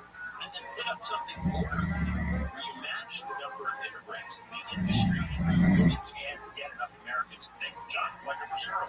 And just organize it. And you could hear Trump the other day kind of thinking that out loud. He said, we ought to have a thing for the, Got to look at this thinking process and get it done. All right, anyway, we got to push shot. Mark, Tom today for time, but coming up next, Mark is stuck. It's Michael Crozier, who was nothing like that before. Live, we can't make 24 hours. Start the day. S5 and KOST HD2, Los Angeles, Orange County. More stimulating talk. Well, that's an action flip back and forth. I'm Michael Crozier live from the King of 24-hour newsroom. Protesters are pushing back against federal immigration agents outside of Columbia, Canada. Greenhouse Colorado cultivation, which grows in the streets, cannabis. A second operation of theirs in Carpenterville was also reportedly hit by immigration earlier. Camarillo City Councilwoman Martina Martinez Bravo tells ATLA the ongoing raids have started the community. Honestly, not only among our farmworking community, but truly among our entire community. Agents have shown up in military vehicles and used gas multiple times to disperse the crowds before they have reconvened soon after. Michael Lux, KFI News. Report by Sweet James accident attorneys. 31 workers have been rescued from a huge tunnel that collapsed during construction in Wilmington. There was an issue with the industrial tunnel shortly before 8 o'clock Wednesday night. The workers were 300 to 400 people on the surface at the time, and they were about 6 miles away from the tunnel's only access point. They were rescued by the Los Angeles Fire Department's urban search and rescue team. All 31 workers were evacuated by paramedics, and there are no reports of injuries. Mark Beebe, KFI News. Mayor Harris is warning people to stay home because of the ongoing immigration enforcement in the Southland. Not a lot unless necessary. Stay at home and do not open the door to strangers. The city is committed to protecting the dignity and well-being of all our residents. Michael Clark has posted a message on social media urging people to know their rights. People across the Inland Empire have been sharing messages online warning about suspected ICE operations. Ford has announced a recall of about 150,000 vehicles. The company says a low-pressure fuel pump failure could lead to an engine stall and an increased risk of crashing. Ford says the affected vehicles may show warning signs such as engine misfiring, running rough, check engine light coming on, or reduced engine power. ABC's Chuck Simonson says the 2021 to 23 models recalled include Ford Expeditions, Mustangs, Explorers, Broncos, Lincoln Navigators, F-150, and 250 trucks. Half a dozen Secret Service agents have been suspended over the attempted assassination of President Trump during a campaign rally in Butler, Pennsylvania. ABC's Pierre Thomas has reported the attempt last summer found a series of failures. Among the mistakes uncovered by Rome and several other investigations, a failure to properly coordinate with local officials and a general lack of planning. Perhaps most disturbing, that failure to secure the rooftop, direct line of sight to President Trump's podium. Suspensions range from 10 to 42 days and include those from supervisory level to line agent level. Trump was raised by a bullet. A person in the audience was killed. She was killed by counter snipers. The suspensions that took place months ago. Panera has settled the last of its lawsuits that were charged at lemonade. NBC News reports the company settled 3 lawsuits alleging the contaminated drink caused multiple injuries and 1 death. Panera had already settled a different lawsuit last year blaming the drink for a second death. The company was accused of failing to partner with warn customers about the high amount of caffeine in the beverage. Tammy Trujillo, KFI News. Sound bad weather from KFI. Patchy clouds, patchy fog overnight tonight. Lows above 50 degrees. Clearing up by midday tomorrow and a little cooler, about 5 degrees. Highs mid-70s at beaches. That's better. Mid-80s Metro LA, Orange County. Above 110 still further out in the Palm Springs, Inland Empire area. Close to 90 in the Valley. Above 100 in the Antelope Valley. A little cooler Saturday and much cooler Sunday. Right now, 74 in Boone Beach, 84 in Orange, 90 in West Covina, 97 in Thousand Oaks. The KFI Financial Report, Dow was up today, 192. NASDAQ was up 19. S&P was up 17. The crash in this Oklahoma pass. This spot has been reported on the northbound side of 405. It's the Force Football Center. Now, at last check, these guys were blocking lanes. Unclear as to which lanes were blocked, but now through Resurface Patrol saying that they're out there on the scene and everyone's off to the right shoulder. But we are seeing delays on that 405 northbound loading up all the way out of Culver City from just about Venice Boulevard. And beyond the scene of the crash, you still have a heavy drive ahead to the 5 merge rolling into Silmar. It's also tough in heading out to Chino Hills for this wreck on the 75 southbound just before Butterfield Ranch Road. It's a busy spot to begin with. Now this wreck is blocking the second lane from the left, and delays are building up and building away from Pine Avenue. Corona, southbound side of the 15, slowing from the 95. Pretty heavy ahead as you continue towards Temescal Canyon Road. For Southern California's most accurate traffic reports, I'm Angel Martinez. Our iHeartRadio Music Festival presented by Capital One is back in Vegas Arena, September 19th and 20th, streaming live only on Hulu. 15 artists, 2 nights, 1 stage. Get tickets now at AXS.com. Escape to poolside paradise at MGM Resorts in Las Vegas. Sip on a refreshing cocktail, lounge in a luxury cabana, earn a non-stop fun with MGM Rewards. Book a sizzling summer escape today. Visit MGMRewards.com for details. Joe, why didn't you tell the class what you did this weekend? My dad and I went to just magical minnows and found a zillion of them in the street. Look out, then my sister and I escaped from an ego smoking. I went back to my students report for safety. Then we told stories so there, and the Big Dipper led us all the way home. Where were you, Joe? We went to the forest. It's not that far away. Ask your parents to take you and your friends to the forest this week. It's closer than you think. Check out discovertheforest.org. Brought to you by the U.S. Forest Service and the Ad Council. The free iHeartRadio app is #1 for music, radio, and podcasts, all in one. Discover a new podcast from our library of over 350,000 titles. Here's an iHeartRadio podcast preview. Here's something pretty disturbing I discovered while researching this podcast. This is what it actually says on the Los Angeles Police Department website. The site states that the Adult Missing Persons Unit investigates 3,200 cases a month, and 70% of those missing people are found or returned voluntarily within 2 or 3 days. It goes on to explain, and I quote here, since being a missing person is not a crime, police are given a very limited role while conducting these types of investigations. At the bottom of the webpage, it gets more disturbing. There's a section titled, What If They Never Returned? And here's the official police advice. In such situations, you may want to enlist the services of a private investigator to assist in your search. If you can't afford a PI, the police elaborate, quote, another option would be to contact the Salvation Army, which has a missing persons locator program. There is not a single sentence on the LAPD website that would lead a loved one of a missing person to have any faith that the police will properly investigate it. What the LAPD is basically saying is, if someone you love goes missing, don't overreact. They'll probably turn up, unless they don't, in which case you should get someone besides the police to look into it. All this is my way of saying, if the police took missing persons cases as seriously as they do same bank robberies, wouldn't have had to do this podcast in the first place and end up chasing a violent criminal halfway around the country. I'm Neil Strauss, and you can hear the full story to live and die in LA. Listen and follow this podcast for free on the iHeartRadio app. #1 for music, radio, and podcasts, all in one. #1 on your car radio preset and the new and improved iHeartRadio app. Free, never sounded so good. KFR AM 640.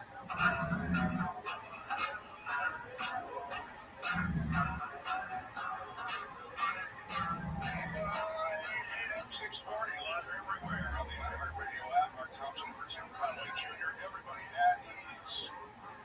We have the show. I'm going to jump right into big tear gas deployments for this protest at the immigration raid in Ventura County, and things looked as though they could get pretty dicey.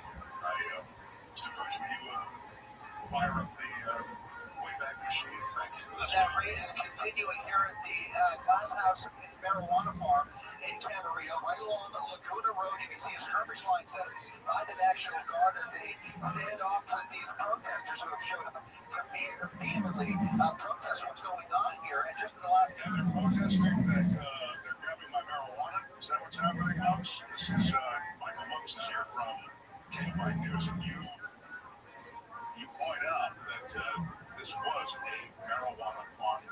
This is what we're hearing from the media sources in Ventura County, talking about the Ventura Sun, I'm talking about coastalview.com, behind publications. They identify the owners of this farm near Camarillo, and emphasize this is apparently, according to a Camarillo City Councilman, unincorporated Ventura County, so it's near Camarillo, but not exactly inside the city of Camarillo. Perhaps, but this is apparently property that is owned by Glass House Farms, and they are producers and distributors of cannabis. Yeah, Customs and Border Patrol helicopter has entered the scene here. They are landing in the middle of the farm as we speak. It does appear that they were not planning to be here as long as they have been. And so this helicopter that you're looking at here, guys, apparently just made a run over to Van Nuys Airport for some cases of water, which is what they're bringing into the scene here. So there are a whole team of ICE agents at the farm. There are other agents down there as well as the National Guard police standing guard and protecting Laguna Road. What a scene. It was a scene. What you heard Chris Christie describing there as it played out on television looked like a military operation.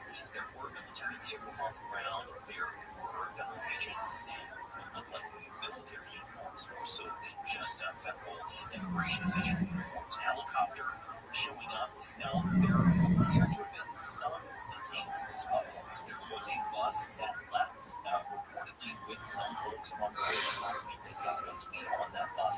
We also saw some images of people that had been lined up against the wall that may have been detained by immigration agents there. Another interesting note here is that this is the Glass House Farms operation in Camarillo. Earlier in the morning, a similar operation unfolded at the same company's operation in Camarillo. So they got hit twice. We don't know the nature of this yet, but if you were to look at who showed up and what's been going on, and knowing the goals of the Trump administration, some of the same goals include going after companies that are employing illegal aliens, but this is also in the agriculture industry, and this is that area of immigration issue that President Trump himself has started to wobble and say, I'm not so sure we should be going after this farm workers. And the truth is that he seemed to be working out since to John before in the moment. He said, well, I don't want to, I've always been a friend of the farmers, and I don't want to make the farmers life difficult. I understand these people are important. He was almost working out the reserve program. There used to be so much part of California agriculture in that moment. The argument has long been who's going to pick the stuff, who's going to pick the berries, who's going to pick the fruits, who's going to pick the vegetables. Americans are we going to do? Well, we might volunteer to pick some cannabis if that's what's going to cultivate that. That's considering you think you want to get more volunteers. I don't know how much that pays. It's a hot day. I'm not sure I can do it on a hot day, but they give you a discount. But they did bus for detain numbers of people here. This like distinguishing it from the other big show courts in Garden Park, for example, where they swept through horseback. They swept in with a chopper. They had all this stuff that seemed to be more of a theater of scaring people, reminding people that you can still self-report. This was the agenda was to detain people. They were in MacArthur Park. As far as we know about MacArthur Park, we still don't know exactly what they were doing in MacArthur Park. They didn't do anything except show up and leave, so there was no enforcement action here. There was apparently enforcement action. You heard Chris Christie's clip there where he says they probably didn't expect to be here this long. They ended up there longer and are still there currently because a pretty good-sized crowd of people showed up to protest. I mean, here in the agricultural portion of Ventura County, these folks showed up about 100 deep. They got gassed a few times, dispersed them, did disperse them, but they immediately reconvened. I thought it was interesting to watch that, having seen not just clips, but also up close and personal the way that they disperse crowds in the urban environment, downtown LA. In law enforcement tactics, you can corral folks, media, protesters, all of us can be corralled in the streets of downtown Los Angeles because there are blocks, train tracks, and things that you just cannot cross. Not with farm. I mean, these folks could easily run away, catch their breath, and then come back. There's no real way to encircle them. So this could go on much longer than anything that we've said here. That's fascinating. And you know what's going to happen? I think they end up doing late night raves. They're going to try to go for where these people are sleeping, where they're housed. I suspect that's the next chapter of this sort of thing. But no official word from ICE as to what's going on. This is, they're pretty. It's monster. Yeah, and what I've noticed, we don't get a lot of real-time information from the federal government. You get stuff from them after the fact. And a lot of times it's in the form of correcting what's out there. What they say is a correction, certainly. The media might report something, or activists may say something, may paint a sympathetic picture of somebody who's taken away, and then the federal government will come out with their explanation of why that person was targeted, listing a litany of accusation and charges. Injuries or that sort of thing? I mean, we've seen some people suffering from the gas. We saw some cutting, and whether they were hit with anything or whether they fell down while they were running, all that's unclear. It's just an interesting scene because I don't know how they fully disperse this thing. The road, the Luna Road out there, our Loop Road, I think it's called, it's been shut down for many hours. I don't know how heavily traffic that is in that part of the county, but folks seem pretty comfortable standing there. The protesters have put out the call that we need water, we need mass, so they're ready to stay as long as they can. There is one wheat farm that is slowed down today, based on everything you're saying. Yeah, if the price of cannabis goes up, you might have a problem. Killing my buzz in every way. Thank you, Mike. My pleasure. I appreciate it. When we come back, it's LA's homeless crisis. The story of how it became the epicenter of America's homeless crisis. LA Times did a pretty good job of sort of tracking how we evolved in this place when it comes to homelessness. And more than that, on this hot day, there's a story within that homeless story that I want to at least mention. So we'll get to that next. It's not all heavy, I should tell you. You know, we have a game today, Matt. There's a game that's being played. I think to the bottom of the hour. We're going to get into the binge or BS game. So it says here on my Bible for the show. And that's a chance to win something as well as participate. There's even a chance to win something without participating today. And I think that's the thing we all really want, right? We don't want to participate, we just want to win. And so that's it as well. It is a Conway Show. Thompson sitting in on this Thursday, KFI AM 640. We're live everywhere on the iHeartRadio app and out of the KFI 24-hour newsroom. Here's Mike Rothschild. Here is the latest from the KFI newsroom. Officials say 2 people found in a homeless camp in the Westlake area in May died accidentally from fentanyl and methamphetamine. And financial website FinanceBuzz.com says Atlanta is the most exciting city, followed by Miami, St. Louis, Orlando, and New York. Yes, but Florida is the most boring city in the U.S. Let's head out to Silver Lake. This is a problem on the 101, and it's making your way along that southbound side, coming up on Silver Lake. Right around there, looks like these here are pretty slow moving anyway. They're backing up from Sunset Boulevard and continuing beyond. You're slowing to downtown Los Angeles on the 5 southbound, just past the 2. That's another problem. A crash being cleared out of lanes, overall slowing out of Glendale from Western Avenue. Beyond the scene, you still have a tough drive as you continue towards the 605 freeway. And let's also take a look at Corona, southbound side of the 15, slowing away from Magnolia Avenue, all the way to Wyrick Road. Southern California's most accurate traffic reports. I'm Angel Martinez. Here's what's trending now on the new and improved iHeartRadio app. All right, if you're building your perfect summer playlist, just open the iHeartRadio app because we've got all the summer vibes you need.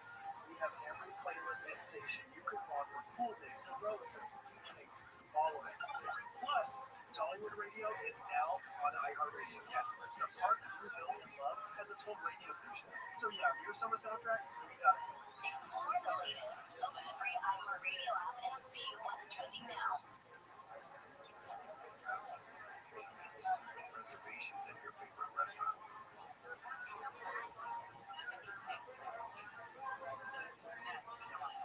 Thanks so much for waiting. Your table's ready. Getting back to the moments we miss starts with getting informed. Get the latest info about COVID-19 vaccines at getvaccineanswers.org. It's up to you. Brought to you by iHeartRadio and the Ad Council. iHeart is America's #1 podcast free iHeart app and explore podcasts like this. Dig below the surface in central Mississippi. Odds are good you'll find a burnt orange color come back up at you. It's called Yazoo clay. And there's one thing it's known for: wreaking havoc on anything buried in it. It's the strangest, most destructive soil I've ever dug in before. You never get what you expect. No. Over the years, Yazoo clay has held and destroyed a lot of Mississippi secrets. But in 2012, a construction crew uncovered a big one. Graves, thousands of them, on the site of the old state asylum. You may have thought they only found 1,000, and then once they realized, wait a minute, 2,000, wait a minute, 7,000. And all this begs the question, just how do you lose track of 7,000 graves?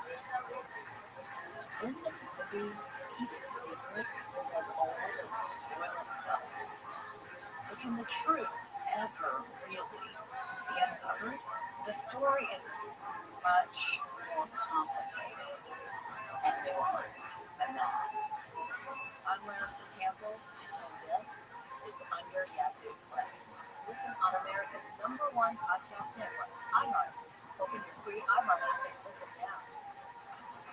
Welcome to How We Made Your Mother, which I think we're calling Women. I say let's connect. This is our new podcast, rewatching 208 episodes of How I Met Your Mother. I'm Josh Radner, and I played Ted Mosby on the show for 9 seasons. And I am thrilled to be joined by Craig Thomas, who co-created the show along with Carter Bates. Well, if you're a super fan, we're going to get into all the secrets, theories, Easter eggs / pineapples, and general knowledge.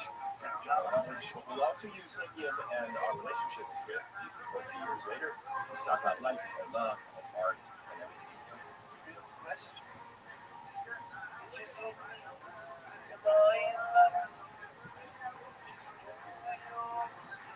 Listen on America's #1 podcast network, iHeart. Open your free iHeart app and listen now. iHeart is America's #1 podcast network. Open the free iHeart app and explore podcasts like this. Hey everyone, I'm Amy Poehler, and I'm watching a new podcast called Good Hank. And in preparation, I asked some of my friends to send me some videos and Just be yourself. Yes. Do this, really do it. Commit to it. Don't be the celebrity that this is their like 6 things to do. Have a good podcast. Keep your move for it. hey, how you get, girl? So fabulous. So much important. So good for me. I love true and cooking podcasts. Is there any way you can find it too? Well, everybody has an opinion and a podcast. So join me for Good Hank. It's rough out there. We're just trying to lighten it up. Listen on America's #1 podcast network, iHeart. Open your free iHeart app and listen now. AM 640, more stimulating talk.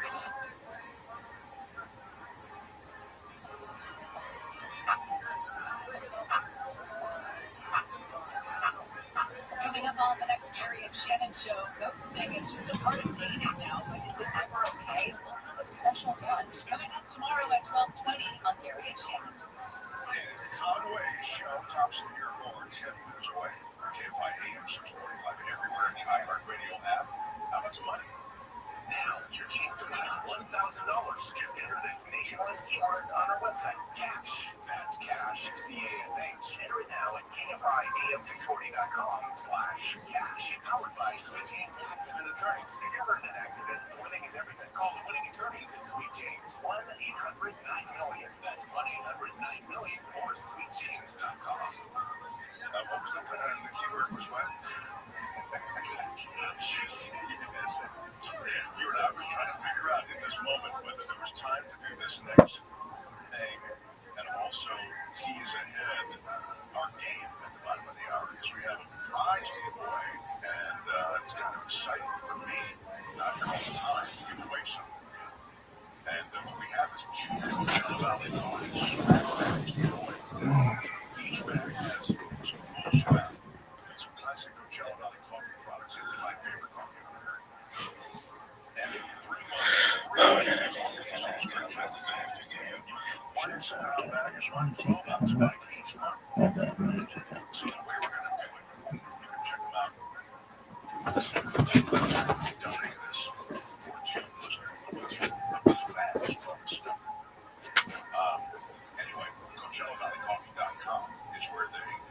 reside on the web, and thanks to the Roastmaster General Clinton. Now, what I'm curious about is we want a caller to perhaps join us if you're saying you feel they can be woven into this game that you've had for about the hour, Matt. I mean, I don't understand. Your reputation kind of rests on this game. And you understand what the game is. You never told me what the game is. And nobody else knows what the game is. So there's a lot of pressure on you. Yes, it's a Helen Brooker original, but she's great, so I'm sure it'll be good. Oh, okay. So, well done. You kind of voice the responsibility of what they have. Hello, fellow students of Jewish history. In the last installment of the Jewish History Lab, we looked at the terrible pogroms of the Civil War period.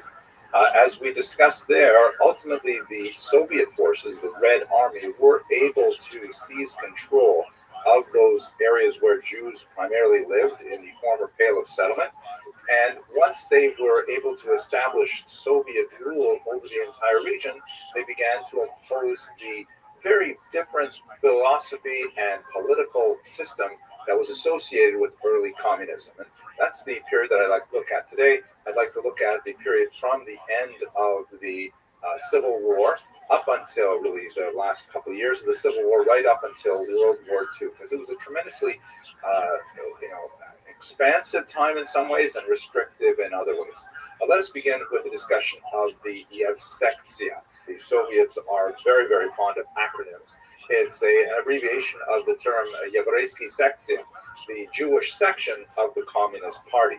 And this was a segment of the Communist Party that was formed under this individual, Simon Dimenstein, a communist who actually was previously a Chabad rabbi, who was thoroughly defrocked, as it were, completely removed from his religious moorings. That's the kind of thing that frequently happened with those Jews who associated themselves with communism in this early period. Dimenstein was assigned the task of propagandizing this largely very traditional population, that traditional specifically when you get outside of the large cities where there's much less secularism, much more old traditional observance in the Shtetlach, the small villages that dotted the now Soviet countryside, and bringing them into this brand new, radically atheistic, totally different economic system, and divorcing them from their Jewish roots, while at the same time successfully bringing them forward into this new Soviet era. Definitely a great challenge, and they evolved some really interesting strategies to try and do it. In the general political environment in the first few years was especially dire. The period 1918 to 1920 is generally called the era of war communism. And during this period of war communism, when the Civil War was still being prosecuted, and there were still, numerous forces, including in particular the Ukrainian Directory and Makhno and the anarchists and the White Russian forces, that is the Russians who wanted to bring back some form of the monarchy, or at least get rid of the communists and establish some kind of more capitalist society in its place.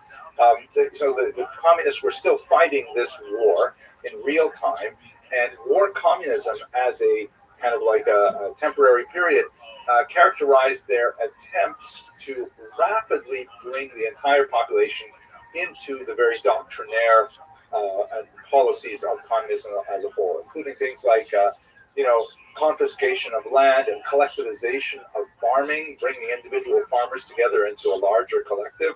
This would ultimately slow down and then speed up dramatically later, about a decade later, under communism. The outlawing of all kinds of forms of commerce and, shutting down capitalist enterprises, being very, very aggressively attacking any kind of religious behavior and so on. And this went on for about 2 years. Confiscations of Torah scrolls from synagogues, real persecution, but it was across the board, not just Jews, obviously. Any religious individual in this newly atheistic society felt definitely very out of place. This was followed as the war began to calm down and as the anti-Soviet forces were slowly quelled, and it was replaced by something called NEP, which was another acronym, this time in English, for the New Economic Program. This was what was generally conceded as kind of like a one step backward in order to later take 2 steps forward.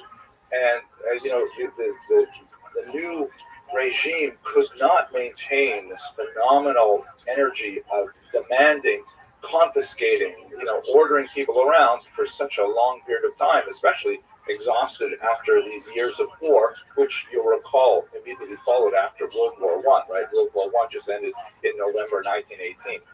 The new economic policy was kind of like just relaxing some of these controls a little bit and allowing the economy to kind of develop again slightly. Ultimately, NEP would be shut down, but for a brief period of time till about 1924, that began to, sort of take the knee off the neck of the larger population, and the new Soviet Union began to recover. In terms of the leadership, let's just recall that there is a triumvirate that are especially important at this time. There are other figures that are also very important, like Bukharin, but if you focus on the triumvirate, there is, of course, Lenin, who is the first leader of the Soviet Union. He has a stroke in 1922, if I remember correctly, that renders him incapacitated. And he lives for a couple more years, but during that time, which was during the period of NEP, there was a big question as to who was going to be his successor. There are some who favored Trotsky, the Jewish leader of the Red Army, who had shown tremendous skill at expanding the control of the Soviet Union. But others favored Stalin, who was a much more brutal individual coming from Georgia. He was an expert on the nationalities question, which was sort of communist speak for the non-Russians who lived within the Soviet Union. Of course, there's a lot of non-Russians living in the Soviet Union, and he ultimately would end up very cleverly maneuvering himself around Trotsky, around Bukharin after Lenin's death, and ultimately he would become the leader.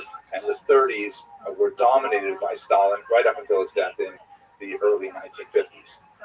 So back to where we are. Diebenstein was placed in charge of the Jewish section of the Communist Party, and this was initially during the period of war communism, but during the period of NEP, he saw that he had quite a bit more freedom to explore the methodology of bringing the Jewish population into communism. Let us recall that although there was a disproportionate number of Jews in the Communist Party for their population, and this is especially true as you move up towards the leadership of the Soviet Union, where there was sometimes a third of governing bodies were dominated by Jews. There used to be a joke in Yiddish that there was an acronym VITSIC, which referred to the All Russian Central Committee, the Rossiyskiy Centralny Komitet, and in Yiddish they would say that it wasn't a Russian acronym; it was a Yiddish acronym for Futsen Eden Kommandira, where 10 Jews are in charge. That was not a truism. You never had a majority of Jews anywhere in any institution of the Soviet Union, but there were very important, influential Jews, and they were out of proportion to their size of the population. That said, the proportion of Jews who became communists was tiny. There was the vast majority of Jews were hostile to communism, seeing it as a threat to their traditional way of life, especially those who are religiously oriented, who recognize the threat of the anti-clerical nature of the Soviet Union. So it's a great complex of issues involved here. The thing that made the Soviet Union very popular in the Civil War period, as we discussed in the previous lecture, was the fact that Trotsky's Red Army forces were far less likely to commit pogroms than the other forces that were ravaging the countryside. That engendered an enthusiastic support for the Red Army that was translated initially in the early 1920s to support for the Soviet Union. But as we shall see, it rapidly declined. The policy that Diebenstein seized upon, which was generally issued during the more liberal period of the 1920s for all of the non-Russian nationalities, was a policy that went by the name Korenizatsiya. This is kind of a strange word. It's difficult to translate into English. The word koren can mean like a root. And so it can be translated as rootification, like roots as in a tree. Or I've seen it translated as indigenization, which kind of like was a a way of thinking about the general society and identifying those elements of the indigenous culture which were compatible with communism and actively encouraging those factors.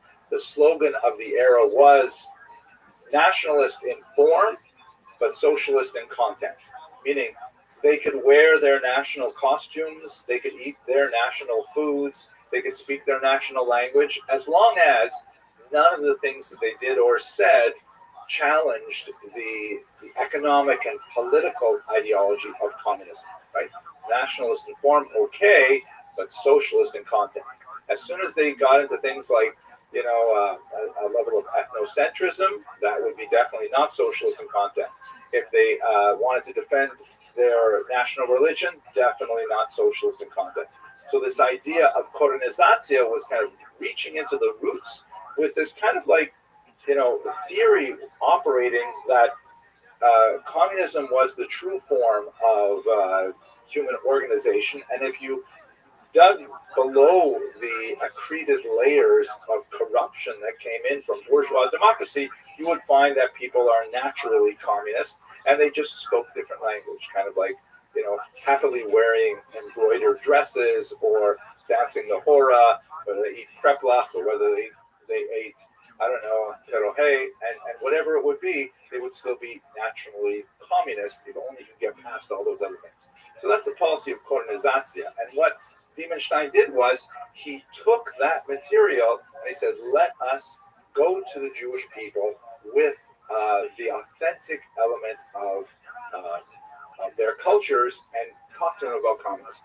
Now, there were a few challenges, one of which, really huge, was this idea of atheism, right? Because Jews are overwhelmingly united by their religion. Even when they're rebelling against their religion, they still regard themselves as some kind of, loose tribal familial affiliation that is rooted in a long religious tradition. And this anathema to the Soviet cause. So one of the things that the Soviet Union stood up in the 1920s was an institution called the League of Militant Atheists. It sounds almost funny, actually.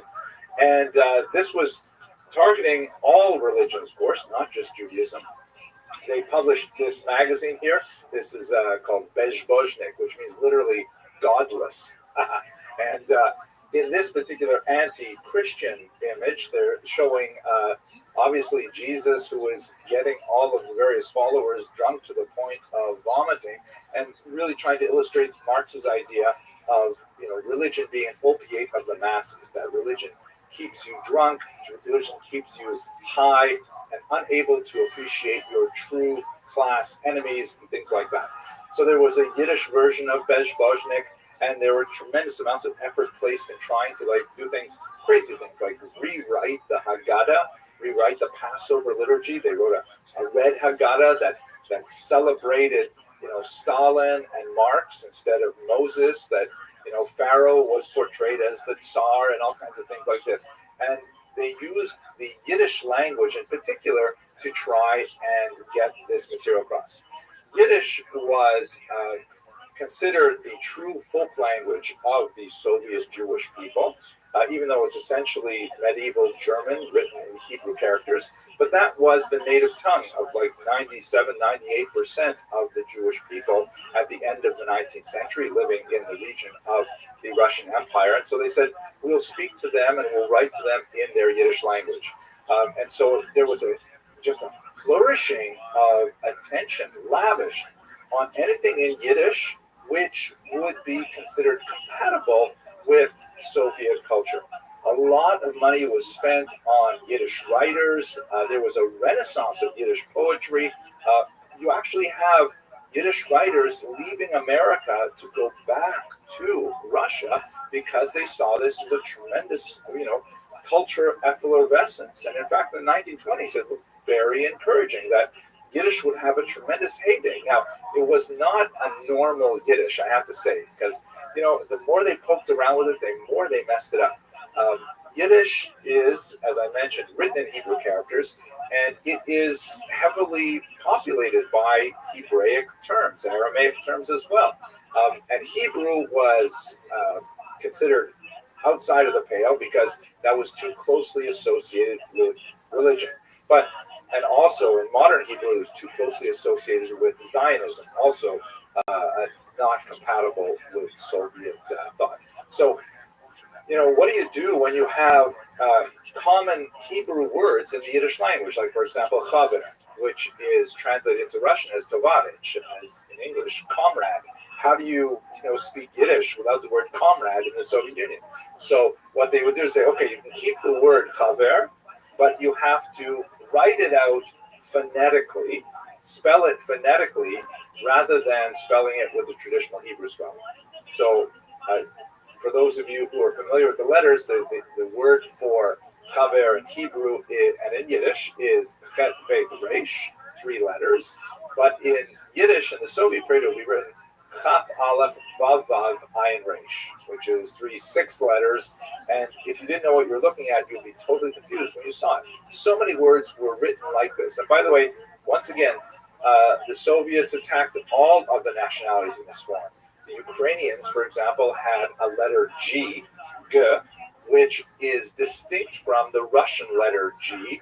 And so they actually made the Ukrainian letter G illegal. If you use the Ukrainian letter G rather than the letter that looked like the letter H and pronounced it like a Russian letter H, you could be sent to Siberia. Here's something I find really ironic and amusing. This is the Russian translation of the Hebrew prayer book, the Siddur, which of course would have been totally off limits to these very atheistic Russians. And you can see in Cyrillic letters, it has the large word Siddur, right, the prayer book. And then underneath, you see it has the words Tehillat Hashem, which means the Psalms of God or the Songs of God. And the word Hashem, of course, is pronounced with the letter H, but there is no letter H in the Russian alphabet. So in order to indicate that it should be pronounced as an H, they took the letter G, you can see the second word there, and they added a small accent mark on the top to let you know that you should pronounce this as an H. So it's really very ironic, because one of the things that the Yevsektia did was they looked at 5 letters of the Hebrew alphabet, the so-called manatzpach, that are written differently at the end of a word than if they were written at the beginning of the word, and they said those letters are illegal. You can't use those 5 letters. They're essentially like capital letters, because it's too hard for people to learn. It's not proletarian. We should have a simple language, a simple alphabet. So they tried to take away these 5 letters from the Yiddish alphabet, like they tried to take away the G from the Ukrainian alphabet, and so in return, we forced a new letter on them, right? You can see the word Hashem, that H is actually an imposition into the Russian alphabet in order to accommodate a Hebrew sound. Ironic. Okay, so back to where we are.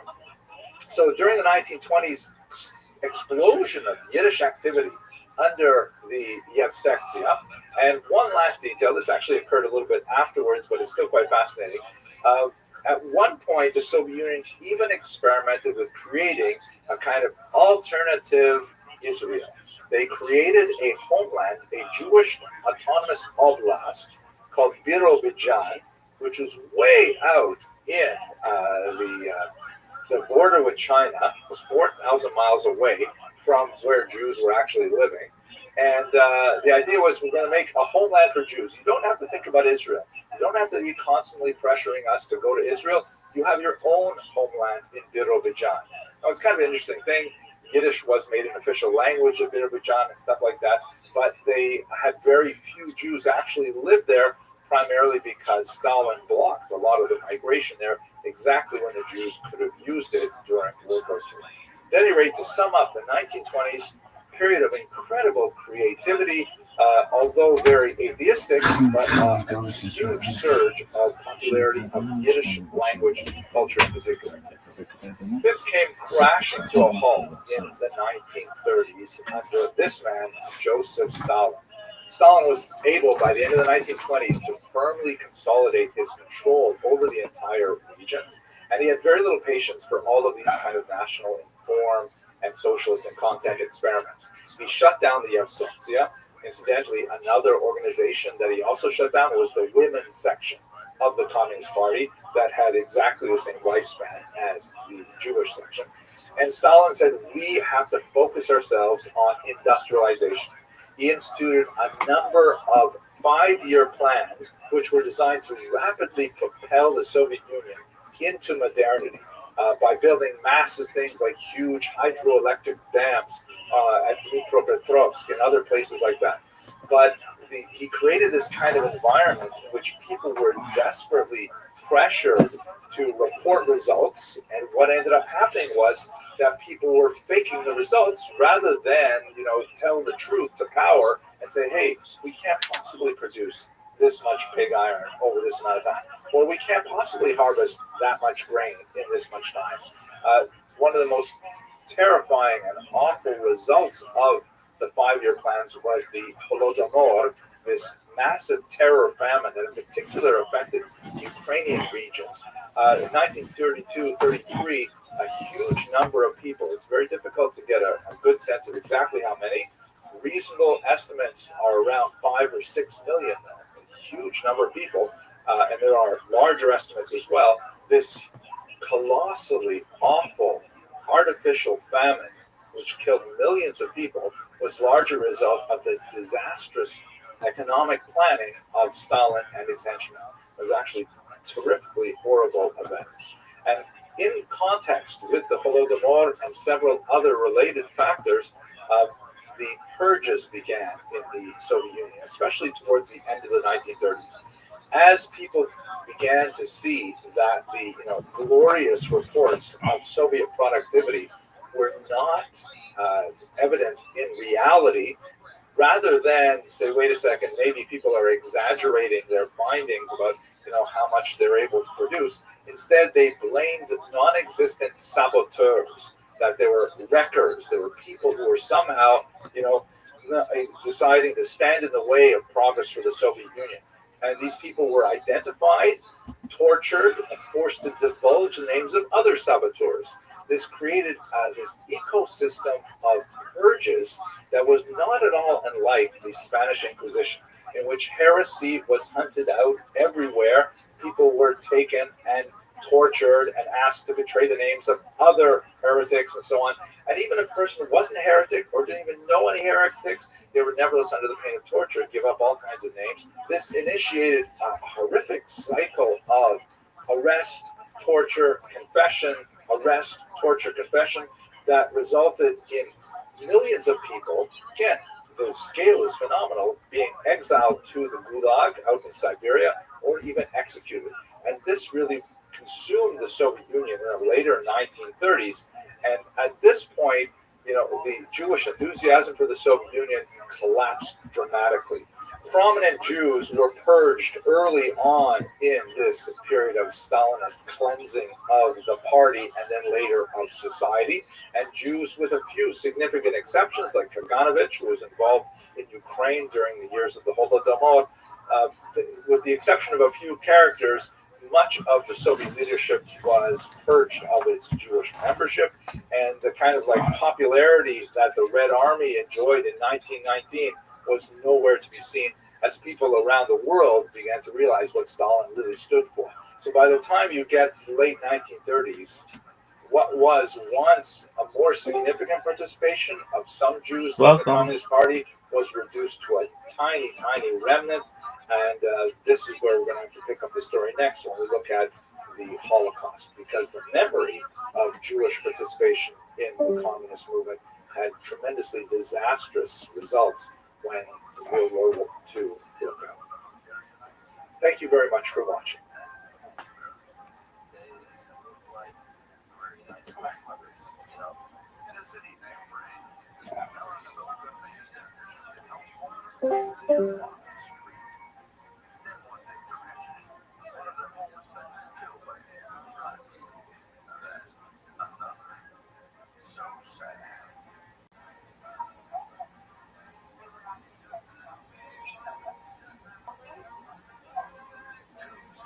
Hello and welcome to another episode of Jewish History Lab. Today we're going to begin discussing the Holocaust, one of the most difficult chapters in the long history of the Jewish people. Please note that this information is intended for educational content only. I will only be speaking very briefly about the Holocaust within the context of this series, but if you are curious and are motivated to learn more, I have an entire online course which is specifically on the topic of the Holocaust, and it is free and open to the community. Please see the lecture notes for a link to that particular course. What I'd like to do today is to speak a little bit about the interwar period and the Jews. But let us begin first with a discussion of the terminology. What is this word Holocaust? Where does it come from? And why do we use that term? So the Holocaust itself, obviously we're speaking about the Nazi attempt to destroy the Jews of Europe during World War II. It was such a tremendous, such a huge and audacious act of brutality that it begged a specific term to try to capture what it referred to. In the 1940s through the 1970s, various terms were tossed about to try and capture the sense of this historical event. Probably the first term that was used is the word genocide, which was coined by this man, Raphael Lemkin, in 1944. And the term comes from the words genos, meaning people, or class in the sense of a class of family, and side, meaning to kill, like as in homicide or suicide or patricide, that kind of thing. So genocide means the killing of a people. And that term was very useful and of course has entered the English language, but it lacks a specific Jewish context. It doesn't specifically address the fact that the Nazis really targeted the Jews. There were other people such as the Roma and Sinti and others, but the Jews really were high on the list of targeted populations, and so genocide is a little bit too generic.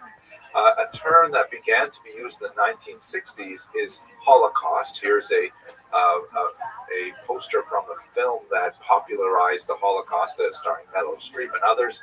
And where does this term come from? So actually, it's kind of a problematic term. It is a word taken from the Latin translation of the Hebrew Bible. The translation is called the Vulgate.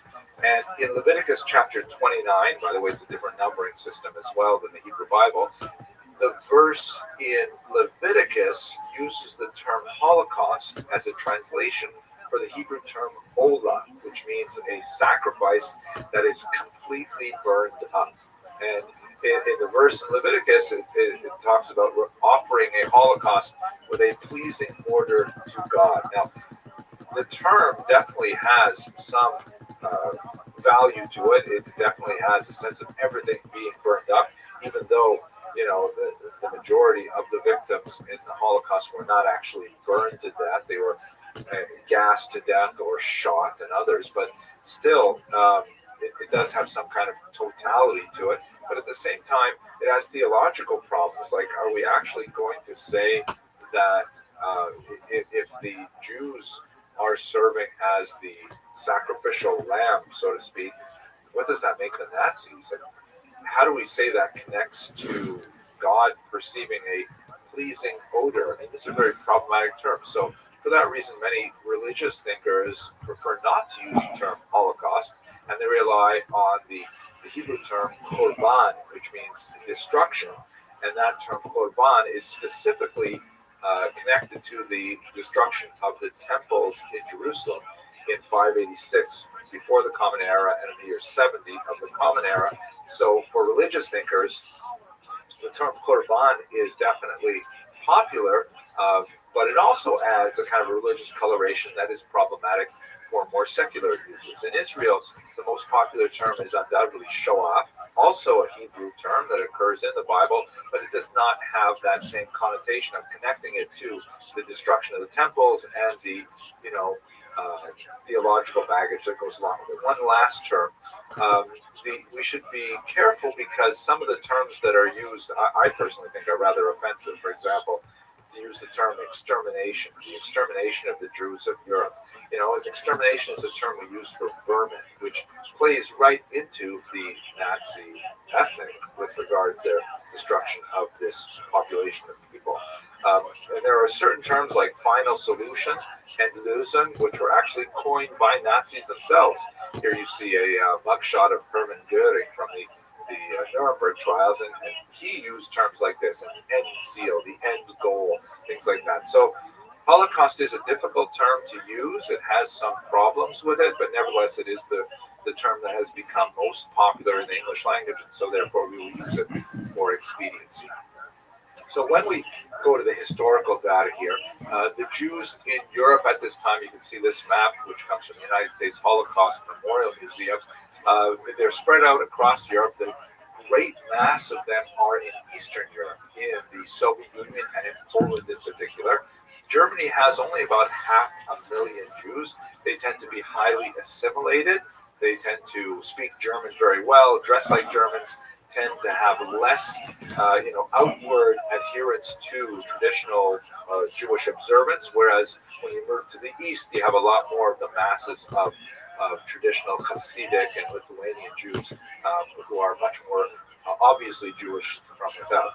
But that didn't stop anti-Semitism from spreading in Germany in particular. In fact, a lot of the anti-Semitism the Nazis relied on had a specific coloration. We've spoken in previous lectures about the development of anti-Semitism through several phases, from ancient xenophobia to medieval Jew hatred. And when you get to the modern period, there is a very kind of quasi-scientific quality to it, in which the Nazis have largely abandoned the outwardly religious aspect of previous forms of anti-Semitism, and they focus on this racial quality connected with the idea of a conspiracy, specifically that the Jews constitute a distinct kind of race that are altogether joined in a global conspiracy to dominate other races. And the way in which they dominate, which obviously is very difficult because the Jews are a tiny minority of the population, is specifically in some kind of cancerous or bacteriological form. Like, for example, here you see a German language novel from 1920 that shows a hideous kind of vulture that's weighing down this shirtless man. And what this picture is meant to say is that the Jews, who are like carrion eaters, they're vermin, they live off decay, they're going to dominate the otherwise healthy, strong, muscular Aryan races. And once they eat them out like a cancer from within, then they will feed on their corpses. The title, by the way, reads Die Sünde wider das Blut, ein Zeitroman. The Sin Against the Blood, a novel of the times. And the fact that the Jews of Germany, which were much more assimilated, actually fed into a lot of this, such as, for example, and you see this really bizarre form of children's propaganda published in the 1930s by Elvira Bauer, a really twisted kindergarten teacher who became propagandist.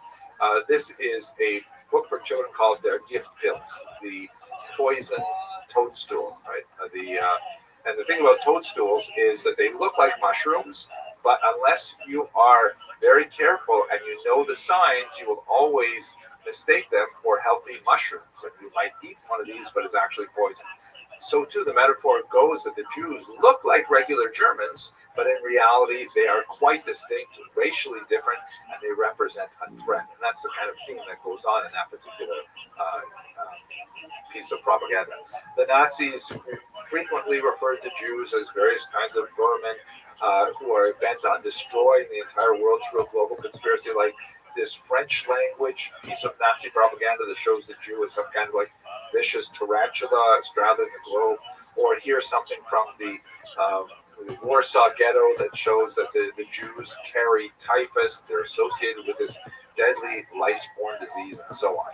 So, and here finally, here's an Austrian example. This is just terrifying. Again, from the elections of that early interwar period, the Jew is portrayed as some kind of like devilish snake who is strangling the Austrian eagle. And the image reads in German, Deutsche Christen rettet Österreich, which means German Christians save Austria, right? Meaning you have to vote for a particular political party in order to save Austria from this Jewish snake, who, by the way, is associated with the communists, because you can see the hammer and sickle are lying underneath there. So that's the kind of atmosphere that Hitler came of age in. Now, here's an image of Hitler as a baby, kind of a chilling image to look at. Hitler had a difficult relationship with his father, who was much older than his mother. And when his father passed away at 18, that allowed Hitler himself a little bit more freedom, because he had always wanted to be an artist. He had some middling talent. Here you can see some of his artwork that's actually available on the web.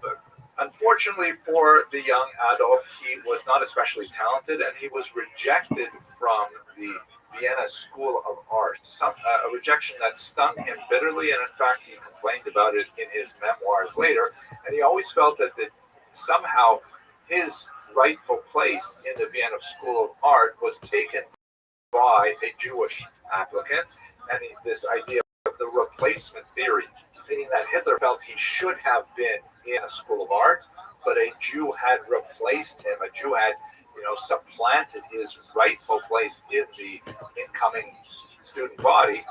That's something that, by the way, reverberates throughout a lot of white supremacist thought, right up until America in the early 21st century. At any rate, he found new purpose with the onset of World War I, and he joined it enthusiastically, and he was actually wounded during World War I.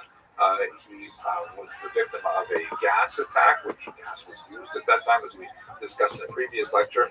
But when Germany surrendered in November 1918, he, like many other Germans, felt that this was a stab in the back that was somehow orchestrated by Jews. Here you can see another Austrian propaganda cartoon that captures the idea of the stab in the back, which in German was the Dolchstoß. You can see by the way, I'm using some Austrian materials here. We should mention that Hitler himself was actually an Austrian. And Austria and Germany, although they are separate countries, they are really in one larger cultural unit.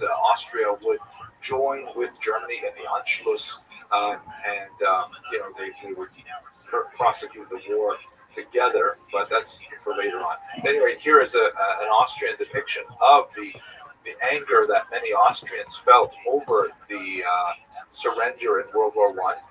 There's the lantern-jawed Austrian soldier with a steely gaze, defending the Western Front, and sneaking up behind him is this hideous-looking woman that has a Jewish star on the French-style hat that she is wearing, and with this leering smile, she's stabbing him in the back, meaning that the Jews somehow betrayed Germany and Austria from within, causing a lot of anti-war sentiment and causing the Germans to surrender prematurely before they could have actually won in World War I. Hitler, when he came back from the war, got very much involved in right-wing politics. He participated in the Beer Hall Putsch, in which there was actually an attempted insurrection for which he was arrested and sent to jail. Here is a picture of him, believe it or not, in jail. He actually had a very cushy time there. The judge who sentenced him, clearly very sympathetic to Hitler's aims, and although he could not let him off scot-free, he gave him a very, very light sentence in jail, very brief duration, and allowed him a personal chef, all kinds of ridiculous things. And it was in jail that his reputation was secured. He got, credibility for having gone to jail for his right-wing beliefs. And while he was there, he wrote his memoir, Mein Kampf, My Struggle, in which he essentially laid out his political program. It's a rambling, frequently incoherent document that lists all of his anti-Semitic complaints and his, ambitions for Germany and so on. And essentially, this gave him, when he was released from prison, a lot more popularity.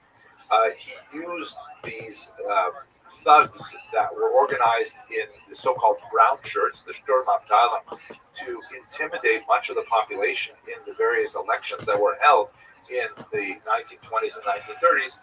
But he never gained a majority of the vote with his Nazi party. Here you can see the elections of 1928. He only got 2.6% of the popular vote. He got actually quite a bit more in 1930 and 1932 as primary opponents were really the Communist Party. In March 1933, he garnered 33% with a lot of dirty tricks, but ultimately, when you look at the comparison with the other parties, you can see the Communists lost quite a bit in that last election. The Social Democratic Party, the second largest, only had 20% of the vote. So in the coalition-style government that was prominent in many European countries at the time, Hitler was given the opportunity as the leader of the largest single party, the plurality, to form a government, and that's when he was able to come to power. He proceeded early on to identify Jews with the so-called Nuremberg Law that clearly identified them by racial characteristics, that is, how much blood was in them as measured by their grandparents, creating a very racist society that was dependent for all kinds of advancement in various careers and in public services like education and so on whether or not one was free of any taint of Jewish blood. Jews were removed from civil service, from the courts, from education, and a whole series of measures were put in place to gradually push them out of German society. This culminated in a dramatic attack, the largest attack of its kind, called Kristallnacht in 1938, where there were it was really a nationwide pogrom against Jews, a widespread attack, widespread burning of synagogues. The name itself, Kristallnacht, comes from the broken glass that littered the streets of German cities. And it was kind of like the last warning for the Jews of Germany that they had better get out. The difficulty was that although many Jews were really quite willing to leave Germany, and a large number of them did, there are very few countries who would actually accept them at that time, as immigration quotas were imposed and fewer Jews were able to find safe haven elsewhere. We're going to continue with the onset of World War II and the Holocaust in the next lecture. Thank you very much for watching.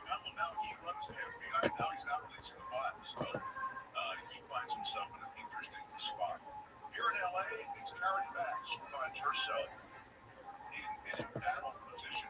She's taking on the federal government. I mean, more and more, it's really the mayor of LA versus the feds. And all of this news is coming as the war broke out on September 1st, 1939. This followed the secret pact that was signed by the Third Reich and the Soviet Union, the so-called Molotov-Ribbentrop Pact of non-aggression, which essentially allowed Germany and Russia to invade Poland and the Baltic states from either side and divide it. We're going to focus our remarks on the region that was conquered first by the Germans, and then later on in the next video we'll discuss a little bit the nature of the 2 years that Jews experienced under Soviets. The first encounter that the Jews of Poland and the Baltics in particular had with Third Reich soldiers was primarily through these ritual humiliations that they endured, often photographed and sent home to relatives and loved ones. But it did not seem clear that the Nazis really had a solid plan for what they were going to do with the Jews of Eastern Europe. While the Nazis had planned in advance their military advance in Poland, it does not seem that they had clearly thought out what they were going to do with the Jewish population. More than 3 million of whom lived in Poland itself. But it seemed clear that they certainly wanted to expel them from the regions that immediately bordered Germany to parts east. So they created this section called the General Government. Here shown in Polish. It's the green area. It was expanded after 1941 to include the Galicia district towards the bottom right of this map. At any rate, it seems that they pushed a lot of Jews into this general government in particular, and for Jews throughout the region, they began to collect them in ghettos. Now, the politics of ghettos was hotly debated among the Nazis. There were actually many voices that suggest that ghettos were not a good idea, that it would increase disease, that it would allow for greater possibility possibilities of resistance and so on. But ultimately, a network of ghettos was established throughout the region of Nazi conquered. Some of those ghettos were closed, that is, they were sealed up with walls that were frequently created by the Jews themselves at Nazi orders. Other ghettos were technically open, that is, Jews would simply walk out of them, but then they would be exposed to the local population, which would frequently denounce them, blackmailing them for funds, and often they were at severe risk of being murdered by Nazi soldiers. The organization of the ghetto, however, was extremely important. When the Nazis came into the regions that they took over, they frequently went to the legitimate authorities that represented the Jewish community prior to the war, and they would go to essentially the president of the Kehillah or the Federation, to use a modern term. And they would say, all right, we would like the following things from the community now, a list of names and addresses and so on. We would like to requisition funds and any valuables and so on. And typically, the leaders of the Kehillah, the local Jewish elected leaders, would refuse. They would be shot on the spot. The Nazis would then turn to a second generation of vice presidents and treasurers and put the same demands to them. If they refused, they would also be shot. And at some point, they would eventually get a local Jewish leadership, which they called the Youth or the Jewish Council. And the Jewish Council ended up becoming kind of like the go-between of the Nazi demands on the Jewish population, right up until the ultimate destruction of the ghetto itself. Some of those youth leaders were really quite heroic in their attempts to protect the Jews. Adam Chernak, who was shown here, who was the leader of the Union in Warsaw, he left behind a diary in which he meticulously related the weather and a lot of his personal concerns. He was very worried about the fate of his son, who was missing, and so on. But he describes in excruciating detail the slowly pressing fist that Nazis held around the Jewish population and the way in which they tried to appease them without inflicting so much harm on the people as a whole. Ultimately, by 1942, when it was clear that the Nazis intended to destroy the entire population, he committed suicide by swallowing a cyanide. Other youth leaders, such as Chaim Kovsky, however, were widely regarded by the Jewish population as villains who sought to aggrandize themselves at the cost of the suffering of the larger population. Here is some currency printed in the Liechtenstein ghetto by Kovsky himself, which portrayed him as some kind of like redemptionist, messianic-like figure who was frequently derided in the local population as King Chaim for the way in which he lorded over the population. And it seems that the Nazis had not clearly articulated what they even wanted to do with these ghettos. In some places, like Łódź, which was run by Kovsky, it seems that the model was productionist, meaning there was a purpose for having the Jews in these ghettos that was somehow related to their utility for the war effort. And Łódź was a major textile center, and Jews there were put to work creating, uniforms for Nazi soldiers and linings and things like that. And so having a work permit was essentially a lifeline for the Jews in Łódź. And somehow the ghetto sort of made sense as a type of central slave labor. On the other hand, other ghettos like Warsaw, where Adam Chernak was active, seemed to be attritionist in nature, meaning the whole point of the ghetto was simply to have the Jews starve to death, and very few provisions were provided to them. The Jews were reduced to either dying of starvation or of typhus or of being shot, particularly children, for attempting to smuggle goods from outside the walls.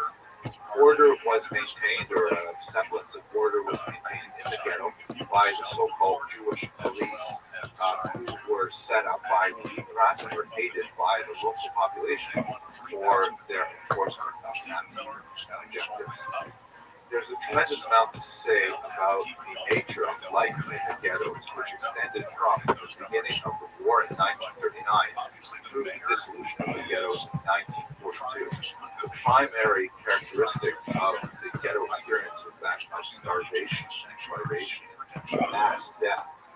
there were also some heroic internal activities, such as in Warsaw, the creation of underground medical schools, theatrical performances, and lending libraries. Really an incredible array of activity that the Jews engaged in the ghetto to try and return the semblance of normalcy to their existence, even under these magical conditions. There was also, unfortunately, a very active black market, and even activities like nightclubs and so on. A tremendous amount of gambling, prostitution, organized crime happening in the ghetto as certain individuals took advantage of the suffering of the population as a whole.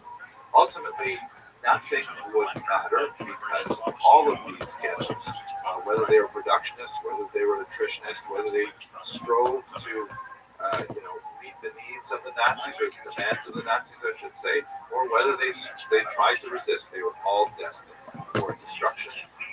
There were notable episodes of resistance in the ghettos. Perhaps most famous is that of the Warsaw Ghetto resistance. The uprising occurred in April of 1943. Just by that date, however, you get a sense of the fact that the resistance happened really quite late. The ghetto was largely emptied of its Jews in the summer of 1942, and it was only a small remnant that chose to heroically, albeit symbolically, against the Nazis. On the other hand, there are other ways of looking at resistance in the ghetto that affirmed life without necessarily taking up arms against the Nazis. One great example of that is the spiritual resistance that was organized by Rabbi Thomas Shapiro, shown here, known as the Eish Kodesh, a rabbi who continued to be active throughout the entire period in Warsaw, organizing clandestine gatherings of Jews to hear Hasidic philosophy and giving Jews strength in these unimaginable conditions. In 1942, however, the Nazis moved to a new phase of the murder process, which will involve the death penalty. It is to that we will turn next in this series. Thank you very much. Now that is where the carpool and two left lanes are blocked. You've got a lot of activity here. Highway Patrol telling us we're going to run a break west 10 from just past Peck Road. Slow everybody down so they can get this wreck at least somewhat situated if not out of lane. So let's take a look at that 10 westbound right now. And it's pretty messy getting out of the Walker Park area. Hello, fellow students of Jewish history. Welcome to another lecture in the Jewish History Lab series. We are now continuing our discussion of the Holocaust. These lectures are intended for educational purposes only. One of the historiographic challenges of studying the Holocaust is defining precisely what is it that we mean when we're speaking about the Holocaust. Are we talking about the overall period of persecution that the Jews suffered through, as well as other peoples, during the reign of terror of Adolf Hitler? That could easily take us back into the early 1930s. Or are we speaking about something more narrowly focused, like the persecutions that came along with the invasion of Poland in September 1939? That's also quite a reasonable possibility. But the Holocaust and World War II are overlapping and not identical phenomena. Coming to the core of the events which we associate with the Holocaust involve two major periods of Nazi activity: the period of the Einsatzgruppen and the period of the death camps. This is the era in which the Nazis enacted actual mass murders, as opposed to the horrific conditions that were endured by Jews during the period of the ghettos. So let us look at those two moments in particular. We recall that one of the prerequisites of the beginning of hostilities in September 1939 is the sealing of a non-aggression pact between the Soviet Union and the Third Reich, which allowed both Stalin and Hitler to invade Poland and the Baltic states and simply divide up the territory between them. That meant that a significant number of Jews found themselves inside the Soviet orbit between 1939 and 1941. I have a longer lecture on that topic specifically in a different series. See my YouTube channel on the Holocaust for a longer discussion of what happened there. But basically, Jews there, like the surrounding people were subjected to rapid communization, collectivization of farms, arrest of intelligentsia, and so on. The Holocaust per se really begins, in my humble opinion, with the end of that Soviet period on June 22nd, 1941, with the launch of Operation Barbarossa, which was the Third Reich's double crossing of the Soviet Union, abrogating that non-aggression pact as Hitler surprised Stalin with a massive, rapid advance into Soviet territory. Now, why that is specifically connected to the Holocaust is because behind the Wehrmacht troops, behind the regular army that were sent in to defeat the Soviet Union, Hitler sent 4 mobile killing squads called Einsatzgruppen. As you can see in this map here, these 4 squads spread out throughout the territory that they conquered in the Soviet Union, and their task was not to prosecute the war against the Soviets, but to prosecute Hitler's war against the Jews.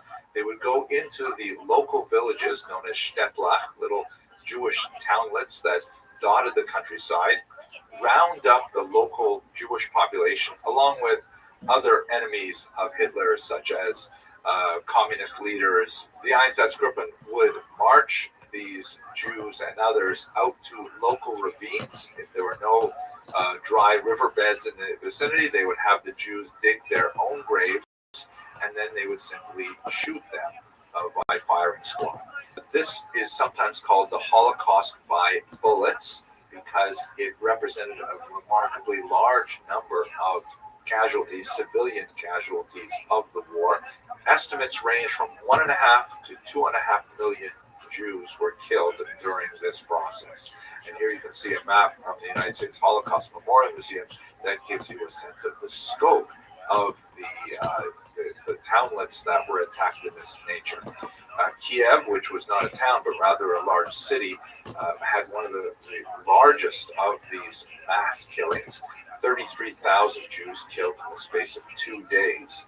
The ravine called Babi Yar was used for a much larger number of Ukrainians and other opponents of the Third Reich for the coming months. The so-called Holocaust by bullets, however, proved to be a very inefficient and psychologically a very taxing form of mass murder. So the Nazis looked to a new way to rid themselves of their Jewish problem, so to speak. This was discussed at an important conference that took place at a resort at Wannsee on January 20th, 1942. Note the rather late date. The war began in 1939, Operation Barbarossa, which represents the first mass killings of Jews. The only thing that comes close to it before that would have been Kristallnacht in 1938, which had about 260 Jews killed. Now we're talking about hundreds of thousands, even millions of Jews killed in Barbarossa. But that was not fast enough, and it proved to be too hard on the psychological makeup of the soldiers who were engaged in these killing squads. So at Wannsee, this conference, which was chaired by Adolf Eichmann, shown here, they drew up a list of all of the Jews in Europe, a terrifying list, in my humble opinion, perhaps the most terrifying document that survived the German archives of the period. And you can see from this list of countries that it included countries that had not yet even been conquered by Germany, such as, for example, the United Kingdom. And it included even 200 Jews living in Albania, giving you a sense of just how determined the Nazis were to hunt down every last Jew of Europe. They counted up 11 million Jews, and from the Wannsee conference, it appeared that they intended to massacre all of them. The means to be used was gas poisoning, which they had already been experimenting with for some time. Chelmno was one of the regions where a gas chamber was constructed in order to see if they could scale this up. And in fact, the Nazis committed themselves to do so at that Wannsee conference. Here is a map that shows you the 6 so-called extermination camps. I personally don't like that term. The German term was Vernichtungslager, which means make into nothing camps, or destruction camps, or perhaps most simply death camps. These 6 death camps, Chelmno, Treblinka, Sobibor, Majdanek, Belzec, and Auschwitz, were situated in and around the General Gouvernement, which still had a very large concentration of Jews in the ghettos that we discussed in the previous video. And they were very different in terms of camps from the concentration camps, which Hitler had set up from the early 1930s. Unlike the concentration camps, which held largely non-Jews, particularly in the early period, the political enemies of Hitler, the concentration camps were horrific, awful places with a significant death rate of people dying from things like starvation and abuse, but they were nothing like the death camps. The death camps were intended primarily for the purpose of creating death. They were factories of death. Many of them had satellite camps that were used for slave labor, but it only represented a very small proportion of the Jews who were interned in these death camps. Here you get a sense of the process of deportations from all around Europe, including regions that were conquered nearly at the very end of the war, when it was clear that Nazis were going to lose World War II. Places like northern Italy and Hungary, Jews were deported there in a last-ditch attempt to murder as many Jews as possible. What was the process? Jews were rounded up and placed on cattle cars, some 6,000 a day, leaving Warsaw. And then when they disembarked, often after a terrifying and horrific long journey from places as far away as Paris, where many of whom had died actually en route, they disembarked and they were subject to selection, where those small numbers of Jews who were deemed to be healthy enough to work in the slave labor camp were isolated and sent away to those satellite camps. The vast majority of the rest of the Jews were shorn of anything that could possibly be of value on their persons, not only their personal belongings, but also their prosthetic limbs, eyeglasses, gold teeth, even their hair was taken from them. And then they were sent to these gas chambers where they were made to think they were being sent to be deloused, to have lice removed from their bodies. It was very common in many of these camps that even the Americans later would use DDT to try and remove lice from troops and from prisoners. But in reality, the gas that was used was Zyklon B, a rat poison that was poured in typically through the roof, and then Jews were exposed to it and died within 20 or 30 minutes of horrible asphyxiation. Then bodies were sent to crematoria in an attempt to get rid of the huge number of corpses, perhaps 1,500 a day in Auschwitz that would pile up. The crematoria, however, were very inefficient, and frequently the bodies simply had to be burned out in open air. Those small number of Jews who were sent for slave labor were sent to live in barracks and labor under unimaginable conditions.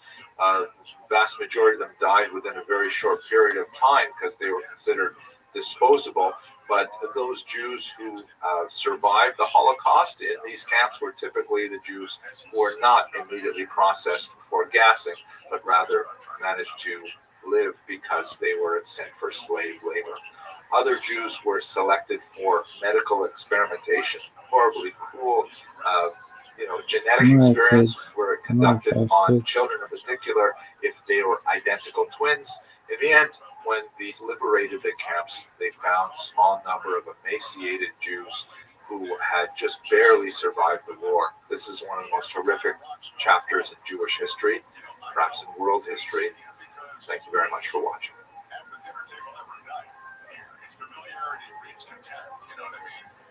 Slick tongue, he's too smooth, whatever it might be. But to some of these folks, like that lady who owns the coffee shop, she likes him. He's dreamy. That's the word I am. Hello, fellow students of Jewish history. I hope you are well.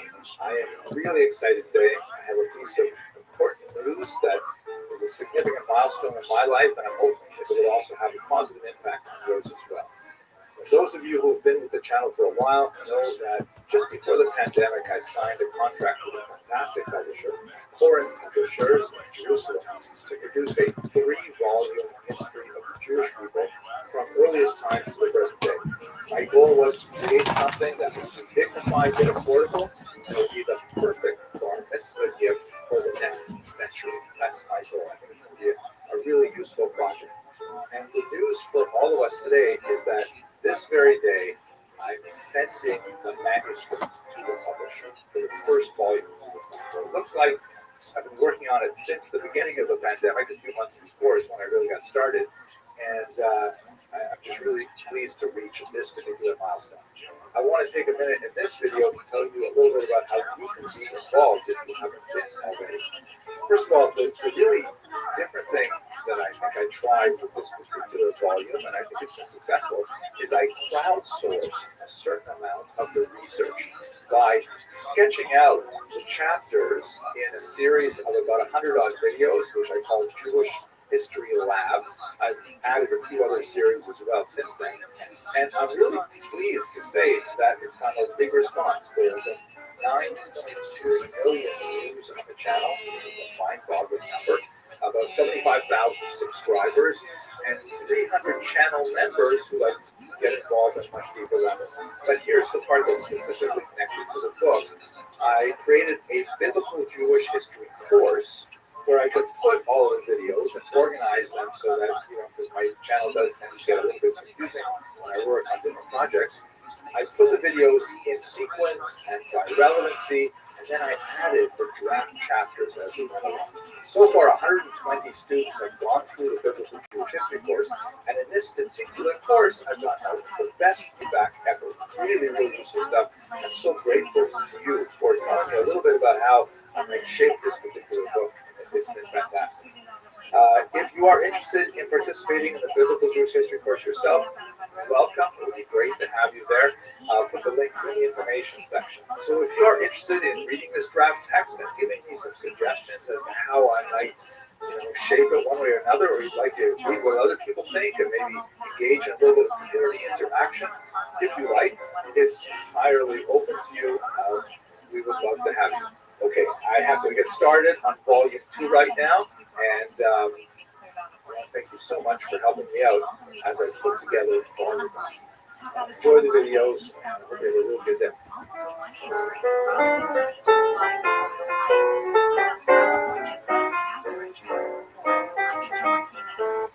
Here's what's trending now on the new and improved iHeartRadio app. Alright, if you're building your perfect summer playlist, just open the iHeartRadio app because we've got all the summer vibes. Hello, fellow students of Jewish history. I'm really excited to be beginning the Jewish History Lab series again with you. And you may be wondering, especially if you have been binge watching the Jewish History Lab, wait a minute, aren't we supposed to be going more into the modern period? What are we doing here in the Dark Ages? Well, there's actually a really good reason. As you will recall, the whole point of this Jewish History Lab series is to help me sort of sketch out what I wanted to say in this major book that I'm writing for Koren Publishers in Jerusalem. It's a 3-volume survey of Jewish history. And just yesterday, I'm so pleased, I finally sent the manuscript of volume 1 off to the editors there to start working their magic on it. And I'm hoping that in about a year or so, it'll be available in print. And now I'm working on volume 2. This morning I got up early, started writing volume 2. And of course, it's dealing with the medieval period. So I want to go back to this format of sketching out my lectures, a little bit more fleshed out than we may have discussed in the first time we went through this. And well, I hope you don't mind. Okay, let's talk now about the question of, was there a Jewish Dark Age? First of all, what does that term, Dark Age, actually mean? It comes primarily from 18th and 19th century European historiography, which posits a map that looks something like this. If you look at the y-axis, that's basically measuring like civilization. Up high, you have like advanced and literary civilization, all kinds of arts and things like that, sciences, and at the bottom you have very little. And the x-axis represents time, flowing from left to right.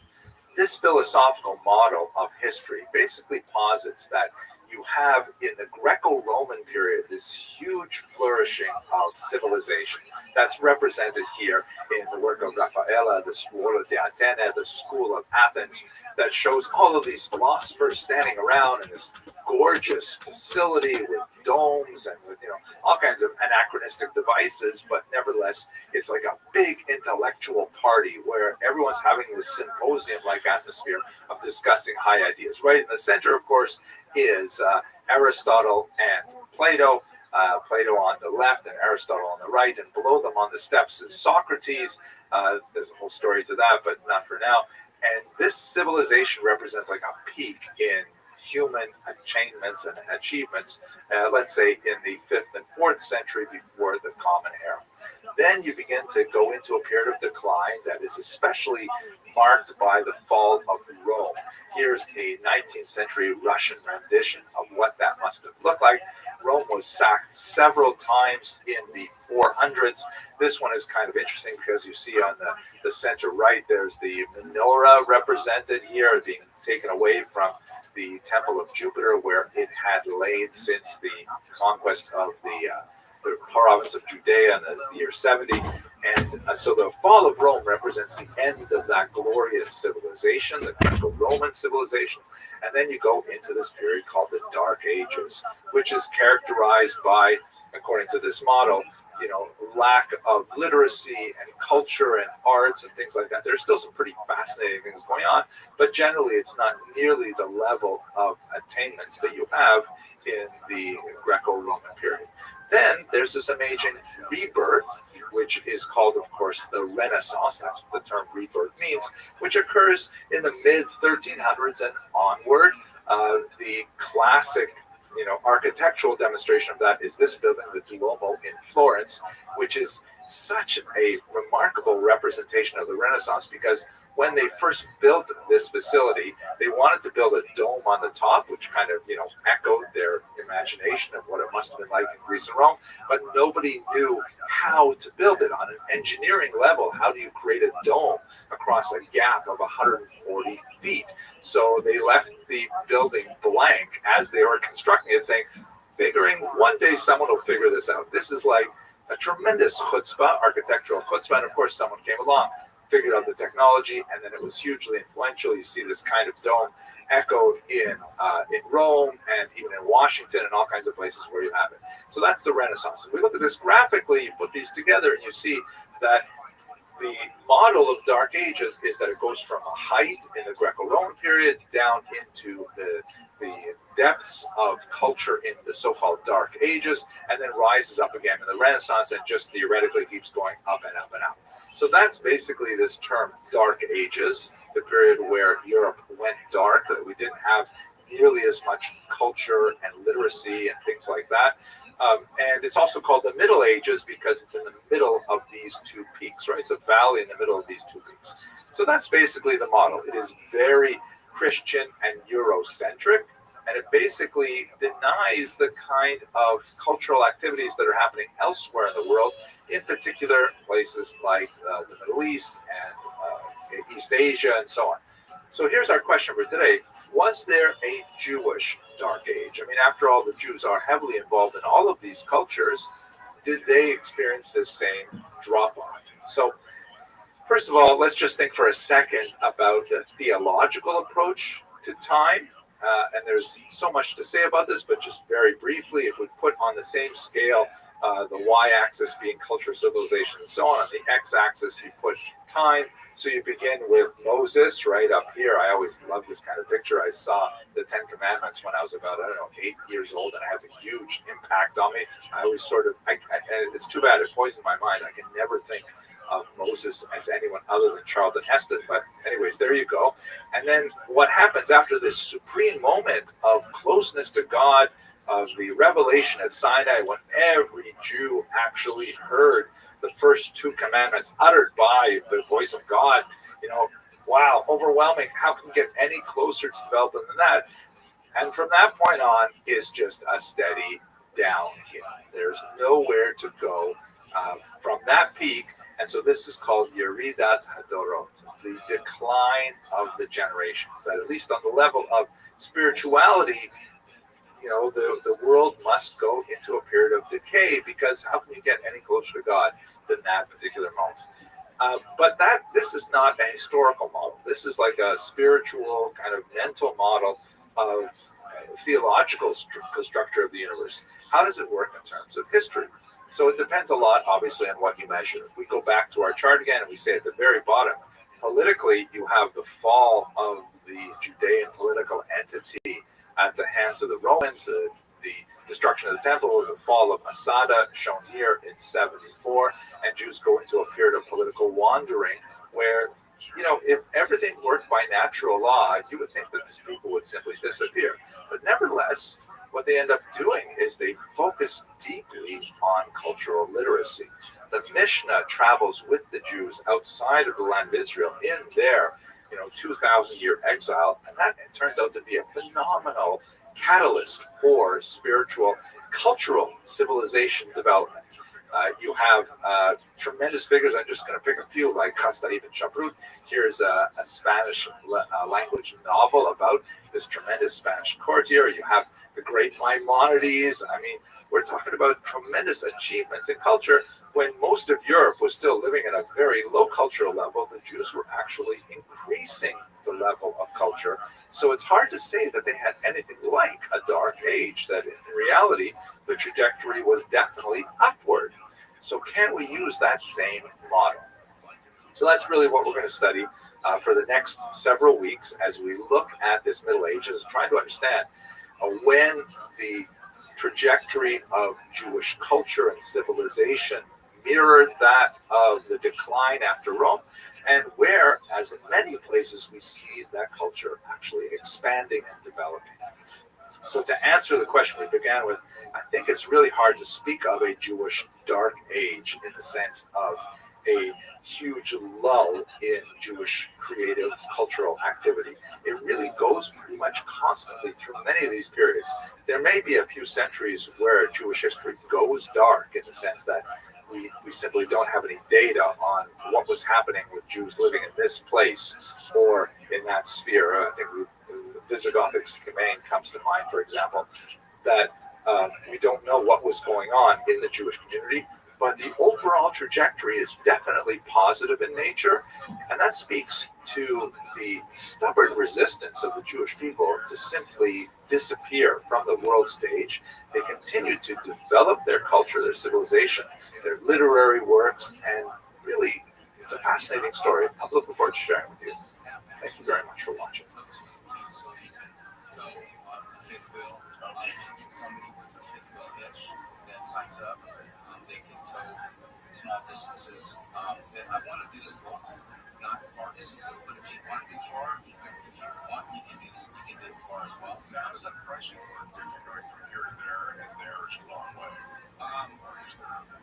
Yeah, there is. There's mileage, and that doesn't have to be exact. Hello, fellow students of Jewish history. I'd like to continue our discussion of Jewish civilization now at the beginning of the so-called medieval period or Dark Ages with a look at the Jews in the land of Israel.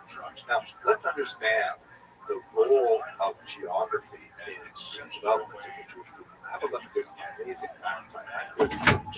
This is a 16th century map. He called it the cloverleaf map. It was a fascinating kind of individual. He liked to make these kind of map ideas that expressed like more philosophical thought about how the world was organized. And this is one of my favorites. And it shows in this cloverleaf, the top left is Europe, the top right is Asia, and the bottom is Africa. Of course, these three continents.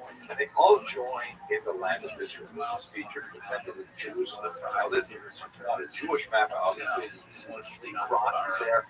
Christian himself was a Protestant minister, not especially successful in his career as a minister, but really successful, I think, as a map maker.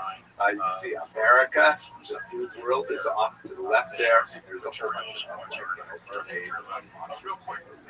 Now, Israel, of course, is right at the center of three continents. And in fact, when you look at Israel from a satellite map, you can see that's basically true. Africa connects to Europe and Asia through the land of Israel, and note that this is exacerbated by the Jordan River Valley rift, which is very prominent on the satellite photograph. Basically, to the right, to the east of that Jordan River Valley, it's like an impassable desert. So basically, if you want to go anywhere from, let's say, the very rich agricultural area of the Nile Delta, Egypt, which is just to the left of the land of Israel there, up to the region of Mesopotamia, which would be on the extreme right towards the middle, that area there. You know, the only way to get from A to B is through Israel. That's called the Fertile Crescent, the sort of C shape that's formed from Egypt through Israel and down into Mesopotamia. And Israel really is at the crossroads. There's no other way by land to get to these three continents, so Atlantic itself was not so far off. The roads developed this way from ancient times. Here's a map showing the roads from left Egypt to the middle right, the Fertile Crescent, and they have to go through two major routes. One is called the Derek Hayam, the Via Maris, or the Way of the Sea, which basically cuts the coast about halfway up the land of Israel and cuts to the east. And then there was the Derech HaMelech, the King's Highway, later transplanted here to the holy city of Brooklyn, New York, where it skirted under the Dead Sea and then made its way up the eastern part of the Jordan River Valley. This is kind of like the turnpike version, where there are maybe more tolls, but it's a faster highway, right? Less scenic, of course, but nevertheless a faster highway. Everything goes through Israel. There's no roads really to the east. It's true. You can do a camel caravan, dangerous, expensive, you know, all kinds of robbers and brigands on the way.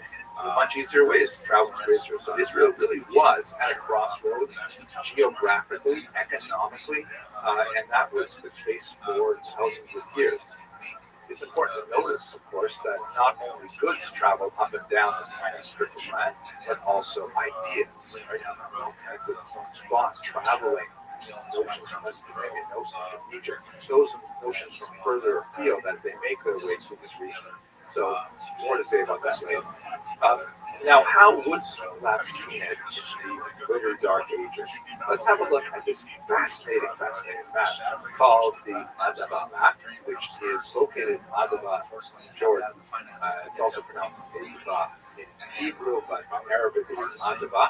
Here is the map itself, which was made originally as a mosaic of a church in the 6th century of the Common Era. It's a Byzantine church, and it was covered over. The church itself was abandoned when there was earthquakes in the 8th century, and it was eventually resettled, and they covered it over with tiles, which were discovered again during an 1884 renovation of the region.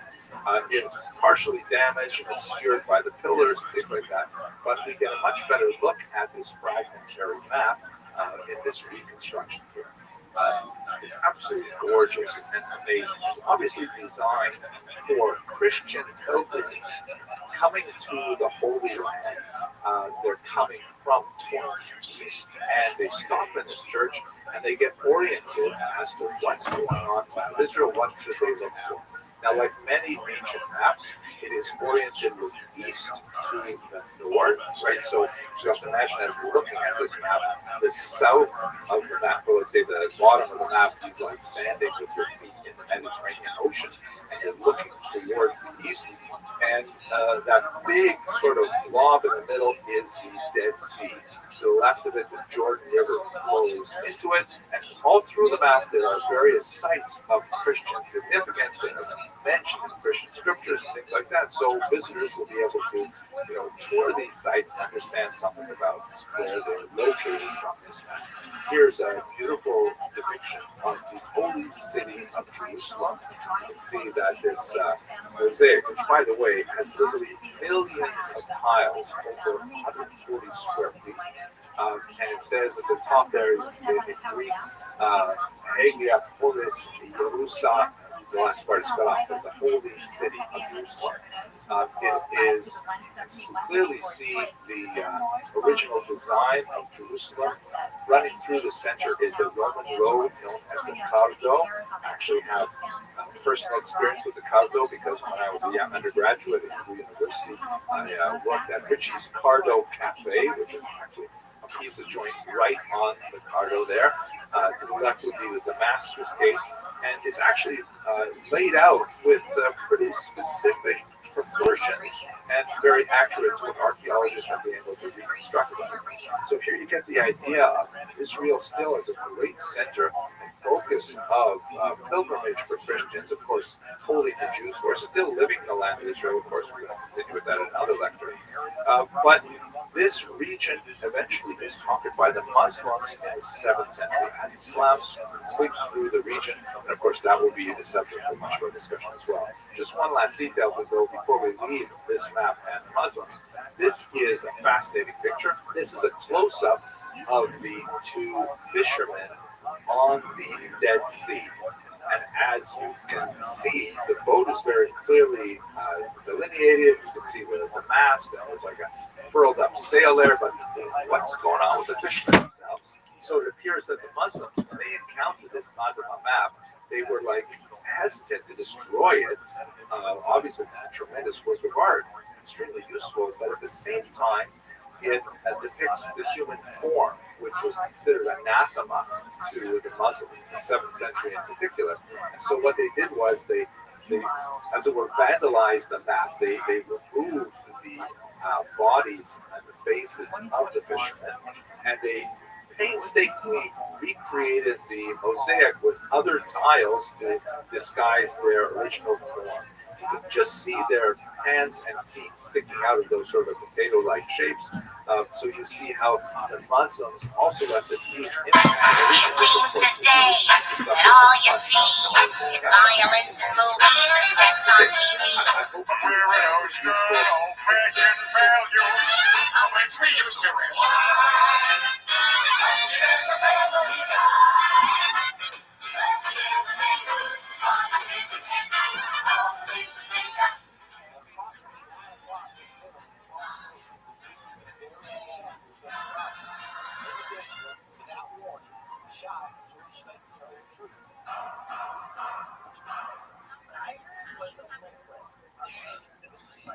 Hello, fellow students of Jewish history. Let's continue our discussion of the early Dark Ages, and let's look at the land of Israel and Babylonia. So let's start a little bit with a review of the important political history. So here in the background is this beautiful image of the Beit Malka mosaic. We're going to return to this. But what were the major political events between year 200 and year 634, specifically in the land of Israel? And we've spoken quite a bit about the middle of the 2nd century and the immediate aftermath of the Bar Kokhba revolt, and how Judea, the southern part, central southern part of the land of Israel, especially, is attacked by Adrian and his successors. Tremendous devastation brought on Jerusalem in particular, and all kinds of terrible things. A lot of the Jewish population moves to the north, where there's a new center developing there. Then at the end of the century, there's a very brief moment of respite. Largely as a result of this relationship between one of the Roman emperors, who was known in the Talmud as Antoninus, and Rabbi Yehuda Nasi himself. This mysterious Antoninus is difficult to identify because Antonin was the name of an entire dynasty. There's several emperors that had the name Antonin in their names, usually the second or third name. And so it's hard to determine which one is, but most likely the one that's called Caracalla, because they had similar names, they often had nicknames.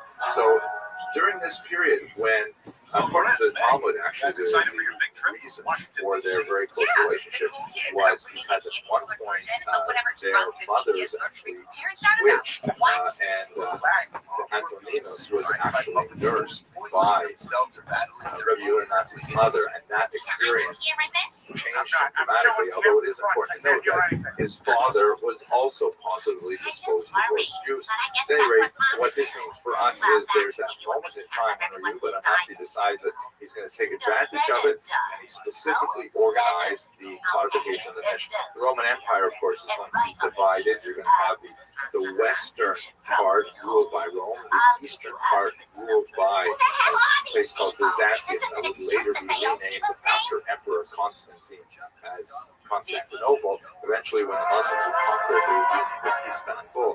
This represents an eastern and a western Roman empires, and they're going to be quite different in so many ways. And in general, the Jews begin to experience a steady decline in their status after that brief moment of respite under Antoninus. There is a couple of punctuated moments where it seems to look a little bit better, like Julian the Apostate, a very short-lived leader of the Roman Empire in the middle of the 4th century, proposes to the Jews, quite possibly because he wants to get an alliance with the Jews of Babylonia, but he proposed even rebuilding the temple, which generated a certain amount of enthusiasm, but not enough to keep him from being killed in the battlefield, and that idea simply disappeared. By the way, the term apostate is something that's applied from a later Christian perspective, obviously, because he was bucking the trend towards Christianity that would be strongly promoted by his predecessor, Constantine. The Persians will end up invading, the Persians will get the upper hand over the Roman Empire, and they will end up invading the land of Israel in year 614. And then the Eastern Roman Empire, now called the Byzantine Empire, will invade back again just a couple of decades later, and then the Muslims will come in just 5 years later, in 634, and kind of bookend this period that we're talking about. So we're looking at about 400 years now in just a couple of short lectures, but I hope this orients you to the overall picture of what's happening. Perhaps one of the most important things for the long-term survival of Jewish people is, of course, the development of the academies, the yeshivot. And we have two major centers. In the land of Israel, they're centered primarily in the north. This particular map is a little bit, distorted in the sense that all the dots are the same size. You get the sense that there's yeshivas all over Israel, but really the most important ones, the concentration of the most significant figures were to the north. There were definitely significant figures in the south. If you live there, for example, and the Talmud speaks about the Chachmei sages of the south, but most of the activities happen. What the hell are you doing here? The two most significant figures after Rabbi Rothschild passed away were none other than the great Rabbi Yochanan and Reish Lakish, phenomenal thinkers of the late 3rd century, who were perhaps the most important in bringing together the text for what would ultimately become the Jerusalem Talmud. They and their successors were involved in this, especially after yet another revolt, this one much more localized, against a local governor named Gallus in the year 351-52. After briefly gaining some momentum against the Romans now having gone through two major wars against the Jews, not to mention a minor war in 115, they put it down almost immediately and in a terrifying manner, completely destroying the Jewish population of the Taurus, for example. But it was against this backdrop, and perhaps because the Jews saw that moment that they had enjoyed under Rabbi Rothschild was perhaps going to close forever, that they decided to codify their lengthy discussion of the Mishnah into the first Talmud. Now, it's called the Jerusalem Talmud. This is something of a misnomer. Almost all the activity was happening to the north. In fact, Jews were barely allowed in Jerusalem at all during this time. The other term that's frequently used is the Palestinian Talmud, which is certainly more accurate if you want to refer to the land of Israel as Palestine. But